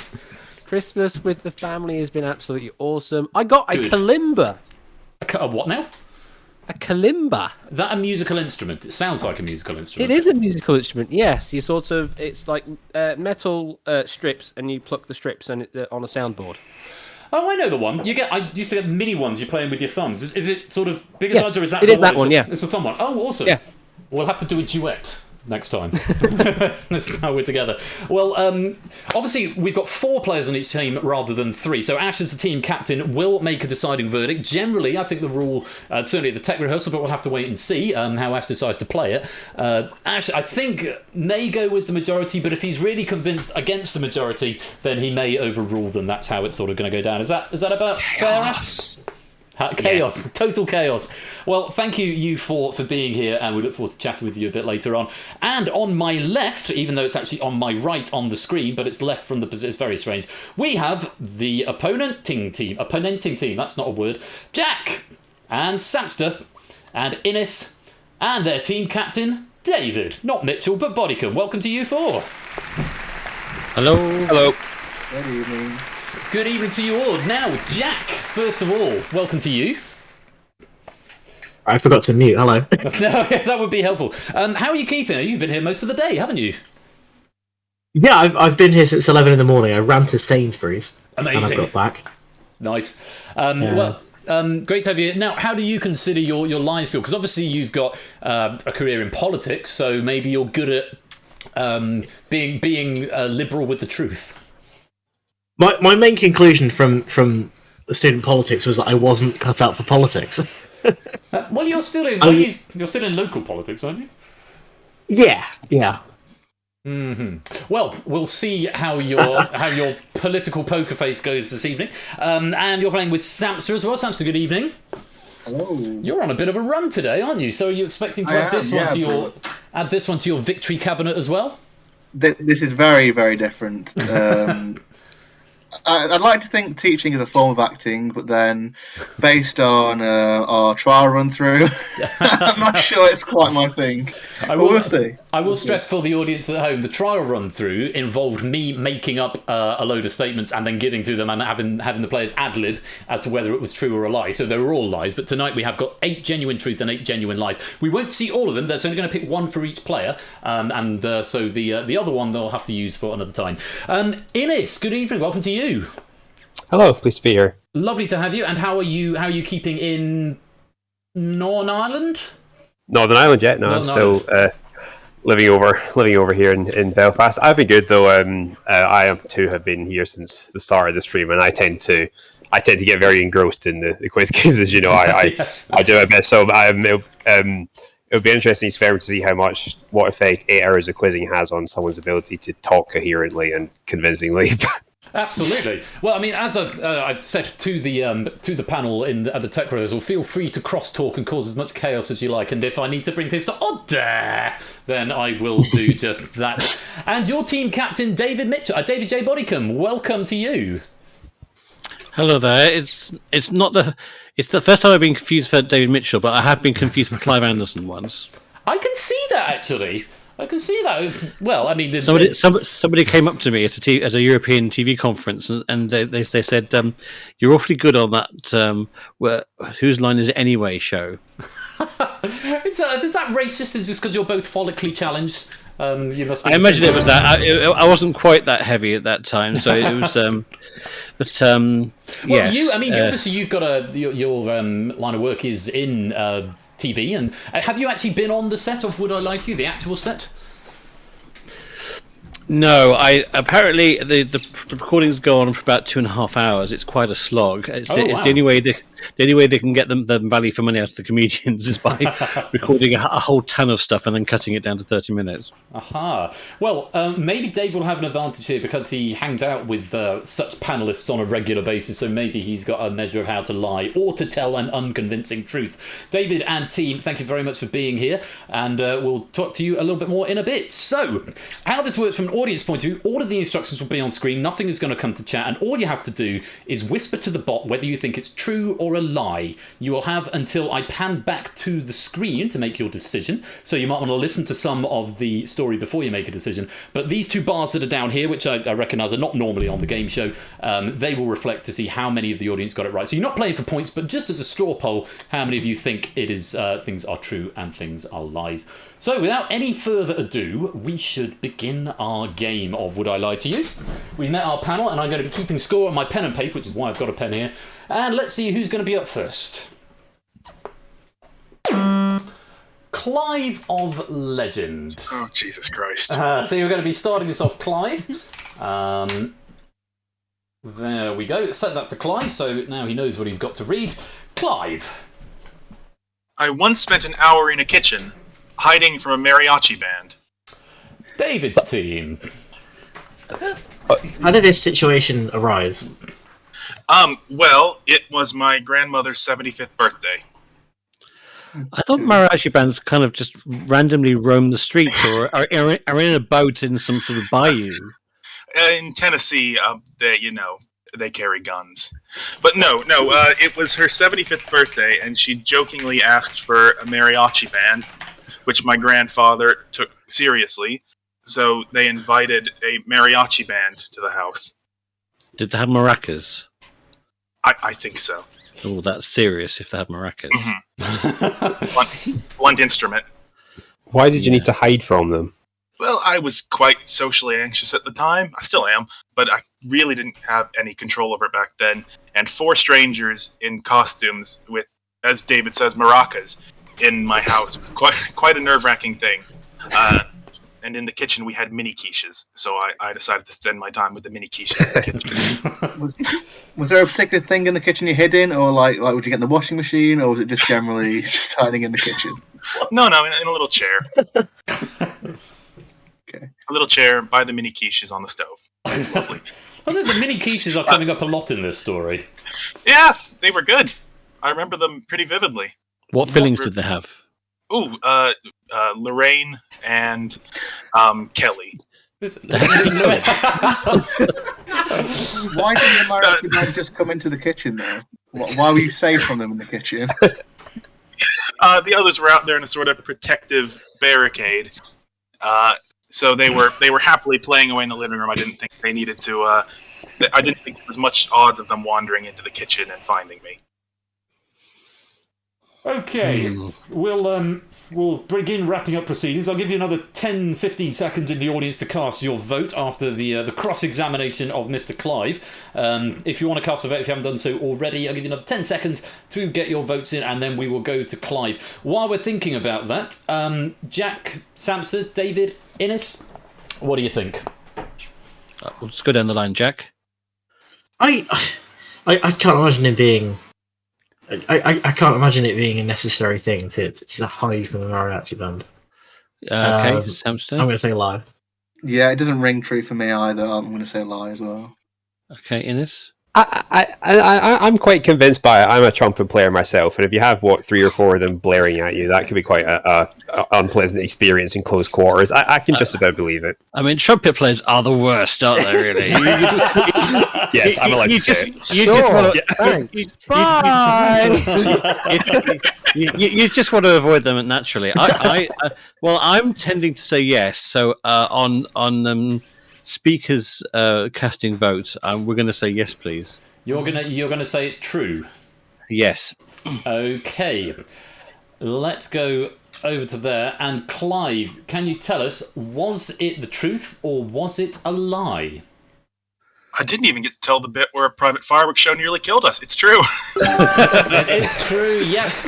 Clive did once spend an hour hiding from a mariachi band in his kitchen. 74% of our audience also believed that was true. Only 25% thought it was a lie. So, good overruling from David. That is a point to David's team. The way I'm going to score this is that if you manage to fool your opponents, then you get a point. If your opponents guess it, then the opponents get a point. So that is 1 point to David's team. Very nice indeed, and well done, audience, on getting that one as well. Let's move on to our next player. Innes. Okay. And there you go.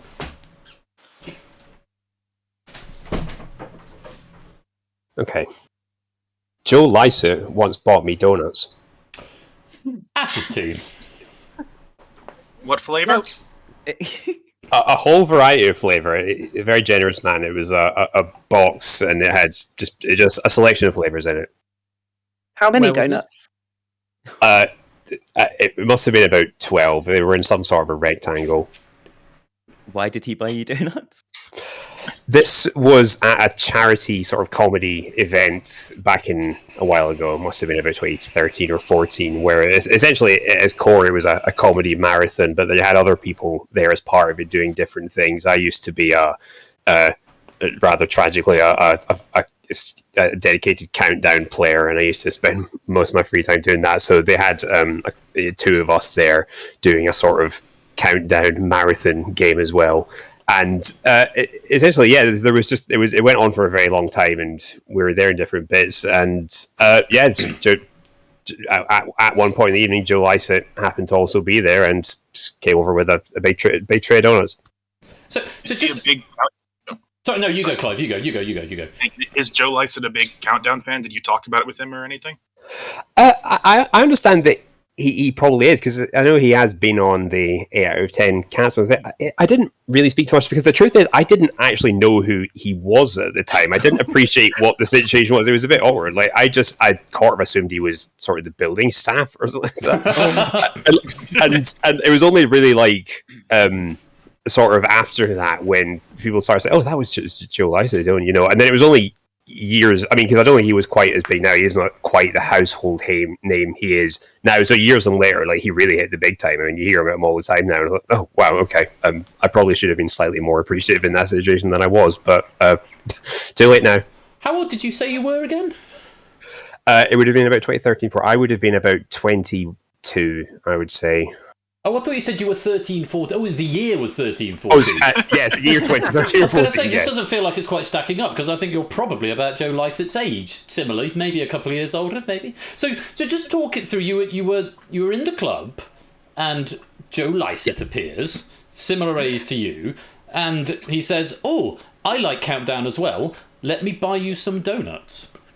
He was very supportive of what we were doing, and seems a very unassuming sort of guy. And as I didn't tend to think of, I wouldn't have guessed that he was himself a celebrity at the time. And yeah, he seemed really taken by what we were doing, and he wanted to. Obviously, we were.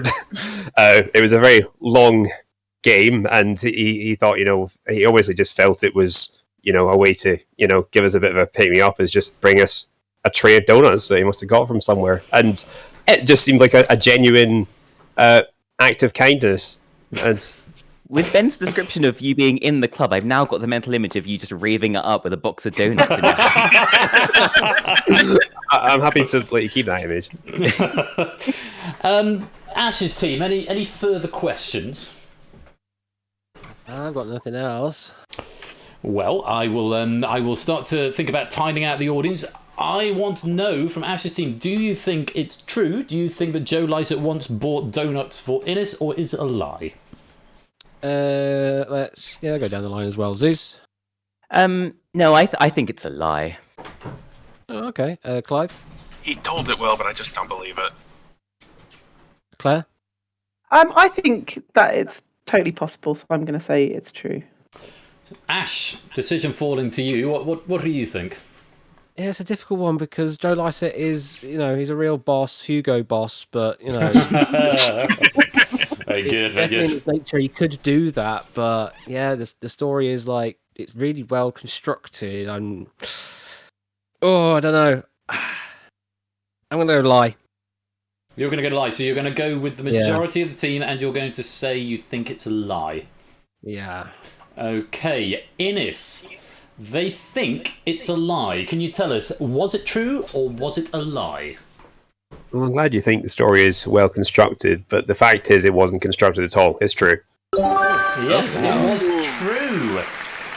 Yes, Joe Lycett once bought donuts for Innes, and that is 2 points to David's team, managing to fool Ash's team there. Only 45% of the audience thinking that story was true, 54%, and apparently 1% is other, which wasn't an option, but there it is. Yes, 2 points to David's team now.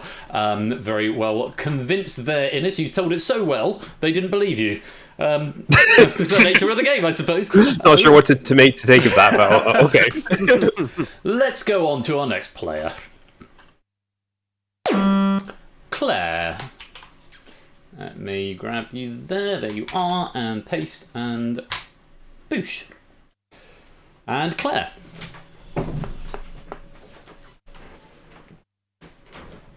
Okay. All of the doors in my house are different colours. David's team. Have you got many doors in the house?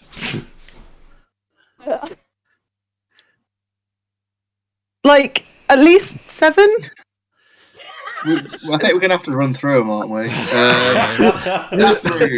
Red, orange, yellow, green, blue, indigo. No. That's very convenient. And is this happened by accident, or is it something you planned?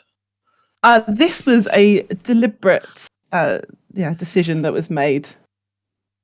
And is there sort of like any logic to it? Like, is bathroom blue and toilet brown? That would have been a bit more. Well, okay, so I've got a shower room, and that's light blue. I've got toilets, which is orange, which I don't know if that counts. Maybe there's an issue there. And my living room is red. Getting out the paint after this, so redo them. So we're up to 3, Claire. I thought there was 7. Yeah, we've got 3 so far. All right. So my bedroom is purple. Another room is green. Another room is blue. And there's also a cupboard with a green door, and another cupboard with one side is blue and the other side is yellow. But I thought Is this so that you could? Is this so you can sort of basically make the doors disappear? Sorry, to make the doors disappear. Well, like if you've painted the actual walls like yellow, you sort of go, oh well, I might as well paint the door yellow, so it makes it look like the door disappears. No, it's more of a stark contrast to the white walls. Ooh.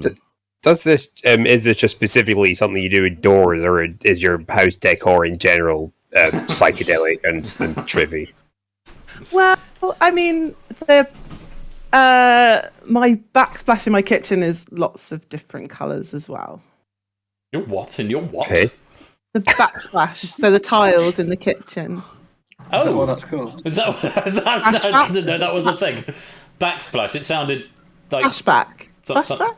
I know what a flashback is. Did you paint the doors yourself, or is this sort of, because I'm imagining you explaining this plan to somebody who's come to paint your doors. No, fortunately, they were nice and light, so I could take them off myself and with my mum's help in the garden, do them. Okay. Last couple of questions then from this side. Just to hold on the other point. I mean, like, is there some kind of superstition behind it? I mean, do you feel that this actually helps you in some way in finding around it, or is it just aesthetic, or what motivates you to go to what must be quite a lot of trouble to do this? I think it's just me wanting to have lots of nice colours around me. I like bright things. Okay, so a few seconds in the audience to cast your votes if you haven't done so already. David's team, what do you think? Do you think Claire is telling the truth, that all the doors in her house are different colours, or do you think it's a lie? Let's go in the other direction this time. Innes. I'm inclined to say it's true. I mean, I don't fully understand the reasoning to do it, but just if that's how you want your house to be. I mean, yeah, that's the kind of thing people may do. I can believe it. Yeah.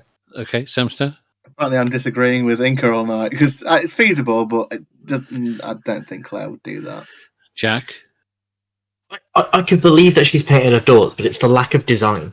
To me, it should be that each room, each door corresponds to a specific room, or there's an underlying philosophy behind it, and there isn't. So I think it's a lie. Well, whether it's true or false, we're now going to forever know Claire as the person with the orange toilet door. I think that the colours kind of match quite well in most cases. So again, I'm going to slightly overrule my team and say it's true. You're going to go with true. I just want to add this comment from DVD Smith, who says, I wish I had a house big enough to forget what rooms I have in it. So you're going to go with true. Okay. Claire, they think it's true. Can you tell us, do you or do you not have a different coloured door for every door in your house? Was it true or was it a lie? I'm afraid it's true. Yes, it's true. All the doors in Claire's house are different colours, and she sent me was it an Instagram that you sent me, or a TikTok? I did, yeah. It was an Instagram.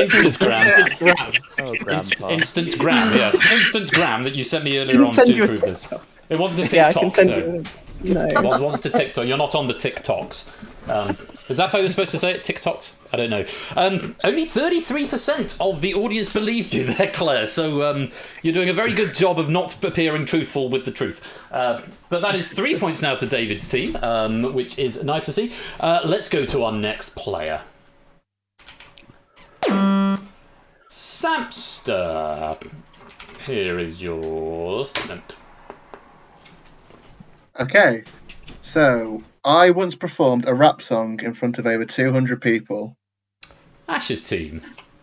Oh my god, what was the song?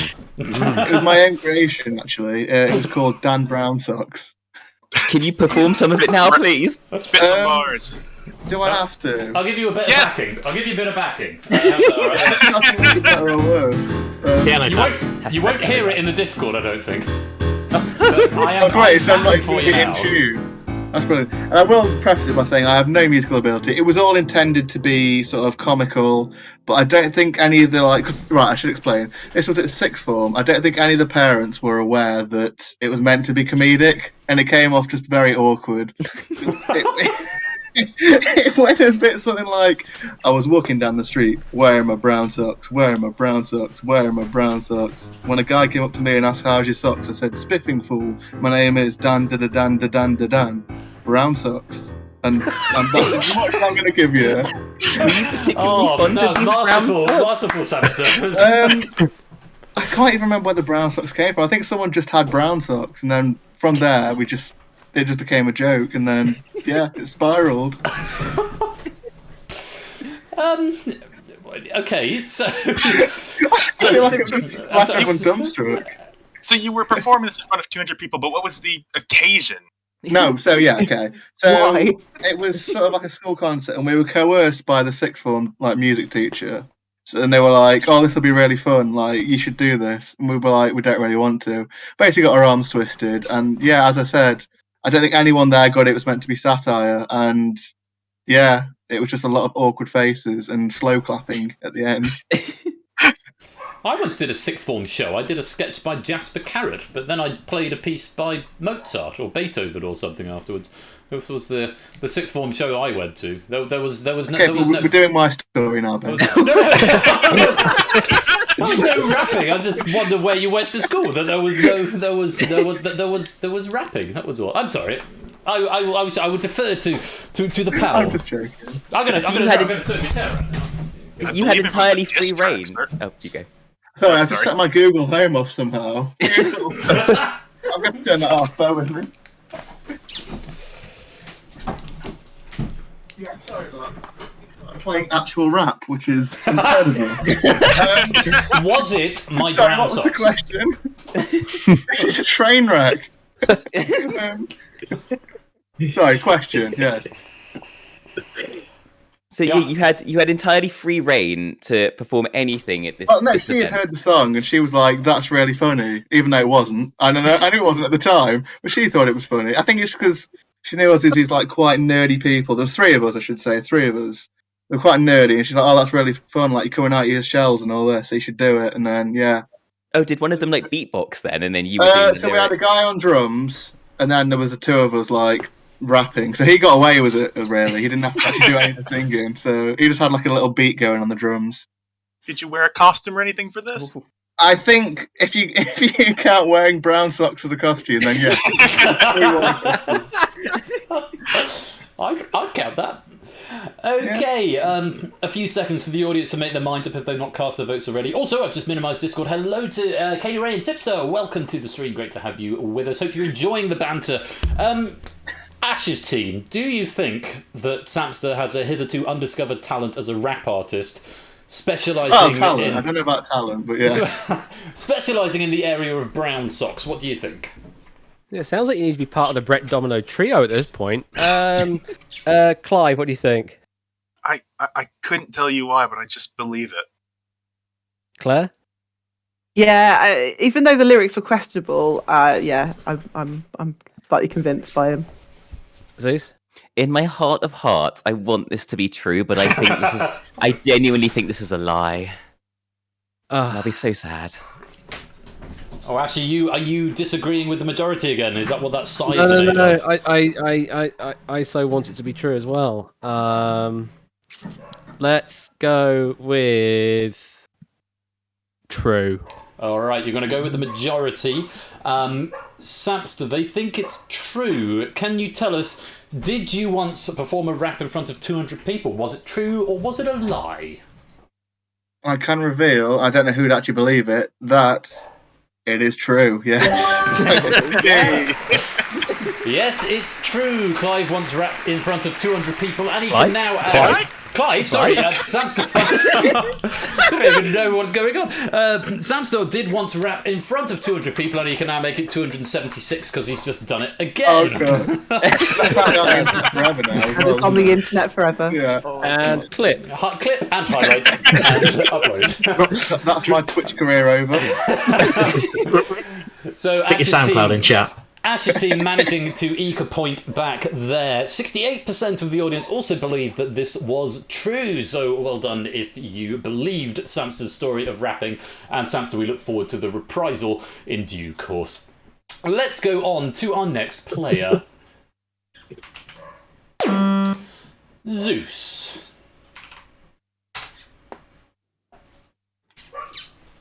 Okay. I once travelled over 6 hours for a single donut. David's team. Is it one of Joe Lycett's? I can confirm I did not get this from Joe Lissette or Innes. What was so special about this donut? So this donut was made by my ex-partner's mother. Okay, was he an ex-partner at the time? No, he was my boyfriend at the time. And you specifically travelled to get the donut rather than to see him? That is what prompted my visit originally, yes, the donut. Did you go from Derby to Croydon? For the audience at home, by the way, that is a callback to the technical rehearsal with a made-up thing from before. No, it was from London to Newcastle, or South Shields specifically. Well done, you answered the question that was going to come next. Yeah. That's a long long way. Was he aware that that was your intention? Like, did you just come in, shut him to the side, and say, "Here, Mum, can I have some donuts?" Honestly, to this day, I don't actually know if he thinks that it was to visit him or to get the donut. But essentially, he'd gone up to Newcastle to see his family, and he was up there for like a week and a half. And he was texting me saying, "Oh, my mum's made homemade donuts." And I was like, "Oh, that sounds good." And he's like, "Oh yeah, I wish you could be up here and try one." And I was like, "It's a Sunday morning. Screw it. I'm just gonna get on the train." So I got like the first train I could up to Newcastle. And genuinely, this was the first time I actually met his parents as well.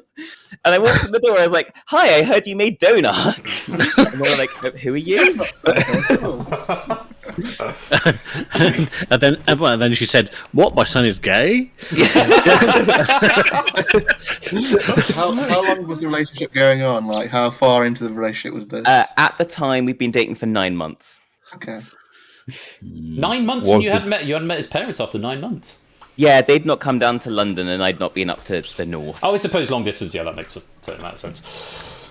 Were there sprinkles? There were not sprinkles. No, they were jam-filled donuts. Oh, wow. What's the donut? Sorry, Inca. Did you feel the donut was worth it? I mean, did you feel this was a bit of a silly exercise afterwards, or was it totally worth it? I mean, So we're deferring to the donut expert here, it has to be said. Pick your words carefully. Well, I didn't try the donut until I was actually back home, and I never told him or his mum this, but I think she burnt it somehow. Oh. Yeah. I said it was great. I texted her, I was like, "Tell your mum, yeah, it was delicious." You lied. I lied, yeah. So you didn't eat it there. You took it back with you, like let it cook.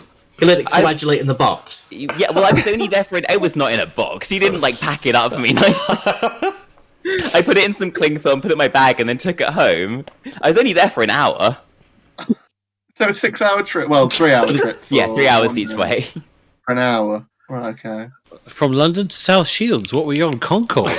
That's very fast. No, it's like a 3-hour train from London to Newcastle Station, and I think it was like a 20-minute ride from because he drove me from the station to South Shields. Okay, yeah, well, that's fair. Well, so he didn't just show up unannounced. He knew you were coming then. Yes, yeah, I did text him being like, "I'm on the train," or "I'm getting on the train." How much did this entire operation cost? I think the return was about 75 quid. That must be the world's most expensive donut. Yeah. All right. Well, unless there's any more cross-examination to come, I'll give the audience a few seconds to get their answers in. David's team, what do you think? Do you think that Zeus once travelled over 6 hours for a single donut? Is it true or is it a lie? What do you think? I'm going to go random. Samster. Now, surely would you a lie? But I mean, I've been terrible at picking all night so far, so don't listen to me.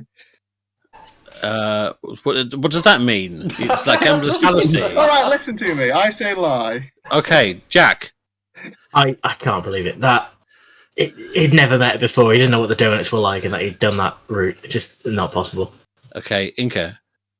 Yeah, I sort of feel the same. I mean, feel like especially meeting their parents for the first time, that's going to be quite a big deal. Like, surely you wouldn't do that so flippantly, but who knows? I would say lie. Hi. What do you think? I think it's probably true. Yeah. What's happening here? The barriers are breaking down between the two teams. It's just Yeah, very persuasive. You want to tell us what you think? I don't know. I think it's a bit of a gambler's fallacy to say, would you a lie? Because it's just the computer deciding. It's all RNG, it's 50-50 on every time. All right, well, I'm going to go with the team, but I would have said true. I think there's a lot of detail in that story, but we're going to say lie as a team. You're going to say lie as a team. Okay, Zeus, can you tell us, did you once travel 6 hours for a single donut? Is it true or is it a lie? I can reveal that it was a lie. Well done. Yes, it was a lie. Zeus didn't travel. If you go London to Newcastle in 3 hours, are you joking? I did have an ex to Birmingham. I did have an ex who was from Newcastle, but I never actually met his parents, so I don't know how long the trip was. On a fast train in the morning, it is about right.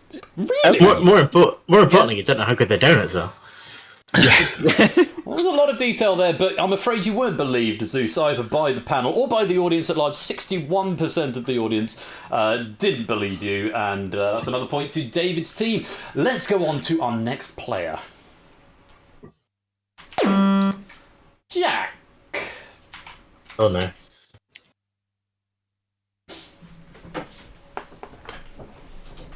I was almost arrested at the Great Pyramids of Giza because I kept making a noise that spooked the camels. Make the noise. Come on, make the noise. Team. Make the noise. So I was 14 at the time, and for some reason, high school, we just made these weird sounds in class, and one of them was like the sound you make when you sort of like stop, or sort of like screech, screech, screech. And we went to the Great Pyramids of Giza. I don't know if you've ever been, but it's absolutely terrible. You pay like £100, you go into it, and it's just a dark corridor. And you come out. I was bored. I love ancient Egypt, and I was just in the background going screech, screech.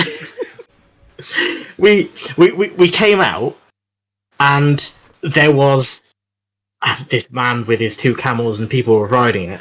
And I'm just looking at these camels, and I go screech, screech. And the camels lose it. They immediately shunt off the people. This man's trying to get it, and there's a lot of shouting in Arabic. A policeman comes over, which is absolutely terrifying. I'd already had problems in Egypt because sort of everyone at the hotel was white, and sort of I got looks like, are you supposed to be here? So he's shouting at me in Arabic. My dad's trying to understand because he only speaks Farsi, and I don't know what happened how I got out of this situation, but it was absolutely terrifying, and I never made the sound again before now. What are we thinking over on Ash's team? Any follow-up questions? How old were you again? Sorry. 13, 14. Okay. And this was a family trip or a school trip? Did you say? Yeah, it was a family trip. We were in I can't remember what it's called, Sharm el Sheikh or Hurghada, something like that. And we went to Cairo for the day.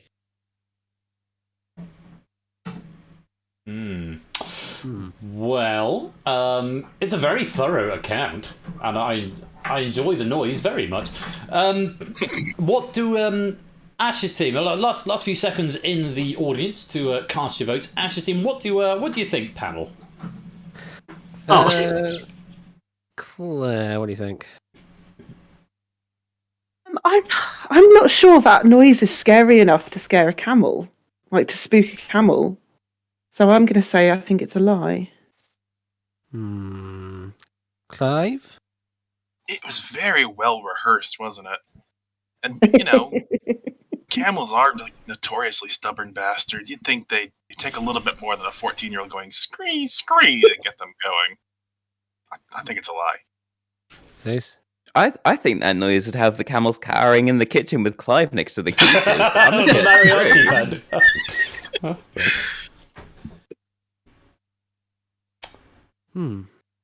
Okay. What's the decision going to be? Is it true or is it a lie? I'm going to say lie. Okay, Jack, they think it's a lie.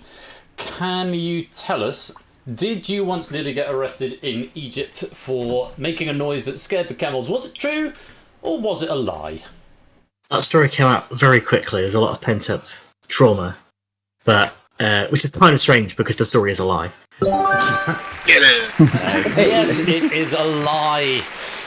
Though there's some very fine details in that story. Pretty close in the audience poll. 40% of the audience believed that story. 60% did not believe it. And as it happens, we've left the two team captains to the end. That is just RNG doing its thing. I genuinely didn't program it like that. So, for our final two panelistas right here, let's go to Ash the Bash. Okie dokie. Let's see what we've got for you here. I have played in a band with Rico Rodriguez. David's team. Are we supposed to be impressed by that? How? Don't know. Who is that? So this is Rico, trombone player, usually plays with, or did play with the Specials and also Jules Holland's orchestra. Okay, that's pretty good. Were you sort of playing with one of those bands you just mentioned? I mean, what was the context as to why you were playing with him? So this was at a live music gig in Sheffield around 2013. I was in a ska band, Jungle Lion. I mentioned it multiple times before, and he was one of the Depp brass players on for another ska band, and they invited a couple of us from Jungle Lion's brass band to join in on one of the songs because we played a lot of the same stuff that they do. So that's how I got to play on stage with Rico. What was the event? It was a live music festival over a weekend over in the summer. Did you get much of a chance to talk to him? And or was it just very much he was just on there, play the concert, and then he's gone? It was very much he was there and then gone very quickly. Unfortunately, didn't get a chance to have a chat with him. Do you get a photo or a signature? Unfortunately, not. No. As has been discussed, Samster, he was there and then he was gone very quickly. I think I feel that was covered under the previous allegation. You can get a photo in a quick time. Just that thought didn't cross my mind at the time, unfortunately. This was 2013. Did everyone have smartphones back then, or was it one of the wind-on cameras? Did you? Oh, okay. Yeah, there were smartphones around that time. Yeah. I suppose I probably did as well. Come to think about it. No, never mind. As you were. Okay, a few minutes in the audience to make up your minds, unless there's any further cross-examination to come. David's team, but what do you think? Do you think that Ash could have played with Rico Rodriguez, or do you think it's a lie? What do you think? What do we think, Jack? It's impressive, but I mean, if he'd said that he was on stage doing Dan Brown socks with Samster, I wouldn't believe it. I think it's true. I think Ash is, up and coming. All right, Samster. I think it's like too believable, if that makes sense. So I'm going to say it's the lie. Inca. I find it just about the right level of believable. I think if he was going to make a lie up about this along these lines, he would have. Not to say Rico Rodriguez is not is clearly a very distinguished musician and big in those circles, but the fact that we didn't immediately know who it was kind of says a lot. I think if he was going to make a lie out of this, he'd have shot higher than that. Miles Davis. Yes, but Who died He died in the 1991. that would have made our task easier if He was a very talented trumpeter. Yes. Yeah, no, I am 110% with Inca. I would have said he would have stretched the truth to something like Wynton Marsalis or something if it was a lie. So I think we should go with true, please. Okay, let's close the voting for the audience. Ash, can you tell us? They think it's true. Did you play in a band with Rico Rodriguez? Was it true or was it a lie? I can reveal it was a lie. Oh. It was a lie, yes. Ash never played with Rico Rodriguez, and he has convinced you otherwise. 90% of the audience, Bass. 90% of the audience believed you. 9% Didn't convince me. did not. So, very convincing liar there, Ash. I don't know what we're to make of that, but yes, you've foxed David's team, and you've foxed the vast majority of the audience. So very well done. That's another point to you, up to 3 points. And our final contestant of the evening, David J. Bodycombe. Shock horror. Did I sound surprised? No, sounds good though. Okay. Due to a jacket I was wearing, I am permanently banned from a casino in Macau. Ash's team. What was particularly special about the jacket? Well, therein lies a tale. I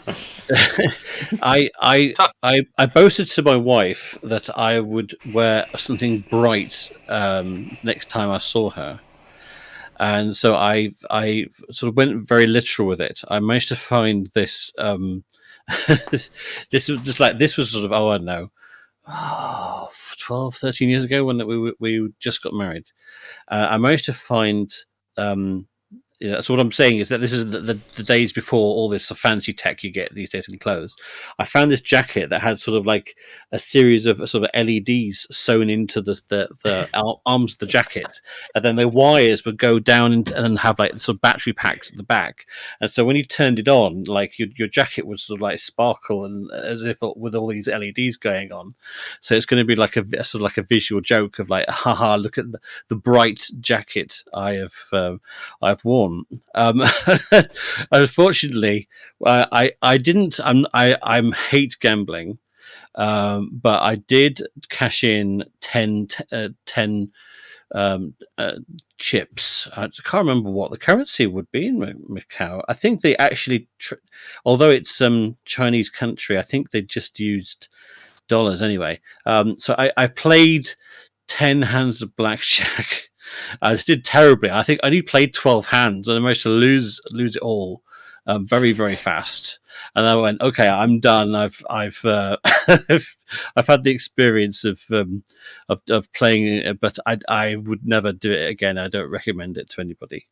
Anyway, as I was leaving, the pit boss sort of saw this wire sort of dangling down the inside of my cuffs because I didn't have the lights turned on at this point, and when I left, I just somebody just tapped me on the shoulder and say, "I'm sorry, sir, but I'm afraid you're not allowed to come back in anymore." And I said, "No, look, it's fine." I turned on the lights, and they said, "Well, sorry, wasn't my decision." Because they think you're wearing a wire or there's just something not right about you. Sorry. Anyway, we were going anyway, and I've never been back to Macau since because it was just a honeymoon trip. But there we go. Well, a full comprehensive account there. Any follow-up questions from the prosecution? What size batteries did the wire and the lights have? How big a battery pack were you wearing? They were pretty substantial. I think there was two or was it? I don't think it was 4 Cs. I think it was 2 Cs in the left and the right hand side. So it's like I didn't look like a hunchback, but I definitely looked like I was packing extra heat in the back of my back. Yeah, it was. It didn't look particularly natural, but I wasn't planning to wear it for more than an hour. The C's, does that stand for what car? Were they like car batteries? The The D's are the really fat ones you have to use in remote control. Oh, yeah, toys. So C's are tiny, little bit smaller than that. What year was this? I forgot. It was about 13 years ago when I got married to my wife, so it was be 2009. 2008 we got married because the 8 was lucky for us. It's lucky in Asian culture. It seems very, very believable that David would forget the date of his wedding. Okay, Ash's team. Last few seconds for the audience to cast your votes. What do you think? Do you think David's been banned from a casino in Macau, or is he telling a lie? What do you think? Zeus, what do you think? I'm trying to pick up on the thing where he said he didn't know what the currency of Macau was, and while I don't know what the currency is, I'm wondering if he tried to say something wrong to throw us off, to make us think it's a lie. So by that logic, I'm going to go true. Yeah, that certainly sticked out at me as well. Clive? He offered a lot of information freely. Kind of think it's a lie. Claire? In my own personal experience with clothing that had LEDs in it, I've managed to power them. And power 2 sides of a jacket with 3 AA's each side. So I'm wondering if technology's not moved on in LEDs. I don't know. I think it might be a lie, is what I'm summarising as. All right, Ash's team. What are you going to go with? Do you think it's true, or do you think it's a lie? Oh, it's a difficult one. Let's go with lie. Go on. All right, you think it's a lie. David, they think it's a lie. Can you tell us, are you permanently banned from a casino in Macau? Were you telling the truth, David, or was it a lie? I can tell you it was a lie. Yes, it was a lie. David was not banned from a casino in Macau for wearing a light-up jacket, but I have to say, very close vote in the audience. Oh, you've split the room like Brexit. That's a cursed ratio. 52-48. What a lovely way to end. So, I can say that at the end of the game, there's the buzzer for the end of the game. At the end of the game, Ash's team have 4 and David's team have 4. Hooray! Everyone's a non-winner. Everyone is a non-winner. Good game all. That was delightful. And as it happened, we had 4 truths followed by 4 lies. So it split it perfectly 50-50, even if it was a bit weighted one way and then the other. But that's how RNG does its thing. 4 points apiece, so congratulations and commiserations to both teams. Can I just say a massive thank you to all 8 of our panellists for joining us for this very special edition of Would I Lie to You? To Zeus, Clive, Claire, to Jack, Samster, Innes, and our team captains Ash and David. Thank you all. It's been splendid having you here. We've had a lovely chat, and I hope you've enjoyed that in the audience at home. Do stick around, because after the break, we are going to be playing Moneybox, a chance for you to win some life-changing pennies. Do stay right there, because we'll be right back. Until next time, which is in about 5 minutes' time, I've been Royal Flush. Thank you very much, and good night. Press the button.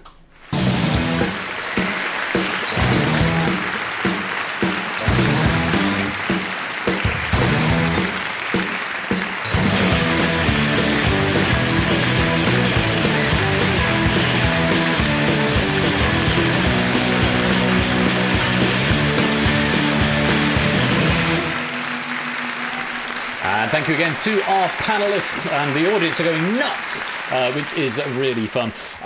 Thank you very much, everyone, for watching. I hope you enjoyed that extra special treat as part of this charity stream. A reminder that the charity link is still open, so you can go to donate right there, and a bit more information about the charity right there. Do stay there, because after the break we are going to be playing Moneybox with a pack by Apodo Nuevo. Looking forward to this. So you need to have a microphone if you want to come play in the hot seat, and I need 2 of you to do it. Chance to win life-changing amounts of pennies. It's been a while since we played Moneybox, actually. I need to figure out if I can still remember how it works, but we'll figure that out in a minute. Stay right there, because we will be right back.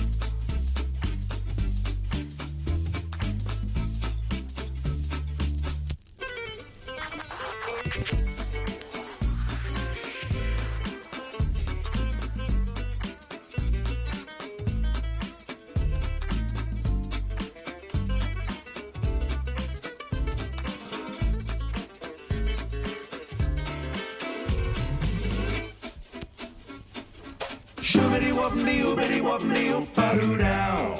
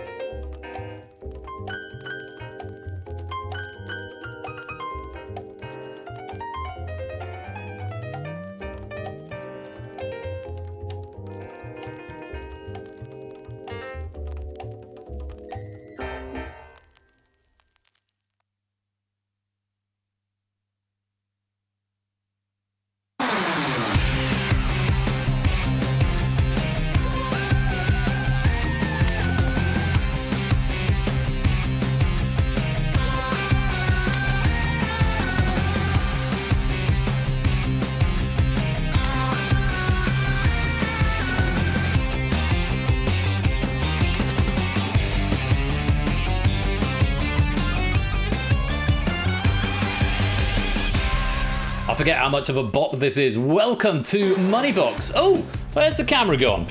Where's the chairman gone? There we are. Type your name in if you want to come and play. RWYX. Don't type your name in because that won't do anything. RWYX if you want to come and play. You do need a microphone if you want to be in the hot seat of the game. There's room for 2 players in the hot seat. Exclamation mark exclude if you just want to take part in the lobby game. There's still a little bit of a bug in the giving out pennies part of this game, so you might get a windfall of pennies more than you're supposed to. I just ran out of time to fix it, so apologies for that. But do type in the code if you want to come play. Exclamation mark exclude if you don't want to play in the hot seat game. Welcome as well to DKW Duft, Undeniably Alex, SW Yellowtail, Multiclass Geek, and Colonel Hans Lander. Great to have you all here. Hope you're keeping well. Sorry, I wasn't checking in on the app while we were doing. I needed the full screen for Discord for that. May do again for this next game, but do pop your ways in. It's Mork and Akdar and M. Clemson, and with that, it's Mork. You are the 100th shatter of the stream, and whoa, noise and sound, all the noise. It's Matt the Ref gifting out 10 subs there. Matt, thank you very much for the generosity. All the sounds.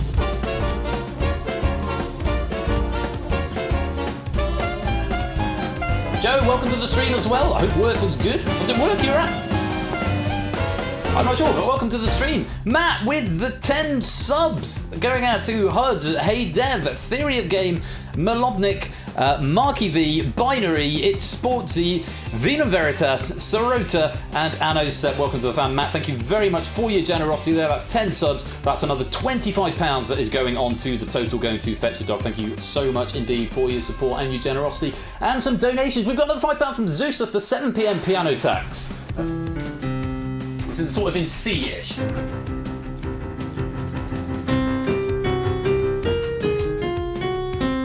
Something like that. That wasn't right. But thank you very much for the £5 and the 7 PM piano tech. Not quite sure what that one was, but it qualified. Exo Alto with £5 donation there. It's the second half. Keep up the good work, Ben. Thank you very much, Exo Alto, for the support and the kind words. Alex R's Magic Disco Bus, live from Nottinghamshire, has donated £13.40. I got to see that number rounded. May have missed it because I think we've had some more coming from then.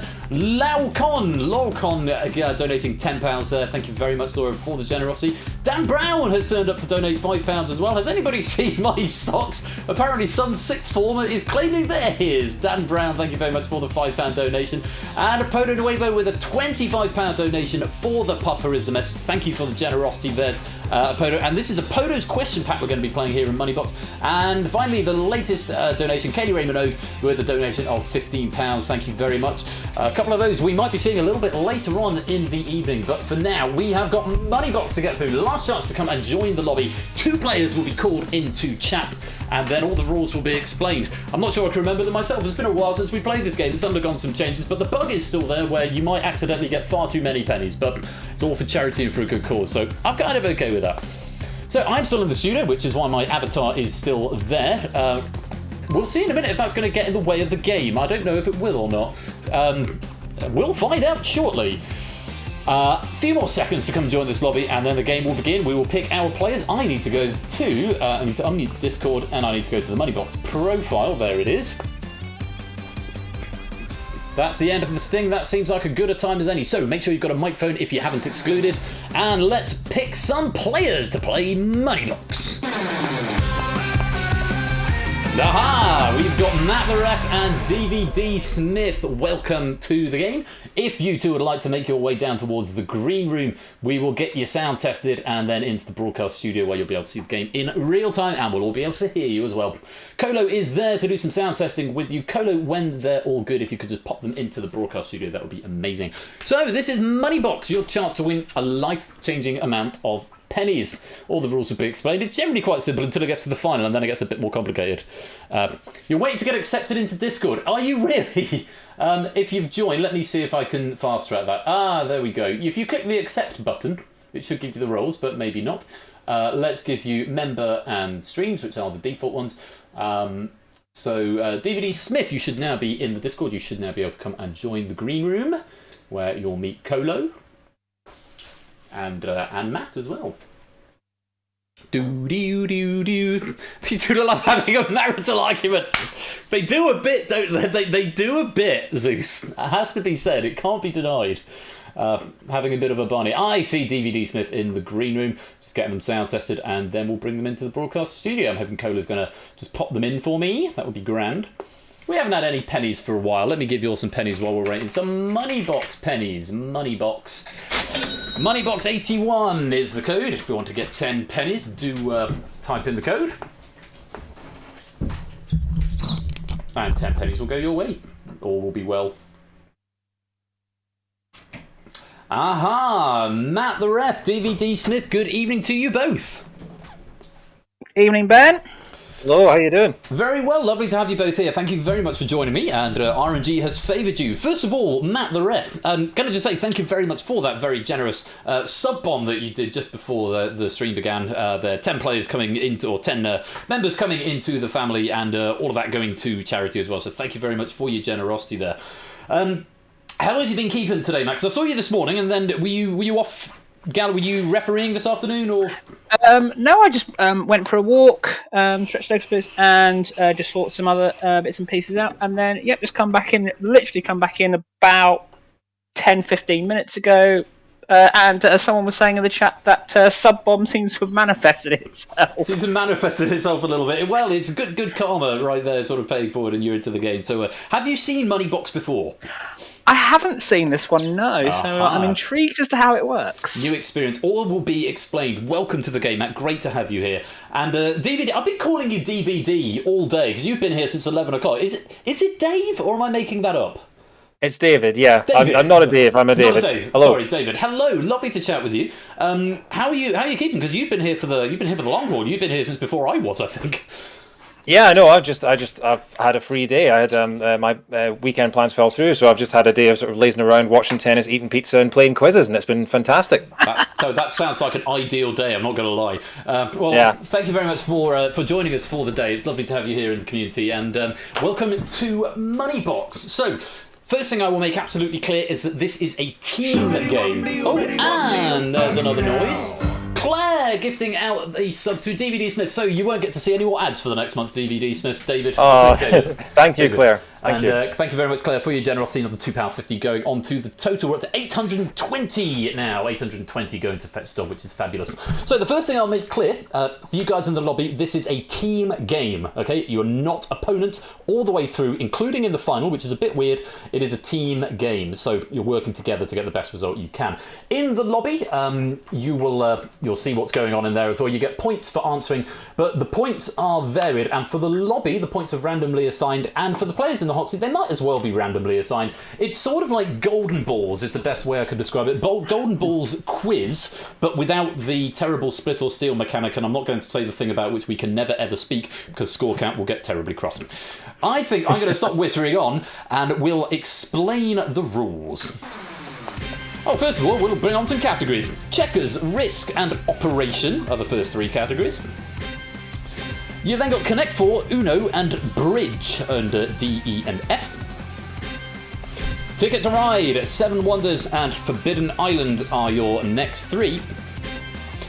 And your final categories, Race for the Galaxy, Azul, and Wingspan. Those are your categories, and those are your remaining values. I thought it explained the rules, but apparently that's left to me. So, how this works, you have got 12 categories and 12 coins that go with each of those categories. What you've got to do is pick a category and a coin to face a question on. The coins, the 12 coins, have been assigned a random value from the remaining values at the top. 8 of them are cash values, and 4 of them are killer values.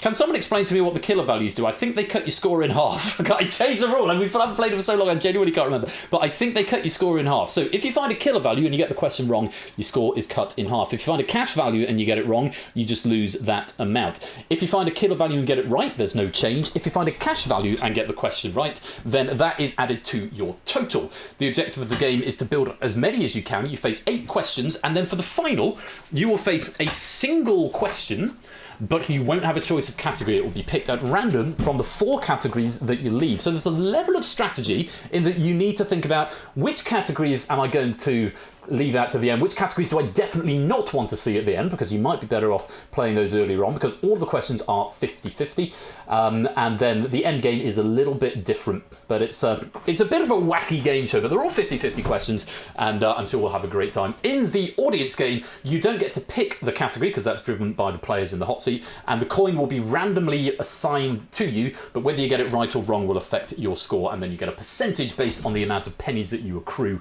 at the end of the game. All will become clear. I hope that's reasonably clear for you both. You ready to play? Let's do it. Do I need to close Twitch down? Do I need to? Not necessarily. Not necessarily. No. Okay. You can have it open, but you're best off watching here because it's all in real time here. You don't need to answer anything in Twitch until the final. On the final, you do need to answer in Twitch. But we'll get to that. So, without any further ado, let's bring down the game board.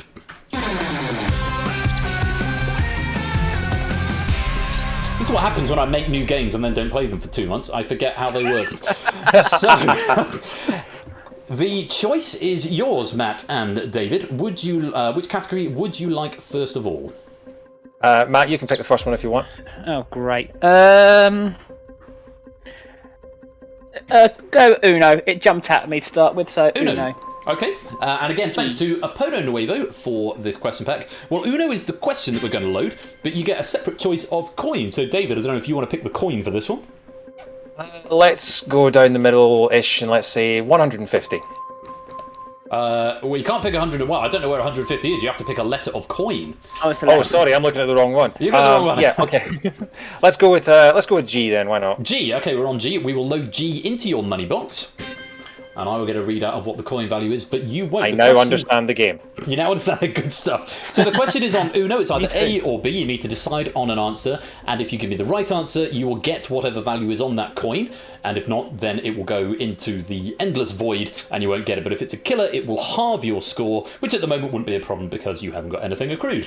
Answering in the lobby, either A or B. Good luck. Here's the first question. Pizzeria Uno was founded in 1943 in which US city? Was it Chicago or was it New York City? Answering in the lobby, I can't remember if the lobby get timed out. I think they do. A1, L left, Y yellow, or B2, R right, or blue to lock in your answer lobby. Maybe you don't get timed out. Maybe you could listen to the deliberations. No, you don't. Okay, that's something I need to add. Right, Matt and David, what do you think? Okay, well, speaking as someone who is currently full of pizza right now, Chicago is famous for its pizzas. I've had a couple of really good Chicago pizzas, so my initial thought would be Chicago. Yeah, that would be mine for pretty much the same logic, so I'm happy to go with Chicago. All right, A. Chicago, let's lock A in. If you didn't get an answer in the lobby, then I'm afraid that is time up. I do need to add a timeout mechanic similar to the code, so maybe 20 seconds for the lobby game, and then discussion begins. But for now, you can base your answer on the discussion that happens. Chicago is what you've locked in. First of all, let's see, is that the right answer? Yes, it is. Very well played. You're all right. Mark. Let me load up my notes on this, see if we've got any trivia to give you along with this. Just give me a moment. We should have done this while I was setting up the game. Zoom out to 75%. So Uno was the first question. Yes, while a simple recipe may have been used by another Chicago-based restaurant since the 1920s, Uno's is widely considered to be the inventor of the Chicago-style deep dish pizza. After franchising, Uno's is now headquartered in Boston. So that is the right answer. Lots of people getting the right answer, or lots of people getting a killer on the first one and getting it wrong, but that's not too much of a problem because you're already on 0. Very well done to Jack and Kolo and Silent Marine, who've got it right with a high value there as well. Let's have a look and see, what did you bring to your money box? 125, that's a good start. All right. Good start. Yeah, I'd have been sad to not get that one because I'm about 70% deep dish pizza right now. Very nice. Well, let's add that into your money box and add it to your total. 125 is where you're up to. And David, I believe yours was the next choice of category. Okay, well, if we're picking categories now that we don't want to see later, I have no idea what Azul is, so let's go for Azul. Okay, we'll take Azul. Matt, did you want to... No. I was going to say, I thought azul, I think, is Spanish for blue, so it might be something to do with different colours in Spanish or something like that. But yeah. Okay. I'll go with that. Yeah, azul. I will also say at this point, for the final question, whilst you're still on a team, you are answering independently. That becomes important later on. Right. So, azul. So basically, you want to get left with categories that you're both kind of okay with. Azul. Let's pick azul. And Matt, choice of coin. Heads or tails? No, not really. I'll go with D, please. D for Delta. D. Let's load D into your money box. And let's take a look at the question. Que color mezclas con azul para hacer verde? Amarillo anaranjado. Okay. Gentlemen, what do we think?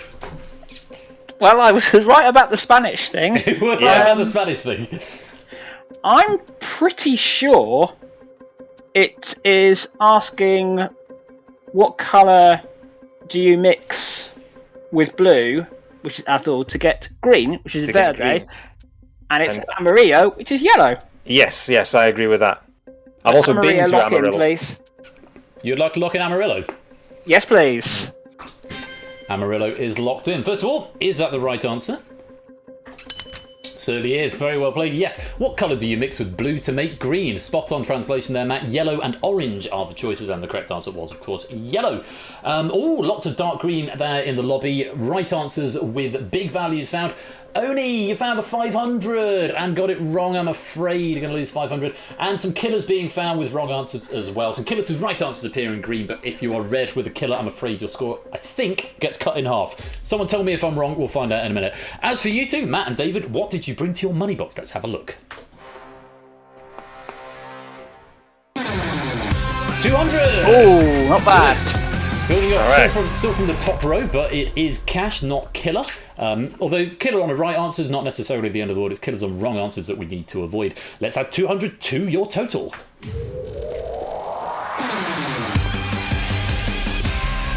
And if someone can confirm, I think if you get a killer, I think it cuts you in half. Pretty sure. Right, moving on. We're a quarter of the way through. 6 questions to go. And Matt, it's your choice of question. So I'm thinking in terms of leaving subjects we feel confident with until last, and getting rid of the ones that I don't feel confident with. I think race, yes, walk. Race for the galaxy. I'd like to go with on this one. Okay, we'll load up Race for the Galaxy, and David picks a coin. Down the bottom, L. L down at the bottom. Let's load that into your money box. Oh, I've seen the coin value. I see the coin value that gets loaded.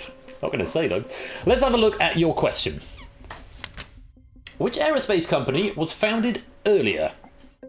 Oh, no. Was it Blue Origin or SpaceX?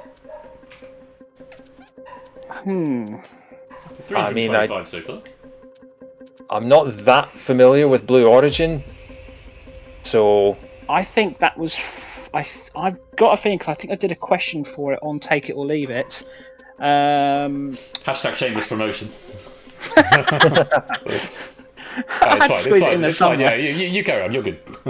I think Blue Origin was founded by Bill Gates. Right. Okay. So. And I don't think it's been as successful as popular other terms available as SpaceX. I'm actually tempted to go with Blue Origin. Yeah, I think it's sort of like, if you're talking Bill Gates, it sounds like it's part of the Virgin Galactic generation. So it would be a little earlier than SpaceX. So yeah, I think Blue Origin. So we lock in Blue Origin, please, Ben. Okay, Blue Origin is locked in. First of all, is that the right answer? Yes, it is. Blue Origin in 2000, SpaceX in 2002. There's an avatar I don't recognise. Someone finding the 500 and getting it right. Nicely done. A couple of killers, Innis and Poconuts finding killers. So you'll be able to see what happens to your score with a wrong answer on a killer. Let's see. What did you guys bring to your money box? $250. Moving on up. Going in the right direction with a right answer. We will add that to your total.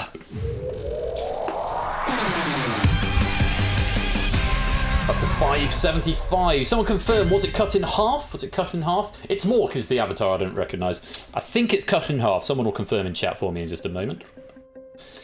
3 killers in a row. RNG Pig, that generous. Oh, bad luck now. So get him out of the way. Get him out of the way, and then he got a clear sweep. It is half. Fantastic. Good.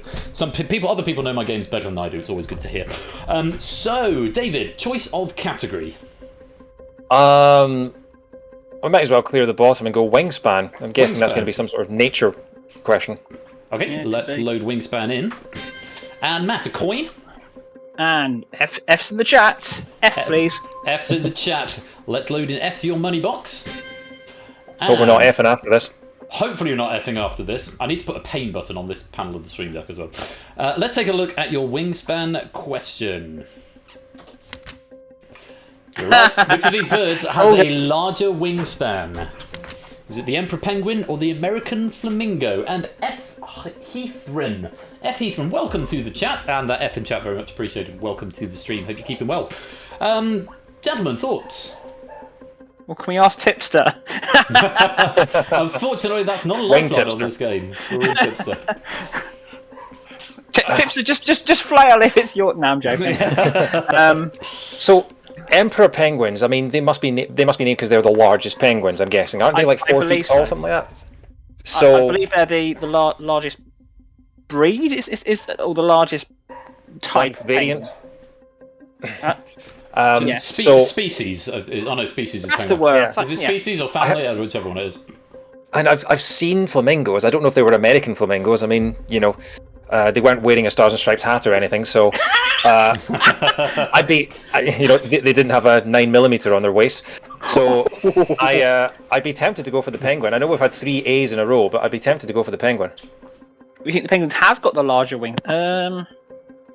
Yeah, actually thinking about because the emperor penguins are pretty I know big. they're flightless, but they're huge.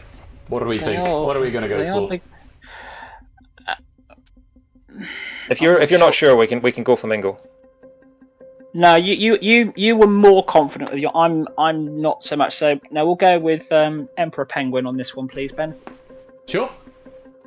Lock in. Okay, let's lock in emperor penguin. Another A answer. Let's take a look. First of all, was it the right answer? No, going the wrong way. Flamingo 1.5 meters. Penguin 76 to 89 centimeters. So quite significantly big, almost twice as big, the flamingo. They're big old bastard birds, they really are. Unfortunately, that is a wrong answer. And a few killers being found there in the lobby. Some half scores going to be found. Very well done to Blue Avatar and Arden Fex and M. Clemson and Purple Avatar, might be Halo, finding some big values there and getting a right answer. That's going to be added to your total. For you two, however, we really don't want to see a killer right now because that is going to cut your score in half. What did Don't let it be Brandon Flowers. What did you bring to your money box? Oh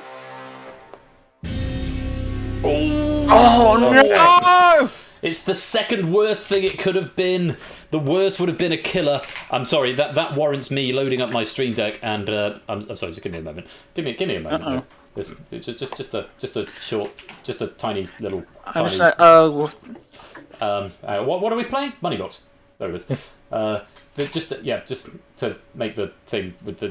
Pain. Yes, it warrants that noise. It does warrant the pain noise. It is pain. The good news is that it's not a killer, so it's not going to lower your total. But unfortunately, it is the highest value of the game. But I'm afraid it does have to go in the bin. It's Morg taking the lead with 1,000. I think Fraser and Jers both had 800. So, Matt and David, you've built up 575. You are yet to unearth any killers.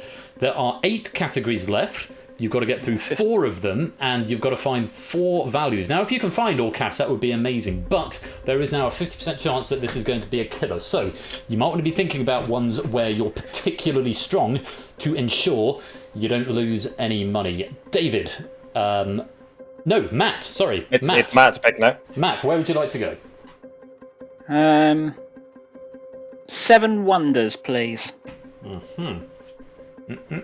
Again, I'm trying to think which subjects do we want to keep at the end, and 7 wonders again. I'm not sure. Well, now's a good moment to think about. I mean, David, what are you thinking? You would like to? What would you not mind or like to see at the end? I mean, I'm not so sure about 7 wonders because I only know Stevie. So, very good. Let's go 7 wonders. I feel all right. I know at least 2.5 of them. Okay, we'll load in 7 wonders. And David, if you'd like, sorry, Matt, I'll come back to you in a sec. David, just can you pick a coin for us? I mean, I might as well, since I'm Scottish, I might as well say I. I. Hey! Let's load I into your money box.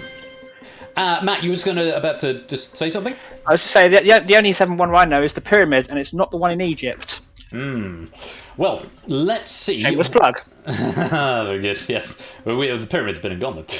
Let's have a look. See what the question brings. On which of these wonders of the ancient world did construction begin first? Was it the statue of Zeus at Olympia or the Colossus of Rhodes? Answering now for the lobby game. Wow. I was really hoping this was going to be the Great Pyramid.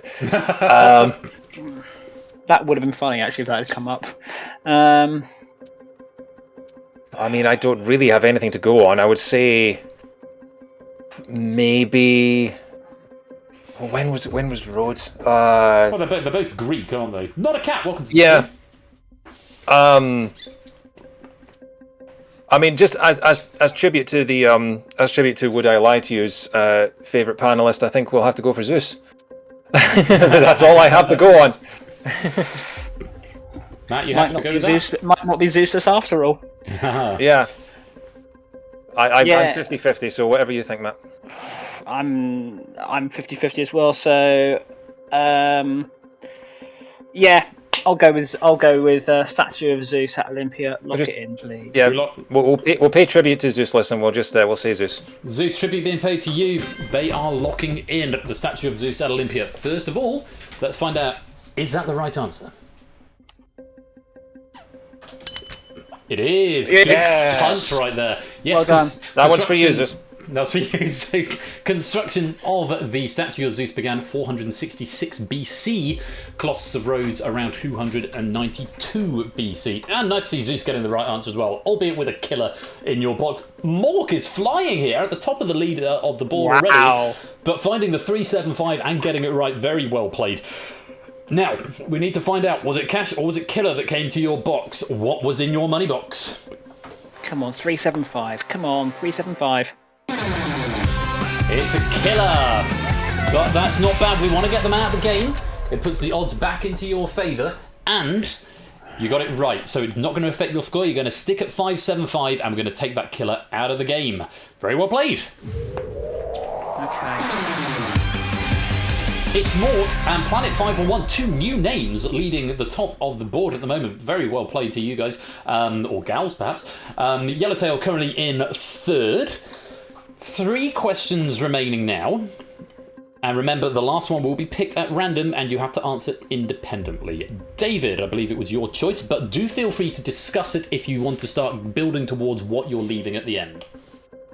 Okay. Right. I'm leaning towards operation. I'm thinking that's going to be human biology or something. Yeah, that was my thoughts. Yeah, I mean, if you're happy to go with it now rather than later on. My human biology isn't the best. Yeah, ditto. So yeah, I'm happy to go with that. If the choices are arse or elbow, then I'm stuck. Bear in mind that at the end of the game, you won't necessarily see this question. There'll be a 1 in 4 chance if you leave the questions till the end. So just something to bear in mind. It's thinking which questions would we not mind coming up at the end. We'll discuss that we'll discuss that as we go into the final 2 choices. But for now, shall we load in operation? Yes, please. Let's load in operation. Okay, operation is in. Matt, choice of coin, if you please. E, please. E for Echo. E for Echo. E by gun. Let's load it into your money box. E by gum. And a question on operation for you. Which surgical procedure removes the part of the body that is closer to the head than the other? Is it an adrenalectomy or is it a thymectomy? Adrenalectomy or a thymectomy? Yuck. Oh, I can't help it. I know what an appendectomy is. I had one of those recently. Neither of those are options here, I'm afraid. Where's the adrenal gland? Wait, what? So would the thymectomy be something to do with the thyroid? Thyroid, yeah. Anyone I'm is thinking it wouldn't be anything to do with time, by the way. No, nor parsley nor sage. Although I heard Rosemary does quite a good thymectomy. There we go. Yeah, she's a very good surgeon, that Rosemary. While we're all having a lovely chat and everyone's friends here, it's all very good. We have got this 50-50 decision on the table, which could potentially win you or cost you a lot of money. I'm just going to draw us back to proceedings. All right. Yeah, because we lose 287.5 coins if there is a killer and we get it wrong. It rounds up as well, so it'd be 200 and whatever half of that 288. There you go. Thank you. What are we thinking? What are we thinking, chaps? I'm going to take a 50-50 punt on adrenalectomy. I think that's how it's pronounced. I will go with my teammate. Okay. Lock it in, please, Ben. So we lock in adrenalectomy. Let's lock it in. And let's have a look and see, is it the right answer? Oh, and look at the top of the leaderboard as well. Mork and Planet and Jack as well, all finding killers and getting it wrong. I'm afraid you're going to cut your scores in half. Many rips to you and much pain to you. Yes, the thymus is located behind the sternum and the adrenal glands are located above the kidneys. So not a huge amount in it, but you did go the wrong way, unfortunately. So one's in the body and the other one's in the body. Okay. Basically, that's about the level of it, yeah. That's all I've got. Well done to Colo and Claire, who found the 500 and got it right. Nicely done to you. Well done, guys. But let's see, what did you two bring to your money box? Best case, we're throwing away 100 here. That's the best case scenario. Worst case is a lot worse. Let's have a look.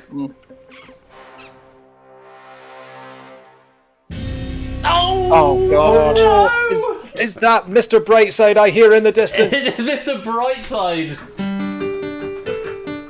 Ouch! You can't hear the piano, can you? No. All we can hear is just pressing of things. Coming out of my cage and I've been doing just fine. Gotta be down because I want it all. I don't think we've been doing just fine, Ben. No, you're not doing just fine at all. I really like my chill-out version of Mr. Brightside there. But she's touching his chest now. He takes off her dress now, letting me go. Oh, well, why are you taking her dress off? Ask what her adrenal gland is. Yeah, we can do that. We'll add a night to that chord. But I just can't look, it's killing me. Later on, go back and watch the VOD and you'll hear it with the piano. It probably sounds quite a bit better. Anyway, sorry, I'm prevaricating now. I'm sorry, it is a killer. It is going to cut your total in half, but that is the game. Let's add a killer into your total.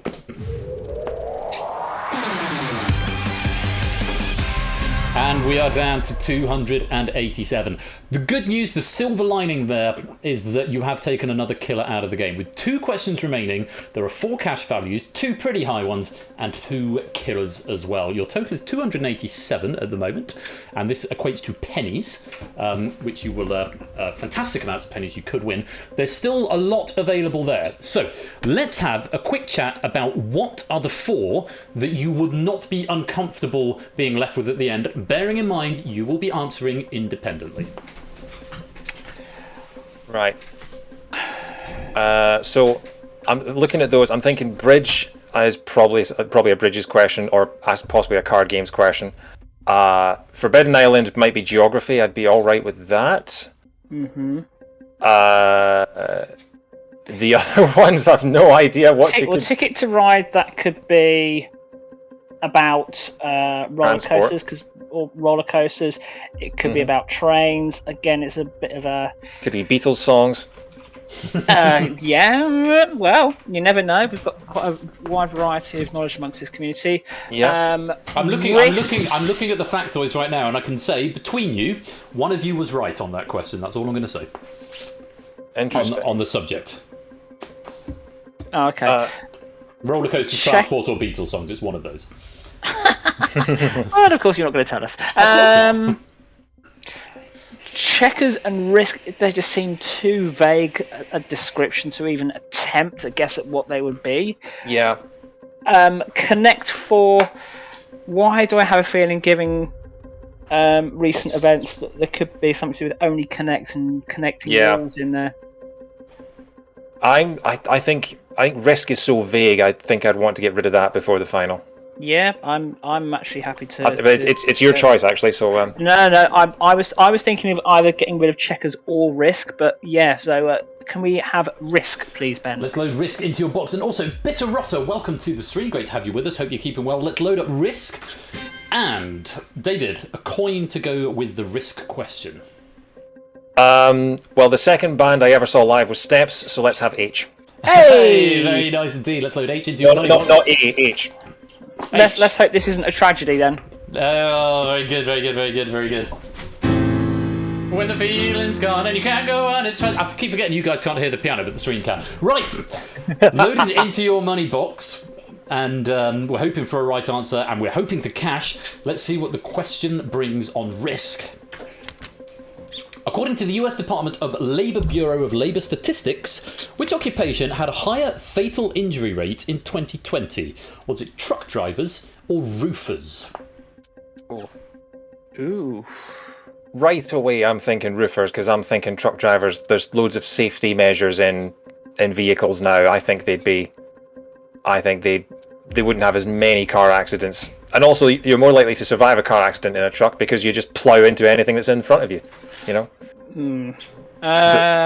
Roofers, you're working at height. You're just, America has a lot of skyscrapers, so you're doing roofing sort of 2,000 feet in the air. So yeah, there's a method to the madness there. No, and also I can't find fault in that logic there. So.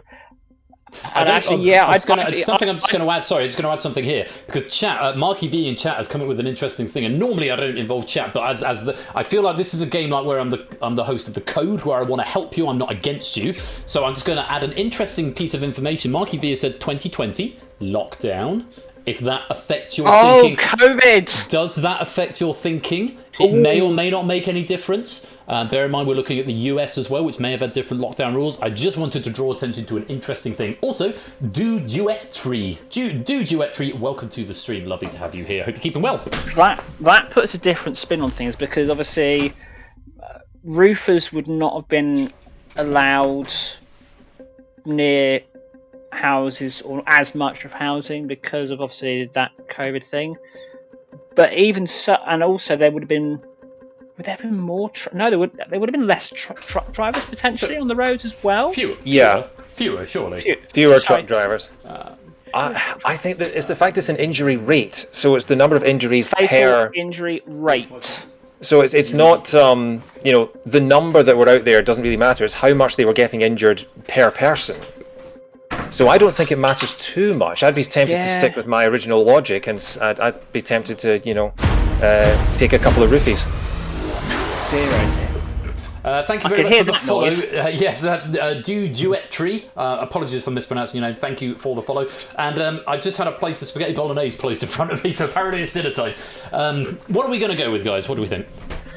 I'm happy to go with David's answer of roofers. Roofers, please. Roofers, okay. We'll lock roofers in. Roofer signed. First of all, let's find out, is that the right answer? Yes, it is. Well done, mate. Well done, mate. Great thinking that one out. Well done. They estimate that there were 47 deaths per 100,000 workers for roofers versus 25.8 deaths per 100,000 for truck drivers. So 258 in a million versus 470 in a million for roofers. That was the right answer. Very well played. Claire, Natter, DMC finding a killer and getting it wrong. I'm afraid you're going to get cut in half. Mork finding a killer up near the top, but getting it right, so preserving their score. Now, the question is, do we want to find cash at this point, or do we want to find a killer? Both have their advantages. Nothing we can do about it either way. Yeah, there's no point prevaricating, as you say. Absolutely. Let's find out. What did you bring to your money box? 375 is the top of the game. Great coin. Was it the right time to find it? We will find out in just a minute because you've got one more question to face before the final. But for now, let's add that 375 to your total. Yellowtail now the leader, 1,075. Samster with 1,000. Colo with 906. And you are up to 662. And the final question is with you. One of these questions you will face right now, and you will play for either a cash or a killer value. The other 4 will be thrown into the magic RNG machine, and one of them will be picked for your final question, which you will answer independently. Take a little minute to have a chat about what you think you would like to get rid of now and what you'd be happy to see in the final. Okay, so which were the ones that we wouldn't mind keeping back for the final? It was Forbidden Island, Ticket to Ride, and Bridge, wasn't it? Yeah, I wouldn't mind Connect 4 either if it is an only Connect thing. I don't know what the question would be, but yeah, So I think on process of elimination, then we'd be going for checkers, yeah. Yeah. Oh, that was far enough thought. Sorry, I was trying to have some food. Wolfing down your bolognese. Sorry, shall we waffle for a bit? No. No, we're already 45 minutes behind, and the arena guests are on standby. So we're going to play checkers now and leave Connect 4, Bridge, Ticket to Ride, and Forbidden Island to the RNG machine. Okay, let's load up checkers. And final decision for a coin. There are 3 cash values, 2 killers. Ideally, we'd find a cash value here, and then all of it is academic, whether it's right or wrong. But cash would be great. What's it going to be? B for Bravo, please. B for Bravo. Let's load B into your money box. And here is a question on checkers for you. Which other presidential pet was the same type of animal as checkers? Is it Socks or Buddy? Okay. So what Checkers. was Checkers was, I believe, Richard Nixon's dog.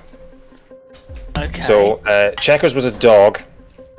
I think Socks was a cat. I think Socks was it Clinton's cat or something like that? And Buddy was one of the Obama's dogs, something like that. I think Socks. I think is more of a.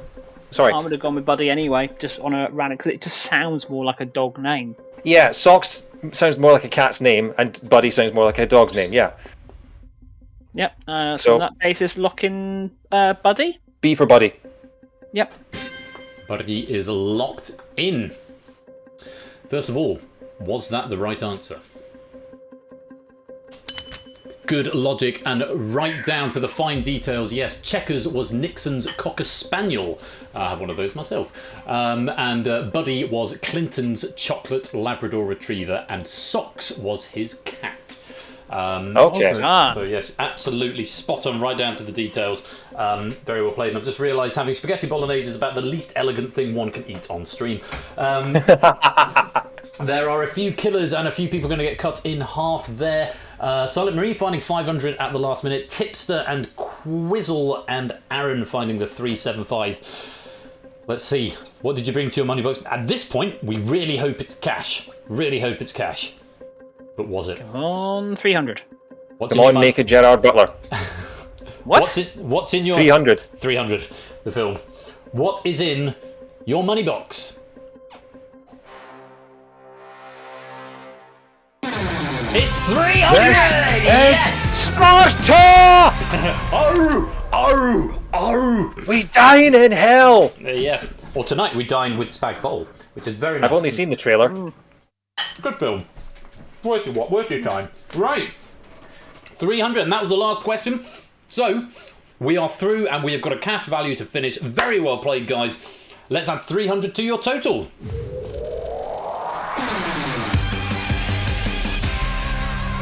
So, 962 is what you've amassed. You've earned it, but can you keep it? That is the question that we ask you as we go to the final round, the finale, aptly named. So, here's how this is going to work. First of all, lobby players, you may answer either A or B or pass.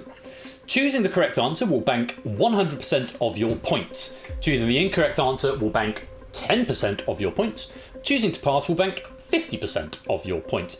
Abstention will be treated as a pass. So in the audience game, you've got A, B, or pass. Those are the only options. Pennies will then be paid out at a rate of 10% of your final score, plus whatever the computer decides to do at random.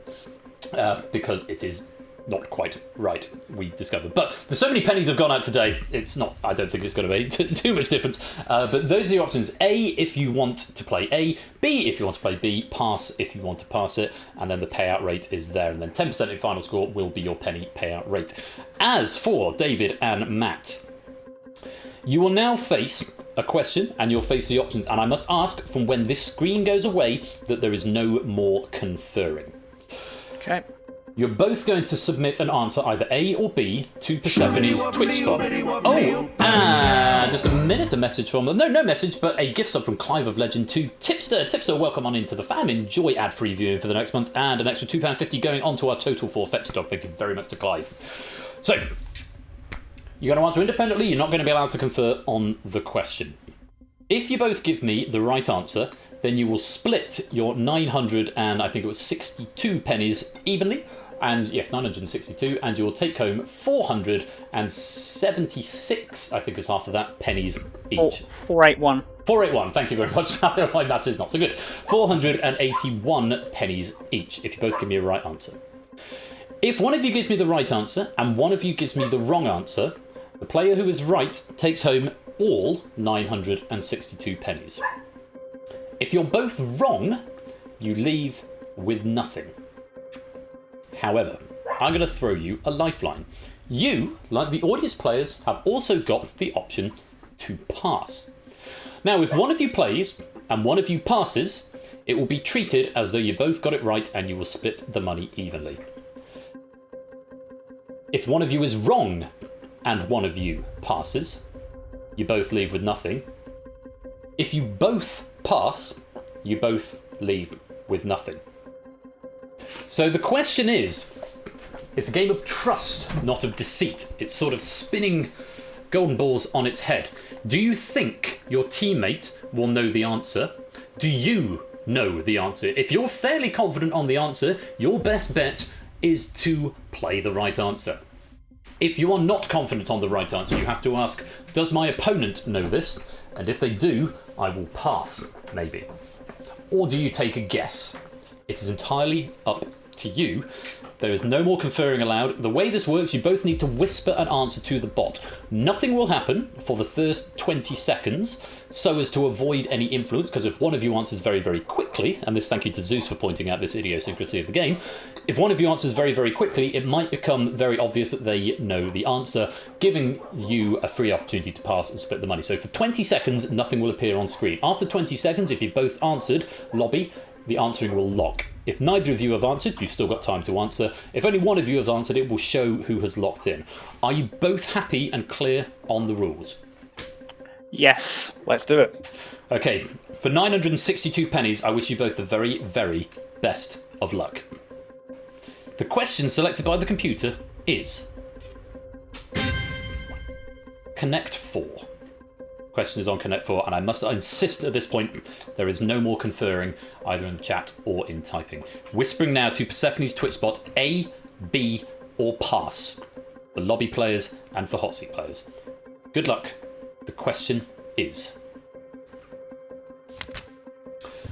which of these Greek letters was used for selecting questions on early series of Only Connect?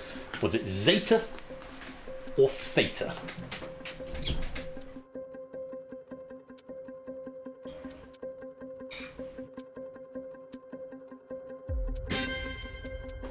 Matt, 20 seconds is up. Matt had locked in. 5 seconds in the lobby. Both players have locked in an answer. We know DVD Smith, aka David, has been on Only Connect.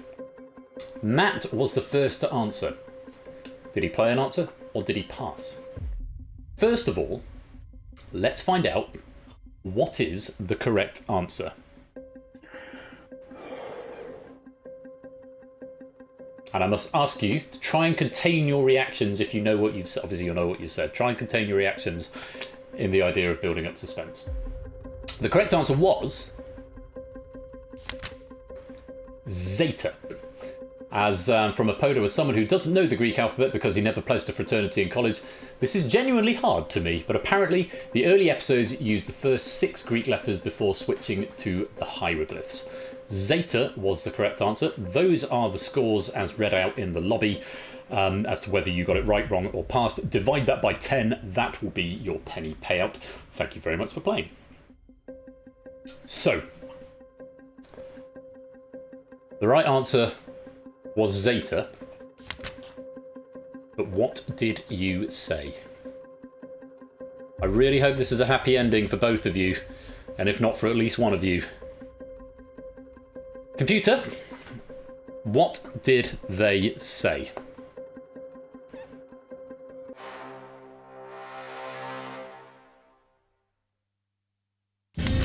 Oh no! Oh crap! Oh guys!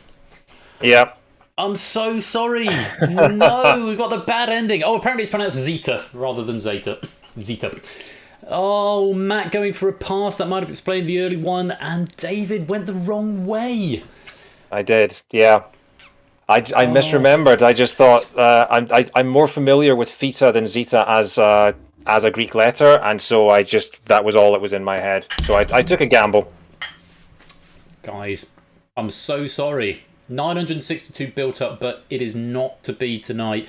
Oh, I think that's the first time we've seen the bad ending in Moneybox. But I tell you what, I was feeling the tension right here. I don't know how you were feeling. World first. World first, yes, the world first non-victory. They're setting a precedent. Oh, yes, indeed. Well, I tell you what, it has been a pleasure having you both here. It's been lovely to chat with you. And I'm sorry it wasn't a happier ending, but you've been fantastic contestants. Have you had a good time? Oh, yeah. It was the friends we made along the way. Absolutely, that's the main thing, right? and the enemies. And the enemies, quite. And the killers we met along the way. Matt, how you doing? I'm good. Yeah, I kind of have a feeling my good luck I've had this week was due to end at some point, but oh well, as I say, really enjoyable games. It's the first time I've seen this. Really enjoyed it, and good. Yeah, privilege as always to be on this channel, Ben. Thank you very much for having me. A pleasure to have you. Thank you very much, Matt and David. You've been fantastic contestants. Just to drop you back into the green room, but do enjoy the rest of the evening, and we'll speak to you soon.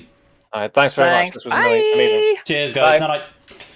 Oh, what a shame. What a shame. There was such good play all the way through. Couple of tricky killers, but they brought it back to nearly 4 figures, but at the end, just couldn't capitalise. I'm so sorry, but we had a good time. And in the lobby, Tootling with 102 pennies, Samster with 100, and Quizzle with 98. And all of this is done automatically, including, I think, the question writer. I will find out. Because I'm pretty sure. Hang on. I was going to check this very quickly because in just a moment we have got the third of our celebrity special games and we have got a real treat in store for you. Give me a moment just to go to Gameplay Pennies because I just wanted to. I'm pretty sure the question writer. Oh, let's not put Visual Studio. This is Visual Studio behind the scenes of the Charity Street. Gameplay Pennies, Point Sequence Pennies, Split. Yeah, this is the most complicated one we've got. Does the author get award automatically? People to score, player person could touch the outcome. No. It does it somewhere else. Okay, so I will have to check into this as to whether the author gets pennies automatically. I'm not sure they do. I will add some more on afterwards for Apodo. Lingo, welcome to the stream. Great to have you here.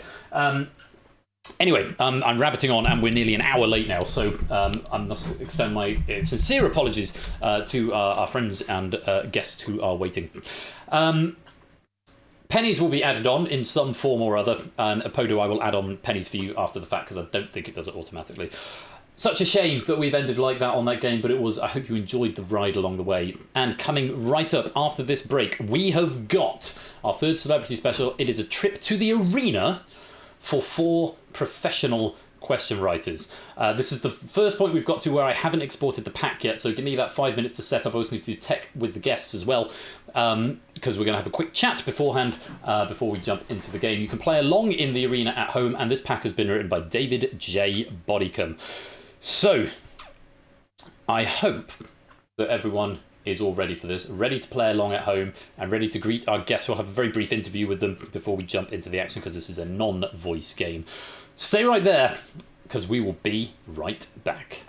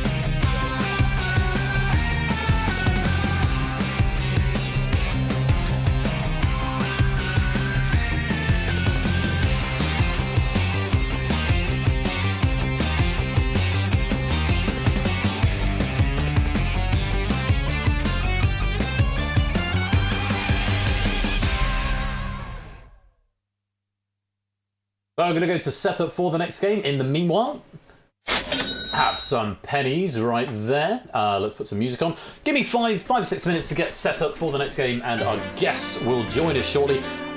When this has ended, you'll be able to check your pennies and see how many you've been given. The game seems to give them out entirely at random. Stay right there. We'll be back very soon.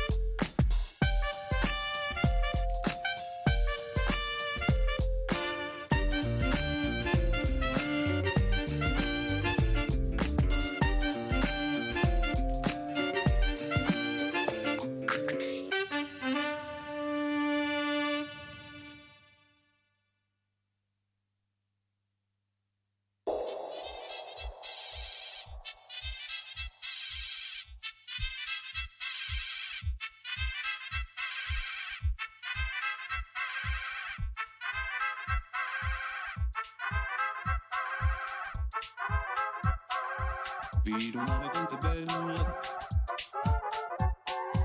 Vedo mare quanto è bella.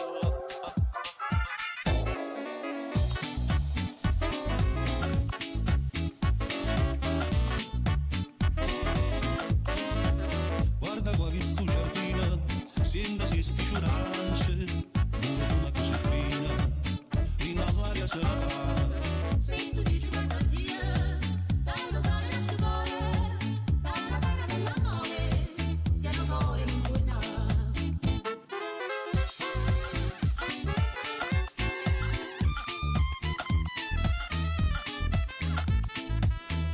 mare quanto è bella, spira tanto sentimento, come gli occhi di mente, cascia da ti fai sognare.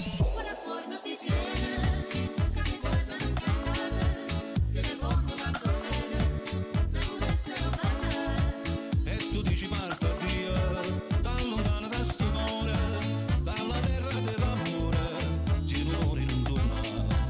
Non me la sa, non me la sa, non me la sa dormiente.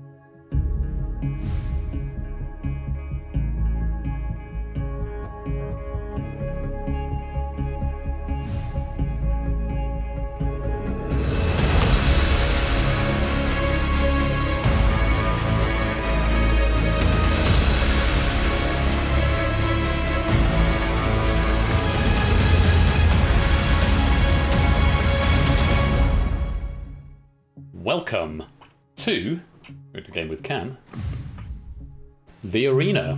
Choir, Q-Y-R-E, and let's get this lobby filled as quickly as possible, because if you want to come and play this game, we've got our guests waiting in the wings who would desperately love to interview and have a quick chat with and put the fear of God into them slightly. They are waiting in the broadcast studio, all very politely muted at the moment, and waiting to play David J. Bodycon's question bet. But if you want to play along at home in the lobby game, now is a chance to do so. This is purely for bragging rights. There are no pennies attached to this game at this stage. So just for bragging rights, if you want to come and play, QYRE is what you need to type in. This is a multi-choice quiz, the Arena. I'm going to have some more pasta because it's here and going cold. And I told my wife in about an hour, and apparently she brought it an hour later, which was sooner than I thought it was. I won't do this while I'm reading questions. So, top of one, AB Me, It's Otley, Innes, Mark, DMC, Matt, Samster, Jack, Aaron, Poconuts, Fraser, Oni, David, Puzzle Dan, Silent Marine, Toot, Theory Game, Ardenfest, Colo, Claire, Shapes, Yellowtail, Vincenz, Jers, Planet, Zeus, Multiclass Geek, Prugs, and Clemson, Brand New Halo, Bitterotter, Quizzle, Nicole, It's Mork, Binary, Dew, Trey, Jogging Chum, and anyone else who wants to join. I will be locking this lobby in about 30 seconds. Before we go to our game with our guests who are waiting on standby in the wings, I might give it till the end of this sting actually, because that's about 40 seconds. Oh, a great big noise. Message from our sponsor, Digital David. Team Dan. Hashtag Team Dan, Digital David says. Thank you very much for the 100 bits. That's another 50p going on to the total. In fact, while we wait for this thing to finish, Let me do some more donations. Zeus, another £5. 8 PM Piano Tax, the evil version of I can't see that because it's gone off the screen. The evil version of the Moneybox theme. Loved it. Prugs donated £10 just to support the cause and to thank you for the entertainment distraction today and every day. Thank you very much, Prugs. And Frederick Heath Wren has donated £20 as well. Thank you very much indeed for the generosity there. We're up to £840, £160 shy of our next target of £1,000. Tap at my window. Welcome to the game as well. About 30 seconds.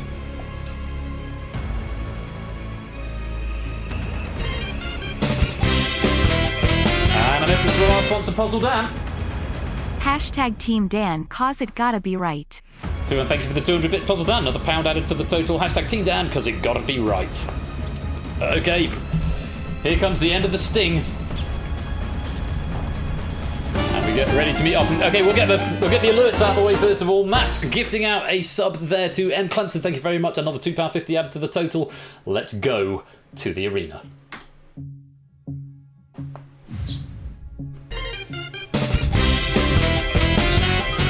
From our sponsor, Vincenz. Who should be victorious at what? Indeed, who should be victorious at what? And thank you for the 100 bits. And a message from our sponsor, Marky V, about to come in over the dramatic music of the arena. A message from Marky V. Obra Din, Obra Dan. Obra Din, Obra Dan. Thank you for the 300 bits, Marky V.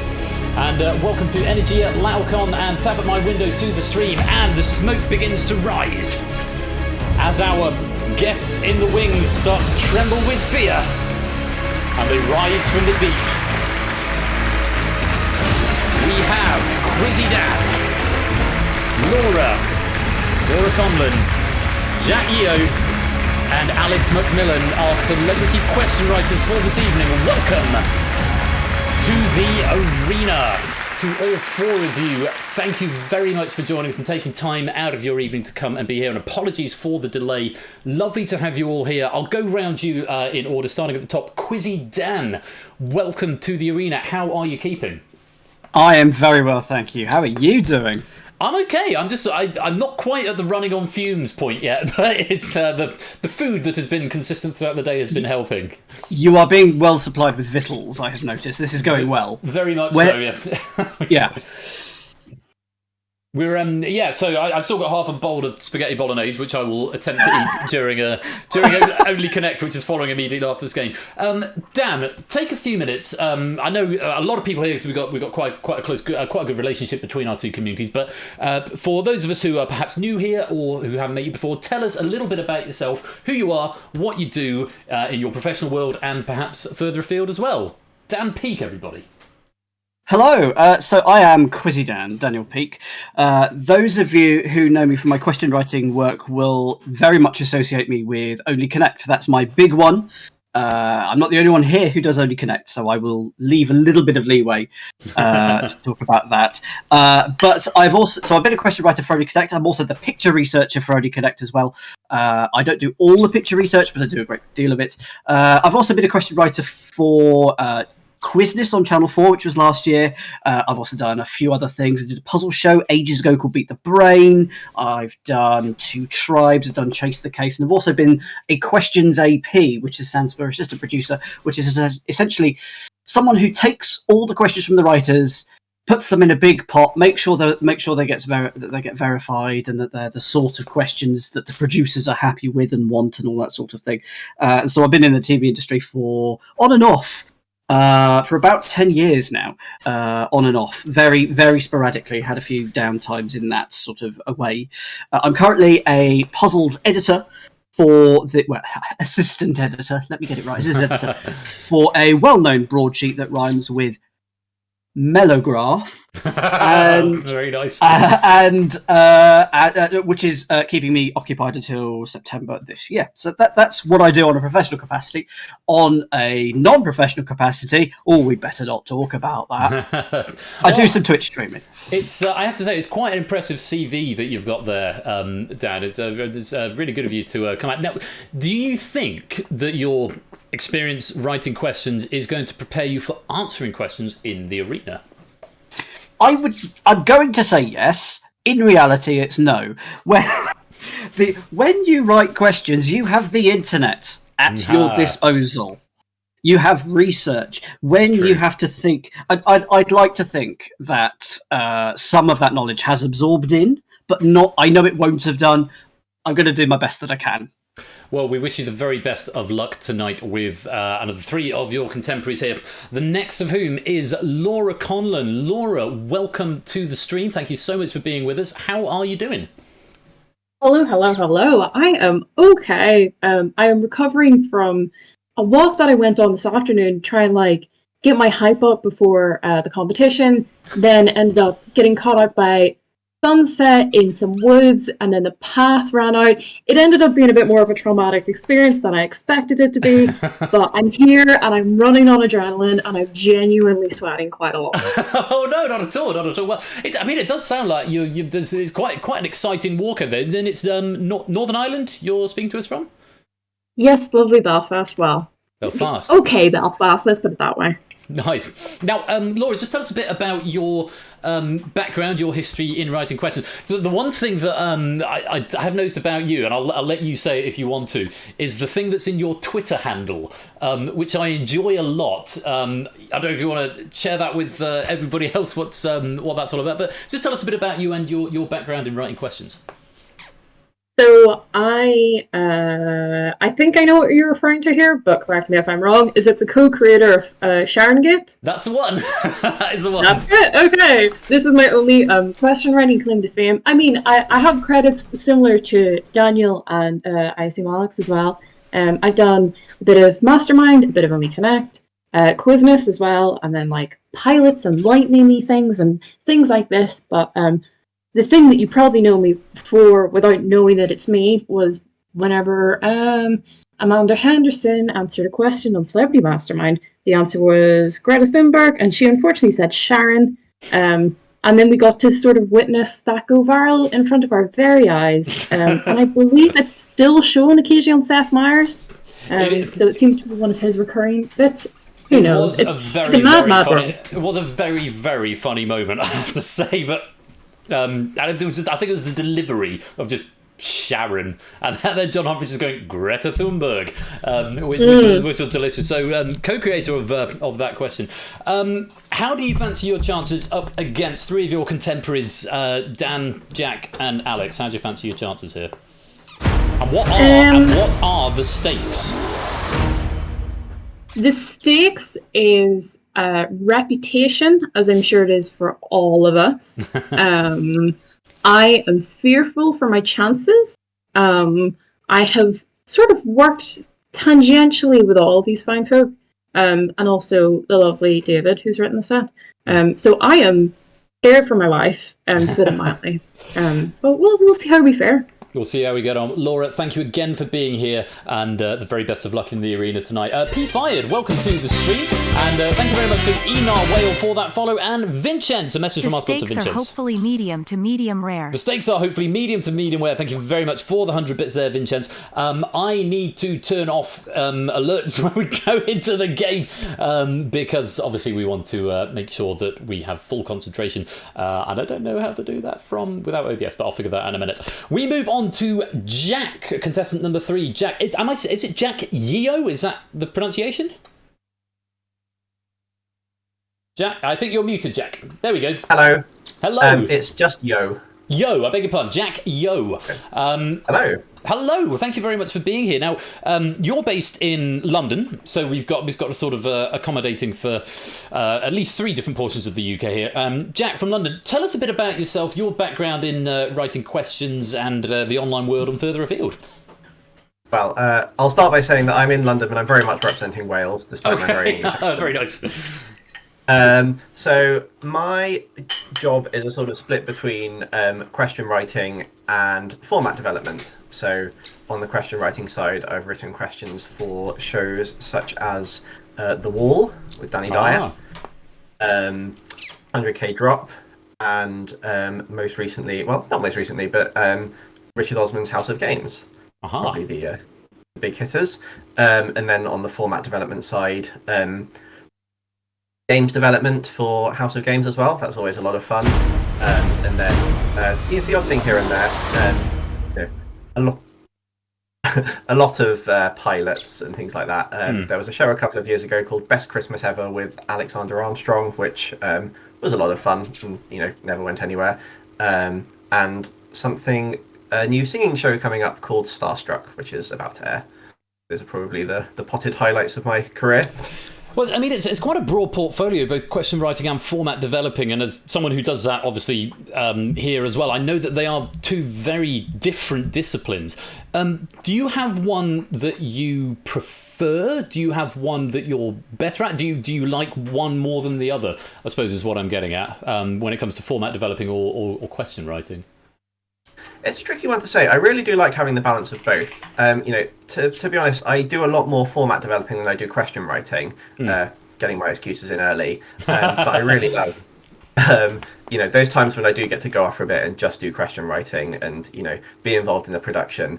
It's a nice contrast because you can go away and get really super into like production for a bit, and that's always an amazing experience, but a really intense one. Yeah. And then format development is much more of a just standard office job where you have regular hours and go home at the end of the day. So it's nice to be able to switch between the two. I'd hesitate to say I prefer one than the other because I think I like the balance of both. Man after my own heart, I have to say. I tend not to try and get bogged down in one thing, so I like to do lots of things. Indeed, it does keep the days fresh. But Jack, again, thank you very much for taking the time out of your day to come and join us here for this Question Writers special. I have just paused alert, so if anyone else, thank you very much for the follows. Marcus Keeley, thank you for that follow right there. I have paused alerts temporarily. I'll set them up again after the game, just till we get through the arena right here. And our final contestant this evening is undeniably Alex, aka Alex McMillan. Alex, welcome to the stream. Thank you for being here. Thank you for having me and for referring to me as a celebrity. That's doing wonders for my ego. Well, it's you're certainly celebrities as far as I'm concerned, and amongst our little community here. I know your reputations as question writers. We all sort of revere professional question writers a little bit, I like to think. But so it's great to have you here. Alex, tell us a bit about yourself, your background, what you do, things you've worked on. Yeah, I suppose I'm sort of the middle child, only Connect-wise here. Out of myself, Dan and Laura, I've been working at Only Connect for the median amount of time. I've been doing that for a few years. I've also written for Lightning, which is on BBC Two last year and is hopefully coming back soon. And I've worked on The Wall alongside Jack, and worked on Quizness alongside Laura and Dan as well. So I'm just getting my tendrils in everywhere. Yeah. So I had a really good question, and it's just gone from my brain. Yeah. I mean, I was going to say, it would be quite funny, because obviously 3 of you have worked on Only Connect and Jack hasn't. The game after this one is Only Connect, so if you wanted to stick around for that, it'd be interesting to see if Jack wipes the floor with the 3 of you, if you all stick around to play that later on. I think we've all got Only Connect exhaustion. I personally know I'm genuinely terrible at it, having failed the audition 5 times. Well, I've written the question pack for the next game, so you can have a look at that and see if it's any easier. So, Alex, as what you in sort of the wider field? Because I know you do some streaming. I think I've seen you streaming before, and you've got a sort of a wider portfolio outside of the question world as well. Is there any other things that you sort of pursue elsewhere? Yeah, I manage a delightful drag queen by the name of Kaylee Ray Minogue. She does some streaming. She does some comedy. It's a variable quality.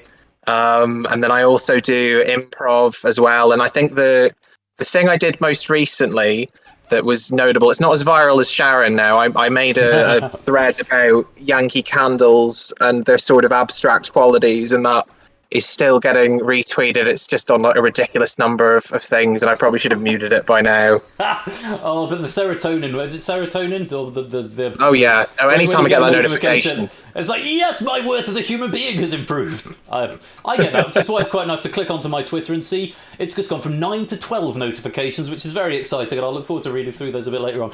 Alex, thank you very much for joining us, and I think it's fair to say that professional reputation and professional grudges between these 4 is at stake here. We're very, very excited to see how they fare. What I'm going to suggest... Alex is doomed. Sorry, go. Alex is doomed. Alex is doomed. That's what Dan is saying. Well, That's it. That's the tweet.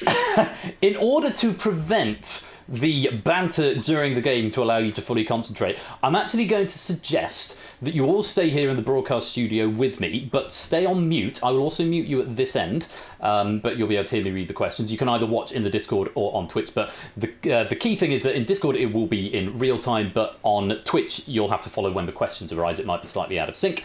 You're whispering A to D or 1 to 4 to the bot, and that applies in the audience game as well. What I'll do, if I keep you all here, and then as players are eliminated, we'll have a very brief chat with you before we say farewell. Hopefully that all makes sense. But if you stick to being muted for now, and I'll mute you on the stream, and that would be grand. I'm getting some static from someone. Who am I getting static from? Because you're all muted. I don't know how that's happening. Is that static from me? I don't even know. Well, I'm going to mute you in the Discord and wish all 4 of you the very best of luck. Let's go to round number 1. Round 1 is 10 in 10. You'll face 10 multiple choice questions. You'll have 10 seconds to respond to each A to D or 1 to 4 to Persephone's Twitch bot. Correct answers will earn you a point. Incorrect answers will cost you a point. Abstentions will cost you nothing. Additionally, if only one player gives the correct answer, a bonus point is awarded. At the end of the round, the player with the lowest score will be eliminated.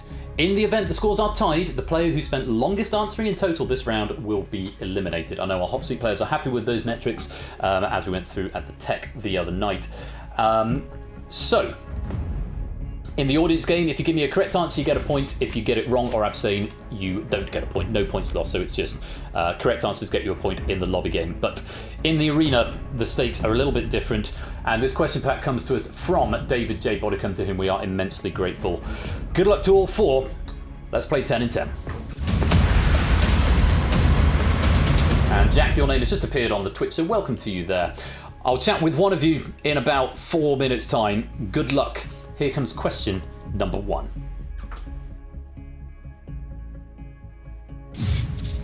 Which of these is a type of makeup applied with sponge used by actors? Pastry, muffin, pancake, waffle.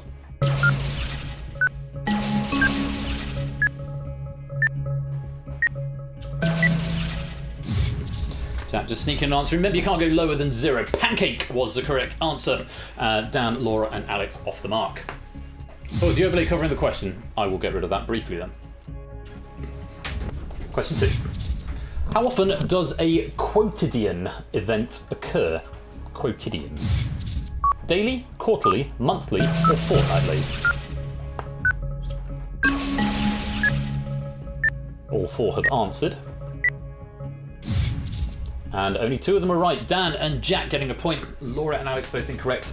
Dropping back to 0, both of them. Jack currently on 1. Dan is on 2. A few people on 2 for 2 in the lobby. Let's go on question number 3. Which of these is a real position in netball? Small forward, point guard, centre attack, wing defence.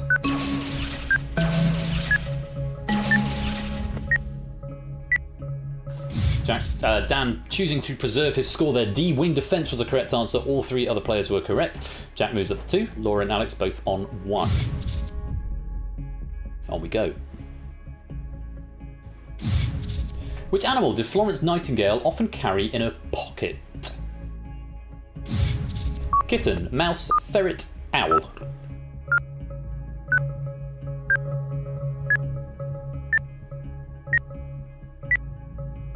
Nobody touching that with a barge pole. It's D, an owl. Juju Trey, I'm not sure if you're in the lobby. Actually, oh no, yes you are. It has recorded 1. You're on 1. Sometimes it eats the responses occasionally. It's just a Twitch foible. 2211. Question 5. What does vitamin K help the human body to do? Kill viruses, regulate metabolism, promote good sleep, or clot the blood? No one in the arena prepared to break cover. They know they lose a point if they're wrong, but remember you get a bonus point if you're the only one right. It's D, clot the blood. 2211 at the halfway mark as we move to question number 6. The original Charing Cross was erected in memory of which English queen? Eleanor of Castile, Margaret of Anjou, Catherine of Braganza, Mary of Orange.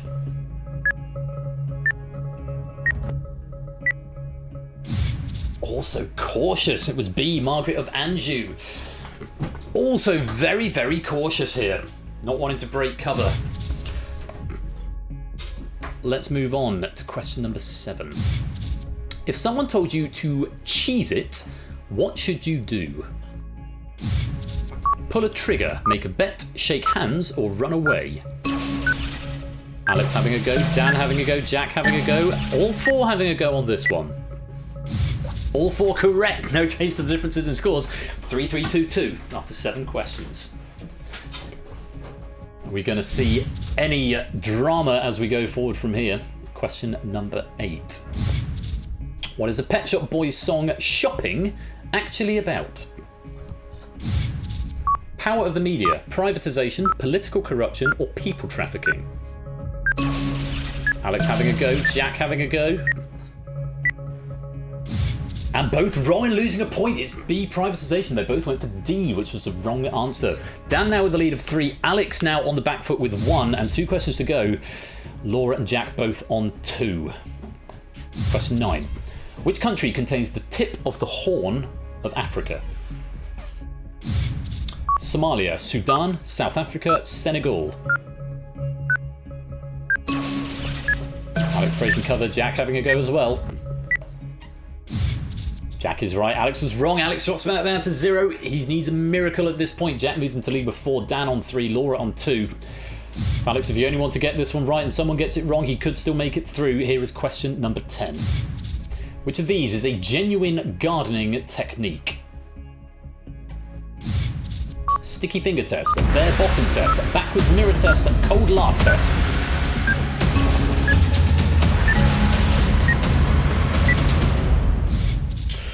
Alex is wrong. Laura, the only one to get it right, moves up to 4. And Alex, it's under the stage for you. You have been eliminated. Alex, oh, you can unmute yourself. Come have a chat with me. My dude, what happened? I just got sick of us all sitting there waiting, sitting on our hands, and I just thought, let's give the people what they want. I don't know the answers to these questions, but it's the way of the game. I didn't realise it was going to be quite so tactical when there was a difference in scores, 2-2-1-1. Actually, people were going to say, nope, I'm happy with my lead. I'll stick with it until someone tries to break it. And yeah, you were breaking cover there, but just not working out for you. Oh, Alex, I'm so sorry, but I'm sorry most of all for the banter that you're going to have to put up with from these other 3 in due course. I can deal with it. It's fine. Deal with it. Well, Alex, it's been tremendous to have you here. Thank you so much again for coming to join us. I'm afraid it is goodbye for now, but I do hope to see you again. And do stick around for some Only Connect. Maybe you can best somebody in that arena a bit later on. Hopefully so. Hopefully so. Take care, Alex. I shall pop you back into the green room and we'll see you another time. Alex, our first casualty of the game, but the game must continue with 3. Jack and Laura both finishing on 1 there. On 4 there. Dan finishing on 3. Let's go to round number 2. Round 2 is Survivors. The strategies you employed in that first round are not going to pay off here. You will face up to 15 multiple choice questions, 10 seconds to respond to each, A to D or 1 to 4 to the bot. Every incorrect player loses a life. In the event all players are correct, no lives are lost unless sudden death mode is active. From question 9, sudden death mode will be active. In the event all players are correct, the slowest player will lose a life. That's not until question 9. I will also warn you that abstention in this round for our hot seat players is treated as incorrect. So if you don't give an answer, you will lose a life. First player to exhaust 3 lives will be eliminated. This round can be as short as 3 questions or as long as 15. In the event more than one player exhausts their lives simultaneously, the player who spent the longest answering in total this round will be eliminated. Best of luck to the 3 survivors. Let's play. And fingers on buzzers A to D or 1 to 4. Here comes question number 1. What was the favourite food of the Teletubbies? Is it porridge, marshmallow, blancmange or custard? Oh, a beautiful chord locking in simultaneously there. I'm going to have some more pasta. It was D. Custard. Tubby Tustard, I think they called it. All three are correct. All three preserving 3 lives. On we go, question 2. Which of these UK parties campaigned for Cornwall's independence? Plaid Cymru, SNP, Mebion Kerno, DUP.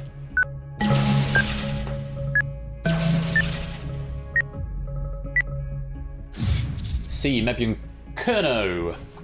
Plaid Cymru are Welsh, the SNP are Scottish, and the DUP are Northern-Irish. All 3 players with all 3 lives intact. On we go. On a family tree, what is indicated by an equals sign? Divorce, death, marriage, illegitimate birth. All 3 locked in. All 3 correct. It is marriage. I shall return to my pasta. In between questions. I feel that's fine. On we go. All 3 lives still intact for all 3 players. Question number 4. Which of these Parisian landmarks stands at the Place de l'Étoile? Arc de Triomphe, the Louvre, Sorbonne, Eiffel Tower. Remember, abstention is treated as wrong here. All 3 locking in just in time. All 3 incorrect. Arc de Triomphe was the answer. Yeah, B, C, D you went for. Between you got all 3 wrong answers. The answer was A. You've all lost a life and you're down to 2. Place of the star, Mark Bellingus in chat. What kind of people are celebrated in China on November the 11th? Senior citizens, soldiers, senators, single people.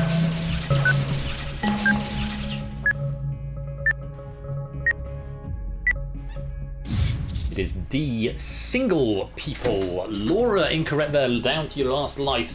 Dan and Jack, you still have 2 lives remaining. We'll get the dramatic sting now because it is potentially the last question. Question number 6. Singer CeeLo Green formed half of which soul act?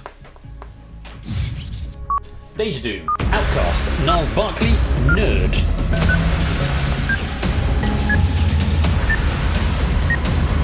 All 3 locking in. The answer was C, Gnarls Barkley. Dan and Jack are both correct, and Laura is wrong. I'm afraid you've lost your last life and you've been eliminated. And just like that, that is the end of round 2. Dan and Jack progress to the final. Laura, come and have a chat with me. Oh, Laura. What and blast. It was going so well, finishing one of the top 2 in the first round, Oh. and then it's just all come unstuck there. Oh, commiseration. Just 3rd place. plummeted, but it's grand. It's just a what now? Oh.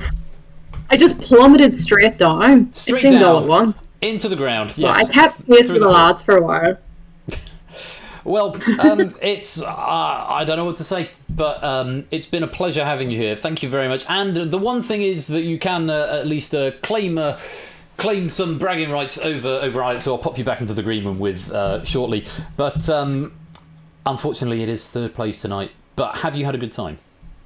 I've had a lovely time. Thank you so much for having me. Wonderful, a pleasure. Thank you for joining us, and I hope to see you again really soon. For now, Laura Conlon, 3rd place. Thank you very much for playing. So, our final between Quizzy Dan Peak, and Jack Yo, both remaining with 2 lives, so the player with control will be the player who spent the least amount of time. It doesn't debug that for me until we get to the round. Best of luck to you both. Let's go to the final. Claire currently way out in front on 14. I say way out in front, 1 point ahead. In front on 14. As we come to round 3, play or pass, you will face up to 9 multiple choice questions. You will have 10 seconds to respond to each, A to D or 1 to 4 to the bot as before. Controlling player is shown a category and chooses whether to play or pass the question. The controlling player then alternates with each question, starting with the leading player. Correct answers earn a point, incorrect answers earn your opponent a point. First player to 5 points will be our winner. Best of luck to you both. Let's find out who's in control. It is Dan. Dan spent less time answering the question, so Dan, you will have control of the board, starting play or pass, with the first category, which is materials. Play or pass. Choosing to pass. So Jack, this question on materials is for you. Abstention is treated as wrong. Which rough woven cloth is known as burlap in the US? Organza, Hessian, brocade, taffeta. Jack locking in. With the right answer, B, Hessian. Very well played. That was a bad pass, Dan. Jack has got a point up on you. A break point, you could say. Jack, you are in control of the next one. Play or pass on the next category, which is political radio. Play or pass. Jack choosing to play right here, taking the question for himself. Here's your question. Which US president was known for informal radio broadcasts or fireside chats? Harry S. Truman, James A. Garfield, Warren G. Harding, Franklin D. Roosevelt. Not locking in. With the right answer, Franklin D. Roosevelt, and just like that, Jack is 2-0 up. Dan is going to get control of the next question and decide whether he's going to play or pass.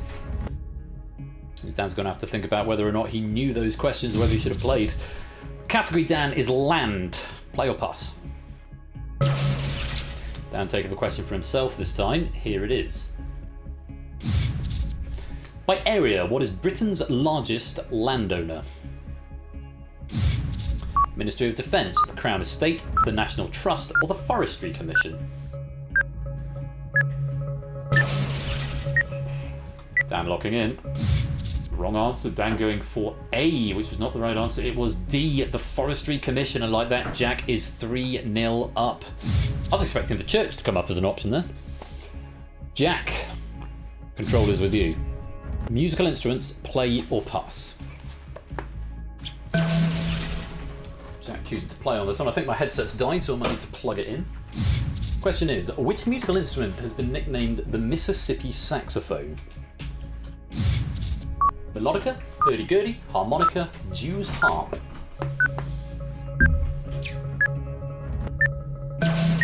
Jack locking in. Wrong answer. Jack going for A. The answer was C, harmonica. Dan taking a point back now, 3-1. Dan, you've got control. Come back to us now, Dan says. You've got control. Play or pass on the category of Ireland. Our two non-Irish friends have already left us. No one to pass to there. What are you going to do, Dan? Dan taking the question for himself, choosing to play. In Ireland, what are McGillycuddy's reeks? Mountains, rivers, islands, lakes. Dan locking in. A, mountains. Dan locked in D, lakes. Jack is 1 away. We come to a match point. It is 4-1 to Jack. As we come to question 6. Jack, you've got control. Play or pass on the subject of teen drama. Jack choosing to play. Could be the final question. In which series did Blake Lively play It Girl Serena van der Woodsen? 13 Reasons Why, Awkward, Riverdale, Gossip Girl.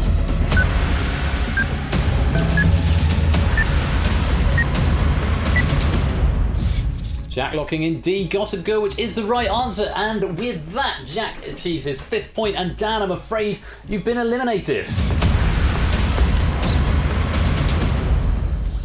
Dan, come and have a quick chat with us. Come and have a quick chat with us. Oh, no, Dan, I'm sorry. Never working with Jack, ever. Commiserations to you. If there's any consolation, you improved by 1 place on last year's charity stream. I'll win next year. Thank you Next for the year. sequence. Yes. Next year, that is the only Connect sequence right here. 3rd, then 2nd. Next year, 1st. What does that mean for the year after? You transcend and become a god, and the stream collapses in a puff of logic. To quote, Well, I'm looking forward to paraphrase that. Douglas Adams there. Very much looking forward to that. Dan, it's been a pleasure to have you here. Congratulations on 2nd place. A valiant effort. Just pipped at the post there. Jack fairly dominant in that final. But have you had a good time? It's been terrible. I've hated every single second of it. Well, so you didn't. No one is forcing you to be here. That's what you say on stream. It's not what you said to me yesterday. No, I've had a lovely day. Can I offer one piece of question writing advice for those who are aspiring question writers who wonder how to even go about it? I mean, there's lots of advice that I could give. My main thing is try to make it interesting. There's the number of times which you could come across the same question. I always use a chemical element as an example. What H is which chemical element? You know, it's hydrogen. That's a really boring way of putting it. But if you could put a fact in there to make it interesting, then it's a much more interesting question. There was a question this morning, way back in one of your early shows, back when you didn't have a beard, early this morning. I can't remember which pack it was. You've been going for a while. As you were. The question was basically oshiratsu is the Japanese for what type of tooth, meaning unknown to the parents. And I think that's a wonderful question because there's a way of working it out. I have absolutely no idea from the Japanese, but I can work it out, and I would have got it right earlier. Because if it's unknown to the parents, well, it's probably not going to be the baby teeth because the parents would know about the baby teeth. They'd even see the second teeth. But the parents, you've probably moved out by the time your molars have come. Sorry, your wisdom teeth have come out. So that's what it probably is, and that's just a wonderful fact to put in the question. So if I have a piece of was that in the tech rehearsal, or was that in today's stream? I genuinely can't remember. That was in today's stream. It was whatever you did before Cryptex. Escape Artist, I think, was before Cryptex. Escape Artist. Yes, it was that. I think then. Sounds about right. Lovely, really lovely question because it's got an interesting fact. So that's my top tip. Try and make the questions and answers essentially. There's only a set number of them, and we've all heard the same facts. If you can make it interesting, then that's my top tip. Well, that's high praise going to Toot, actually. Toot, who wrote the Escape Artist back earlier. And so, Dan, thank you very much for your advice. Always very much appreciated. And I take it on board myself as well as a wannabe professional question writer and occasionally professional question writer, I suppose one could say. Dan, did I call you Jack just then? No. I didn't. Okay. If you did, I'd stop paying attention. Sorry. Okay, fine. Dan, it's been an absolute pleasure having you here. Thank you so much for joining us. I'll pop you back into the green room and hopefully see you another time. Do stick around for Only Connect. Thank you. Thank you for having me. Cheers, Dan. Take care. Which means our champion with 5-1 in the final, Jack Yo. Very many congratulations. How are you feeling? I am thrilled that I beat Alex. Yes. Alex. Not Alex's game tonight, but you've. No, I am buzzing. I no matter how much a quiz is just for fun, and I always say like, oh yeah, it's just gonna be a bit of fun at the start of it. I always end so invested by the end. It's a really ugly personality trait, but I am nonetheless absolutely over the moon. Fantastic. I'm glad to hear. A sterling effort and really good plays there. I think Dan passing that question early on, you capitalising on the pass there, and then just playing your socks off through there. Just an absolutely amazing play and 5-1, a very secure victory. Is there anything you would like to promote or mention at this moment in the stream? We've got 100-something viewers. If you want to mention anything, either a Twitter feed or a Twitch channel or something you do that you'd like to promote, the floor is yours. Oh, well, I'm Jack R. Yo on Twitter, if anyone fancies giving me a follow. I'm vaguely funny and mostly annoying. I think earlier on, Laura shared her very funny question story, so I was wondering if I could share one of my favourite questions that I've written. Absolutely, please. Just as a little anecdote, this was on 100k Drop, and I cannot believe that I got away with this and it ended up on television. Which of these songs first entered the UK singles chart closest to the inauguration of Donald Trump as US president? Send in the Clowns, It's the End of the World as We Know It, Money, Money, Money, or Everybody Wants to Rule the World. Oh, that's glorious. I know. Cannot believe that got through. Sorry, just say the question again. I'm going to try and answer it. Which of these... Okay, which of these songs first entered the UK singles chart closest to the inauguration of Donald Trump as US president? First entered. So effectively, which of them is most recent, but phrased more interestingly as... the excellent advice from Dan. Was it Send in the Clowns? It's 100k Drop, so you can split if you like. Oh, okay. So what are the options? Send in the Clowns, Money, Money, Money, End of the World as We Know It, and And everybody wants to Everyone rule wants to rule the world. I'm pretty sure everybody wants to rule the world and End of the World, and as we know, it must have been in the chart somewhere in the charts before. They're both quite big songs from the 80s. Money, Money, Money's out, but that must have been in the charts. But I'm gonna put all of it on Send in the Clowns. It is. It's the end of the world as we know it. Oh well, this is why I don't go on TV and lots of money. What again? A fabulous question. Thank you very much for sharing that with us. No worries. Just a terrific game tonight. I posted your Twitter into the chat if anyone wants to go give you a follow. But Jack, once again, thanks for being here. Congratulations on the win, and do stick around. Thank you. You're very welcome to stick around for the rest of it if you'd like to try a few more amongst the crowd. Absolutely. Grand. Well, I shall pop you back into the green room and speak to you again soon. See you later. Cheers, Jack. So, Jack Yo, our third celebrity champion this year in the arena, now cut that out, taking the victory in the lobby 19. As I said, it's purely for bragging rights, so no pennies attached to this game, because of course it's a tournament structure game, and we've got a tournament ongoing. These points won't count towards that tournament. But Toot, very well done on winning the lobby there, and Jack, congratulations again on winning in the arena. We are now an hour and 15 minutes behind schedule, so it's now a matter of get to the end. Can we power through? I'm going to finish off my pasta as we play Only Connect, which is coming up next. This one's been written by me. I do hope you'll stick around and play Only Connect. And after Only Connect, we have got We Like Shapes' The Purge pack. So please do stick around for that. Thank you so much for watching. Thank you again to all of our celebrity guests for joining us for the arena. Stay right there. Even more quiz trivia action coming right up.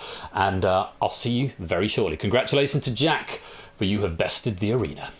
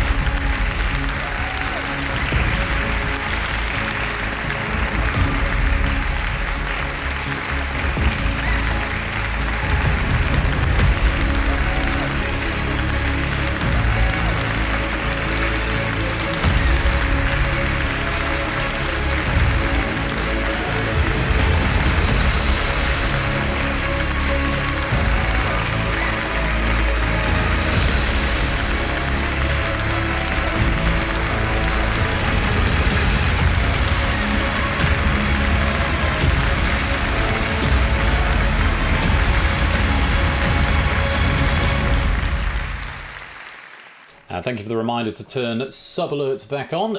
Expect a danger coming through right now. And thank you very much to everybody for these are about to come in. We'll do charity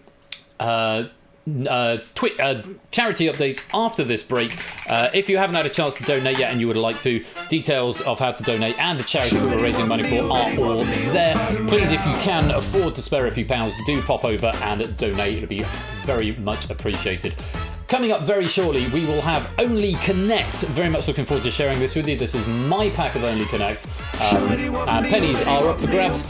Stay right there, because we've got the Purge coming up after that. Don't go away, we'll be right back.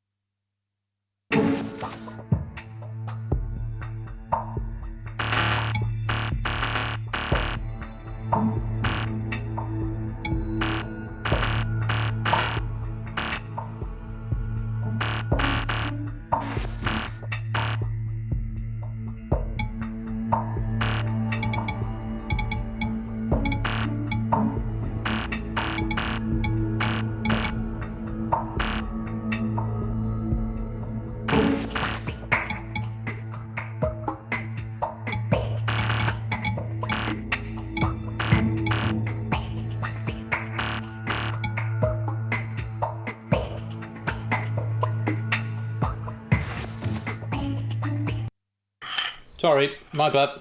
That's last week's pack. That is not wine, that is stamina getting the best of me. Sorry, everybody. Right, not Royal 4th of Jan, I want Royal Charity. Sorry, we're in the void. It was Angels, but thank you for catching that in the first clue. Let's whiz through the titles again. Here's the new pack.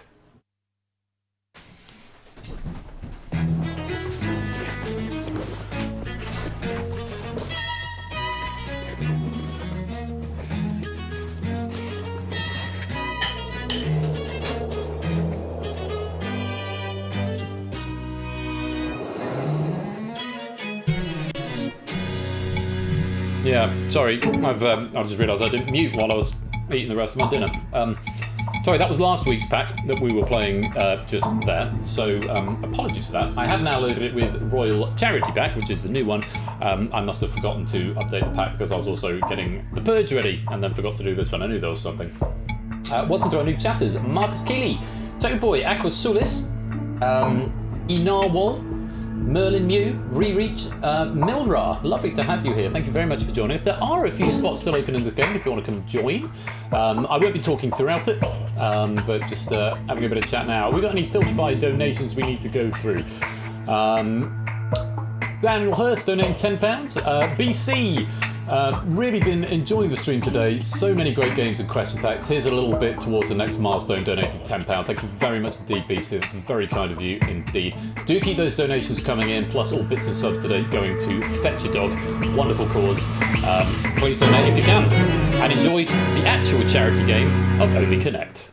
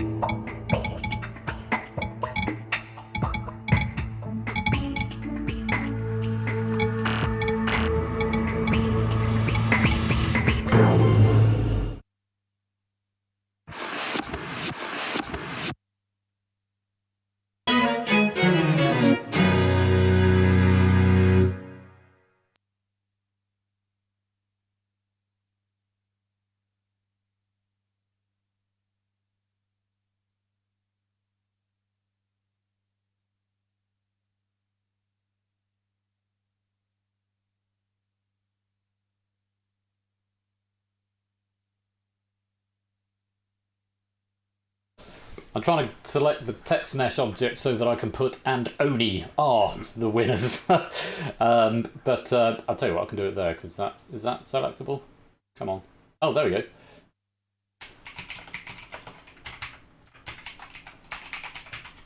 Professional. Mark E and Oni Macaroni are the winners with 18. Is that the hardest Oni Connect pack I've ever put together? That wall was harder than I thought it was going to be. But yeah, thank you for persevering with it. We'll give you points equals pennies for that. They should have already been written to the drive. Hardest wall for sure. I've done harder ones. Okay, fair enough. Okay, well, we don't have it easy, but can I thank everybody for giving me a full lobby? First time out, we've had a full lobby on Only Connect. Gave you pause. Nice meeting you. Chris M. Dixon, welcome to the stream. Great to have you with us. We're going to go straight into the Purge because that is all set. Going to the setup screen, but it is all set up and ready to go. So stand by for some Purge action courtesy of We Like Shapes, who has written this pack for us. Shapes Charity is loaded in. Test mode is off. Let's play the Purge.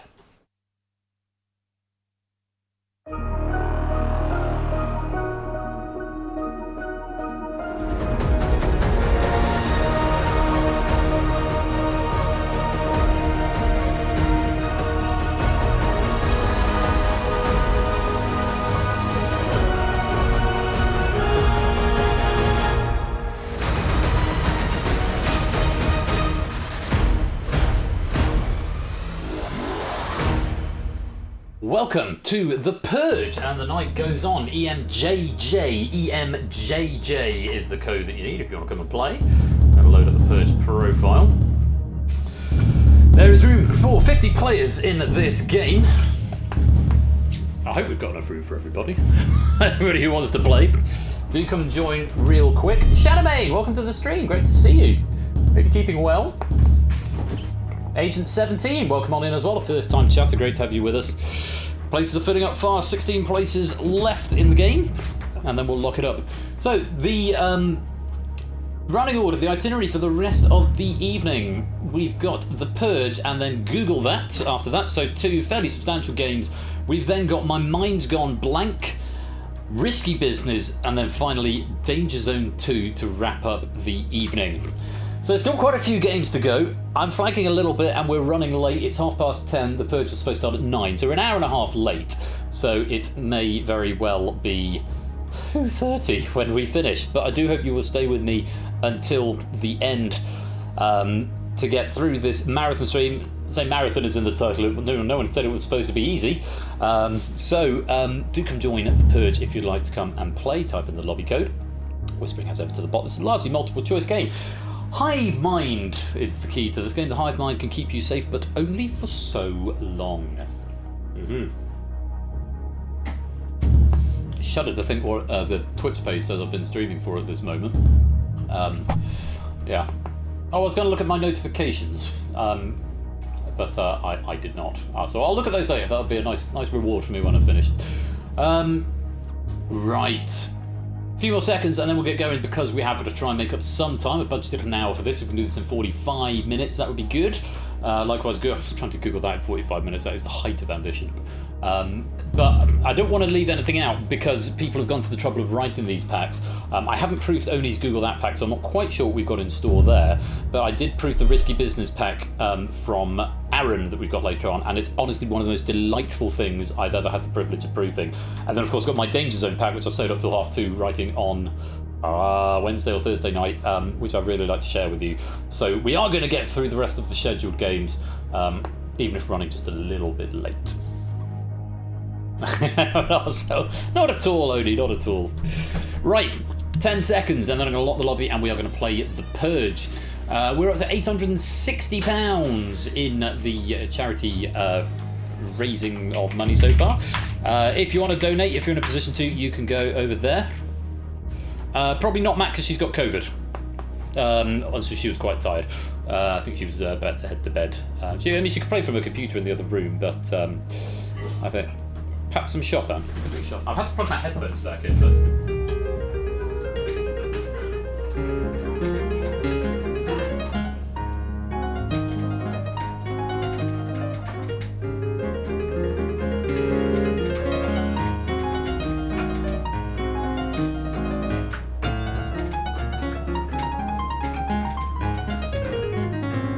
Jokes to that effect. No, please move the piece of paper.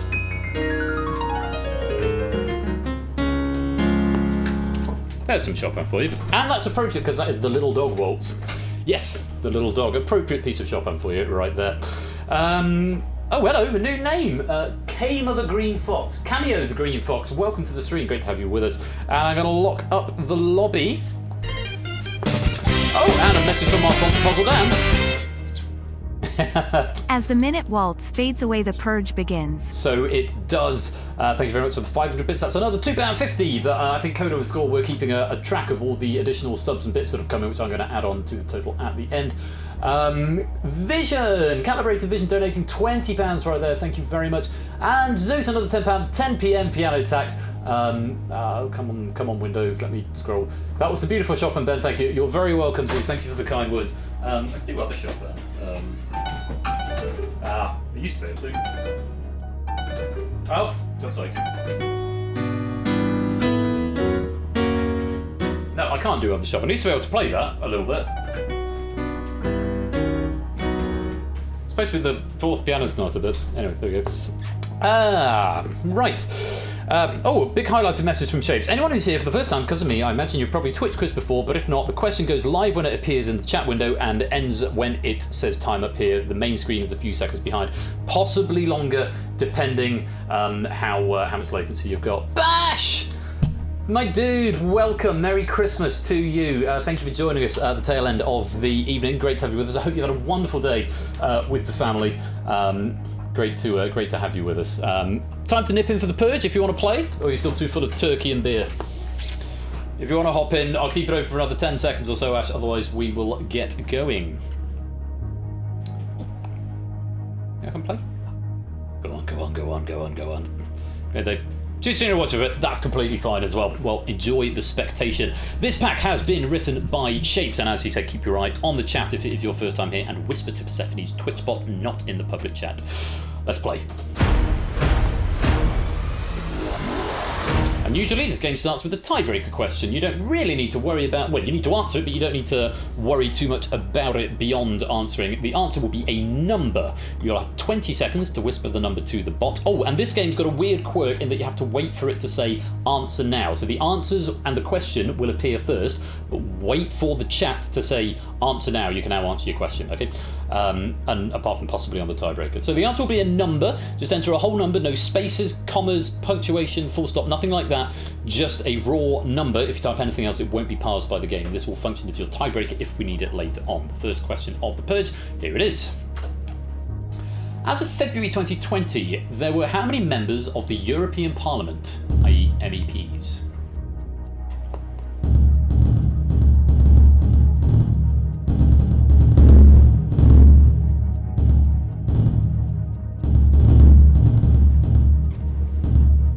Seconds to get your answer in.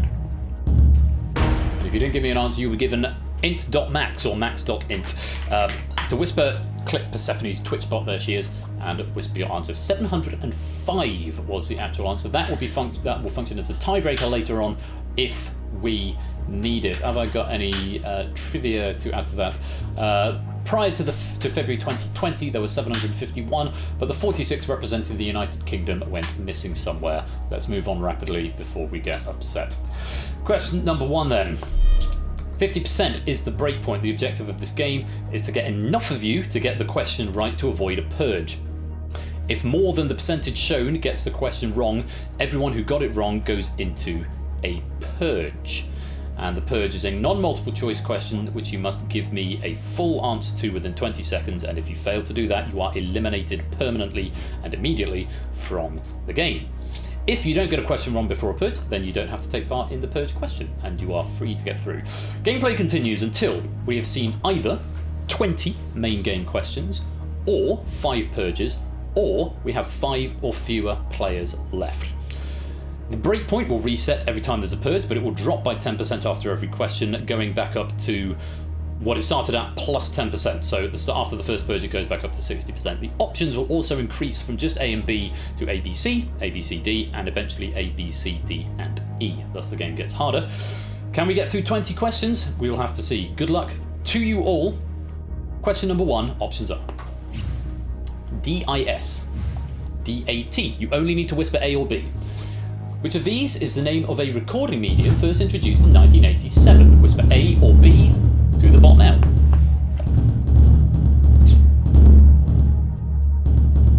And time is up. Abstention is treated as wrong in this game, so you might as well attempt it.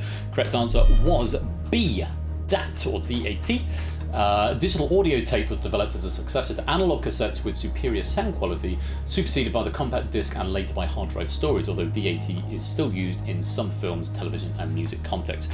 If you gave me DAT, you are contributing to the correct answers, and we want to avoid 50% or more getting it wrong. So let's find out how many of you were wrong. Start the meter.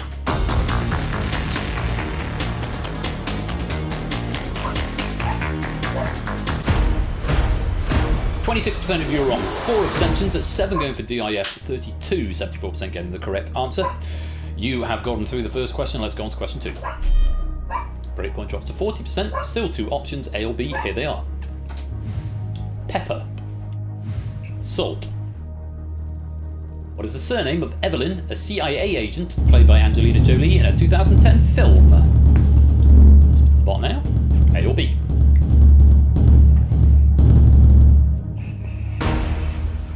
So we've got a few more answers in there by the looks of it. And remember, abstention is treated as wrong, so even if you haven't got a Scoops, you might as well guess, even if you don't know. Correct answer was cumin. Salt, pepper, and cumin. No, B, salt was the answer. If 40% or more of you are wrong, then we're going to a purge. If not, we play on. How many were wrong? Start the meter.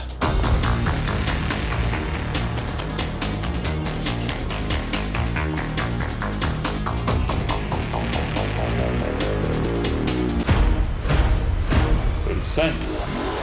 3 abstentions there, 7% of you, and 10 people going for pepper. The correct answer was salt. Who is Salt? As literally every billboard in London asked at the time. Clear the board. 30% now the breakpoint, so if you do the same thing again, we are going to a purge. Fingers on letters, A or B. Options are North, South. On which island of New Zealand is the capital city Wellington located?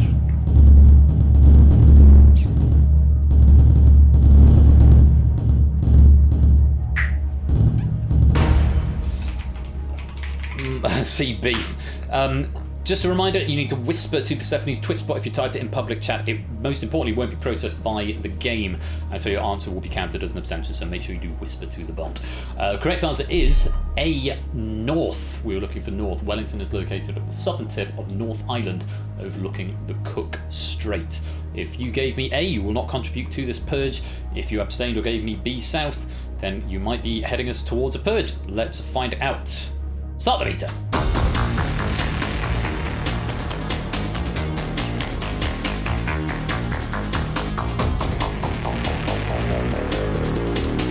Marina's feeling a purge. You bang on. Wow, 53%, 3 abstentions there. And splitting the room like, oh, not even like Brexit, even closer than that. Exactly 20 going for North, exactly 20 going for South. 47% on each, and 7% made up of abstentions, 53% wrong. So, if you got that one wrong, you're now facing a purge question, which is not multiple choice. You need to give me a full answer, and if you fail to give me an answer or give me the wrong answer, you're eliminated from the game. If you give me a right answer, then you come right back in, and we continue. Who's in this first purge? Maybe me, Oni, BC, Shadowmane, Riff, Mark, Jack, Joggingchum, DMC, Jack, Jers, Vision, Planet Natter, Multiclass Geek, Joe, Pokenuts, Miller, Rereach, Duduet, Claire, Silent Marine, and Cameo the Green Fox. This is a full answer required here. You have got 20 seconds to get it in, and I need that full answer or you will be eliminated. Good luck. Here is the first purge question. The island of Madagascar is situated in which ocean?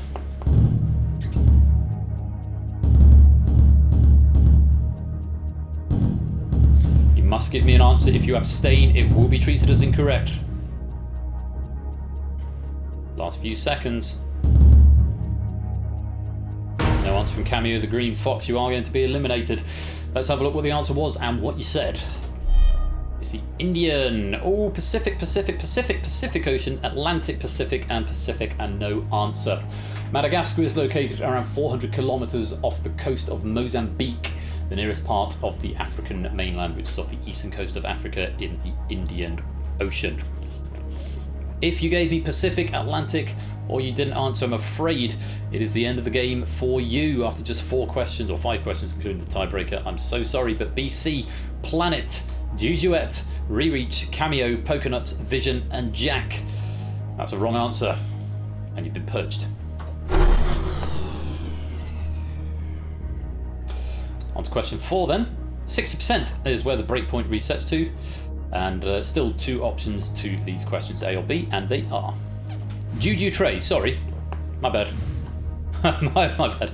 35 or 85. How old is Gabriel Boric, who will be sworn in as President of Chile in March 2022?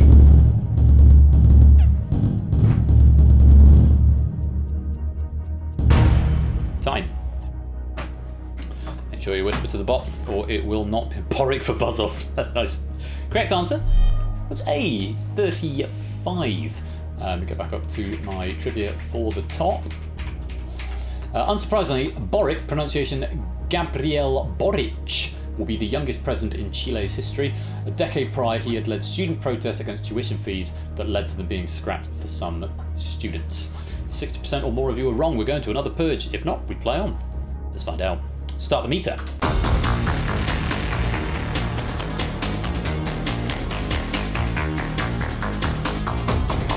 Boric versus Beric. 40% incorrect, we avoid a purge. Imagine if I could get the president-elect of Chile to come and guest star on Game Night. That'd be amazing.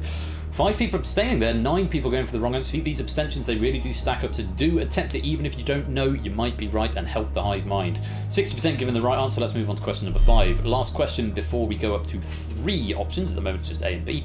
50% the breakpoint back where we started. Have a look. Options for question 5 are the tails, the heads. Which band consisted of Tina Weymouth, Chris Frantz, and Jerry Harrison?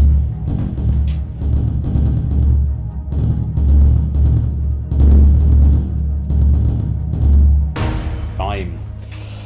Correct answer was B, the heads. The heads. The way into this question is knowing that the Heads lineup is identical to that of Talking Heads, minus lead singer David Byrne. The title of their soul album, No Talking Just Head, was an allusion to this and featured various guest vocalists including Debbie Harry, Maria McKee, Janet Napolitano, Sean Ryder, and Andy Partridge. Let's find out how many of you were wrong. Start the meter. 223, I like that. Judy Trey. Wow.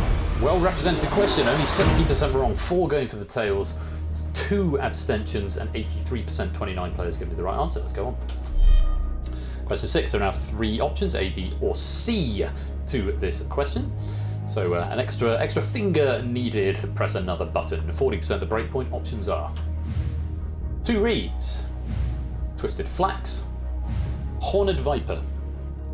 When Only Connect replaced its board of Greek letters with Egyptian hieroglyphs, which hieroglyph took the place previously occupied by Alpha? Surprising to see a lot of Only Connect trivia in tonight. Time. Correct answer was the 2 reeds. Figuring that most of the audience here are intimately familiar with the hieroglyphs board, everyone who wasn't around for the change, the first episode of Series 4 in September 2010, 2 years after the first ever episode, could get to the answer by parsing Alpha as the first letter of the Greek alphabet, which therefore appeared in the top left position. Twisted Flax is top right and replaced Gamma. Horned, 1 syllable, all other pronunciations are wrong. Disagree, Mr. Shapes. Horned Viper is bottom left and replaced Delta. Let's find out how many of you were wrong. 40% the breakpoint. Let's take a look. Start the meter.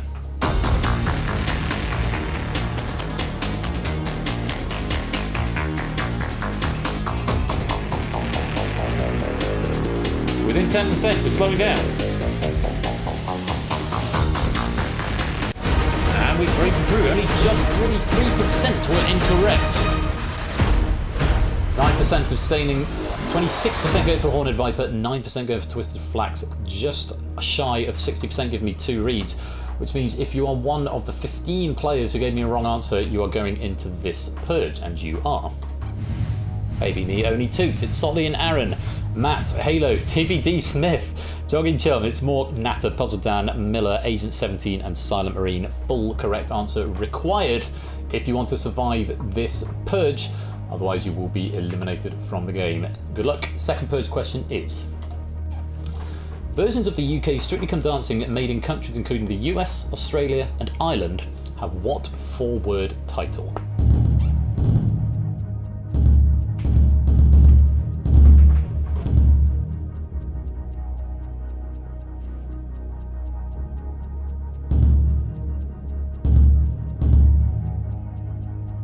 Agent 17. Don't think we got an answer in time, so I'm afraid you will be eliminated. The correct answer here was Dancing with the Stars. Not Come Dance With Me, it's more... Dancing is not a 4-word phrase, puzzle down, I'm afraid that isn't going to fly. Other titles used by foreign versions include Dancing for a Dream, VIP Dance, Saturday Night Fever, Everyone Can Dance, I Dance For You, Take a Glimpse, Look Who's Dancing, Universal Steps, and in Turkey, No Dance Like This, the last of which is greatly improved by the comma I mistakenly added to it at first. No, comma, dance like this. Like that a lot. Come Dance With Me is a show I told us. Come dance with me, let's dance away. Let's fly.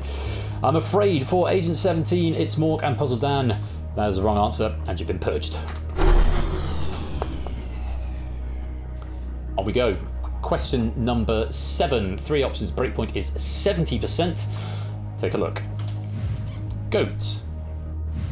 Rabbits. Pigs. March 2020, around 120 of what type of animal were filmed in Llandudno, Wales, having entered the town when its streets were emptied by the first COVID lockdown?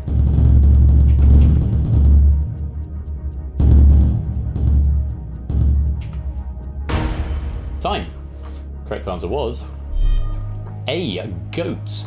Kashmiri goats usually live in the wild in the surrounding Great Orme National Park, but were emboldened to explore the streets as there were fewer humans to spook them. They were observed eating hedges and plants and trespassing in people's gardens. Ah, good old goats. 70% is the breakpoint. If we are fewer than that getting it wrong, then we play on. Let's find out. Start the meter.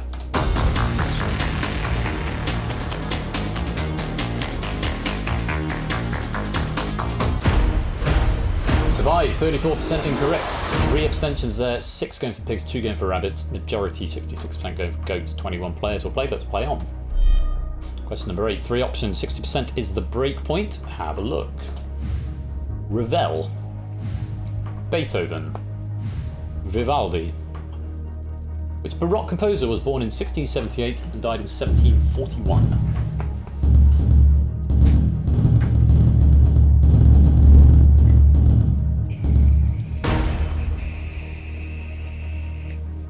Time. Oh, no! Unity, why have you... Well, that was out of my hands. Enjoy my desktop. Right.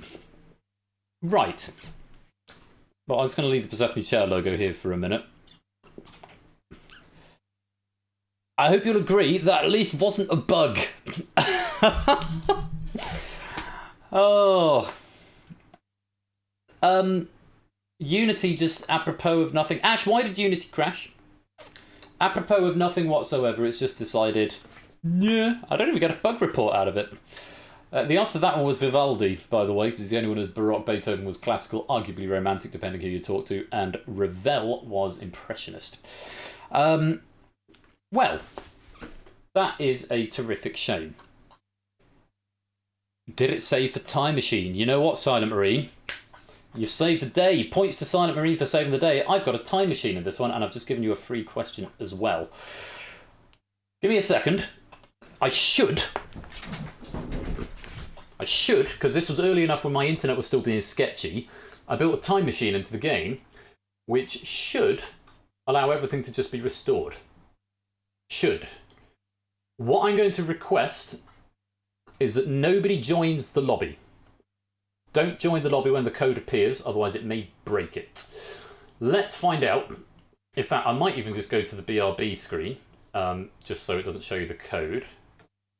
I'm going to start it in test mode as well, so as to skip the credits.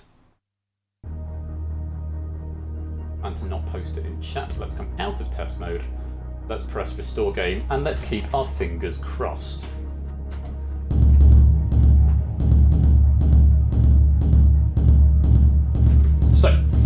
It should restore everybody to the game, eliminate people who have eliminated, and then restart from the start of the previous question.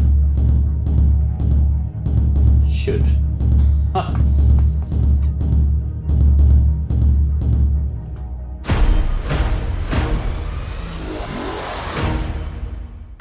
Love it when a plan comes together. Silent Marine points to you for saving the day there. Oh, like Avengers Endgame, yeah.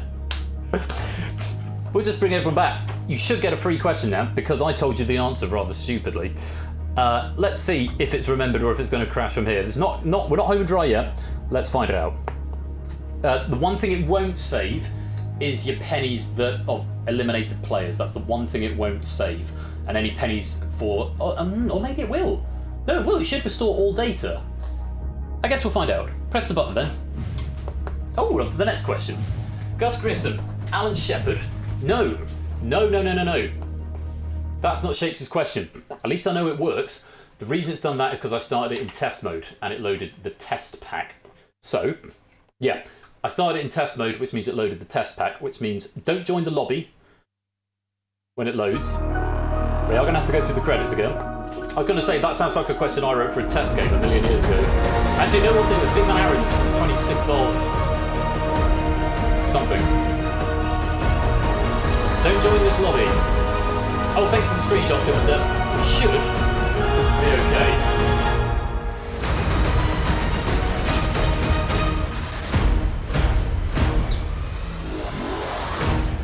Shouldn't matter as long as I can go... like that. Okay, we're good now. Nobody can join the lobby at this point. Hopefully we'll do the same thing with the correct pack this time. Whew. This is why we build recovery states.